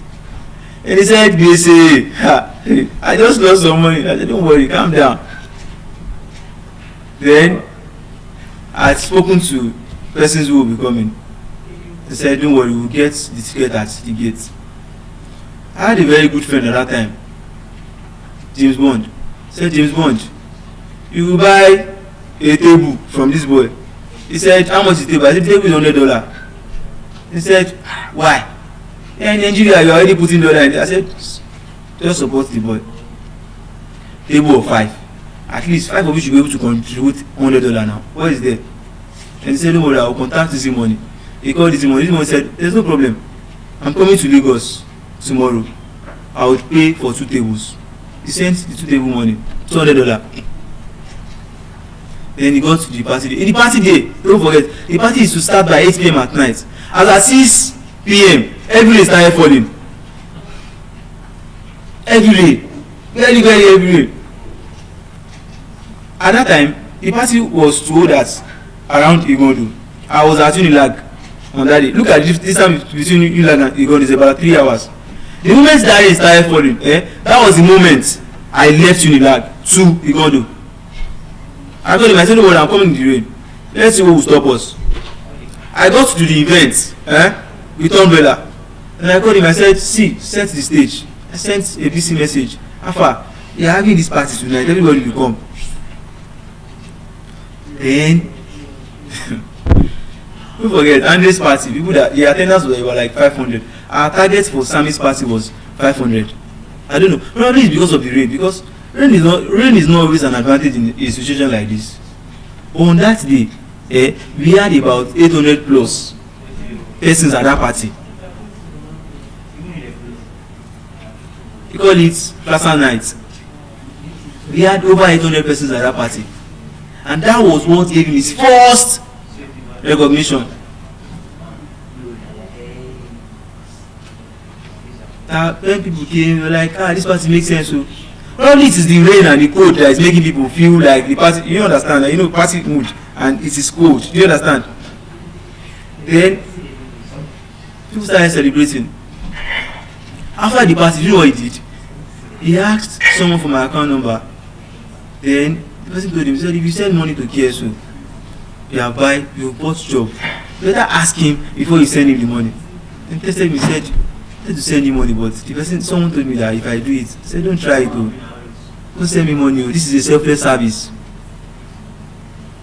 At one point, someone said, is it that your charm is to help people and not collect money, so you get fame? I said, maybe. So, I didn't collect it from him. You know the difference between Sammy and Andre? After that one, Sammy now did this. If he will do anything, he will first come to the source and ask, like, Egmo, I want to do this party. What do you feel about it? I'll be like, don't do it, sure. Don't forget, we did this thing in 3 weeks. After 2 months, he said should we do another one? I said, don't do it. Let's not do party. Let's just stay. Then you begin to wonder that, shebi in 3 weeks you sold the first ticket. Now, after 2 months, let's do another one. See, you should know that. Don't do. Let's just leave it. Then after like 6 months. Yes, after 6 months. Oh, it was more than 6 months. The first one was May 24. The second one was December 5. December 5, yes, that was Claudia X. That was the first Claudia X official party. So he sold the ticket 2 times the amount would have sold the ticket ordinarily. And that changed what? The story. So because of, he has always contacted me, he is always getting the right information. Then Andre came to me and said, how come you are always doing all of these things? He said, because I'm always talking to my source. And he was like, you're always talking to us. He said, who is your source? He said, KSO. He said, oh, KSO. Yes, okay. You know, he knew what he has done. So he could not come back. Guess what? those audience that are always attending his party had moved from attending his party. They didn't even come to our own party. They didn't come to Sami's party. They went to someone else's party. That person, they used to call him Bolu Small Chops at that time. So they went from coming to Andre's party to Bolu Small Chops party. And you know the most unfortunate thing for him is that at Q-Loss, there's this person they call Dodondawa. He's an hype man. He controls Q-Loss.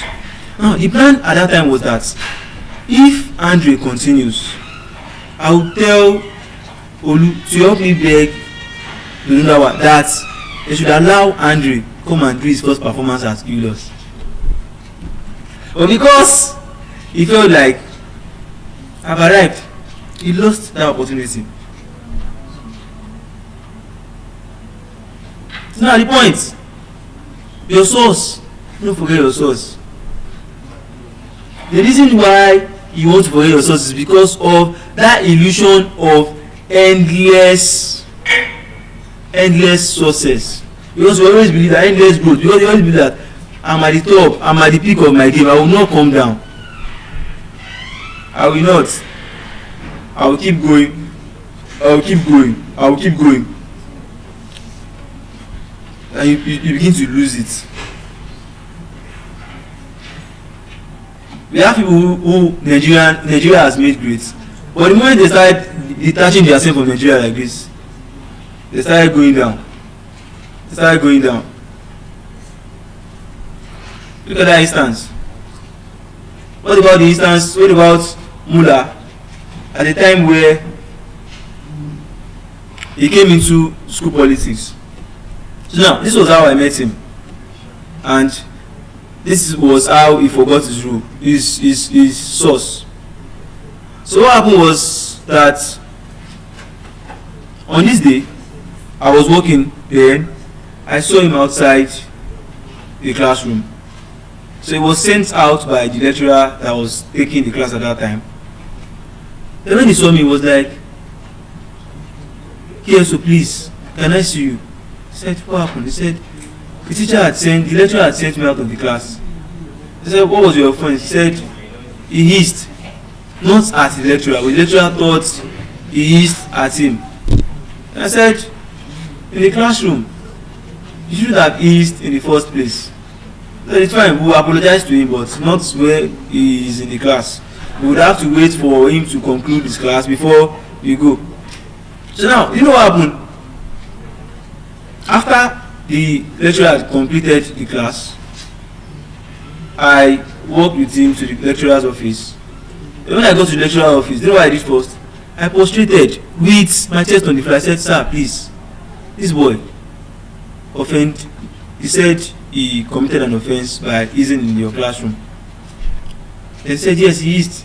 And he said, "Sir, I did not hiss at you." Now, the person I was going to beg on his behalf was standing. Me that was begging, I was what? On the floor. And the lecturer asked me because he said, "The person you are begging on his behalf, look at him. Look at you that is begging. So who committed the offense? Is it you or him? Did you send him to hiss at me?" I said, "I did not send him." He said, "But why is it you that is doing the prostration?" I don't know if you get the point. So from there, I could detect that this boy roots, this boy's source is what? Is disrespectful from his source. But you know, at times you want to give people second chance, like you want to give people benefit of doubt. Thank you. So I didn't just look at the fact that he did that thing. So I said maybe I could reorientate him so is the way he behave and the way he view things might just change. Sure you get. So you know what I did? I later called him. I said, "You shouldn't have behaved that way. Please, tomorrow, go and apologize to that lecturer and prostrate to him the same way I did." And he said, "Okay." He did it. So now, from that moment, he started working with me because he feel like, oh, this person is a leader. He didn't tell me, but he told his colleagues, his classmates, said, this guy left his work so he can beg on my behalf. Said that was just too selfless. But that was not the goal. The goal was to reorientate him so that he would not disrespect his source, because the lecturer is your source, so whether you like it or not, he impacted in you. And that's why if you notice, when I was making reference in my previous speech, I mentioned the likes of Professor Bello Rachel Oluwaseun. I make reference to Dr. Gab.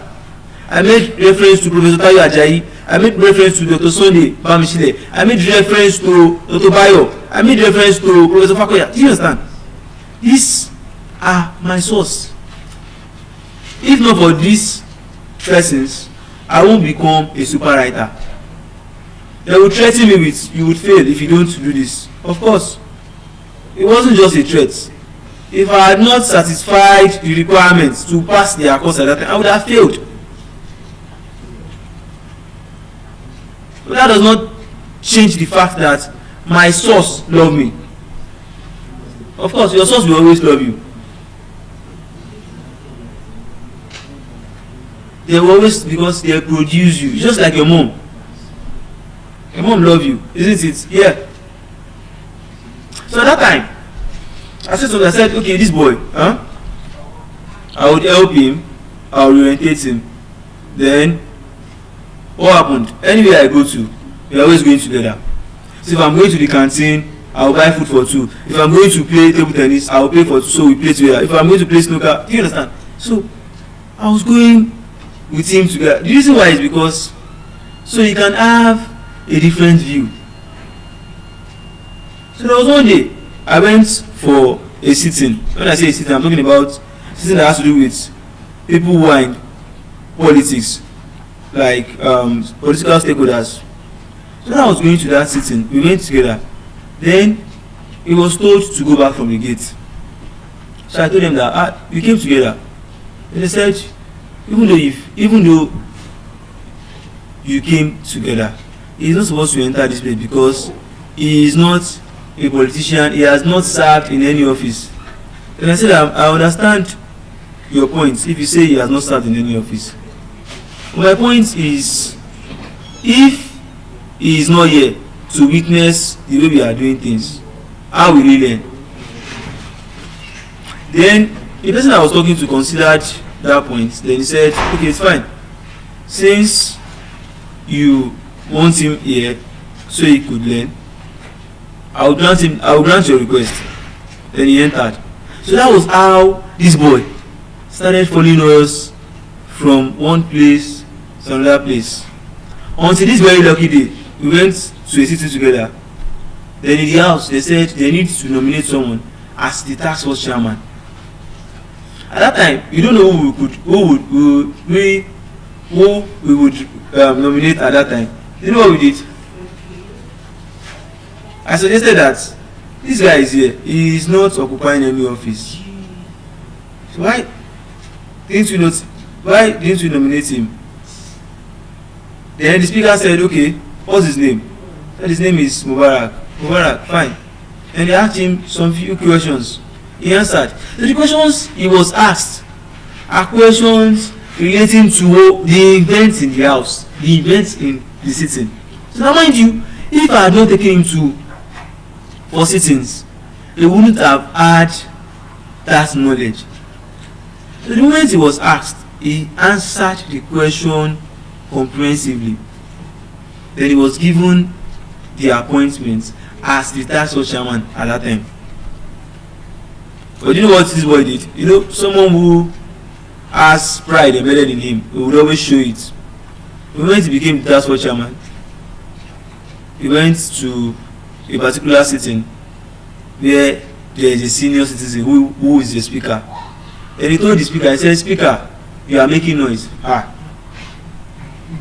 that time, the speaker said, "You know who I am. How would you tell me I'm making noise?" He said, "I said you are making noise. There's nothing you will do." And someone said, the reason why he's behaving like that is because he knows that his godfather has mouth. If you do anything now, his godfather will come. And that was how he started tarnishing the image of his godfather. And someone said, KSO, this boy you are promoting, tell me 3 reasons why you are promoting this boy. I only gave 1 reason because I don't need to have 3 reasons before I could do someone a favor. He said the reason is just to make him a better person, so we can have a better environment. He said, okay, this person you say you want to make a better person, does he look like a better person? He's becoming worse every day. But I said, what happened? He said, because since the time he had resumed office, he had been disrespecting different persons. And I said, okay, I'll talk to him. And I called him, I said, come. Why were you disrespecting people? He said something. He said, KSO, leave those people. They're always saying rubbish. I said, come. He just resumed office not up to 3 months. After acting like this, what about me that have been in the system for over 3 years? Then, because I advised him, do you know what he did? He began to what? To run away from his source. He began to run away from his source. He began to run. Do you understand? He started avoiding me. Until this very day, when he went to the house alone. Then he misbehaved at the house. So what he did at the house does not warrant that he is impeached. You get the point? But because they knew there is nobody in the house at that time who would have spoken on his behalf. You understand? If I was in the house, assuming he was working with me, would definitely be at the house at that time. And if an honorable member raised an observation that he is impeached, I would quote the constitution to them, letting them know that there is no place in the constitution that says for this offence this person deserves to be impeached. But the fact that he had gone alone, what would I do? I left him. And when I got to my house, when I came on the internet, and I got a WhatsApp notification showing a broadcast list that he has been impeached, is no more the tax chairman, then I start to think that what's wrong? How come did this guy got to this point? So don't forget, I said failure does not just start in a day. It's a gradual process. So now, before his impeachment, he has been doing many things. He has been misbehaving. Do you understand? So those things he has been doing, people have been recording it for him that okay, he did this on today's day, okay, he did this, he did that. Gradually, till the day he got impeached. Distinguished guest, what is the message?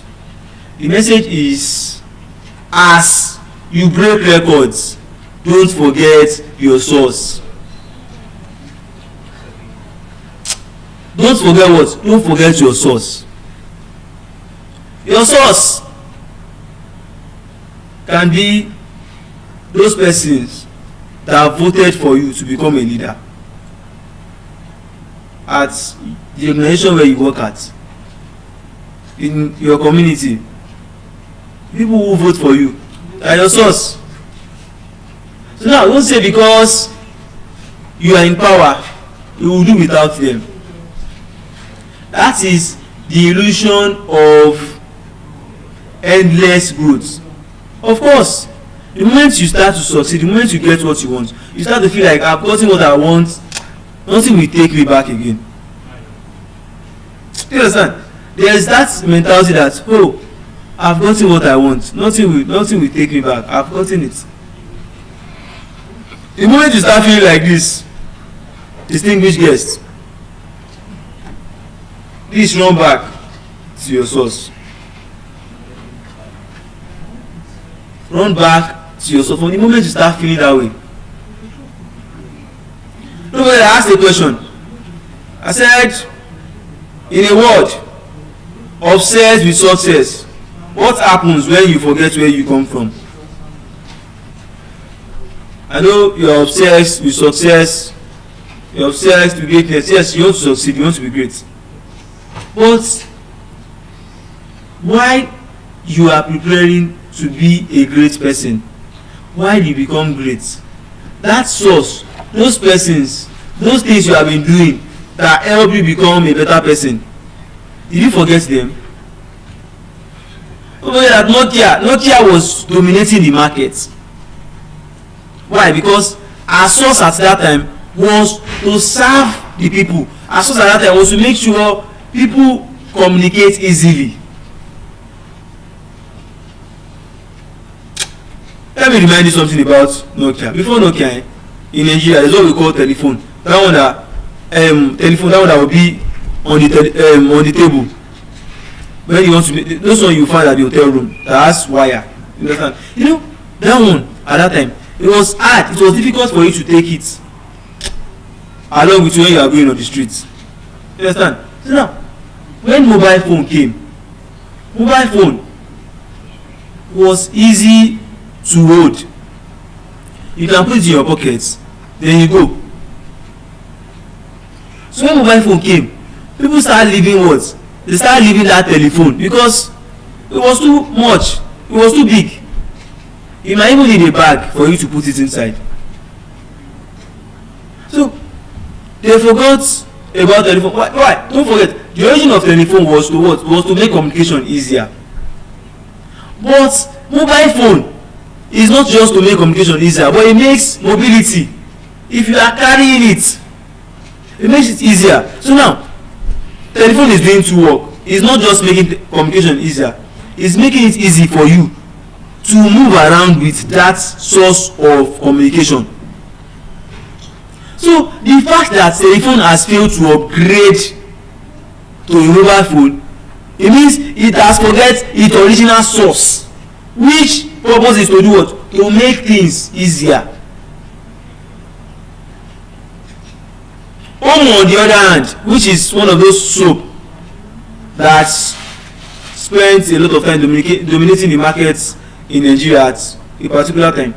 That soap at that time, if you buy, for instance, soap of 100 naira, it would help you wash about 10-15 clothes. What was the essence? The essence was to make washing easier. So when you want to wash your clothes, you wash. All you need is water. Keep washing.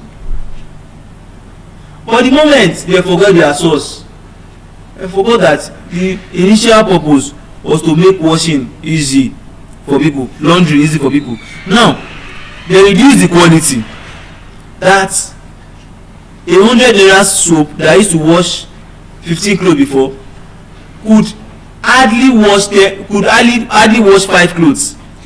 They have done what? They have lost the source. So now another brand came up with the right mentality of would serve the people, would help the people. That 15 clothes that woman used to wash before, that woman have stopped washing, now we will make another soap that would wash 17 clothes. And when that brand came, people went for it and do what? They left Omo. So Omo started doing what? Omo started going down. Why? Because it has left its source. The other one that explains the personal one when you forget your source is Mola, that example where he forgot his source. The same one, the hype man that used to host party, Andre, that forgot his source.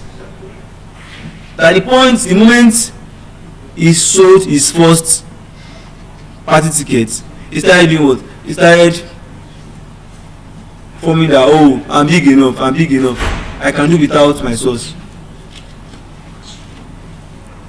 That illusion of endless growth is the reason behind you forgetting your roots. The illusion. Of course, the Yoruba culture would not gain anything from telling you to prostrate, but they just want you to show sign of respect that, oh, this person is older than me. And respect goes a very long way. Some persons would do things for you, the things that some persons will do things money cannot buy for you because you showed respect to them. I won't forget one of the reasons why Oluoba at that time really liked me, because the first time I met him, I gave him this respect. Of course, we are age mates. Oh, I regard him, Your Excellency. So I'd be like, why are you calling me Your Excellency?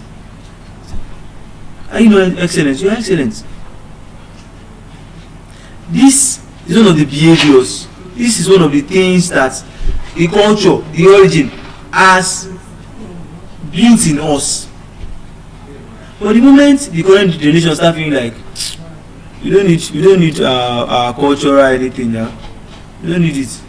The culture, what has the culture got to do?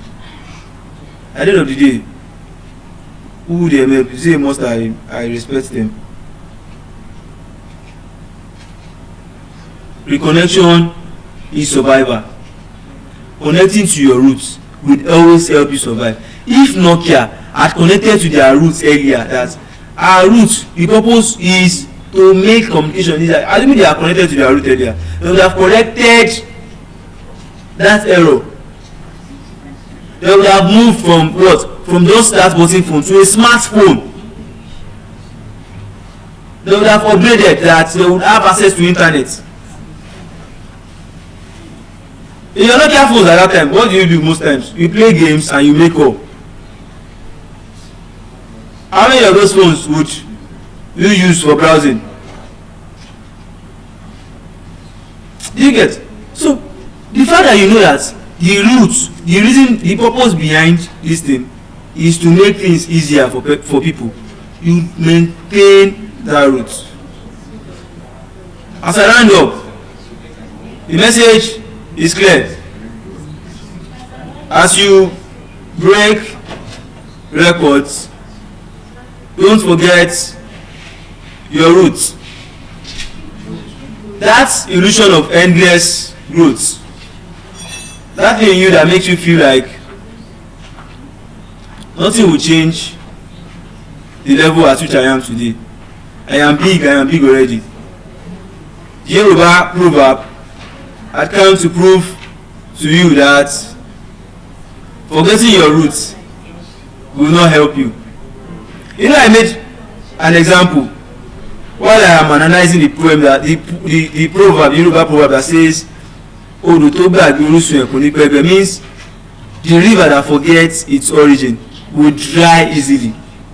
And I said something, I said you can't touch the same water twice. Now, the water that passes through the middle of the Tomiland Bridge, you would end up finding that water where? Somewhere in Falomo. Do you understand? Before Falomo, Ikoyi, this Osmond they are talking about, Banana Island, before, there was a point in time where they are what? They are part of the Tomiland Bridge water. But you know what? Human beings who want to occupy the land, human beings who want to make the land a bigger place, they do what? They start to what? To feel it gradually. They start feeling it from the side. Do you understand? So if the river had maintained its source, if the river had stayed glued to its source, it will not be easy for anyone to overcome the flood, because no one feels a river from the middle. No. Go and look at those people that are building a house on top of water.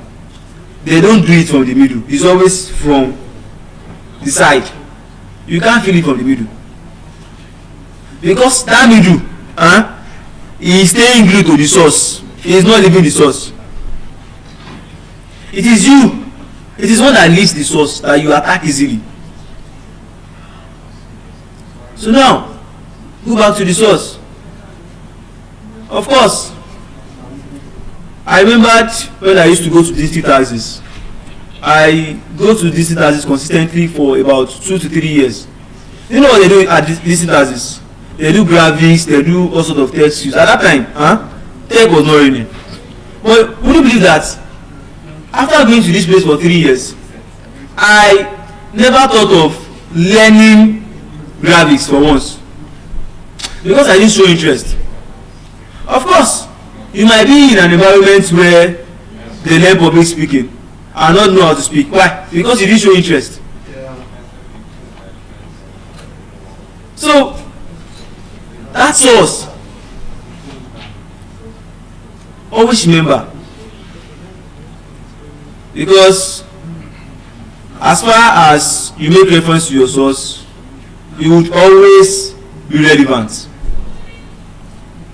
As far as you stay glued to your source, you would always be relevant. Distinguished guests, respected leaders, ladies and gentlemen, as you break the record, don't forget your source. Because the moment you start to forget your source, the moment you start becoming irrelevant. I know that thought will always come to your head that I would always stay at the top forever now. Maybe I've gotten a Guinness World Record award. But that's not enough. Yes. The experiences from the school where you are taught, that is why it is called the school of thoughts. Because there are many thoughts that will not come to your mind that the school have thought of. There are many obstacles that you will be facing in the future that you will never even think about that. Is this thing coming my way? No. But the school has already put it in their plan that don't worry, our students, when they get to this point, they will face this. Imagine teaching, building generations for over 2 decades. You've taught people's parents, you've taught their children.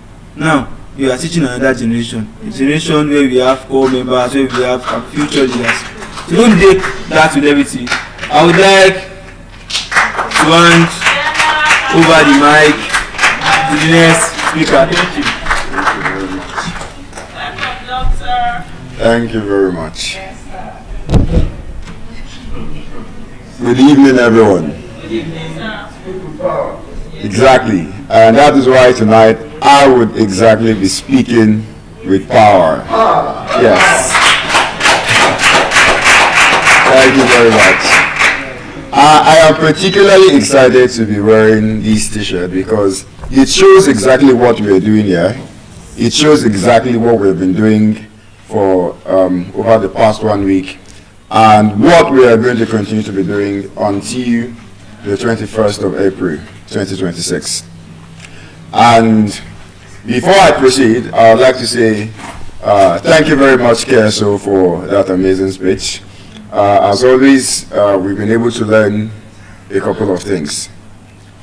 Now, moving on to my speech tonight. I remain Taiwo Ojewale. And just as I have been excited to share previous speeches during these Guinness World Record attempts, I am particularly even excited about tonight's one because tonight's speech is coming from a place of reflection, And as a matter of fact, I took my time to think about the topic for tonight's speech, and I decided on what I believed was the best topic to talk about tonight. And based on recent events that happened to me within the last 24 hours, I decided that I was going to learn lessons from what could have been a very traumatic incident, and then I decided I was going to share those lessons with you, hoping, just as I converted trauma into hope, perhaps someone listening or someone watching somewhere in Africa, somewhere in Nigeria, or somewhere around the world would also be able to convert their trauma into hope tonight. So, my speech is going to be in the form of a narrative speech, which means I will be recounting a series of events while dropping the lessons that I picked up from these events within the past 24 hours. Now, last night, after completing a marathon class, as many of us already know, I am an educator, a proud educator, and after completing a marathon jam class of about 6-7 hours, I waited a while. I decided I was going to have some of my online classes, and when it was getting towards the evening time, I decided, okay, I should come back to my School of Eloquence family, join everyone here. And funnily enough, I deliberately use that word because, again, I'll be explaining why I use that word within the narrative. Yes. So I always like to pick my words very carefully. And so when I say the School of Eloquence family, I genuinely want us to believe that is what I have come to see these are little gathering as. Yes. And so I decided, okay, I should come back to the School of Eloquence family and, contribute to the efforts, keep the fire burning. And so last night, instead of going home after my marathon class, I said, okay, let me take the sacrifice, let me come back to Ikoyi. And so I was trying to navigate my way, and I was around Fadeyi. Then from Fadeyi, I took a bus to Anthony, Lagos, and then so I was at Anthony, and I needed to take a bus from Anthony to like Oshodi itself, so I could take a bus coming to Ikoyi. That was how I planned the movement in my head. Now, stay with me, guys. It's an interesting story, but then it's important that we pick up the lessons. I promise you, from each landmark in this narrative, I have mapped out certain lessons which I reflected upon. Now, at Anthony, I was waiting for the bus, and it was quite lonely. I mean, I would later come to realize or come to learn that that part was usually that quiet and lonely very early in the evening. But then, quite frankly, it's not my very first time working late in Lagos or even in Nigeria, as a matter of fact. I remember I had once traveled from Lagos to Ibadan and arrived at Ibadan at around 1 a.m. And so late night working, late night movement has been like a norm for me for the longest of time. And mainly because, well, I wouldn't say because I grew up in Mushin, because quite frankly, even though I was born and bred in Mushin, Mushin was not born and bred in me, unfortunately. So it was like I was a Boti child in Mushin, something like that. So, but then, I already had this OT, I'll call it OT, if you know what OT is. I had this, street orientation. There's a way you walk in Lagos, especially when you're on a lonely express. So, I was already walking like that from, down the bridge in Anthony up to the bridge, and I was waiting for the bus. For some reasons, it was taking much time than I had expected. And I had my bag in one hand. I was charging my phone with the power bank in my bag. And after a few minutes, I saw a figure cross from the other side of the road. Quite frankly, I had my suspicion. But then, for two reasons. Now, reason number one, in as much as I had my suspicion, I've always had this, I've always imagined scenarios like that, funnily enough, where, because this is Lagos, we've had a lot of things. I've had cases whereby someone said they slapped me and they collected my phone. And that leads me to lesson number one. Lesson number one from my story is this: never say, "It can never be me." That is the first lesson. And that's why I said I'll be passing across lessons from my reflection in form of this narrative. I'm telling a narrative, but trust me, I'll be dropping lessons, because I reflected within this past 24 hours and I saw that truly there were a lot of things personally I have learned within this past 24 hours. And the first thing I learned is never say it can never be me, because yesterday it was me. You see, the first time I heard someone say they slapped me and they collected my phone, quite frankly, if I remember correctly, either I said it or I thought it that you go slap me, collect my phone. As how we would rather kill ourselves there. Things like that. Why would I drop my phone for you? And when it happened yesterday, I saw the figure cross. I figured, okay, maybe it's just someone like me waiting for bus. And then I got distracted by a message on my phone, a message notification.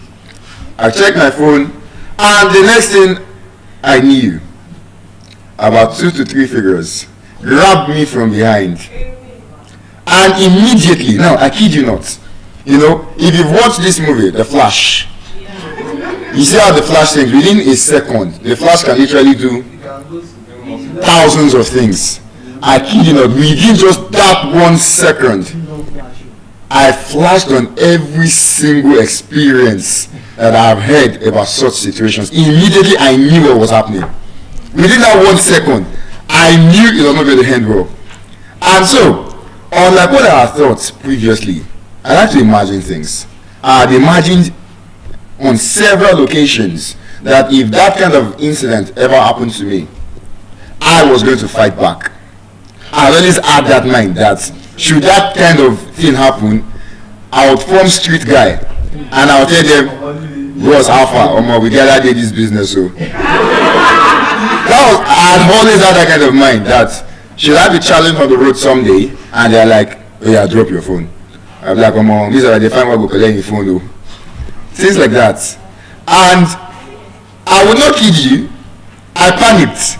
And the first thing that came to my mind was, just like we have in The Flash, run, Barry, run.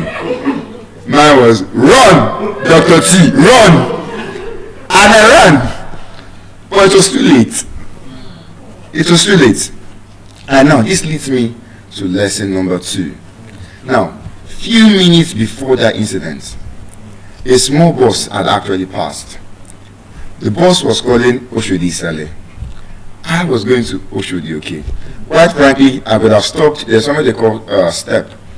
I could just have walked, like less than a minute. And I would have achieved the same thing.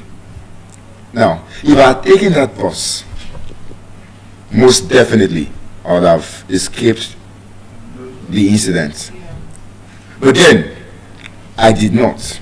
And the lesson I picked up from there, which I want to share with us, is never miss a golden opportunity. That was the lesson I picked up from there. Because I reflected upon it. You see, there is a kind of trauma you would face. You're just bound to have regrets. I started regretting, like, why didn't I just take Oshodi Sale? Is it not the same thing? And later on, I began to reflect, and I saw it as a lesson. You see, there are some opportunities that only come once. And that last night, that one bus was the only bus that ever passed that was even calling Oshodi. And that was the reason I waited long at Antoni at that time of the night. And also to reflect upon this on a broader scope, let us put my, incidents in one box for a second, and also reflect on our lives. What are those moments, those opportunities, when you let just one golden moment pass, and you have to suffer for it greatly? And so I thought to myself, it is very important that we are able to recognize, one, an ordinary opportunity, two, a golden opportunity. Personally, I consider myself an opportunist, yes. I like to take advantage of opportunities a lot. And when I see opportunities, I grab them. I remember almost every major, let's say, landmark or achievement that I've ever accomplished. It's because I saw a golden opportunity. I did not waste time. I went for it and I took the opportunity. I remember the very first time, I think like I had said before, I'm not sure I've said it, but I've said I teach international students, UK, US, and Canada. So apart from just teaching, I actually earn a tutoring agency, an online tutoring agency, Depth Academy UK. We teach only UK, we teach international students, let me put it that way, Africans in the diaspora, all subjects. And I remember how I came to forming this organization some years back. It was when, just like I've shared with us before, I was still hustling, jumping from the mainland to teaching private classes on the island. And now, the person that introduced me to the private tutoring somehow had connection with, unfortunately, I don't think I'll be allowed to say the name on live TV, but then the person had connection to the class supervisor of, now I would allow you guess yourself, of one of the top 3 richest billionaires in Nigeria. It's a very, very common and popular name. A very common and popular name. I'm sure we can think of 3 names. Yeah, the top 3 richest men in Nigeria. So the person is a class supervisor for the family. And now, I remember one particular day, I was not supposed to have class on the island because it was holiday. But because I was used to the schedule, I had forgotten. And so I went for the class. As I was about to knock on the door, it dawned on me, you don't have class today, you just wasted transport fare. And now, I had 2 choices, or basically one, but I created the second choice because I am an opportunist. Now, the first choice, which was obvious, is go back home. You've wasted transport fare. Go back home, enjoy the rest of your day anyhow you want to. Or the second choice, which I created, I remember that, wait, this woman, the class supervisor for that, billionaire family, I learned she has a class, because we actually teach a class together, but I had never met her before. She only communicates with me through someone. I learned that she has a class, somewhere still on the island. And then I thought to myself, why don't I even meet this person in person for myself? Instead of going home, since I still have a class in that place the same day, why don't I just go early instead of sitting around somewhere or looking around? And so it was strategic. I wanted to meet this class supervisor for a billionaire family. It was a big privilege. And so I went for that class early, and lo and behold, I did meet her.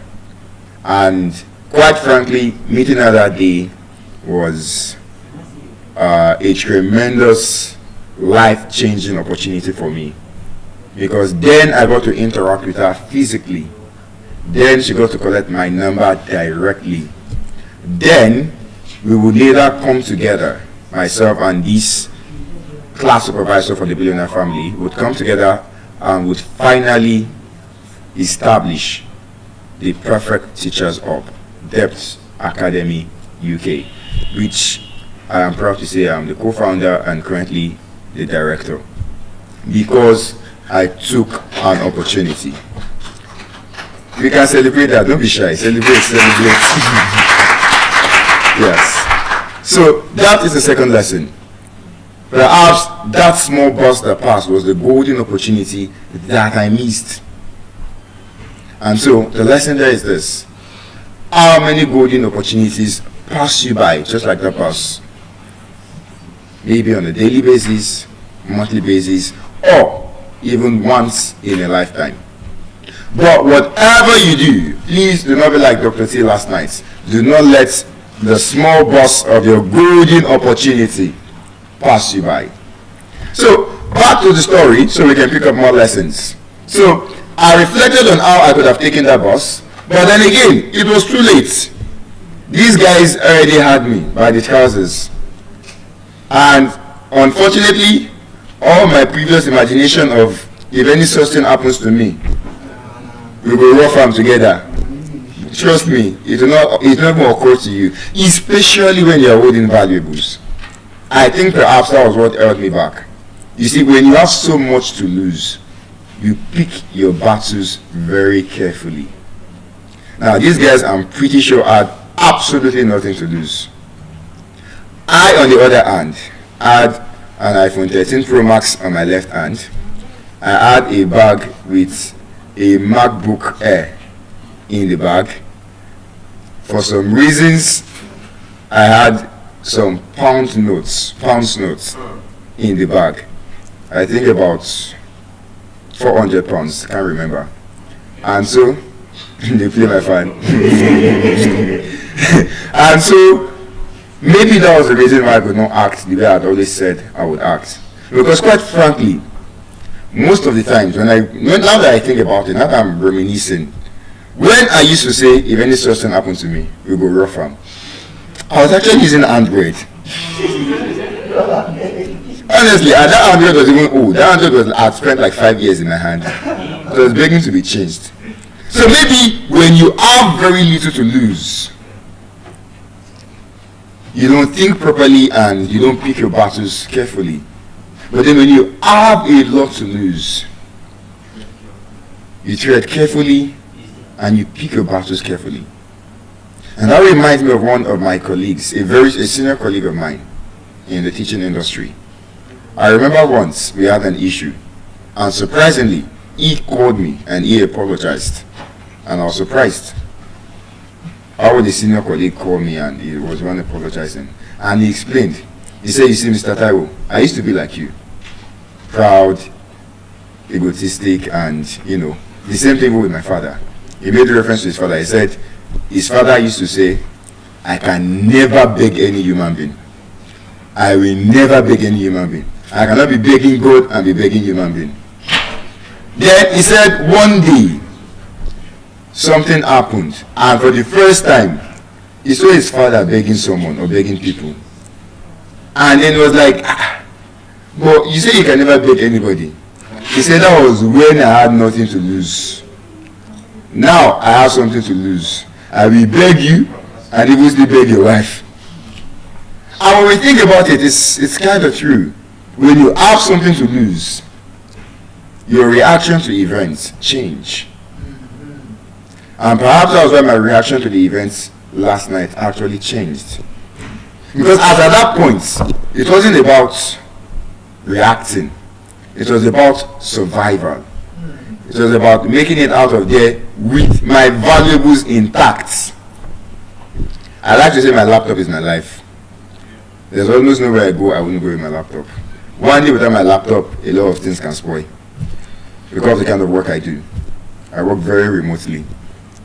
And so, last night, even as it got to the point whereby life actually flashed before my eyes, I was dragging my bag with my right hand, dragging my phone with my left hand, while pulling all of us to the express, so that at least a moving vehicle can jam all of us together. That was what I was actually doing, and that was my plan. I was dragging it, and I was dragging all of us together, while screaming, "Holy, holy, holy!" to the moving vehicles, so that if maybe by some chance good-hearted Nigerians from a vehicle can even eat them, or all of us, or park. So because that part of Anthony was literally by the express. If you know Anthony well, there's this park, Shodex Park, and then is that park where there's, yes, on the bridge, where there's that ambulance where Lasma usually stay. So it's literally by the express. So I was literally dragging, as they were dragging me back, they tore my clothes. And I like that round neck. I will not forgive them for that. But I really like that clothes. I really like that clothes. And then, in as well as they tore it, I was still dragging all of us to the express. Maybe by some chance, either car will separate all of us, or something will happen. And then as they dragged me back, I realized the intensity, the severity of what was happening. When, for the first time in my life, ladies and gentlemen, they break bottle for my head. Yes. I don't know where the bottle came out from. All I know is while I was dragging it. God bless you. I almost choked on my laughter. I head, pap, on my head. Bottle. And when I was still trying to comprehend, did they just eat bottle on my head? Thankfully, I was wearing this face cap, so I think it absorbed most of the impact, or at least reduced it. Because while I thought I had no injury, I realized this morning while I was looking in the mirror that there's actually cocoa.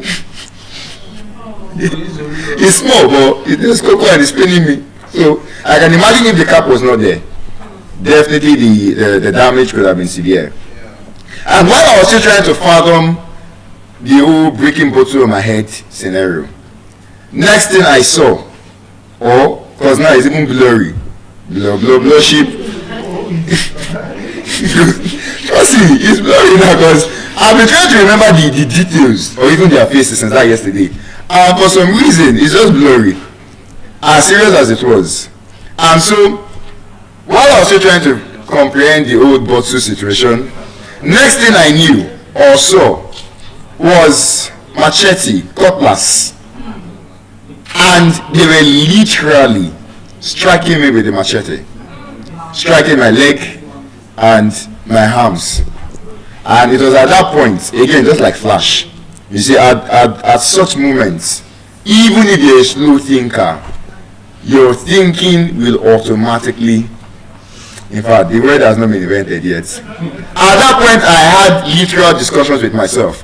Taiwo, are all of these worth your life? Because literally I was like, okay, last year I lost my phone around the same period, an iPhone as well, an iPhone 12. I lost that last year. That's, I think, I don't know how I misplaced it. Either I was pickpocketed or it fell off. But I lost it last year and I was like, you did not die. You bought another one later. If they take this one, you will sleep on another one. And so, while they were striking me with the machete, left and right, and I was still holding on to my properties, I finally let go of the phone. And that leads me to lesson number 3. And I'd really like us to take note of these lessons. If possible, for some of us, even write it down. Lesson number 3, learn when to hold on and when to let go. Learn when to hold on and when to actually let go. Last night, I learned and decided that, okay, I tried. I was struggling with 3 to 4 men, grown-up men. I tried. Maybe it is time to let go, because what I was holding on to, as much as it is important, was not as important as my life. And I think we can use this lesson in different areas of our lives. I want you to think about it. What are those things that you're still holding on to? For some, it might be a past or failed relationship, a failed love life, an ex. For some others, it might be an ambition, a career that is either failing or has failed, but because you have invested so much in it, you keep holding on and holding on, not realizing that it is time to let go. And this reminds me of what I believe is a popular or common story to illustrate this. The story is, once there was a snake in a carpenter's workshop, and it was dark, it was in the night. The snake was crawling in the workshop, and it crawled upon a saw, and the saw cut it. The snake, not realizing what the saw is, was upset, and then it tried striking at the saw, but guess what? It cut its mouth again. And the snake, vexed, enraged, infuriated, wrapped itself around the saw, trying to strangle it. And the more the snake wrapped itself around the saw, the deeper the saw cut through it. And the snake, refusing to know when to let go, died from its cuts and injuries. And so, dearest School of Eloquence family, and to all watching, do not be like the snake. Learn to know when to let go. And so, just like that, I knew that it was time to let go. And so I left my phone. But I did not leave my bag. Because again, in economics, we learned that there is scale of preference, and is it there's something about priority. Something about priority in economics. Scale of preference, I believe it's scale of preference. So scale of preference, many things are important, but some things are more important than others. As important as the phone was, it was not important as the content within the bag. And so again, I still held on tightly to that. And while I thought, okay, at least I've given you the phone, let me go. Guess what? They said I should put the pin. They meant business that last night. They said I should put the pin. And now, obviously, putting the pin, we all know where they are going. Exactly. First of all, being an iPhone, if an iPhone is stolen and it's locked, it's technically useless to the person. Because you can't unlock it, you can't flash it, you just sell it as scrap. Unlocking it means they now have full value to the phone.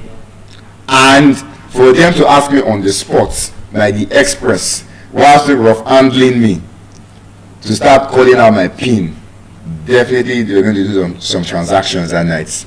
Some transactions that, oh my God. Hey, one person just sent me money like 10 minutes ago. But you know the funny part? I actually started calling the PIN. That was how serious it was. Because it was obvious that they were going to cause some serious damage with that machete. They were going to do some serious damage. It was obvious. And I'd seen situations whereby people lose their lives over something materialistic. Again, within that flash second, I thought about it. If they transferred all the money in my account, I go to drink Gario. But I would always rise up again. I am my greatest asset. I am my number one investment. And so even if I start from ground zero, it will take time, but I would recover everything. And that is the reason I was willing to give them the PIN. Take everything, live my life. And now, in literature, there's something we call Deus ex machina. The Deus ex machina in literature prose is the God, the supernatural force that suddenly appears to save a people from an impending doom. And so at the moment when I called out the first 2 digits of my PIN, a boss, while, remember all of these things, I was still dragging, like we were standing, I wanted to visualize it. It's not like I stood and they were saying press your PIN. We were literally dragging, I was still dragging everybody to the express. And one of the buses that almost hit us, where I was shouting, ole, ole, ole, actually parked.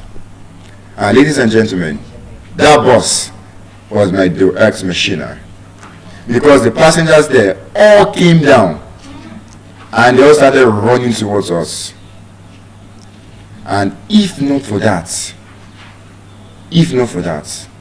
I wish I could say, I beat their life. I fought like a man. Or they wouldn't know, but me said I give them scar. No. I kid you not, I would have eventually dropped even that bag and the laptop and the pounds and everything. Eventually. Because again, I realized my life was worth more than even everything. But thankfully, my direct missioner arrived, and as they saw those people rushing and coming, they did not wait for me to call out the rest of the pain. They left me, they ran, and I was there with my tattered clothes and my bag still clutched tightly in my right hand. And for the first time, which would lead me to lesson number 4, I'll use this saying: behind every dark cloud is a silver lining. And I saw the silver lining in humanity. I had just been assaulted, abused, traumatized by humans, but the same humans came to my rescue. Someone they did not know. They did not even know if those people were carrying guns and if they could have shot at them. And that is lesson number 4.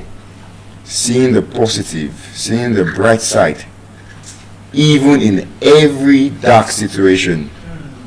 I felt touched. I was traumatized, yes, but I was still very calm. As a matter of fact, for those that saw me yesterday, if I had not said anything, you probably not have even known. And that's why even the few people I called on phone, they were surprised. They did not even know. In fact, the first person I called said, "Sorry, you." I said, "Did you hear what I said?" She said, "I know you should have said something. And so I said, "Sorry." I said, "I was attacked and robbed." She said, and your voice is calm like this? Surprisingly, the other person I called just said, "Hey, yeah." I said, "Did you hear what I said?" You said you are stressed.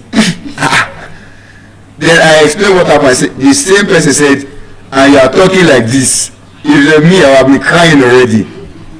So even though I was calm, quite frankly, even though that I could not cry, I was actually emotional. I was touched by the fact that those people stopped. They tried to chase those guys, tried to calm me, placate me, ask what happened, put me inside their bus. Their bus was full. Someone volunteered to lap me. And they lapped me from... Oh God, I suffer. Why am I sharing this story? Is it too late to change my topic? They actually lapped me from Anthony to Oshodi. And at Oshodi again. Hello, my dear. Can you tell me that one? I repeat it. Get him behind me, Satan. Praise with part 2. Get him behind me, Satan. At Oshodi, I experienced again. It's not part 2. I found that your story. Good. I experienced. I'm going to talk experience. I experienced a louder version of that softer humanity. Now, one of the people who was on the bus said, "Do you have to track your phone?" I said yes, but I was like, it's not going to work, because last year, like I said, I lost an iPhone. I tried tracking it and all efforts were futile. Till today, the phone gone. And I've had friends who lost their phones as well, and till today they were unable to track it. The guy just said something. He said, "Now, I don't know if many of us live on the mainland or if you're familiar with Mushin, Oshodi axis. But if you're familiar with that area, there's somewhere in Mushin they call Ghetto. Ghetto. I've always heard of the place. I've never been there. The person said they will go and sell that phone in the ghetto. That if you can track it, that's where to be." And I was like, okay. And so, I crossed to the other side. I thought, shall I go home or shall I finish what I have started?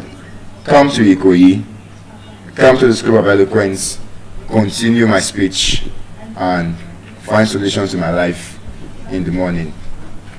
And I decided, instead of going home, I decided I was going to come back here and actually talk and speak.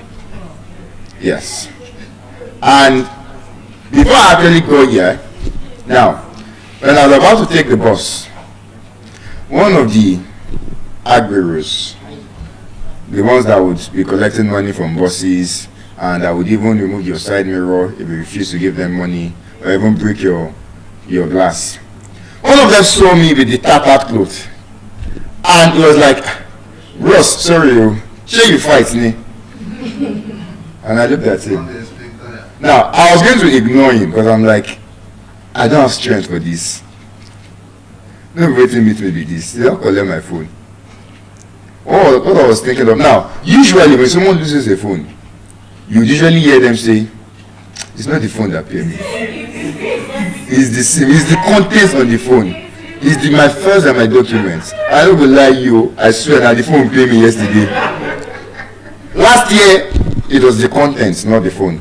But this year, it was the phone. Because I knew how much I used to buy that phone. And I was thinking of how much I will use to buy another phone again in this economy. And so I would not have even minded if they flash that phone, throw away the SIM, and give me just the phone. And so I was like, I don't have the time for this agbero. But then, lesson number 5. Do not judge a book by its cover. Do not judge a book by its cover. I'm happy I did not judge a book by its cover last night.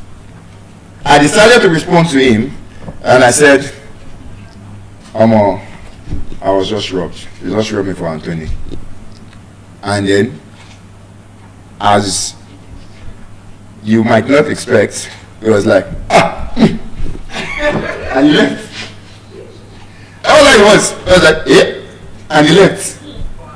But he came back, and he was like, the reason I ask you is because you be like fine boy, you too fine for person with the fights. He said, you too fine for person with the fight for road. And why I ask you with that too?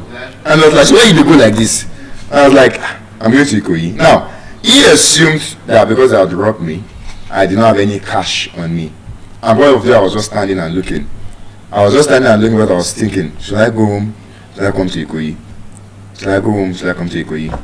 So they assumed I had taken all my cash as well, even though I had cash on me. And so another Agbero came. That one told him what happened. And he said, "No, talk to that driver. No worry, they'll carry you." Now at that point, the pride in me wanted to say, "No, I have money for transport." But again, just like I believe the Bible says, wisdom is profitable to direct. I played along. They just robbed me. How will I say I have cash again? It don't make sense. And so I played along. I don't look like I was ignoring their advice. I went, at first even asked the driver, how much? He said the amount. I was not sure if I wanted to take it. So I left again. Then, the Agbero himself came and explained to the driver.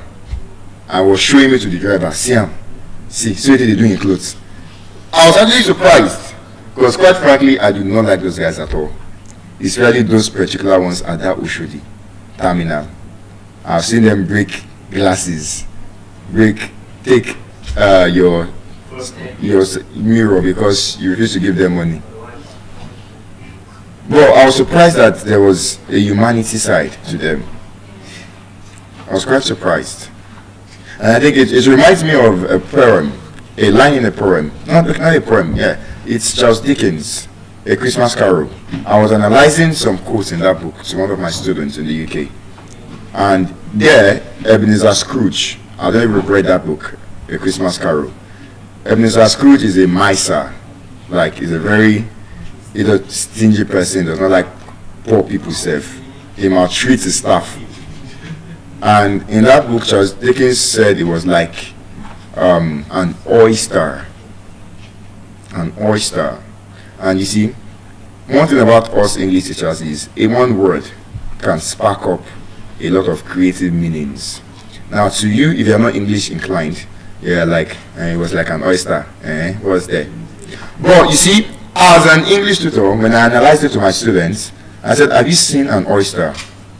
An oyster on the outside is rough. It is rough. It's like a clam, it's closed, it's enclosed. And so Ebenezer Scrooge is enclosed. He is shut out from the outside world. But then, like I told my students, when you open an oyster, what do you see? A pearl. Which means behind every ugly appearance, behind every ugliness, there is beauty hidden within. And that was what I found out yesterday, lesson number 5, when I interacted or had an encounter with the Agberos at Oshodi. Because of them, if truly I did not have any money on me, I would have taken a free bus, which I actually did yesterday, down here to Osborne. But surprisingly, one of the people probably working with the driver, that one, you expect legations to have trust issues. That was when I went to ask for the amounts first. Because I had asked him for the amounts before the Agbo came to explain. He felt because the money was too much, I was now lying that I was robbed. And so he called me and was like, he dramatized. I'll try my best to try to dramatize as well. And this was how he did. He said, Shibo Bami, you have come to meet me. What did you say? You asked for the price. And he was like, Bumi? Oh, don't you me? He was like, oh, the Marco, he said, to have a motto of it, sorrow. But he was saying it in Yoruba, but the interpretation was like, don't come and be deceiving us here. I was just standing and I was just looking. There I would usually do when I want someone to dramatize finish and I want to calm down and give them their response. And when it was done, and it was like, okay, maybe they robbed you, Abi. We are the evidence. When you were shy, we were not shy. And so I showed him my leg, the part of my my trousers where there was a cut. And then I showed him my ham. And when he looked at my ham, the person that was shouting and trying to create a scene said, Omo, where you go?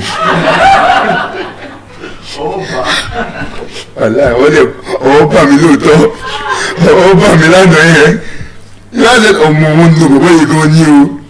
And he himself calmed down. And I was like, oh, you're fake cash for a buy. What am I supposed to do for you like this? I was surprised. A lot of them were like that, asking, what do you want, this and that. The first thing I asked was, you can check my phone. They said, well, you ain't low. I said, no, wala. There's nothing. I said, ma worry, wa moto lini, wa dekoyi, wa moto fe.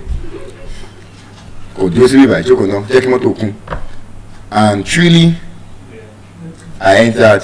They brought me here to Osborne, and I had a different perception about some of these Agurus. They might be ugly on the outside, we might not like them, but there's a Yoruba saying, Omo Buruku Lojo rates here. And yesterday, Omo Buruku say Omo Ta Lojo rates here. Lodomi. Meaning the bad child of the louds, because it's not tout, it's louds. The bad child or the bad children who are the louds, who are usually considered bad, let me put it that way, to avoid generalization. The louds who are considered the bad children had their good day in my book of memory. Because I'll forever reflect on that day and I'll see how an Agbero who does not know me from anywhere helped me get free transport from Oshodi to Osborne. And that is lesson number 5. Do not judge a book by its cover. And so, I took a bus, I was here. I came inside. At first, many people did not notice anything. But then, some people noticed when, I walked past. And I remember how someone said, I don't think she's in this hall. After she heard the whole incident, she said, I was wondering what kind of fashion this is new. Because, my clothes was literally tattered. Those that saw me yesterday. So like, when you entered and you back, I was wondering whether, but this man is too fresh to be having this kind of, doing this kind of. And now, the encounter here at School of Eloquence there, when I reflected upon it, led me to lesson number 6. Family is everything. You should clock that actually. And family is not necessarily blood. And that is why, as a matter of fact, that quote, blood is thicker than water, is actually an incomplete quote. But many of us don't know. Many people say blood is thicker than water to say your family, your familia, your brother, sister, mother, and father are more important than your friends. But I want someone to look up that quote online. Type blood is thicker than water full quote, because I actually can remember it on the spot. When you type the full quote, you understand that we have been misinterpreting that quote all along. And that is why yesterday I realized that even though, yes, I have been coming to the School of Eloquence for about the past 1 to 2 weeks, or at least a week plus, even though some people are already familiar with me, even though I've interacted with some of us, last night I felt loved. I felt like I was a part of a family. And that is why I started by saying my School of Eloquence family. Because I have seen the way, not just the way I was treated yesterday, the way we have treated each other. I remember, I believe it was this week. I believe it should be this week. I can't really remember the full details, but then the key point was that I remember KSO telling me, are you speaking now or in the morning? And I think I said in the morning. And he said, then you should go and get some rest. Don't worry, we're up to 10 in the hall. No, it's not for him to hear anyways. If he were not here, I would still have said it. And so I remember he was one urging me and saying I should go to the hostel and go and sleep. He said go and get some rest, and then so that you'll be able to come back and give your speech later on. I remember he said, and he was even analyzing it, he said, okay, she should be able to speak for like 30 more minutes. He will speak for like 1 hour. Me, myself, this was the lady, he said, me, myself, I know at least 2.5 hours. And that day he actually spent like 4 hours. And he actually brought me a lot of sleep. I was so happy he spent that 4 hours because I slept. But then it was the intention, the fact that he was willing to go on so that others could rest, so that I could rest. And I've seen the same thing amongst many of us. For example, tonight, because I got here late and I could not have dinner, someone graciously offered me a own. And so I could.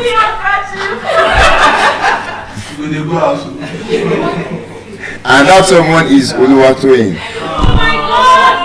And so we can see again, I could go on and on. These are personal experiences. I'm sure many of us, those of us that have even spent more time here than I have, those of us that have spent more time in the hostel, I'm pretty sure if we were all asked to come up here and say something someone here has done for us,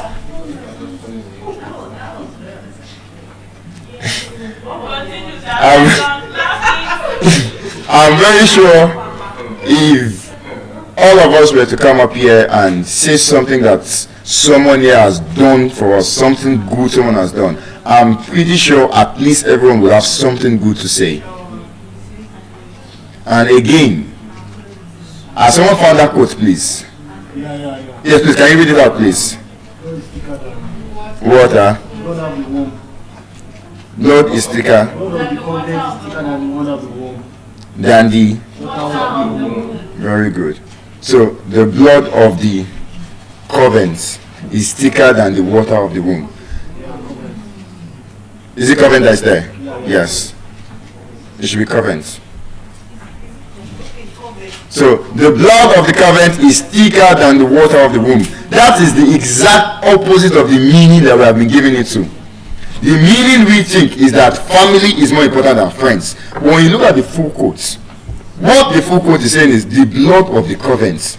Covenant is like, let's say, court. friendship, secret courts, the blood of the covenant, the relationship among friends, the relationship among, let me use the word cult, but in this sense, cult is not, cultist. Cult is just a group. The blood of the covenant is thicker than the water of the womb, than even your brothers or sisters in some situations. And that's why some of us have some of those friends that have turned up for us even in our family. The blood of the covenant is thicker than the water of the womb. And last night, even though till now, none of my family members actually knew I was attacked and robbed, because I'm a rather very secretive person, and I don't want to give Beji unnecessary hypertension. Yes, I'm a twin. So I don't want to give her unnecessary hypertension. She's just going to call and be up for nothing. And it's not like she can do anything. She won't be able to do anything. So while I did not inform any of them, last night the blood of the covenant, the blood of the covenant of the school of eloquence was actually thicker than the water of the womb, because I decided not to share it with any family member until today. Exactly. And that was lesson number 6, I believe. I said that was 6. That was lesson number 6 for me. I felt loved. I had at least 2 people that volunteered to bring shirt for me. And eventually I got this, which is the reason I'm wearing this today. I should have changed this today actually, but I decided I decided I was deliberately going to wear this here and speak with power. Yes. Thank you very much. And so that was lesson number 6 for me. And so last night, even though I did not expect to, I actually slept much peacefully than I thought. Almost like a baby, except that the cold was too much. I was under that AC there, and that AC did not do me well. I woke up and I just wanted to go outside for the first time, be under the sun. But then, I felt loved. I was allowed to stay there. Usually I know that part is restricted, but then I was like, sit, do your stuff. And the dean even asked, I believe her name is Favor, yes. He said, and I quote, add him to part of your tasks and responsibilities for tonight. Make sure he's well taken care of and he's alright. And again, it made me feel love. It made me feel love. And so that was why I would love to mention as many names. For example, I believe Alaja's name is Omogumi. Am I correct? Your name is Omogumi. Yes, the eloquent nurse was very kind enough to nurse my injuries. She was very, very kind to nurse my injuries. Yes, thank you very much for being kind enough. I really do appreciate it. To as many people that showed love, I say a very big thank you, very big thank you. But then, just as I thought my story would have ended there. So I don't call you Obi. I can call it now. Why wait till when I'm done? So while I thought my story would end there, because I had resigned to fate, I decided, that phone don't go. There's nothing that can be done. I put my phone on silence, closed my laptop, went to sleep. Woke up this morning, I was prepared to talk, I was sitting right there. And then, like I said, remember that guy that we got out of the bus with that said they will take you to ghetto? I remembered last year, a particular student of mine told me when they stole my iPhone last year, she said they also stole her phone. And that she was sleeping in her mom's shop, they took it. Before she woke up in the morning, the dad handed over the phone back to her. Wow. See, things are happening in this Lagos. Things are happening in this Lagos. And I remember that last year, I did not really believe it fully. Because if I did, I would have asked her to help me find out my iPhone last year. But this year, because the phone paid me, as I woke up this morning, she was in fact, last night I called her. Before I slept, I called her, but she was not online. And then this morning, I saw that she had called me back. I called her, I explained what happened. She's actually the first person I called. I said, sorry, and I said, did you hear what I said? Because she now heard the full thing. And while I was seated here, preparing to give my speech this morning, at least so that my comment would not be in vain, I saw her messages. My WhatsApp is connected to my laptop. So I saw her messages and she said, "Where are you now? Can you start coming now?" And that moment, those moments can be very, very dangerous. Those moments when your hopes are high. Because as quickly as they go high, is as dangerously as they can come crumbling down. And you'd have even regretted that why was I even optimistic in the first place? I should have let it go. But I was optimistic. I was rather optimistic. And so I decided, okay, I'm not going to give my speech. My phone is more important. And so I left here this morning and I took a bus, got to Oshodi, went to meet out Olateju, and then she took me to which would now lead to lesson number 7. Lesson number 7. Know people. That's the best way I can put it. I don't use sophisticated English. Know people. Now, it was proper networking actually. She took me, so she had made calls on my behalf. And then you see, in every neighborhood, in every hood, in every ghetto, there are some people that hold the keys to the power. And then she took me to the people, one of the people that held the keys to, everything going on there. I explained, I explained entire no evidence, but this evidence there because they could see my, scar and everything. And then they asked the question, where did it happen? I said, Anthony. I'm on phone here to law. They said, it's not within our jurisdiction. They said, anything Anthony, Ikeja Lomamulo, Agege Lomamulo, they take it to Ikeja, they take it to Agege. They said, Tobaje Fadi, Onipan, Mushin, Oshodi, for sure, Omamuwasibi by. Indirectly, I'm already telling some of you, in case your phone gets lost in some of those areas. If you don't get it, forget about it. You watch the recording.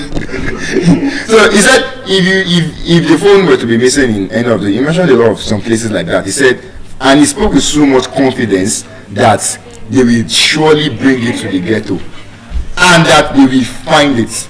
Before then, anywhere around Fadeyi, Onipan, Mushin, Oshodi, Ojuelegba, they will, yes, actually. It's not to find your phone. It's not to find your phone. How do you need to? I'm already never carry your phone, no. Business. Oh, it's true. Imagine creating an app, find your phone. As your phone be missing in Mushi or Ojuelegba, we promise to find your phone. But then, they broke the bad news to me that the phone could not be found because it's Anthony. That it will be in Ikeja. I was like, I don't know anybody in Ikeja. The person I know in Ikeja is selling phone. You need the people that run the underground. And he made a call to one of his friends in Ikeja. The feedback was negative. And so I left there. Again, as my hope went high, as swiftly it came down. And it is always more painful the second time. Because I was already optimistic. I was remembering the girl, how she lost her phone and she found her own. And then she told me about her aunt, her mom's sister, that also lost her phone. And that one, they even found it 4 days after. God bless you. Come reach my turn. You talk to the person Anthony. I say, Anthony, no be Ushudi. They said, no. He get the closer to Anthony. I say, Azao. Well, my no fit to follow them argue. They were my potential helper. So I accepted. I left. And I was about coming home. I had even taken a bus to Oshodi again. I had even entered bus to, K2 Estate. And then the bus was taking time to get food. I just came down. Because a client has been disturbing me. It has disrupted me, and because I've been very busy lately, I've not been able to pay attention to my IELTS classes. And so I picked her call. I was like, okay, let me just tell her to come to the center, which was at Mushin. And so I came down and went to the tutorial at Mushin. And that was where I was when I opened my laptop. Now, a very good friend of mine a very, very special friend of mine, whom I informed last night, and even has been helping me track it. I saw that she had left me messages since 12 a.m. telling me the location of the phone. But I did not see it because I did not check her message. And she showed me, and ladies and gentlemen, that phone was in Mushi. As a matter of fact, it was in the next street of where those Baba Isales were. As I see the name like this, I called the girl immediately, sharp. They said the phone is in so streets. They said the phone is in so streets. She said, yeah, start coming, let's go back there. Because they said if the phone is in Mushin, or in fact any of those areas, how much more in the next street beside them? You can imagine how high my hope went up. And so we went back there. And I will spare us all the long details and the boring parts. We spent about 3 to 4 hours there making some calls and that. Because again, this is the ghetto. Some of us have heard the ghetto, but I promise you, you have not been to the ghetto. I entered the ghetto today, and I kid you not, I was the only, it's like when you enter a place of, you enter a white room, everywhere is white, and you're not wearing black clothes. I felt I was overdressed. Like, see, I was like, who told me I wear shoe? I kid you not, I was the only one wearing shoe. For the first time, I saw, you know those old Dunlop, like the real Dunlop that is white, and I just see that real Dunlop, see, I made the way canvas like this. It was obvious that I was a stranger there. It was obvious. I could hardly count, in fact, this is not exaggeration, I could hardly count a young person that was not smoking weed. Like, it was like, shiri, like, I could see a lot of youth wasted by the side. Like, I don't know if they call it a house. Just like a space, and they're sleeping on top of each other. No clothes. There was the one that his entire back was covered with blood. They said most likely he just finished stealing and they've beaten him. And they said it's a natural occurrence there. Exactly. Imagine when you're saying, that was my hand. They're like, normal. Like it happens normally there. Any routine. Yeah, they find for I no go. I went. Well, she lives around there, and the people she took me to, they are family friends. So she was definitely safe. Her mom's shop is in the ghetto as well. So she's like part of, they know her. Exactly. They know her. But she was my student. And again, that's one of the reasons why I'm proud to be a teacher. You get to meet different students that become different things in life eventually. Even though I had the students that had experienced that, I would not have had that experience. I was at the ghetto being the only odd one out. The girl actually lied. She said I was a seat partner. She said she had told them that I was a teacher. They might not want to help. Yes, so she said I was a seat partner. And that leads me to lesson number 8. How you dress is the way you are dressed. Because even as the girl said I'm a seat partner, and even as I dressed casual, those how I was dressed. Round neck, baggy, combat pants, canvas. As soon as one of the men saw me, he told the girl, and he's your lecturer. I kid you not. And I was surprised. That was what he said. And the accuracy is wild. Because truly I am. I'm not even now was shirt and trousers on call. That was what he said. And truly, I looked at myself in one of the cars, and I've always heard of this saying that there's a way lecturers look or teachers look or all. And I looked at myself, and truly, I said, Mojo lecturer, with these my glasses, truly, I see what they were saying. In fact, another woman in our mom's shop said, is that your principal? I was like, I didn't write teacher on my forehead. Lesson number 8, how you dress is where you are dressed. I might not have dressed like a lecturer, but then that aura, that personality was there. We speak even before we speak. We speak even before we speak. Our energy, our personality, our dressing speak even before we ourselves speak. And so when you get to for like 4 hours, and I'm actually grateful for the experience. I saw a different side of life I never thought. I thought born in Mushin, I've seen the crazy life. But like I said, I was a body child in Mushin. Not body but like that, but I mean I'm gonna get inside. Don't say my papa and mama get money. Just I'm gonna get inside. But I thought, I mean, Mushin. I saw the real Mushin today. The real ghetto. The real ghetto. And so, lesson number, what now? Who's taking notes? 9. Like Lai Wasabi said, info, info. Because truly, info la FIFO. With information, we went deep inside the ghetto.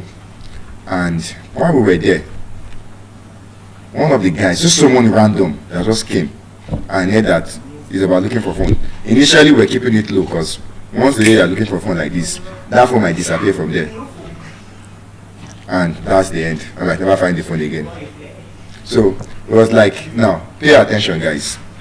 This guy does not know me. And he said, Ibaolo Shele, when did it happen? I said, last night. Nibu, where? Lori Bridge Anthony here, that Anthony Bridge. And this guy narrated exactly everything that happened to me. He said, on Shahilada. I said, yes. On the Ketepin, and the fellow face ID. Yes. John Duran by and Duran showed you to came out of Babu. I said, yes. Shine Panio. In fact, on saw pay, on fait shiny. In order to enjoy me. He said, Moko Wami by you, don't so loud, Timon Fetico.